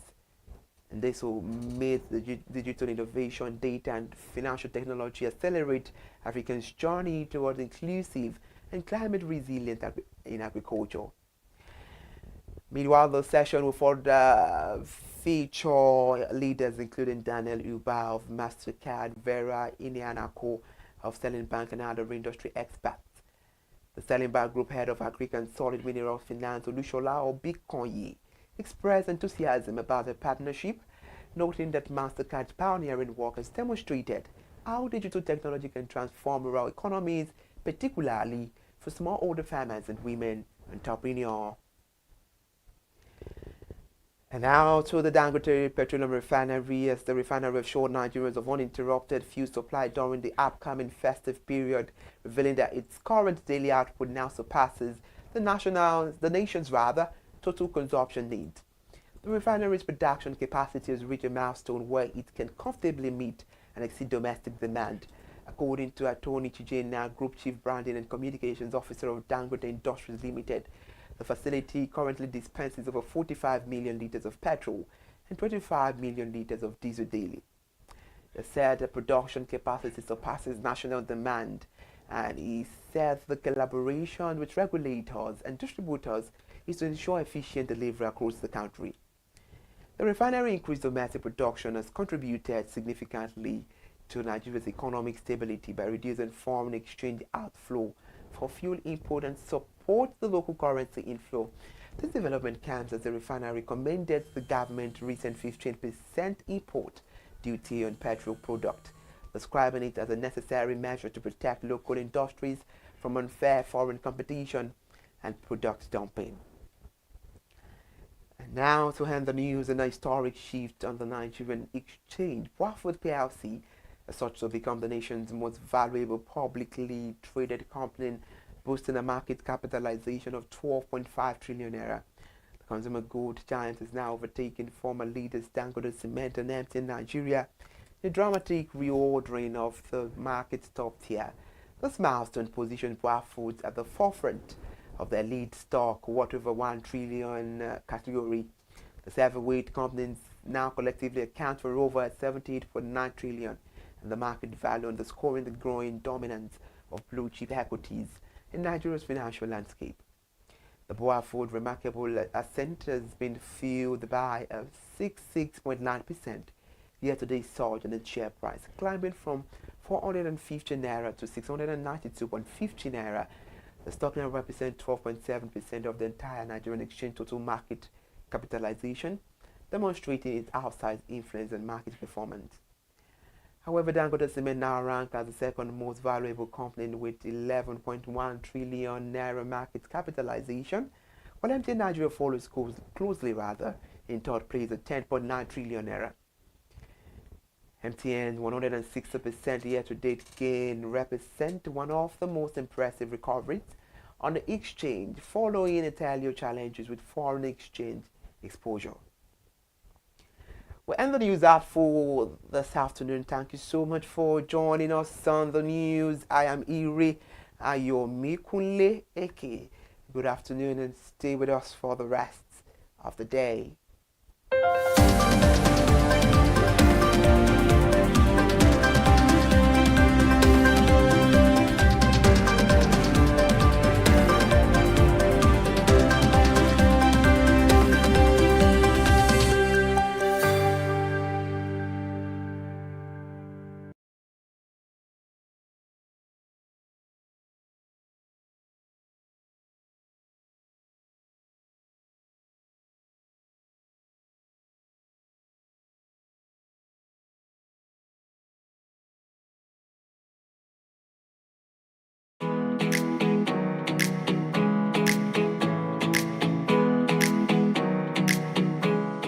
You're welcome to ConsumerHalla TV, and this segment is called In the Marketplace. Yes, in the marketplace, where we bring you various major markets in the market, bringing you the history, the dedication, how things are really going in the market, bringing you behind the scene of a particular market without taking anything out of it. On this segment, you get to see the dedication, the energy, how people, the pain, the struggle, the happy moment of the traders in the market. And today, I'm live here at Idumota, not as Idumota market. But before I give you the gist and the tips of what is going on in this market, let's first go straight into the history of the market.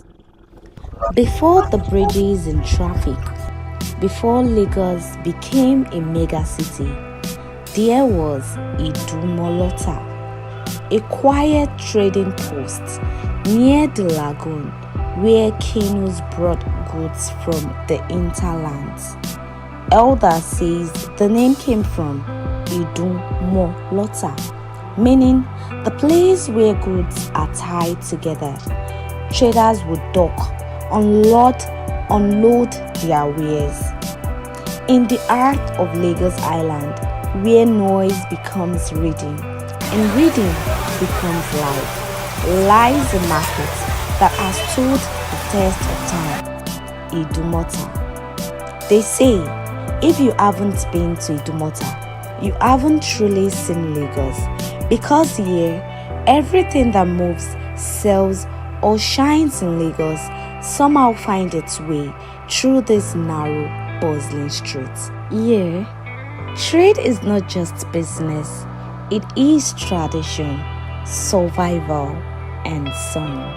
And with time, Idumolota became Idumota, a rhythm shaped by tongues and time, until it became what we know as Idumota.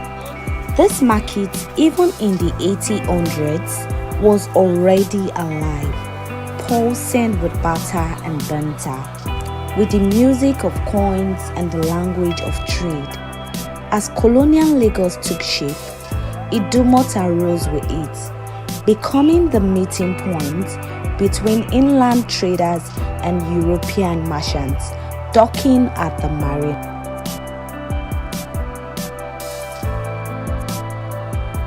market. It was a micro city of trade.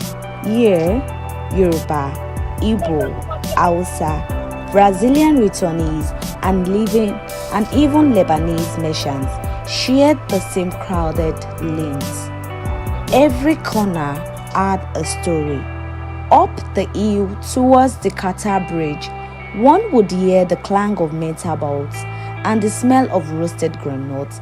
Down below, in the maze of shops, drummers sold instruments beside tailors, booksellers beside arbor traders. The market became Lagos Pulse, the center through which goods from the mainland, from Oyimbo, from Mushi, and even from across the Niger Delta would flow. And as Lagos grew, Idumota grew with it, higher, louder, more chaotic, yet more essential than ever. But like every great market, Idumota has known fire, literal and figurative. Records tells of several blazes that swept through the stores in the 1950s, 1970s, and again in the 1990s. Each time, the flames rose like a warning, consuming fabric, fume, reels, and fragile dreams.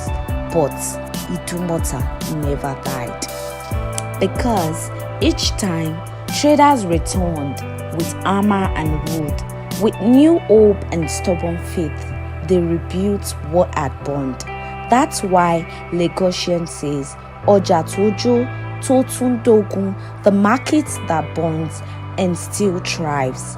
The resilience of Idumota is more than survival, it is identity.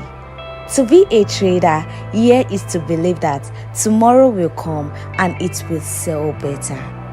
And here we met with Mama Oja, who told us how Idumota or how Idumolota became Idumota. Initially, it was known as Idumolota, and how it became Idumota, and also chant phrases gave us the oriki of Idumota.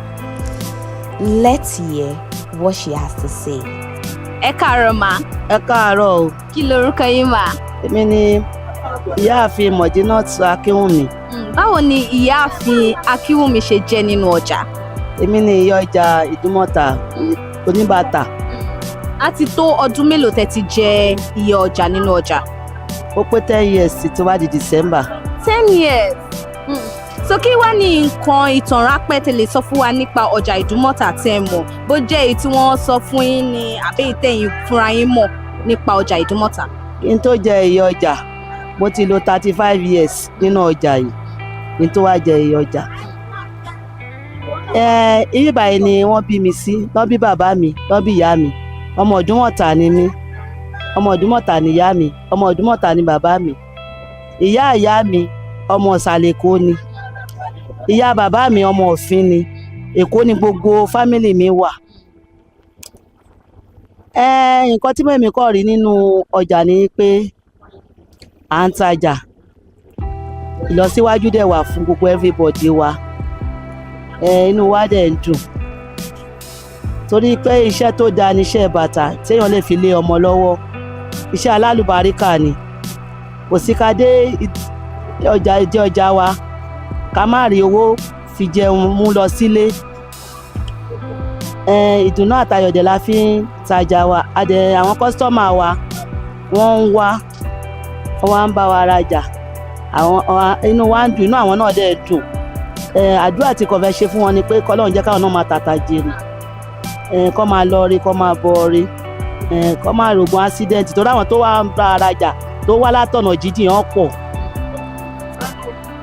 Káwọn náà máa tàtà jèrè, káwọn náà máa tàtà jèrè. Ká ní má dẹ̀ ìbànújẹ́ lórí ara wa, lórí ọmọ wa, lórí iṣẹ́ wa. Kí lọ síwájú máa bá iṣẹ́ gbogbo wa. Iṣẹ́ wa lálùbáríkà. So mo fẹ́ bèèrè pé báwo ni ẹ ṣe mọ̀ pé ẹ máa di ìyá ọjà? Kí ni àwọn nǹkan tó máa ń wò tó máa fi ń yọ̀yàn gẹ́gẹ́ bí olórí nínú ọjà? Ọlá yìí pé èyí báyìí náà ni mo ti ń tajà, ọmọ Èkó ni mí.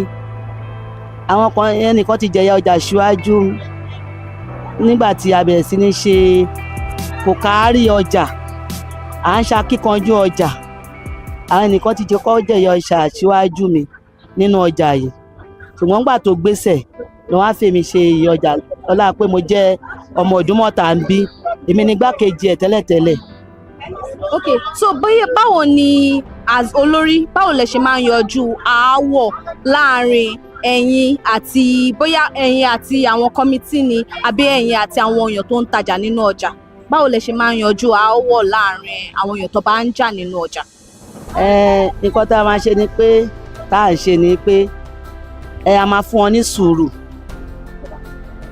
A máa fún wọn ní sùúrù lọ́tùn lósì kó ba lè má sì jà. torí pé kí ni tíjà bá wà nù ọjà ò lè tòrò ṣùgbọ́n tí sùúrù bá wà ń bẹ̀ oníkálukú á jẹ àmú tán bá ń jà á bá wọn yanjú ẹ̀ àtọ̀tún àtòsì ọ̀tá máa ń ṣe nìyẹn. ṣé ó ti ní ọjọ́ kan tó jẹ́ pé ẹ yanjú aáwọ̀ kan tẹ́ wá ń ní kò dẹ̀ yẹ kí n ṣe báyìí o ṣé ìjọ́ kan ti wà bẹ́ẹ̀ àbí aáwọ̀ kan wo lẹ yanjú tó jẹ́ pé ó serious tó jẹ́ pé apá yín ò ká ṣe lè rántí aáwọ̀ kankan tó jẹ mọ́ bẹ́ẹ̀. èyí tí apá wo ò bá ká a máa lọ pọ̀ ọlọ́pàá ni wípé bóyá wọ́n ń ju ìgò wọ́n ń ju ọ̀bẹ wọ́n ń bára wọn jà lọ́yẹ́ pé kò ń ṣẹnu lásán lọ́ fi ń ṣe àápa àwọn ọlọ́pàá àwọn bá wa mú wọn ṣùgbọ́n tó bá yẹ pé èyí tí wọ́n fi nǹkan kan jà tó yẹ pẹ́nu lásán nìkan a máa yanjú ẹ̀. ṣé fáìnì wà fún wọn. a máa san fáìnì àádẹ́ ti ṣọ́ọ̀bù wọn kọ́ lọ sinmi sílé fúngbà díẹ̀. ọtí mélòó la wá fi sinmi mọ́tì mọ́. ọba lọ sinmi bí ọ̀sẹ̀ méjì ara wọn á ti wálẹ̀. ok so mo fẹ́ bẹ̀rẹ̀ ń sìn pé báwo ni ẹ ṣe ń survive nínú ọjà ṣé iná máa ń wà báwo làwọn èèyàn ṣe máa ń lo omi nínú ọjà báwo lọ ṣe máa ń gbé nínú ọjà. a lómi omi yẹn kò ṣiṣẹ́ mọ́ ṣùgbọ́n a ti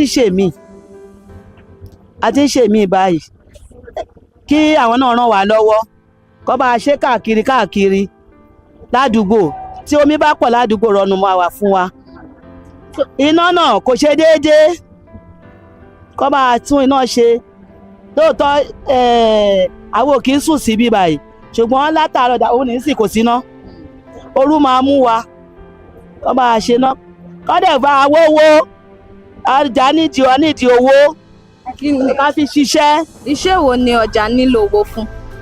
ọjà náà ni ká fi tajà bóyá wà á máa dá padà díẹ̀díẹ̀. ok so mo fẹ́ bèrè yín sí kí ni nǹkan má ní gbàgbé tó ti ṣẹlẹ̀ sínú ọjà tẹ́ ẹ lè gbàgbé tó jẹ́ pé tẹ́ bá rántí báyìí ìdídà kó jẹ́ pé inú yín máa ń dùn ọ́ kí n kọ́kọ́ bèrè yẹn kí ni nǹkan má ní gbàgbé tó ti ṣẹlẹ̀ sí yín nínú ọjà. ọlọ́run ò tí ì jẹ́ kára burú náà ọjà wa o àdẹ̀ ní rógun ná níjàmbá olè ẹ̀mí ò ní jẹ́ ẹnìkankan wa ní rógun accident. nǹkan dáadáa ń kọ́ tó ti ṣẹlẹ̀ sí tẹ́lẹ̀ gbàgbé tó jẹ́ pé tẹ́ bá rántí inú yín máa ń dùn. nǹkan dáadáa tó ṣẹlẹ̀ nù wípé bá arajà a máa ń tajà inú wa máa dùn lọ́lé àwọn olóyè wa náà dẹ̀ wà bí báyìí tó jẹ́ yí pé a bá rí wọn inú wa náà máa dùn sí wọn.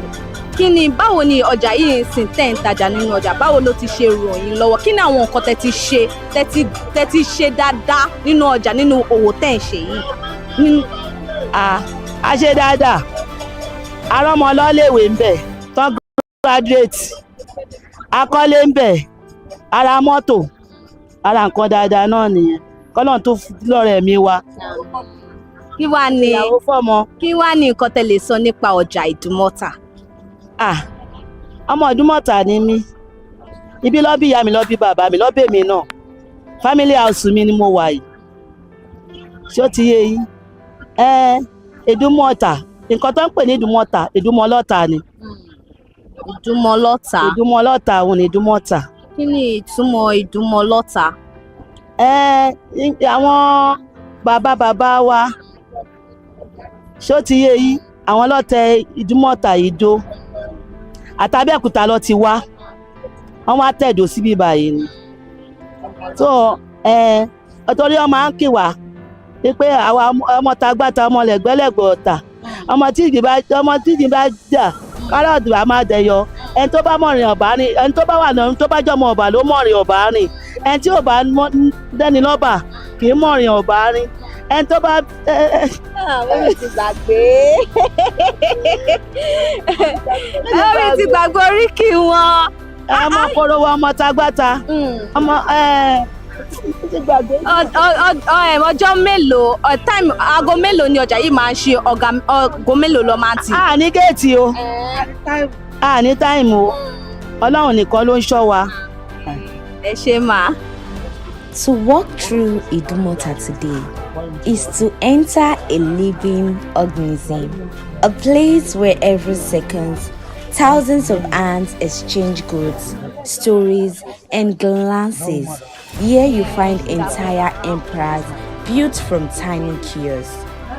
Here an Igbo man had something to tell us. What motivated him, what keeps him going in the market, and how his fellow traders put smiles across his face, because seeing them gist, laugh, giggle, gist are what keeps him coming back to this particular place. Let's hear what he have to say.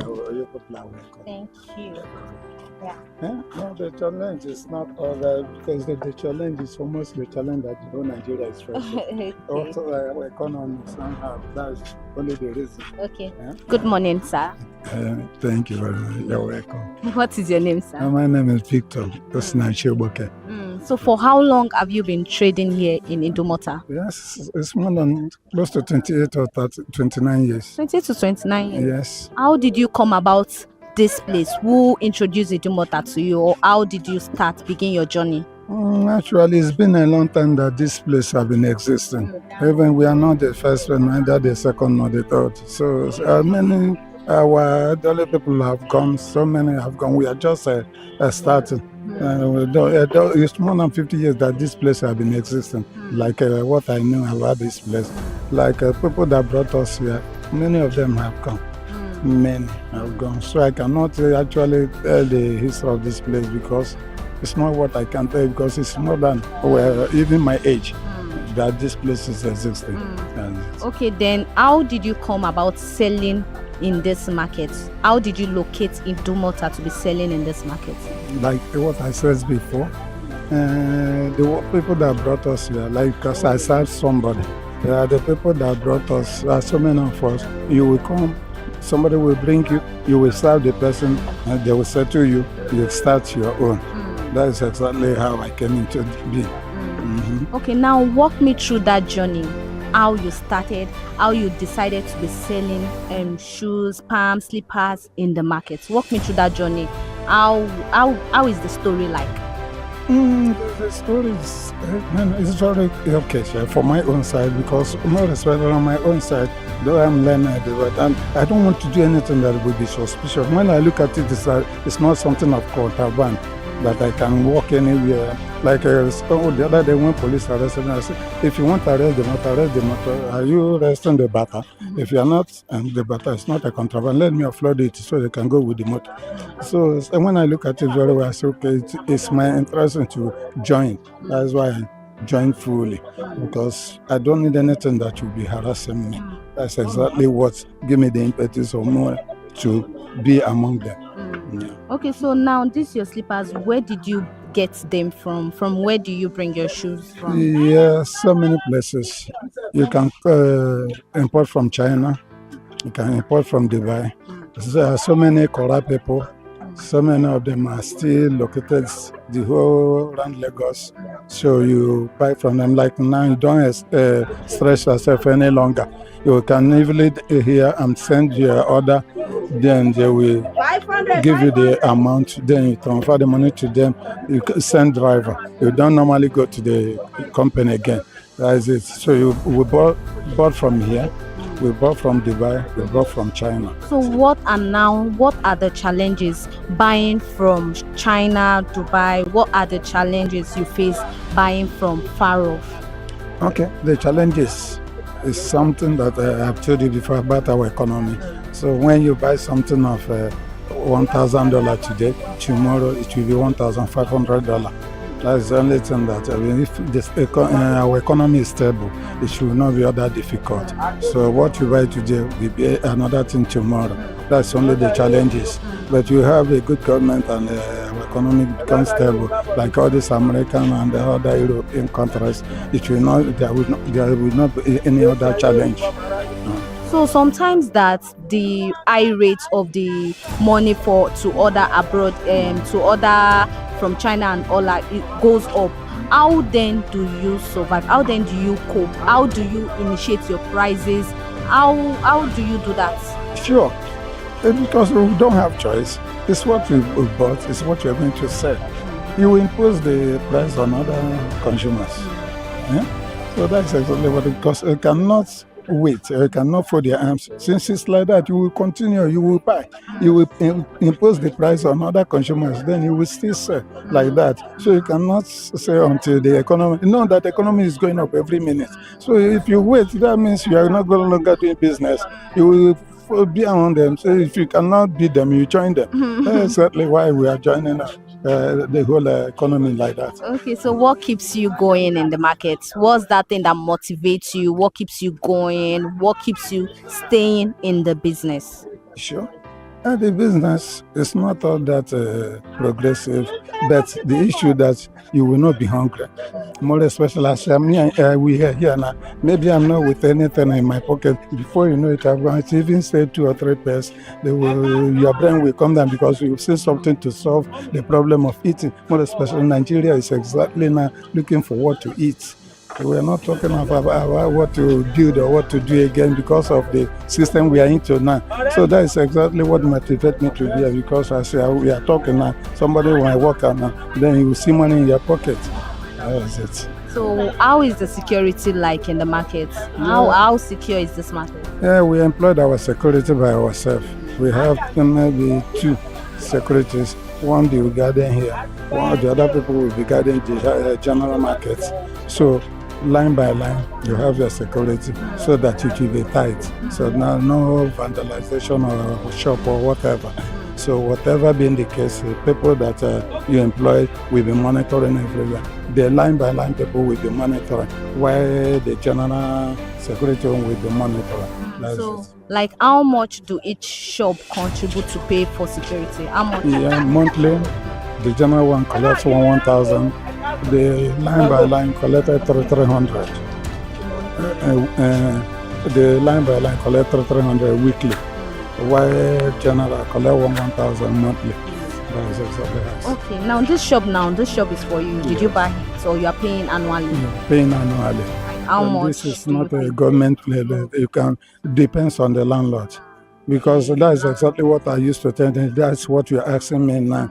Is you don't know the commitment of the person to build the house. Whatever the music he played for you is what you are going to dance. Some might call you and say, no, I don't want you to pay more than 2,000. Some will call you and say, you have to pay 1 billion. Depends on the commitment of the person. I don't know what you commit yourself to build the house. So that's exactly what I used to tell them in our meeting. The only thing you have to do, you have to go and beg the landlord to pity you, to have mercy on you. So that is it. You cannot determine the price. Only the landlord, between you and the landlord, will determine the price that you will pay. So what is that memorable thing that's ever happened to you in the market? What is that memorable thing? Anyway, let me put it like this. When I see my people as they even I will be laughing. But the way I find myself, it's exactly where I'm going to be. So that's the only one thing that I will be laughing later. At times you will say you don't supposed to be here, but meanwhile you are here already. Then you will join them. That's it. So your colleagues, your traders, they are the one that makes you happy in the market. Normally. Okay. So what are those things you've achieved in this business? What are these things you've achieved in the business? Anyway.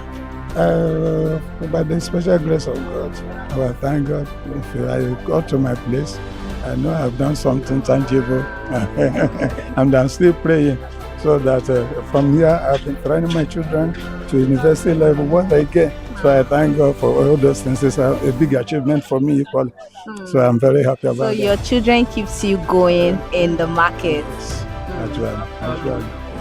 Thank you very much, sir. Yeah. Behind the stalls and the sales, behind the shouts and the sweats, there is the past story. A story of people who built Lagos with their hands and their hustle.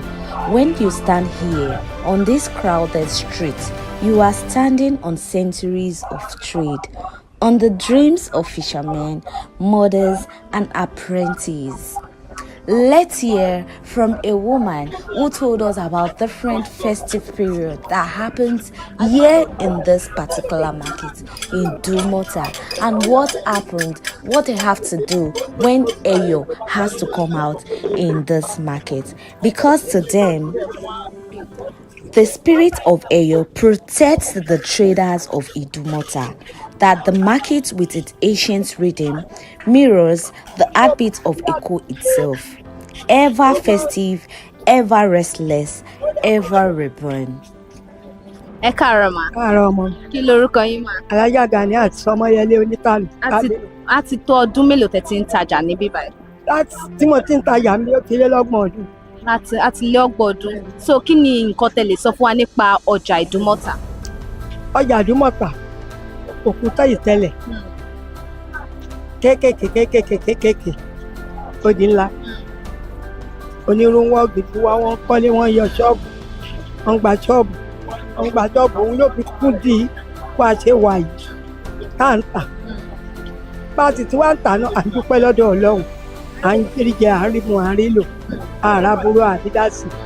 Ṣùgbọ́n kíjọba ṣàánú wa wọ́n bá wa bẹ àwọn ìjọba wọ́n jẹ́ kí nǹkan wá lẹ̀ láti yẹ àtìmú kó má ní wá láàmú tọmọtọmọ wọ́n jọ. Kí ni mo tó wá rí sí ládùúgbò wa yìí? À ń fẹ́ kó bá wa ṣe tó dáa ní mèremère sọ́dọ̀ wa ń bí kọjá wa kó lè máa lọ sókè kó máa lọ́lẹ̀. Ó bá àwọn ọmọ ìlú òyìnbó wọ́n ránṣẹ́ sẹ́kọ̀ọ́ bàbá ní nǹkan rẹ̀ ṣe wọ́n máa wá irú dìsẹ́mbà sí kó máa kún gbogbo wọn náà máa wá ká máa ṣàjẹyẹ tájọ́ máa ń ṣe lẹ́kọ̀ọ́ torí àìṣe àwa mùsùlùmí là ń ṣe ìtòsí jù. Ráwọn ọmọ wa wọ́n mú gbogbo dìsẹ́mbà yẹn tiẹ̀ mú ní kókó. Ọdún wo lẹ máa ń ṣe tó fi máa ń wá tó yẹn? Dìsẹ́mbà a máa ń ṣe náà máa dé. Àwọn míì máa ń wá nínú iléyá wọ́n máa wá rẹran fún ìyá wọn fún bàbá wọn tó máa pa. Tó bá di bí ọ̀sẹ̀ kejì àbọ̀sẹ̀ kan wá lọ wọ́n bá ti ṣe iléyá tán wọ́n á padà. Ọdún wo lọ máa ń ṣe ní ọjà Ìdúmọ̀tà yìí? Ọdún wo lọ máa ń ṣe? Ta máa ń ṣe irú Dìsẹ́mbà yìí àwa náà máa ṣe gbogbo ọlọ́jà wọ́n máa ṣọ. Ọmọ náà pè sí iná sọ pé mítìnì lọ́la àwọn ní pàtẹ. Ó dẹ̀ yan aago kan tó pàtẹ. Aṣọ tó máa mú òun náà ń gbé kinní káàkiri fún yẹn. Tó máa gbó nílùú, tó máa gbé léré, tó máa pẹran, tó máa pa màálùú. Bẹ́ẹ̀nìbọ̀dì máa jẹ tá máa jó tá máa yọ̀. Ọdún Ẹ̀yọ̀ tó máa ń ṣe lọ́jà Ìdúmọ̀tà. Ẹ̀yọ̀ àwọn ọba ló lẹ̀yọ̀ tó bá dàbí pé olóyè kan kú báwọn ọmọ ẹ̀ bá lágbára láti ṣẹ̀yọ̀ fún wọ́n á ṣẹ̀yọ̀ fún owó kékeré sì kan ni wọ́n fi ń ṣe. Ó dà pé kò lóyìnbó táwọn ọmọ wa bá gbọ́ èyí tó bá ní stress tó bá ti ọyọ́ ti ga sókè lọ́hùn àwa wo lé àwa wòrùn kò sọ́jà anybody gbogbo Èkó yìí ọ̀ àkí ń pàtẹ. Ní gbogbo Ìdúmọ̀tà yìí kò ẹnì kan ní pàtẹ ní gbogbo tó fi mẹ́rẹ̀ kó mókè àrùn. Tó bá fẹ́ gbẹ́yọ̀ bọ́tà. Tó bá fẹ́ gbẹ́yọ̀. So kí ni ọdún work tẹ pé kí ni ayẹyẹ work tẹ sọ ń gbà? Ayẹyẹ work yẹn àwọn ọmọ wa fi ń ṣeré bí ẹ pé kánífà ká sáré kiri látàdúgbò ń bí lọ sí ìsàlẹ̀ Èkó lọ sólógbowó olówó gbowó lọ sókè pòpò wọ́n ṣẹ̀ṣẹ̀ ṣe àwọn yẹn tán ni wọ́n sì tún fẹ́ ṣe mí ní Dísẹ́mbà yìí wọ́n tún máa ṣe kọ́ máa ṣọ rẹpẹtẹ. Kódà yìí tọ́jẹ́ yìí náà wọ́n máa ṣọ ológbowó lóṣù ṣe. Ìdúmọ̀tà ló máa ṣe ní Dísẹ́mbà wọ́n jọ máa ṣe ni ṣùgbọ́n kálukú máa jókòó ládùúgbò ẹ̀ ẹ ti máa ṣe gbogbo eré yìí lẹ́ máa ṣe fàájì. Wọ́n sì ṣe ìtọ́ṣe náà kò síjà kò síta níjọ́ Sunday tó lọ yìí mo rí yẹn. Kí ni ohun má ní gbàgbé tó ti ṣẹlẹ̀ sí nínú ọjà tẹ́ ẹ lè gbàgbé? Aburú kan ṣẹlẹ̀ sí mi rí. Bí dáadáa? Bí dáadáa ló ń ṣẹlẹ̀ sí mi. Bí dáadáa yẹn èwo lẹ lè sọ fún wa náà? Mo ń jẹ mo ń mu ọmọ òkú lọ́wọ́ mi ní ìṣàìsàn ní òṣàárẹ̀ bí n bá pàtẹ ó bá dalẹ̀ máa palẹ̀ mọ́ màá wọlé ìbílẹ̀ bá tún mọ́ màá tún jáde kò jẹ́ rábù. Kí ni wá ní ìdí tẹ́ fi fẹ́ràn ọjà Ìdúmọ̀tà? Ọjà títà náà ni mo fi fẹ́ràn Ìdúmọ̀tà. Àmùní Ìdúmọ̀tà kò lè pọ̀. Ìlú àmùní ìlú olókìkí òun ni àmù Ìdúmọ̀tà. Ibi tọ́jà ya ilé owó ilé ọrọ̀ Ìdúmọ̀tà wa yìí jẹ́. Ṣé ẹ lè kẹ mọ oríkì Ìdúmọ̀tà kẹkì fún wa? Àbí ọkọ mi yẹn ti kí fún yín. Ẹ kì í fún wa dáadáa. ṣebí ọkọ mi yẹn kì í ṣé bó ti kì í fún yẹn mi ò gbọ́dọ̀ kí kò bá mi lẹ́nu. Ìyàwó lèmi. Ok, ìyàwó lè kí. Ìyàwó lèmi, ìyàwó ológbòwò nílé tèmi, Ìdúmọ̀tà mo lọ́kọ sí láti ṣiṣí tí mo fi bímọ tí mo fi jẹ́ gbogbo ẹ̀. So kí ni ìdúmọlọ́tà? Kí ló dé tó fi máa ń pè ní ìdúmọlọ́tà? Àmù tọ́lọ̀ ń gbé kalẹ̀ tí ò lè fọ́ láé fàbàdà. Ẹ ṣé grandma. It is a symbol that no matter the hardship, Eko and Idumota are forever bound in spirit. Look around. The sounds of generators, the calls of hawkers, the rustle of nylon bags, the meat sellers focusing on what to sell. Even with the times of looking for customers, they still had time to laugh, play, jokes around. Every second, something is bought, bargained, or believed in. From the film traders who betted Nollywood first CDs, Idumota is not just a commerce, it is creativity. Cause here, every trader is a storyteller, every stall a memory. Every section here has its hierarchy, elders, secretaries, and escorts who keep order in the chaos. The secretary told us about how this market was somewhere else entirely and what they actually sells in this particular section that they wear before it turns to where they sells shoes in this market. Let's hear what he has to say concerning it, and also it gives arrangement of the plans they have and how everything is being documented to make things transparent. Okay, my name is Emmanuel. Okay, Mr. Emmanuel Adeoti. For how long have you been? What is your role in the ESCOs? I am the secretary. Secretary. Yeah. So for how long? Have you? Okay, you said they just initiated it. You guys just entered the regime, right? Yes. Okay. So what is now the role of the secretary? I know the secretary has to, but then let me ask you, what is the role of the secretary? I am the one to collect every information that is necessary concerning the markets, and I am the one that's writing up everything that is necessary, even including the guidelines and everything. Whenever we are having issues or meetings or we want to write to someone, I am the one putting that up, and that I've been doing that since we've started our region, and I think I give glory to God.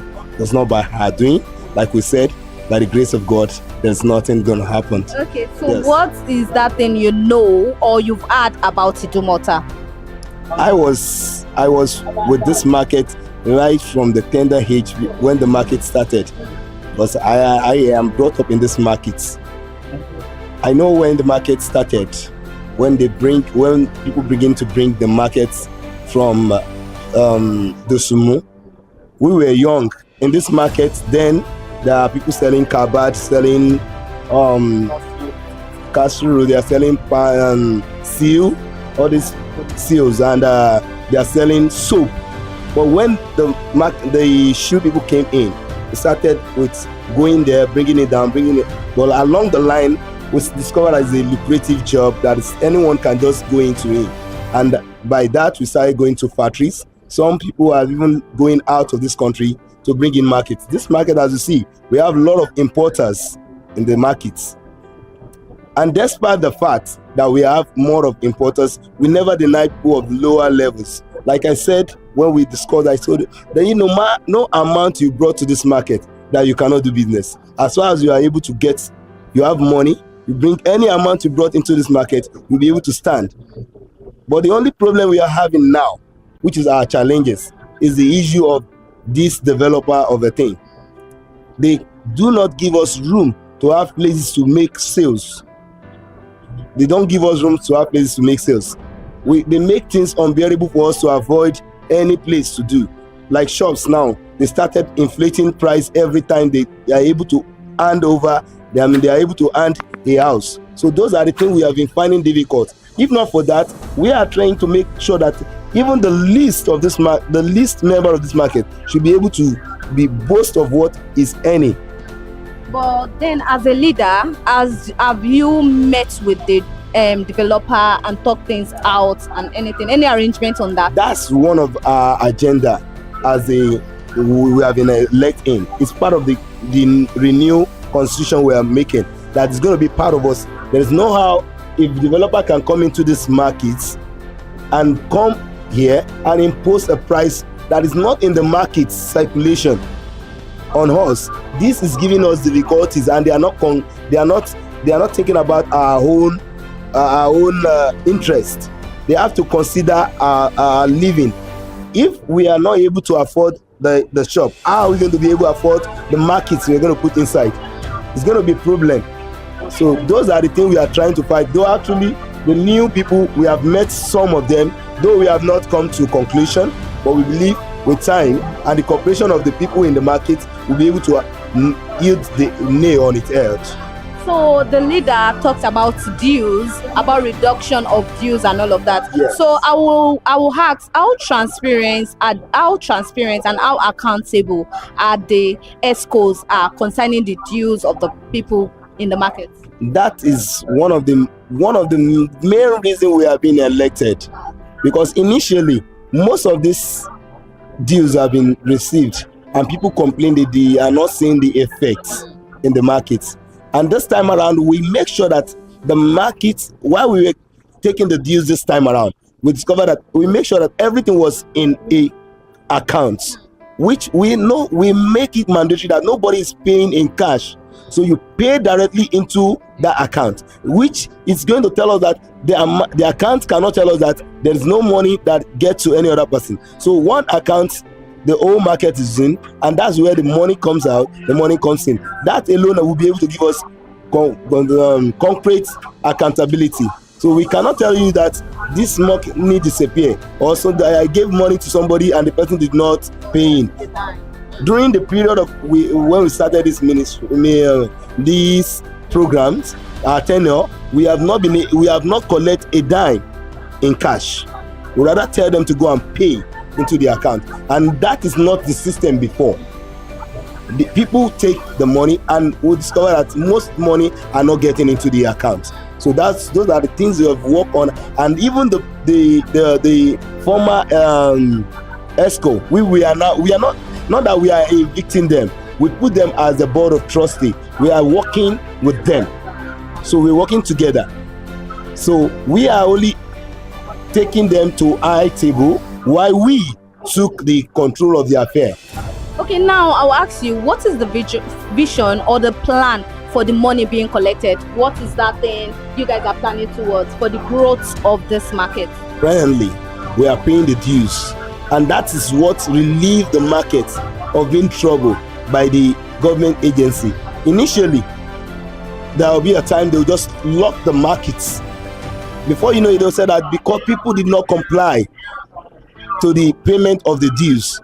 And since that we have taken up the things, no agency were able to come in. If they're coming in, we would have dealt with them one-on-one, and all those bills have been settled. At least we've dealt with Norma, we've dealt with Waste Point, we've dealt with a lot of things that we have dealing with. And even the people, the agency around us, we've been able to meet with them and dialogue and give them what they needed, and we have been able to work together.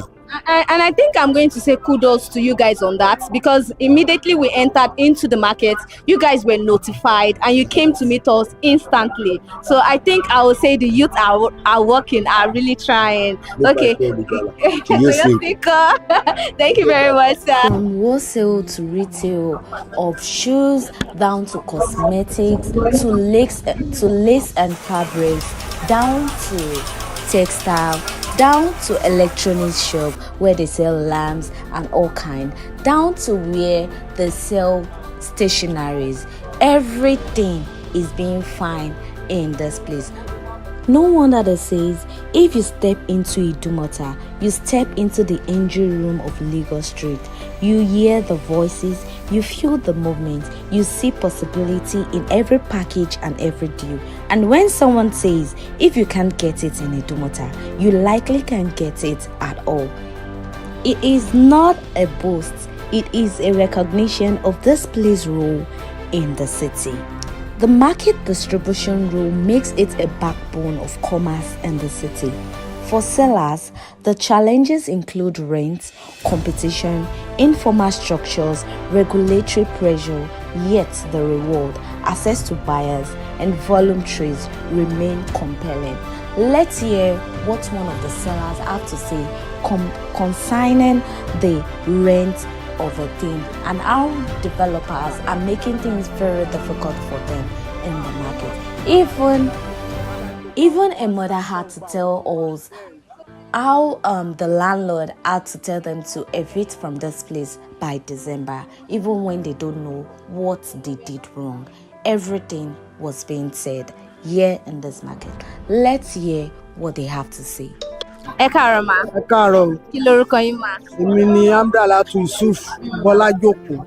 A ti tó ọdún mélòó tẹ́ ti ń tajà nínú bíbá yìí? Ó ti lé 45 years. Ó ti lé 45 years. So kí wá ní nǹkan tí ẹ gbọ́ nípa Ìdúmọ̀tà tẹ́ lè sọ? Ìdúmọ̀tà ilé ọjà ni o, ilé owó, ilé ọlá, ilé àlàáfíà, ẹ̀mí gígùn. Torí gbà tẹ́mi dé Ìdúmọ̀tà gbogbo bíbá yìí inú ẹ̀rẹ̀ ni mo bá ìrà ni mo bá bíbá yìí. Gbogbo ilé agboolé lèmi bá mi ò bá ní mi ìbá pẹ̀tẹ́ sí bíbá yìí rárá.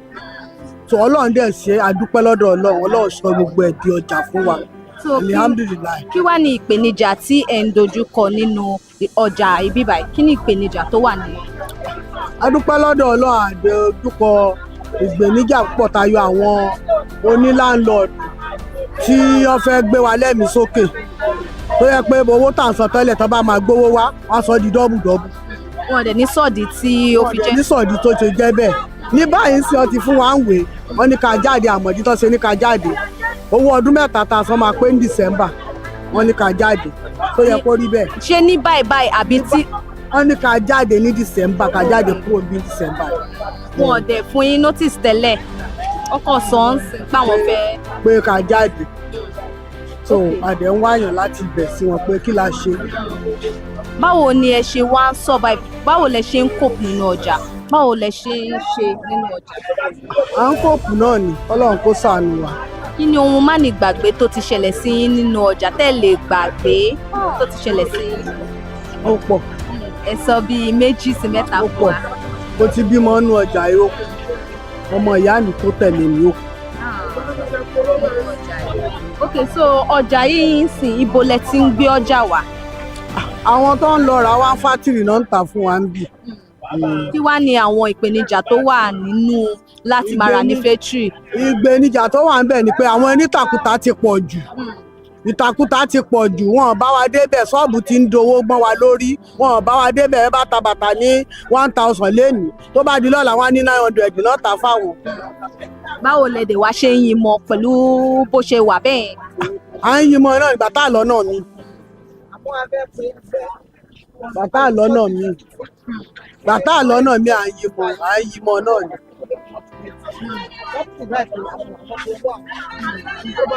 Kò dẹ̀ yẹ kó rí bẹ́ẹ̀. So kò wá sí okay nísìnyí ẹni ẹ fẹ́ pe ẹgbẹ́ ń sìn ni láti sọ.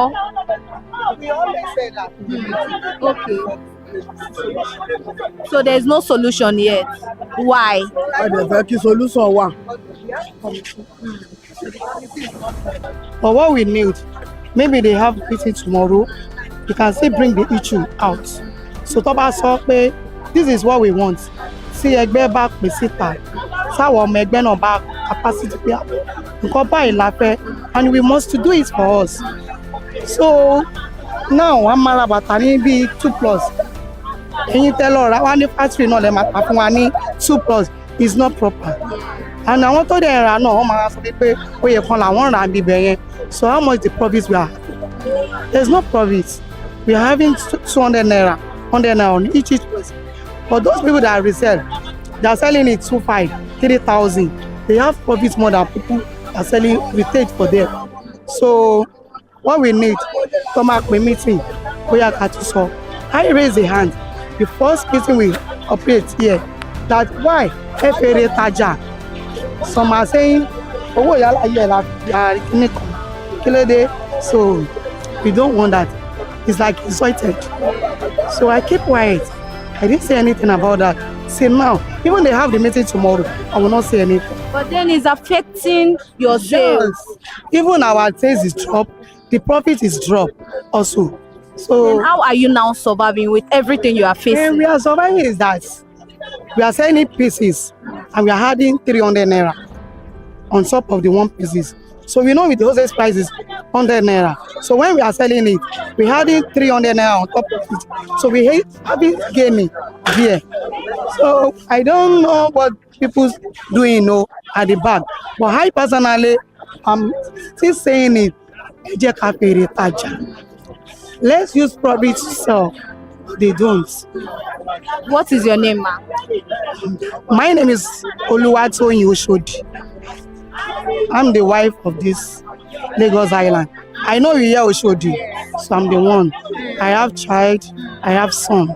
So for how long have you been selling here? I've been here 2010. 2010? Yes. Down here? That means 15 years. Yes, now. My first daughter is 15 years old. Why the second one is 13 years? No, I think it's 12 years. This third one is 6 years. So what's that memorable thing that happened to you in the market? I've not been here since, but I have the 15 years experience. I can say a little is that when I came here in the first time, I'm selling, I've seen profits, I'm so glad, I'm excited, I'm amazing. So I was like, let's the market moving like that. But on thirdly, so I keep glorying to God. Alhamdulillah, always. I'm not fall sick. My husband is not fall sick. My daughter is. So a little bit profit I'm saying is thank God. Alhamdulillah, Alhamdulillah. But it's not much I want. But I thank God. So why do you like Idumota market? I like Idumota that those people coming from Ekiti, Ilorin, Abia, so all the customers. So we are seeing them. We don't even see them.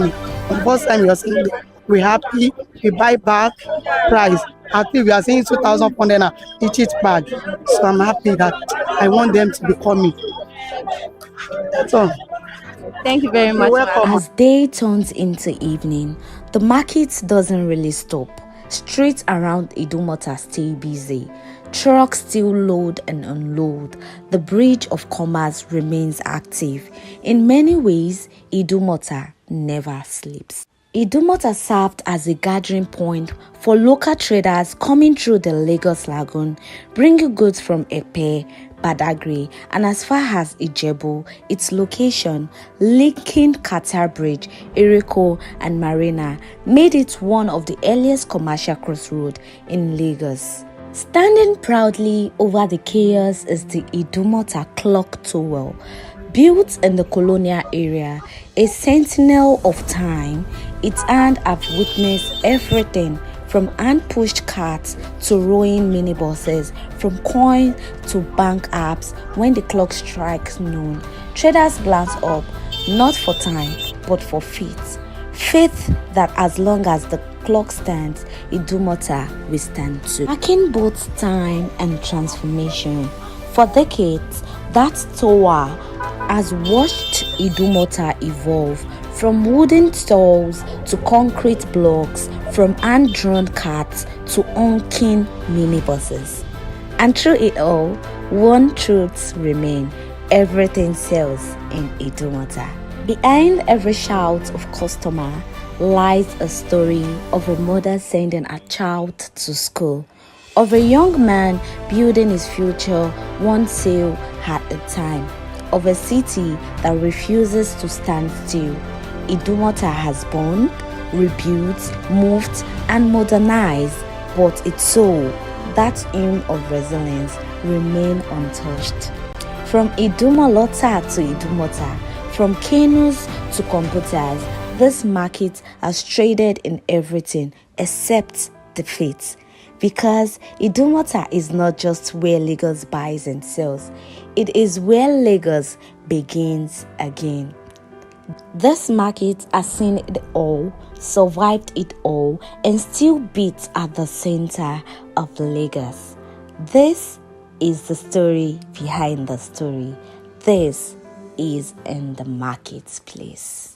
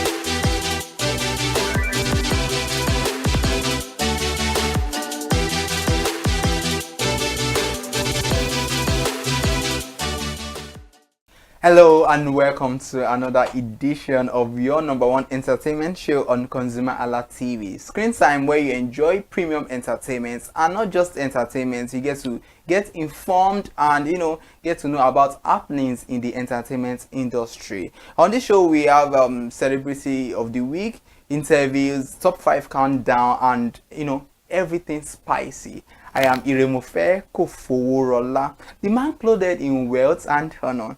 And if you're a regular viewer of this show, you get to know that I'm not always alone, because definitely a king has to have a queen. So today on the show, as usual, is with the ever amazing, the one and only Kikelomo Ajibola. Good afternoon, Iremofe. Yeah. How are you? I'm good. I mean, good to have you here. I guess he forgot to mention movie release update, because that's my favorite section. So he doesn't want to talk about it because he doesn't want to talk about it in that aspect because he doesn't want me to feel special. But I am special, and this is the Screen Time on ConsumerHalla TV. Thank you so much for joining us on another beautiful episode of Screen Time on ConsumerHalla TV. I'm Kikelomo Ajibola, and like he said, whenever it's screen time, it is that time that we have fun and make a lot of noise in the studio. I mean, it's so interesting. I'm always looking forward to coming on the show. I mean, because I know viewers just have to get entertained. Exactly. Entertainment is part of life. Yeah. But today it's different. Very different. Yeah, because I mean, everybody takes pictures. Everybody tries to document moments, exactly. and away from the fact that pictures or photographs, they are used for aesthetics and all that. Yes. They create memories. Yeah, that, documentation. Yes, that you ordinarily might forget sometimes, but when you hold onto that picture, I'm like, oh, I took this picture these days, like that, and I think Facebook is very good at reminding you of what you look like in 2015, 2010, what you posted. So and sometimes, beautiful. it reminds you of growth. Yeah, you understand. This was the way you looked in 2015, in 2025, 10 years now. Yeah, exactly. You've seen a lot of all those trends on TikTok actually, and even on Instagram. You've seen people saying, "Oh, my glow up," just what they look like 10 years ago and now what they look like now. So it's always beautiful to look back at where you've come from, and always also gives a sort of motivation and the fact that you were a resilient human being, you were full of strength, and you were brave and beautiful to the extent that you had to grow to this particular level that you are in today. So documentation of photograph is a very beautiful thing, actually. I really agree with it. Not everybody likes to take photographs. Yeah, sure. I'm not a fan of taking photographs, but once now I'm like, okay, let me just take this photograph. I'm like, oh, I took this picture, this, I took this picture, that. So if you're not a fan of it, that's not an issue. But I know once a while, you definitely take photographs. And away from that, it evokes emotion sometimes. Yes. You know, probably like we said, it helps to create memories. And probably there was something remarkable about that event or that day. Yeah, you get to like, oh, so things happened and all that. So photography is a beautiful industry, and it's becoming more competitive and very lucrative. People are making money, making a lot of money. Now in Nigeria today and across the globe, we have several photographers and all that. But away from all that, one striking thing about it is that we have those who we can call set photographers, or behind the scene photographers, people who went on movie sets or music video to production. capture those moments that are really essential to the production. Yeah, and have you ever seen any picture before a movie is released? I'm like, oh, yeah, I'm a lot of this them. movie. Yeah, a lot of them. We've seen pictures from TCAM, we've seen pictures from Tribe Called Judah. We've seen pictures of a lot of movies that you'd be like, oh my god. There's one guy, Akim Effect, that did a photograph of Ibrahim Chatta with a buns on his face. People were like, it evoked a lot of emotion. People were anticipating that particular movie. So we've seen a lot of pictures of that. I'm like, okay, I really want to see this movie now because of this kind of picture that I saw from the movie set. So yeah, we've seen a lot of them. Interesting. And today we have a photographer with us in the studio who is going to do more justice to what it feels like to be a behind the scene photographer and to be a photographer generally. So you want to know who he is. He's no other person than Olanrewaju Olubokola Abimbola, fondly known as Ozone, who is a Lagos-based photographer whose creative journey started in 2017 after several years of pursuing photography as his passion. His lens has captured moments on acclaimed movie and music video sets. Interesting one, I mean. Very interesting. So guys, join us as we welcome our guest for today. Exactly.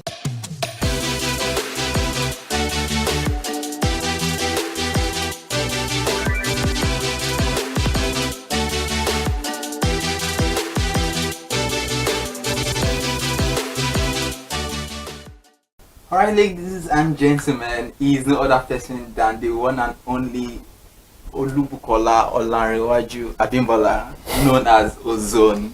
You are welcome to the show today. Thank you very much. Thank you so much. Thanks for having me. And I mean, like you said, you love being behind the scene, and I quite understand that with some photographers that I've known and others. So I would want to ask then, what really motivated you to choose photography as a profession or as a career, that you know that you just wanted to invest so much into it? Because at the time you began, it might not have been so probably as lucrative as now. No, it wasn't. Yeah, and probably less competitive. But now, you know, we have many photographers and all that. So what really like gave you that knack for storytelling through the world of photography? I think it's my big brother. My big brother was a photographer, or is a photographer, because a photographer is always a photographer. He is not actively doing photography anymore, so that's why I used to was. So he was always shooting, and I always loved it. The idea of him, you know, just capturing moments through his camera. So I had a small camera in secondary school, so it was just for passion. I was always shooting inter-house sports and social nights and all that, so I was always just shooting. And then after my school, I started doing paid employment, like I got a job. But you know, when you're just not happy doing something, it's just not there. Like I wasn't feeling it. So I had to resign at some point, and I decided to go into photography. So all I needed was just to get a professional camera. So, and you know, I decided to seek for help from people. So I was able to get my first camera basically. And then what was your first camera? It's Canon 60D. that was my first camera, and then the talent was there already, because I feel like every other form of art, you need to have, you can learn photography, but storytelling is a talent, you know. So I think I had the talent for storytelling, and moments that people would always overlook or miss, I would just see like, oh, this thing is going to be very great if I captured it. And then so it helped me that right from my very first shot I started going viral. Like right from my very first shot, like people started liking my photos and everything. I just like, oh, I love what this thing is saying. You know, I could take a picture of a lizard on a fence and then it will, you know, still go viral and everything. So people just always loved, and then it motivated me to go into it professionally. Yeah, so basically. you know that it's always good to kind of get into the background of what exactly prompted somebody to want to choose the profession they are in. Yeah, passion is there. You also, I think you mentioned that it may not have been as lucrative. Yes. And did you ever even think that it was going to be this lucrative? No. It's so funny. No, to be very honest, like I just felt like, what was that thing I could do, you know, that would be easy on me while I'm still making money. You get what I'm saying? Because I liked it anyway. So and I had you get what I'm saying? So I felt like, oh, let me go into it. And I could remember my first models, I paid them for the photo shoot. Yeah. You get what I'm saying? Like I begged for money. Like, hey, I want to get like 5 models. We went to the beach, and then, you know, I gave them 5,000 there. And that must have been that was like 2017. It's 2017. Yeah. Yeah. So It's actually very nice. And which beach? Is it like the beach? No, was it? I think it was Takwa Bay. Takwa Bay. So you took. We took. Oh my god! You must have loved photography. For passion, I can't. Oh my god! You know? I think you spoke about the fact that there's some things that you see that maybe some ordinary people, not ordinary eyes. Let me not say ordinary people. You all are special. Like maybe ordinary eyes would say, let me just overlook it, but you look deep into like, okay, this would actually make a good photography. So what actually makes those kind of pictures very unique to you? How do you determine that, okay, this is exactly what, like a lizard on the fence, everybody can see this? So how do you take those pictures? Your inner eyes. Like what? Like, you must be an oracle for you to know this picture is going to be nice, and then from the first picture you were going viral, so you must actually know your onions. Yeah, I think there are 3 things that always make photographs exceptional. And I think apart from the authenticity, which comes along with training, I think emotions should actually be a part of your photographs. Like when you look at somebody and then you feel like, if you shoot this moment, if someone sees it, how are they going to interpret it in the next 20 years? Are they still going to get the story behind it? Because like if it's a smile, if it's a cry, if it's a frown, like you just want to take it and then make sure that it is, you know, that emotion is visible for anybody that is looking at it. And then the third thing, like I said, talent. You get like there is people that learn, like 3 people can learn under you, and at the end of the day they are taking different shots, and then, you know, different stories. They are just telling it differently. I could say to tomorrow, I could talk to tomorrow about this particular thing, but because of you always say ability and ability is kind of different. It's very something like it is inbuilt. That's a talent, but something you can learn, like your ability to be able to actually learn this thing and just shoot it. So I get where you're saying that your skill and also your talent has to come together for you to be able to be a good photographer that tells a story behind every photo that they pick. Very beautiful. I mean, photography is a beautiful form of art. It's a powerful storytelling that, you know, evokes a lot of I mean, you are seeing these pictures and it reminds you of so many things. Now, let's now relate that to movie sets. Yeah, because we are trying to look at it, because not every photographer is a still set photographer. Not everybody can, not everybody because not everybody can actually take moments on during movie production or music video. You have captured moments during music video production, movie sets, and all that. So what role does a BTS photographer play in the promotion of movies? Very important role. And it's very, very good for PR and for promotion, basically. And then you need to tell the story of the movie's journey. You get what I'm saying? Like the viewers would see the finished product, but the directors and the producers, they want to see the BTS. Like they love it. So usually the BTS is more for the people on the set. Oh wow! Than the viewers or exactly what they've gone through. You get what I'm saying? Yeah. God. So it's about, oh, okay, we are on this project, but we also need somebody to document our journey on this project, and then it is left for the producer to either let you see the BTS or not, and when you get to see the BTS, so it is left to them, to be very honest. I think BTS is a powerful. I mean, it should be a department on it. Yeah, it is. Because I do love to see BTS. Yeah. Chinaya Inebe. Yeah. She actually do documents. She's a vlogger. As part of the she's an actress. Yeah. She actually does vlog on her channel. So, and I feel like vlog is actually BTS of your life, behind the scene of what people cannot see. But just emotional. Yeah, just emotion. But she actually does do BTS of almost every scene, almost every YouTube scene. You know, she does more of YouTube videos. Now she's crossing into cinema movies, which I'm very, very proud of her for that. But when she actually does this, it might be as long as the movie, but most people watch even the BTS more than the movie. People like I enjoy it because I want to see that creative process. Yeah. Are you serious? It's always very beautiful. So I think it's not only for people that are not just produce that though. I enjoy it because BTS. Okay, to kill a monkey. Yeah. It was one of those pictures that I saw, a bit of it, I was like, okay, I'm interested.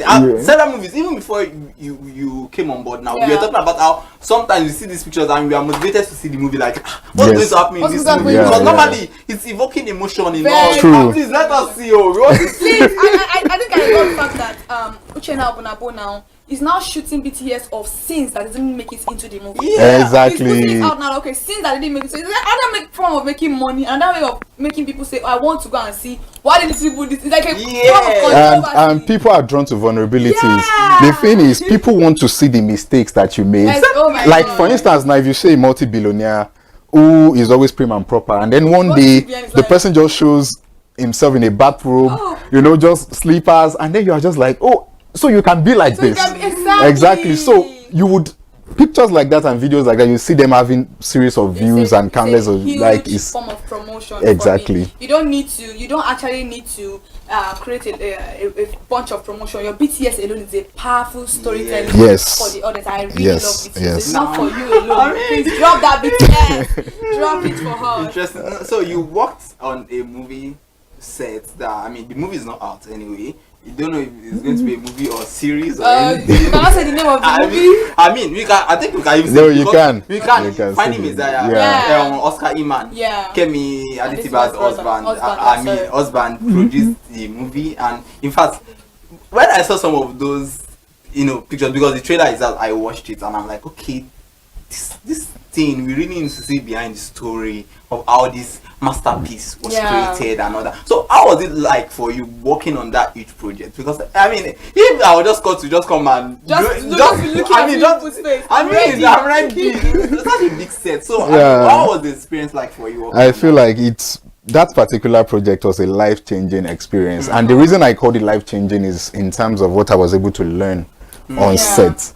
You get, like, I always knew whatever I knew, you get what I'm saying, but on that set, the cinematographer was actually even teaching me more about how I could get the best out of my BTS photography. You get, and he was just doing it without even thinking about it, and I'm like, yeah, I always knew this. He's a South African, and I always knew this, but I didn't know it. No, Motio. Okay. I think Motio. Yeah. So it was like, just take it this way. When I'm shooting, you stay here, and then whenever you're working with somebody on a project like this, do this and do that. So basically, it was a life-changing experience for me in terms of what I know about BTS photography. But that aside, on a project like that, you want to actually, the director and the Oscar was the director and producer basically, and then you want to go into their mind to know what they would want for. So working with somebody that brilliant was challenging because I was always falling short. You get what I'm saying? Like,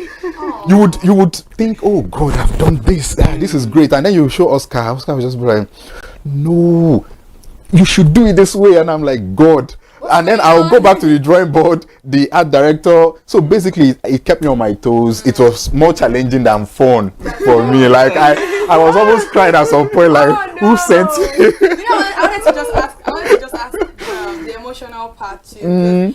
You know, we see movies and some movies evoke a lot of emotions. Yeah. Is it the same with you people too on set? If you are shooting some particular scene? Yeah. Basically, you need to be professional enough to not get too caught up in the emotional aspect of it, because you're there to work. Yeah. It's like you're on the set and then it's a comedy show and then you're laughing. You can't laugh. Oh my God. Even if you want to, like, you just can't. Like, you need to be able to separate yourself from whatever is going on set, and then just make sure you're delivering your work as much as possible. And it can be very challenging because, first of all, lighting can be an issue because the mood of the scene has to be intact, and then you as a photographer need to find a way to take it without using a speed light or whatever, and still make very good photos. And then you need to be able to move around without making any sound, because you know mics can pick the smallest of noise. They don't even put on air conditions. You get what I'm saying? Because they want that silence. So you as a photographer, BTS photographer, you want to get all the scenes. Why not distracting anybody and not making any noise? So it can be very tasking and interesting. I love that. It's very interesting. I would always love to be on a movie set. I don't want to be in front of the camera, even though I'm actually here in front of the camera. I think when it comes to movie, I would love to enjoy whatever is going on behind the scene. It's always very beautiful to see it from afar than you being in it, because I feel like people that have seen it from afar enjoy it even more than you, because they can see a lot of what you guys are doing. And I want to ask a very, very important question. You know, you are there as a photographer, but maybe some little errors go wrong and you can see it. Maybe the director or somebody, it was like an oversight for them. It's not like they are not professional, but I think everybody is bound to make mistakes. Do you think you could make an input? Is it normal for you to make an input and say, oh, this is what you guys are actually missing here? No.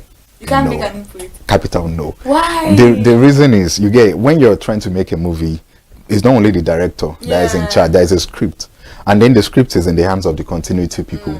Now I think that's the job of the continuity people. And then the continuity people can easily, you know, they are looking at what is going on and then, you know, correlating it with what is in front of them.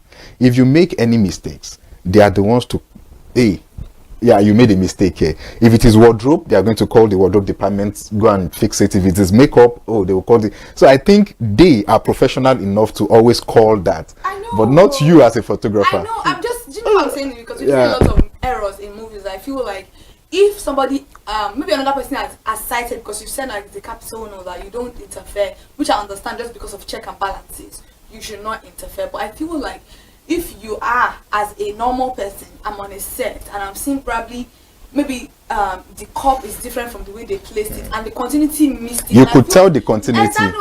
You could tell the continuity. Please tell. Oh my God. So I feel like if you saw that, the continuity is, like, all of you are like together. Like, okay, you could easily like, if sorry sir, something is missing, and like, they should be able to reason, because we're seeing a lot of it. I'm like, okay, maybe you should not just leave everything into the hands of the continuity. Everybody's bound to make mistakes. We're all human.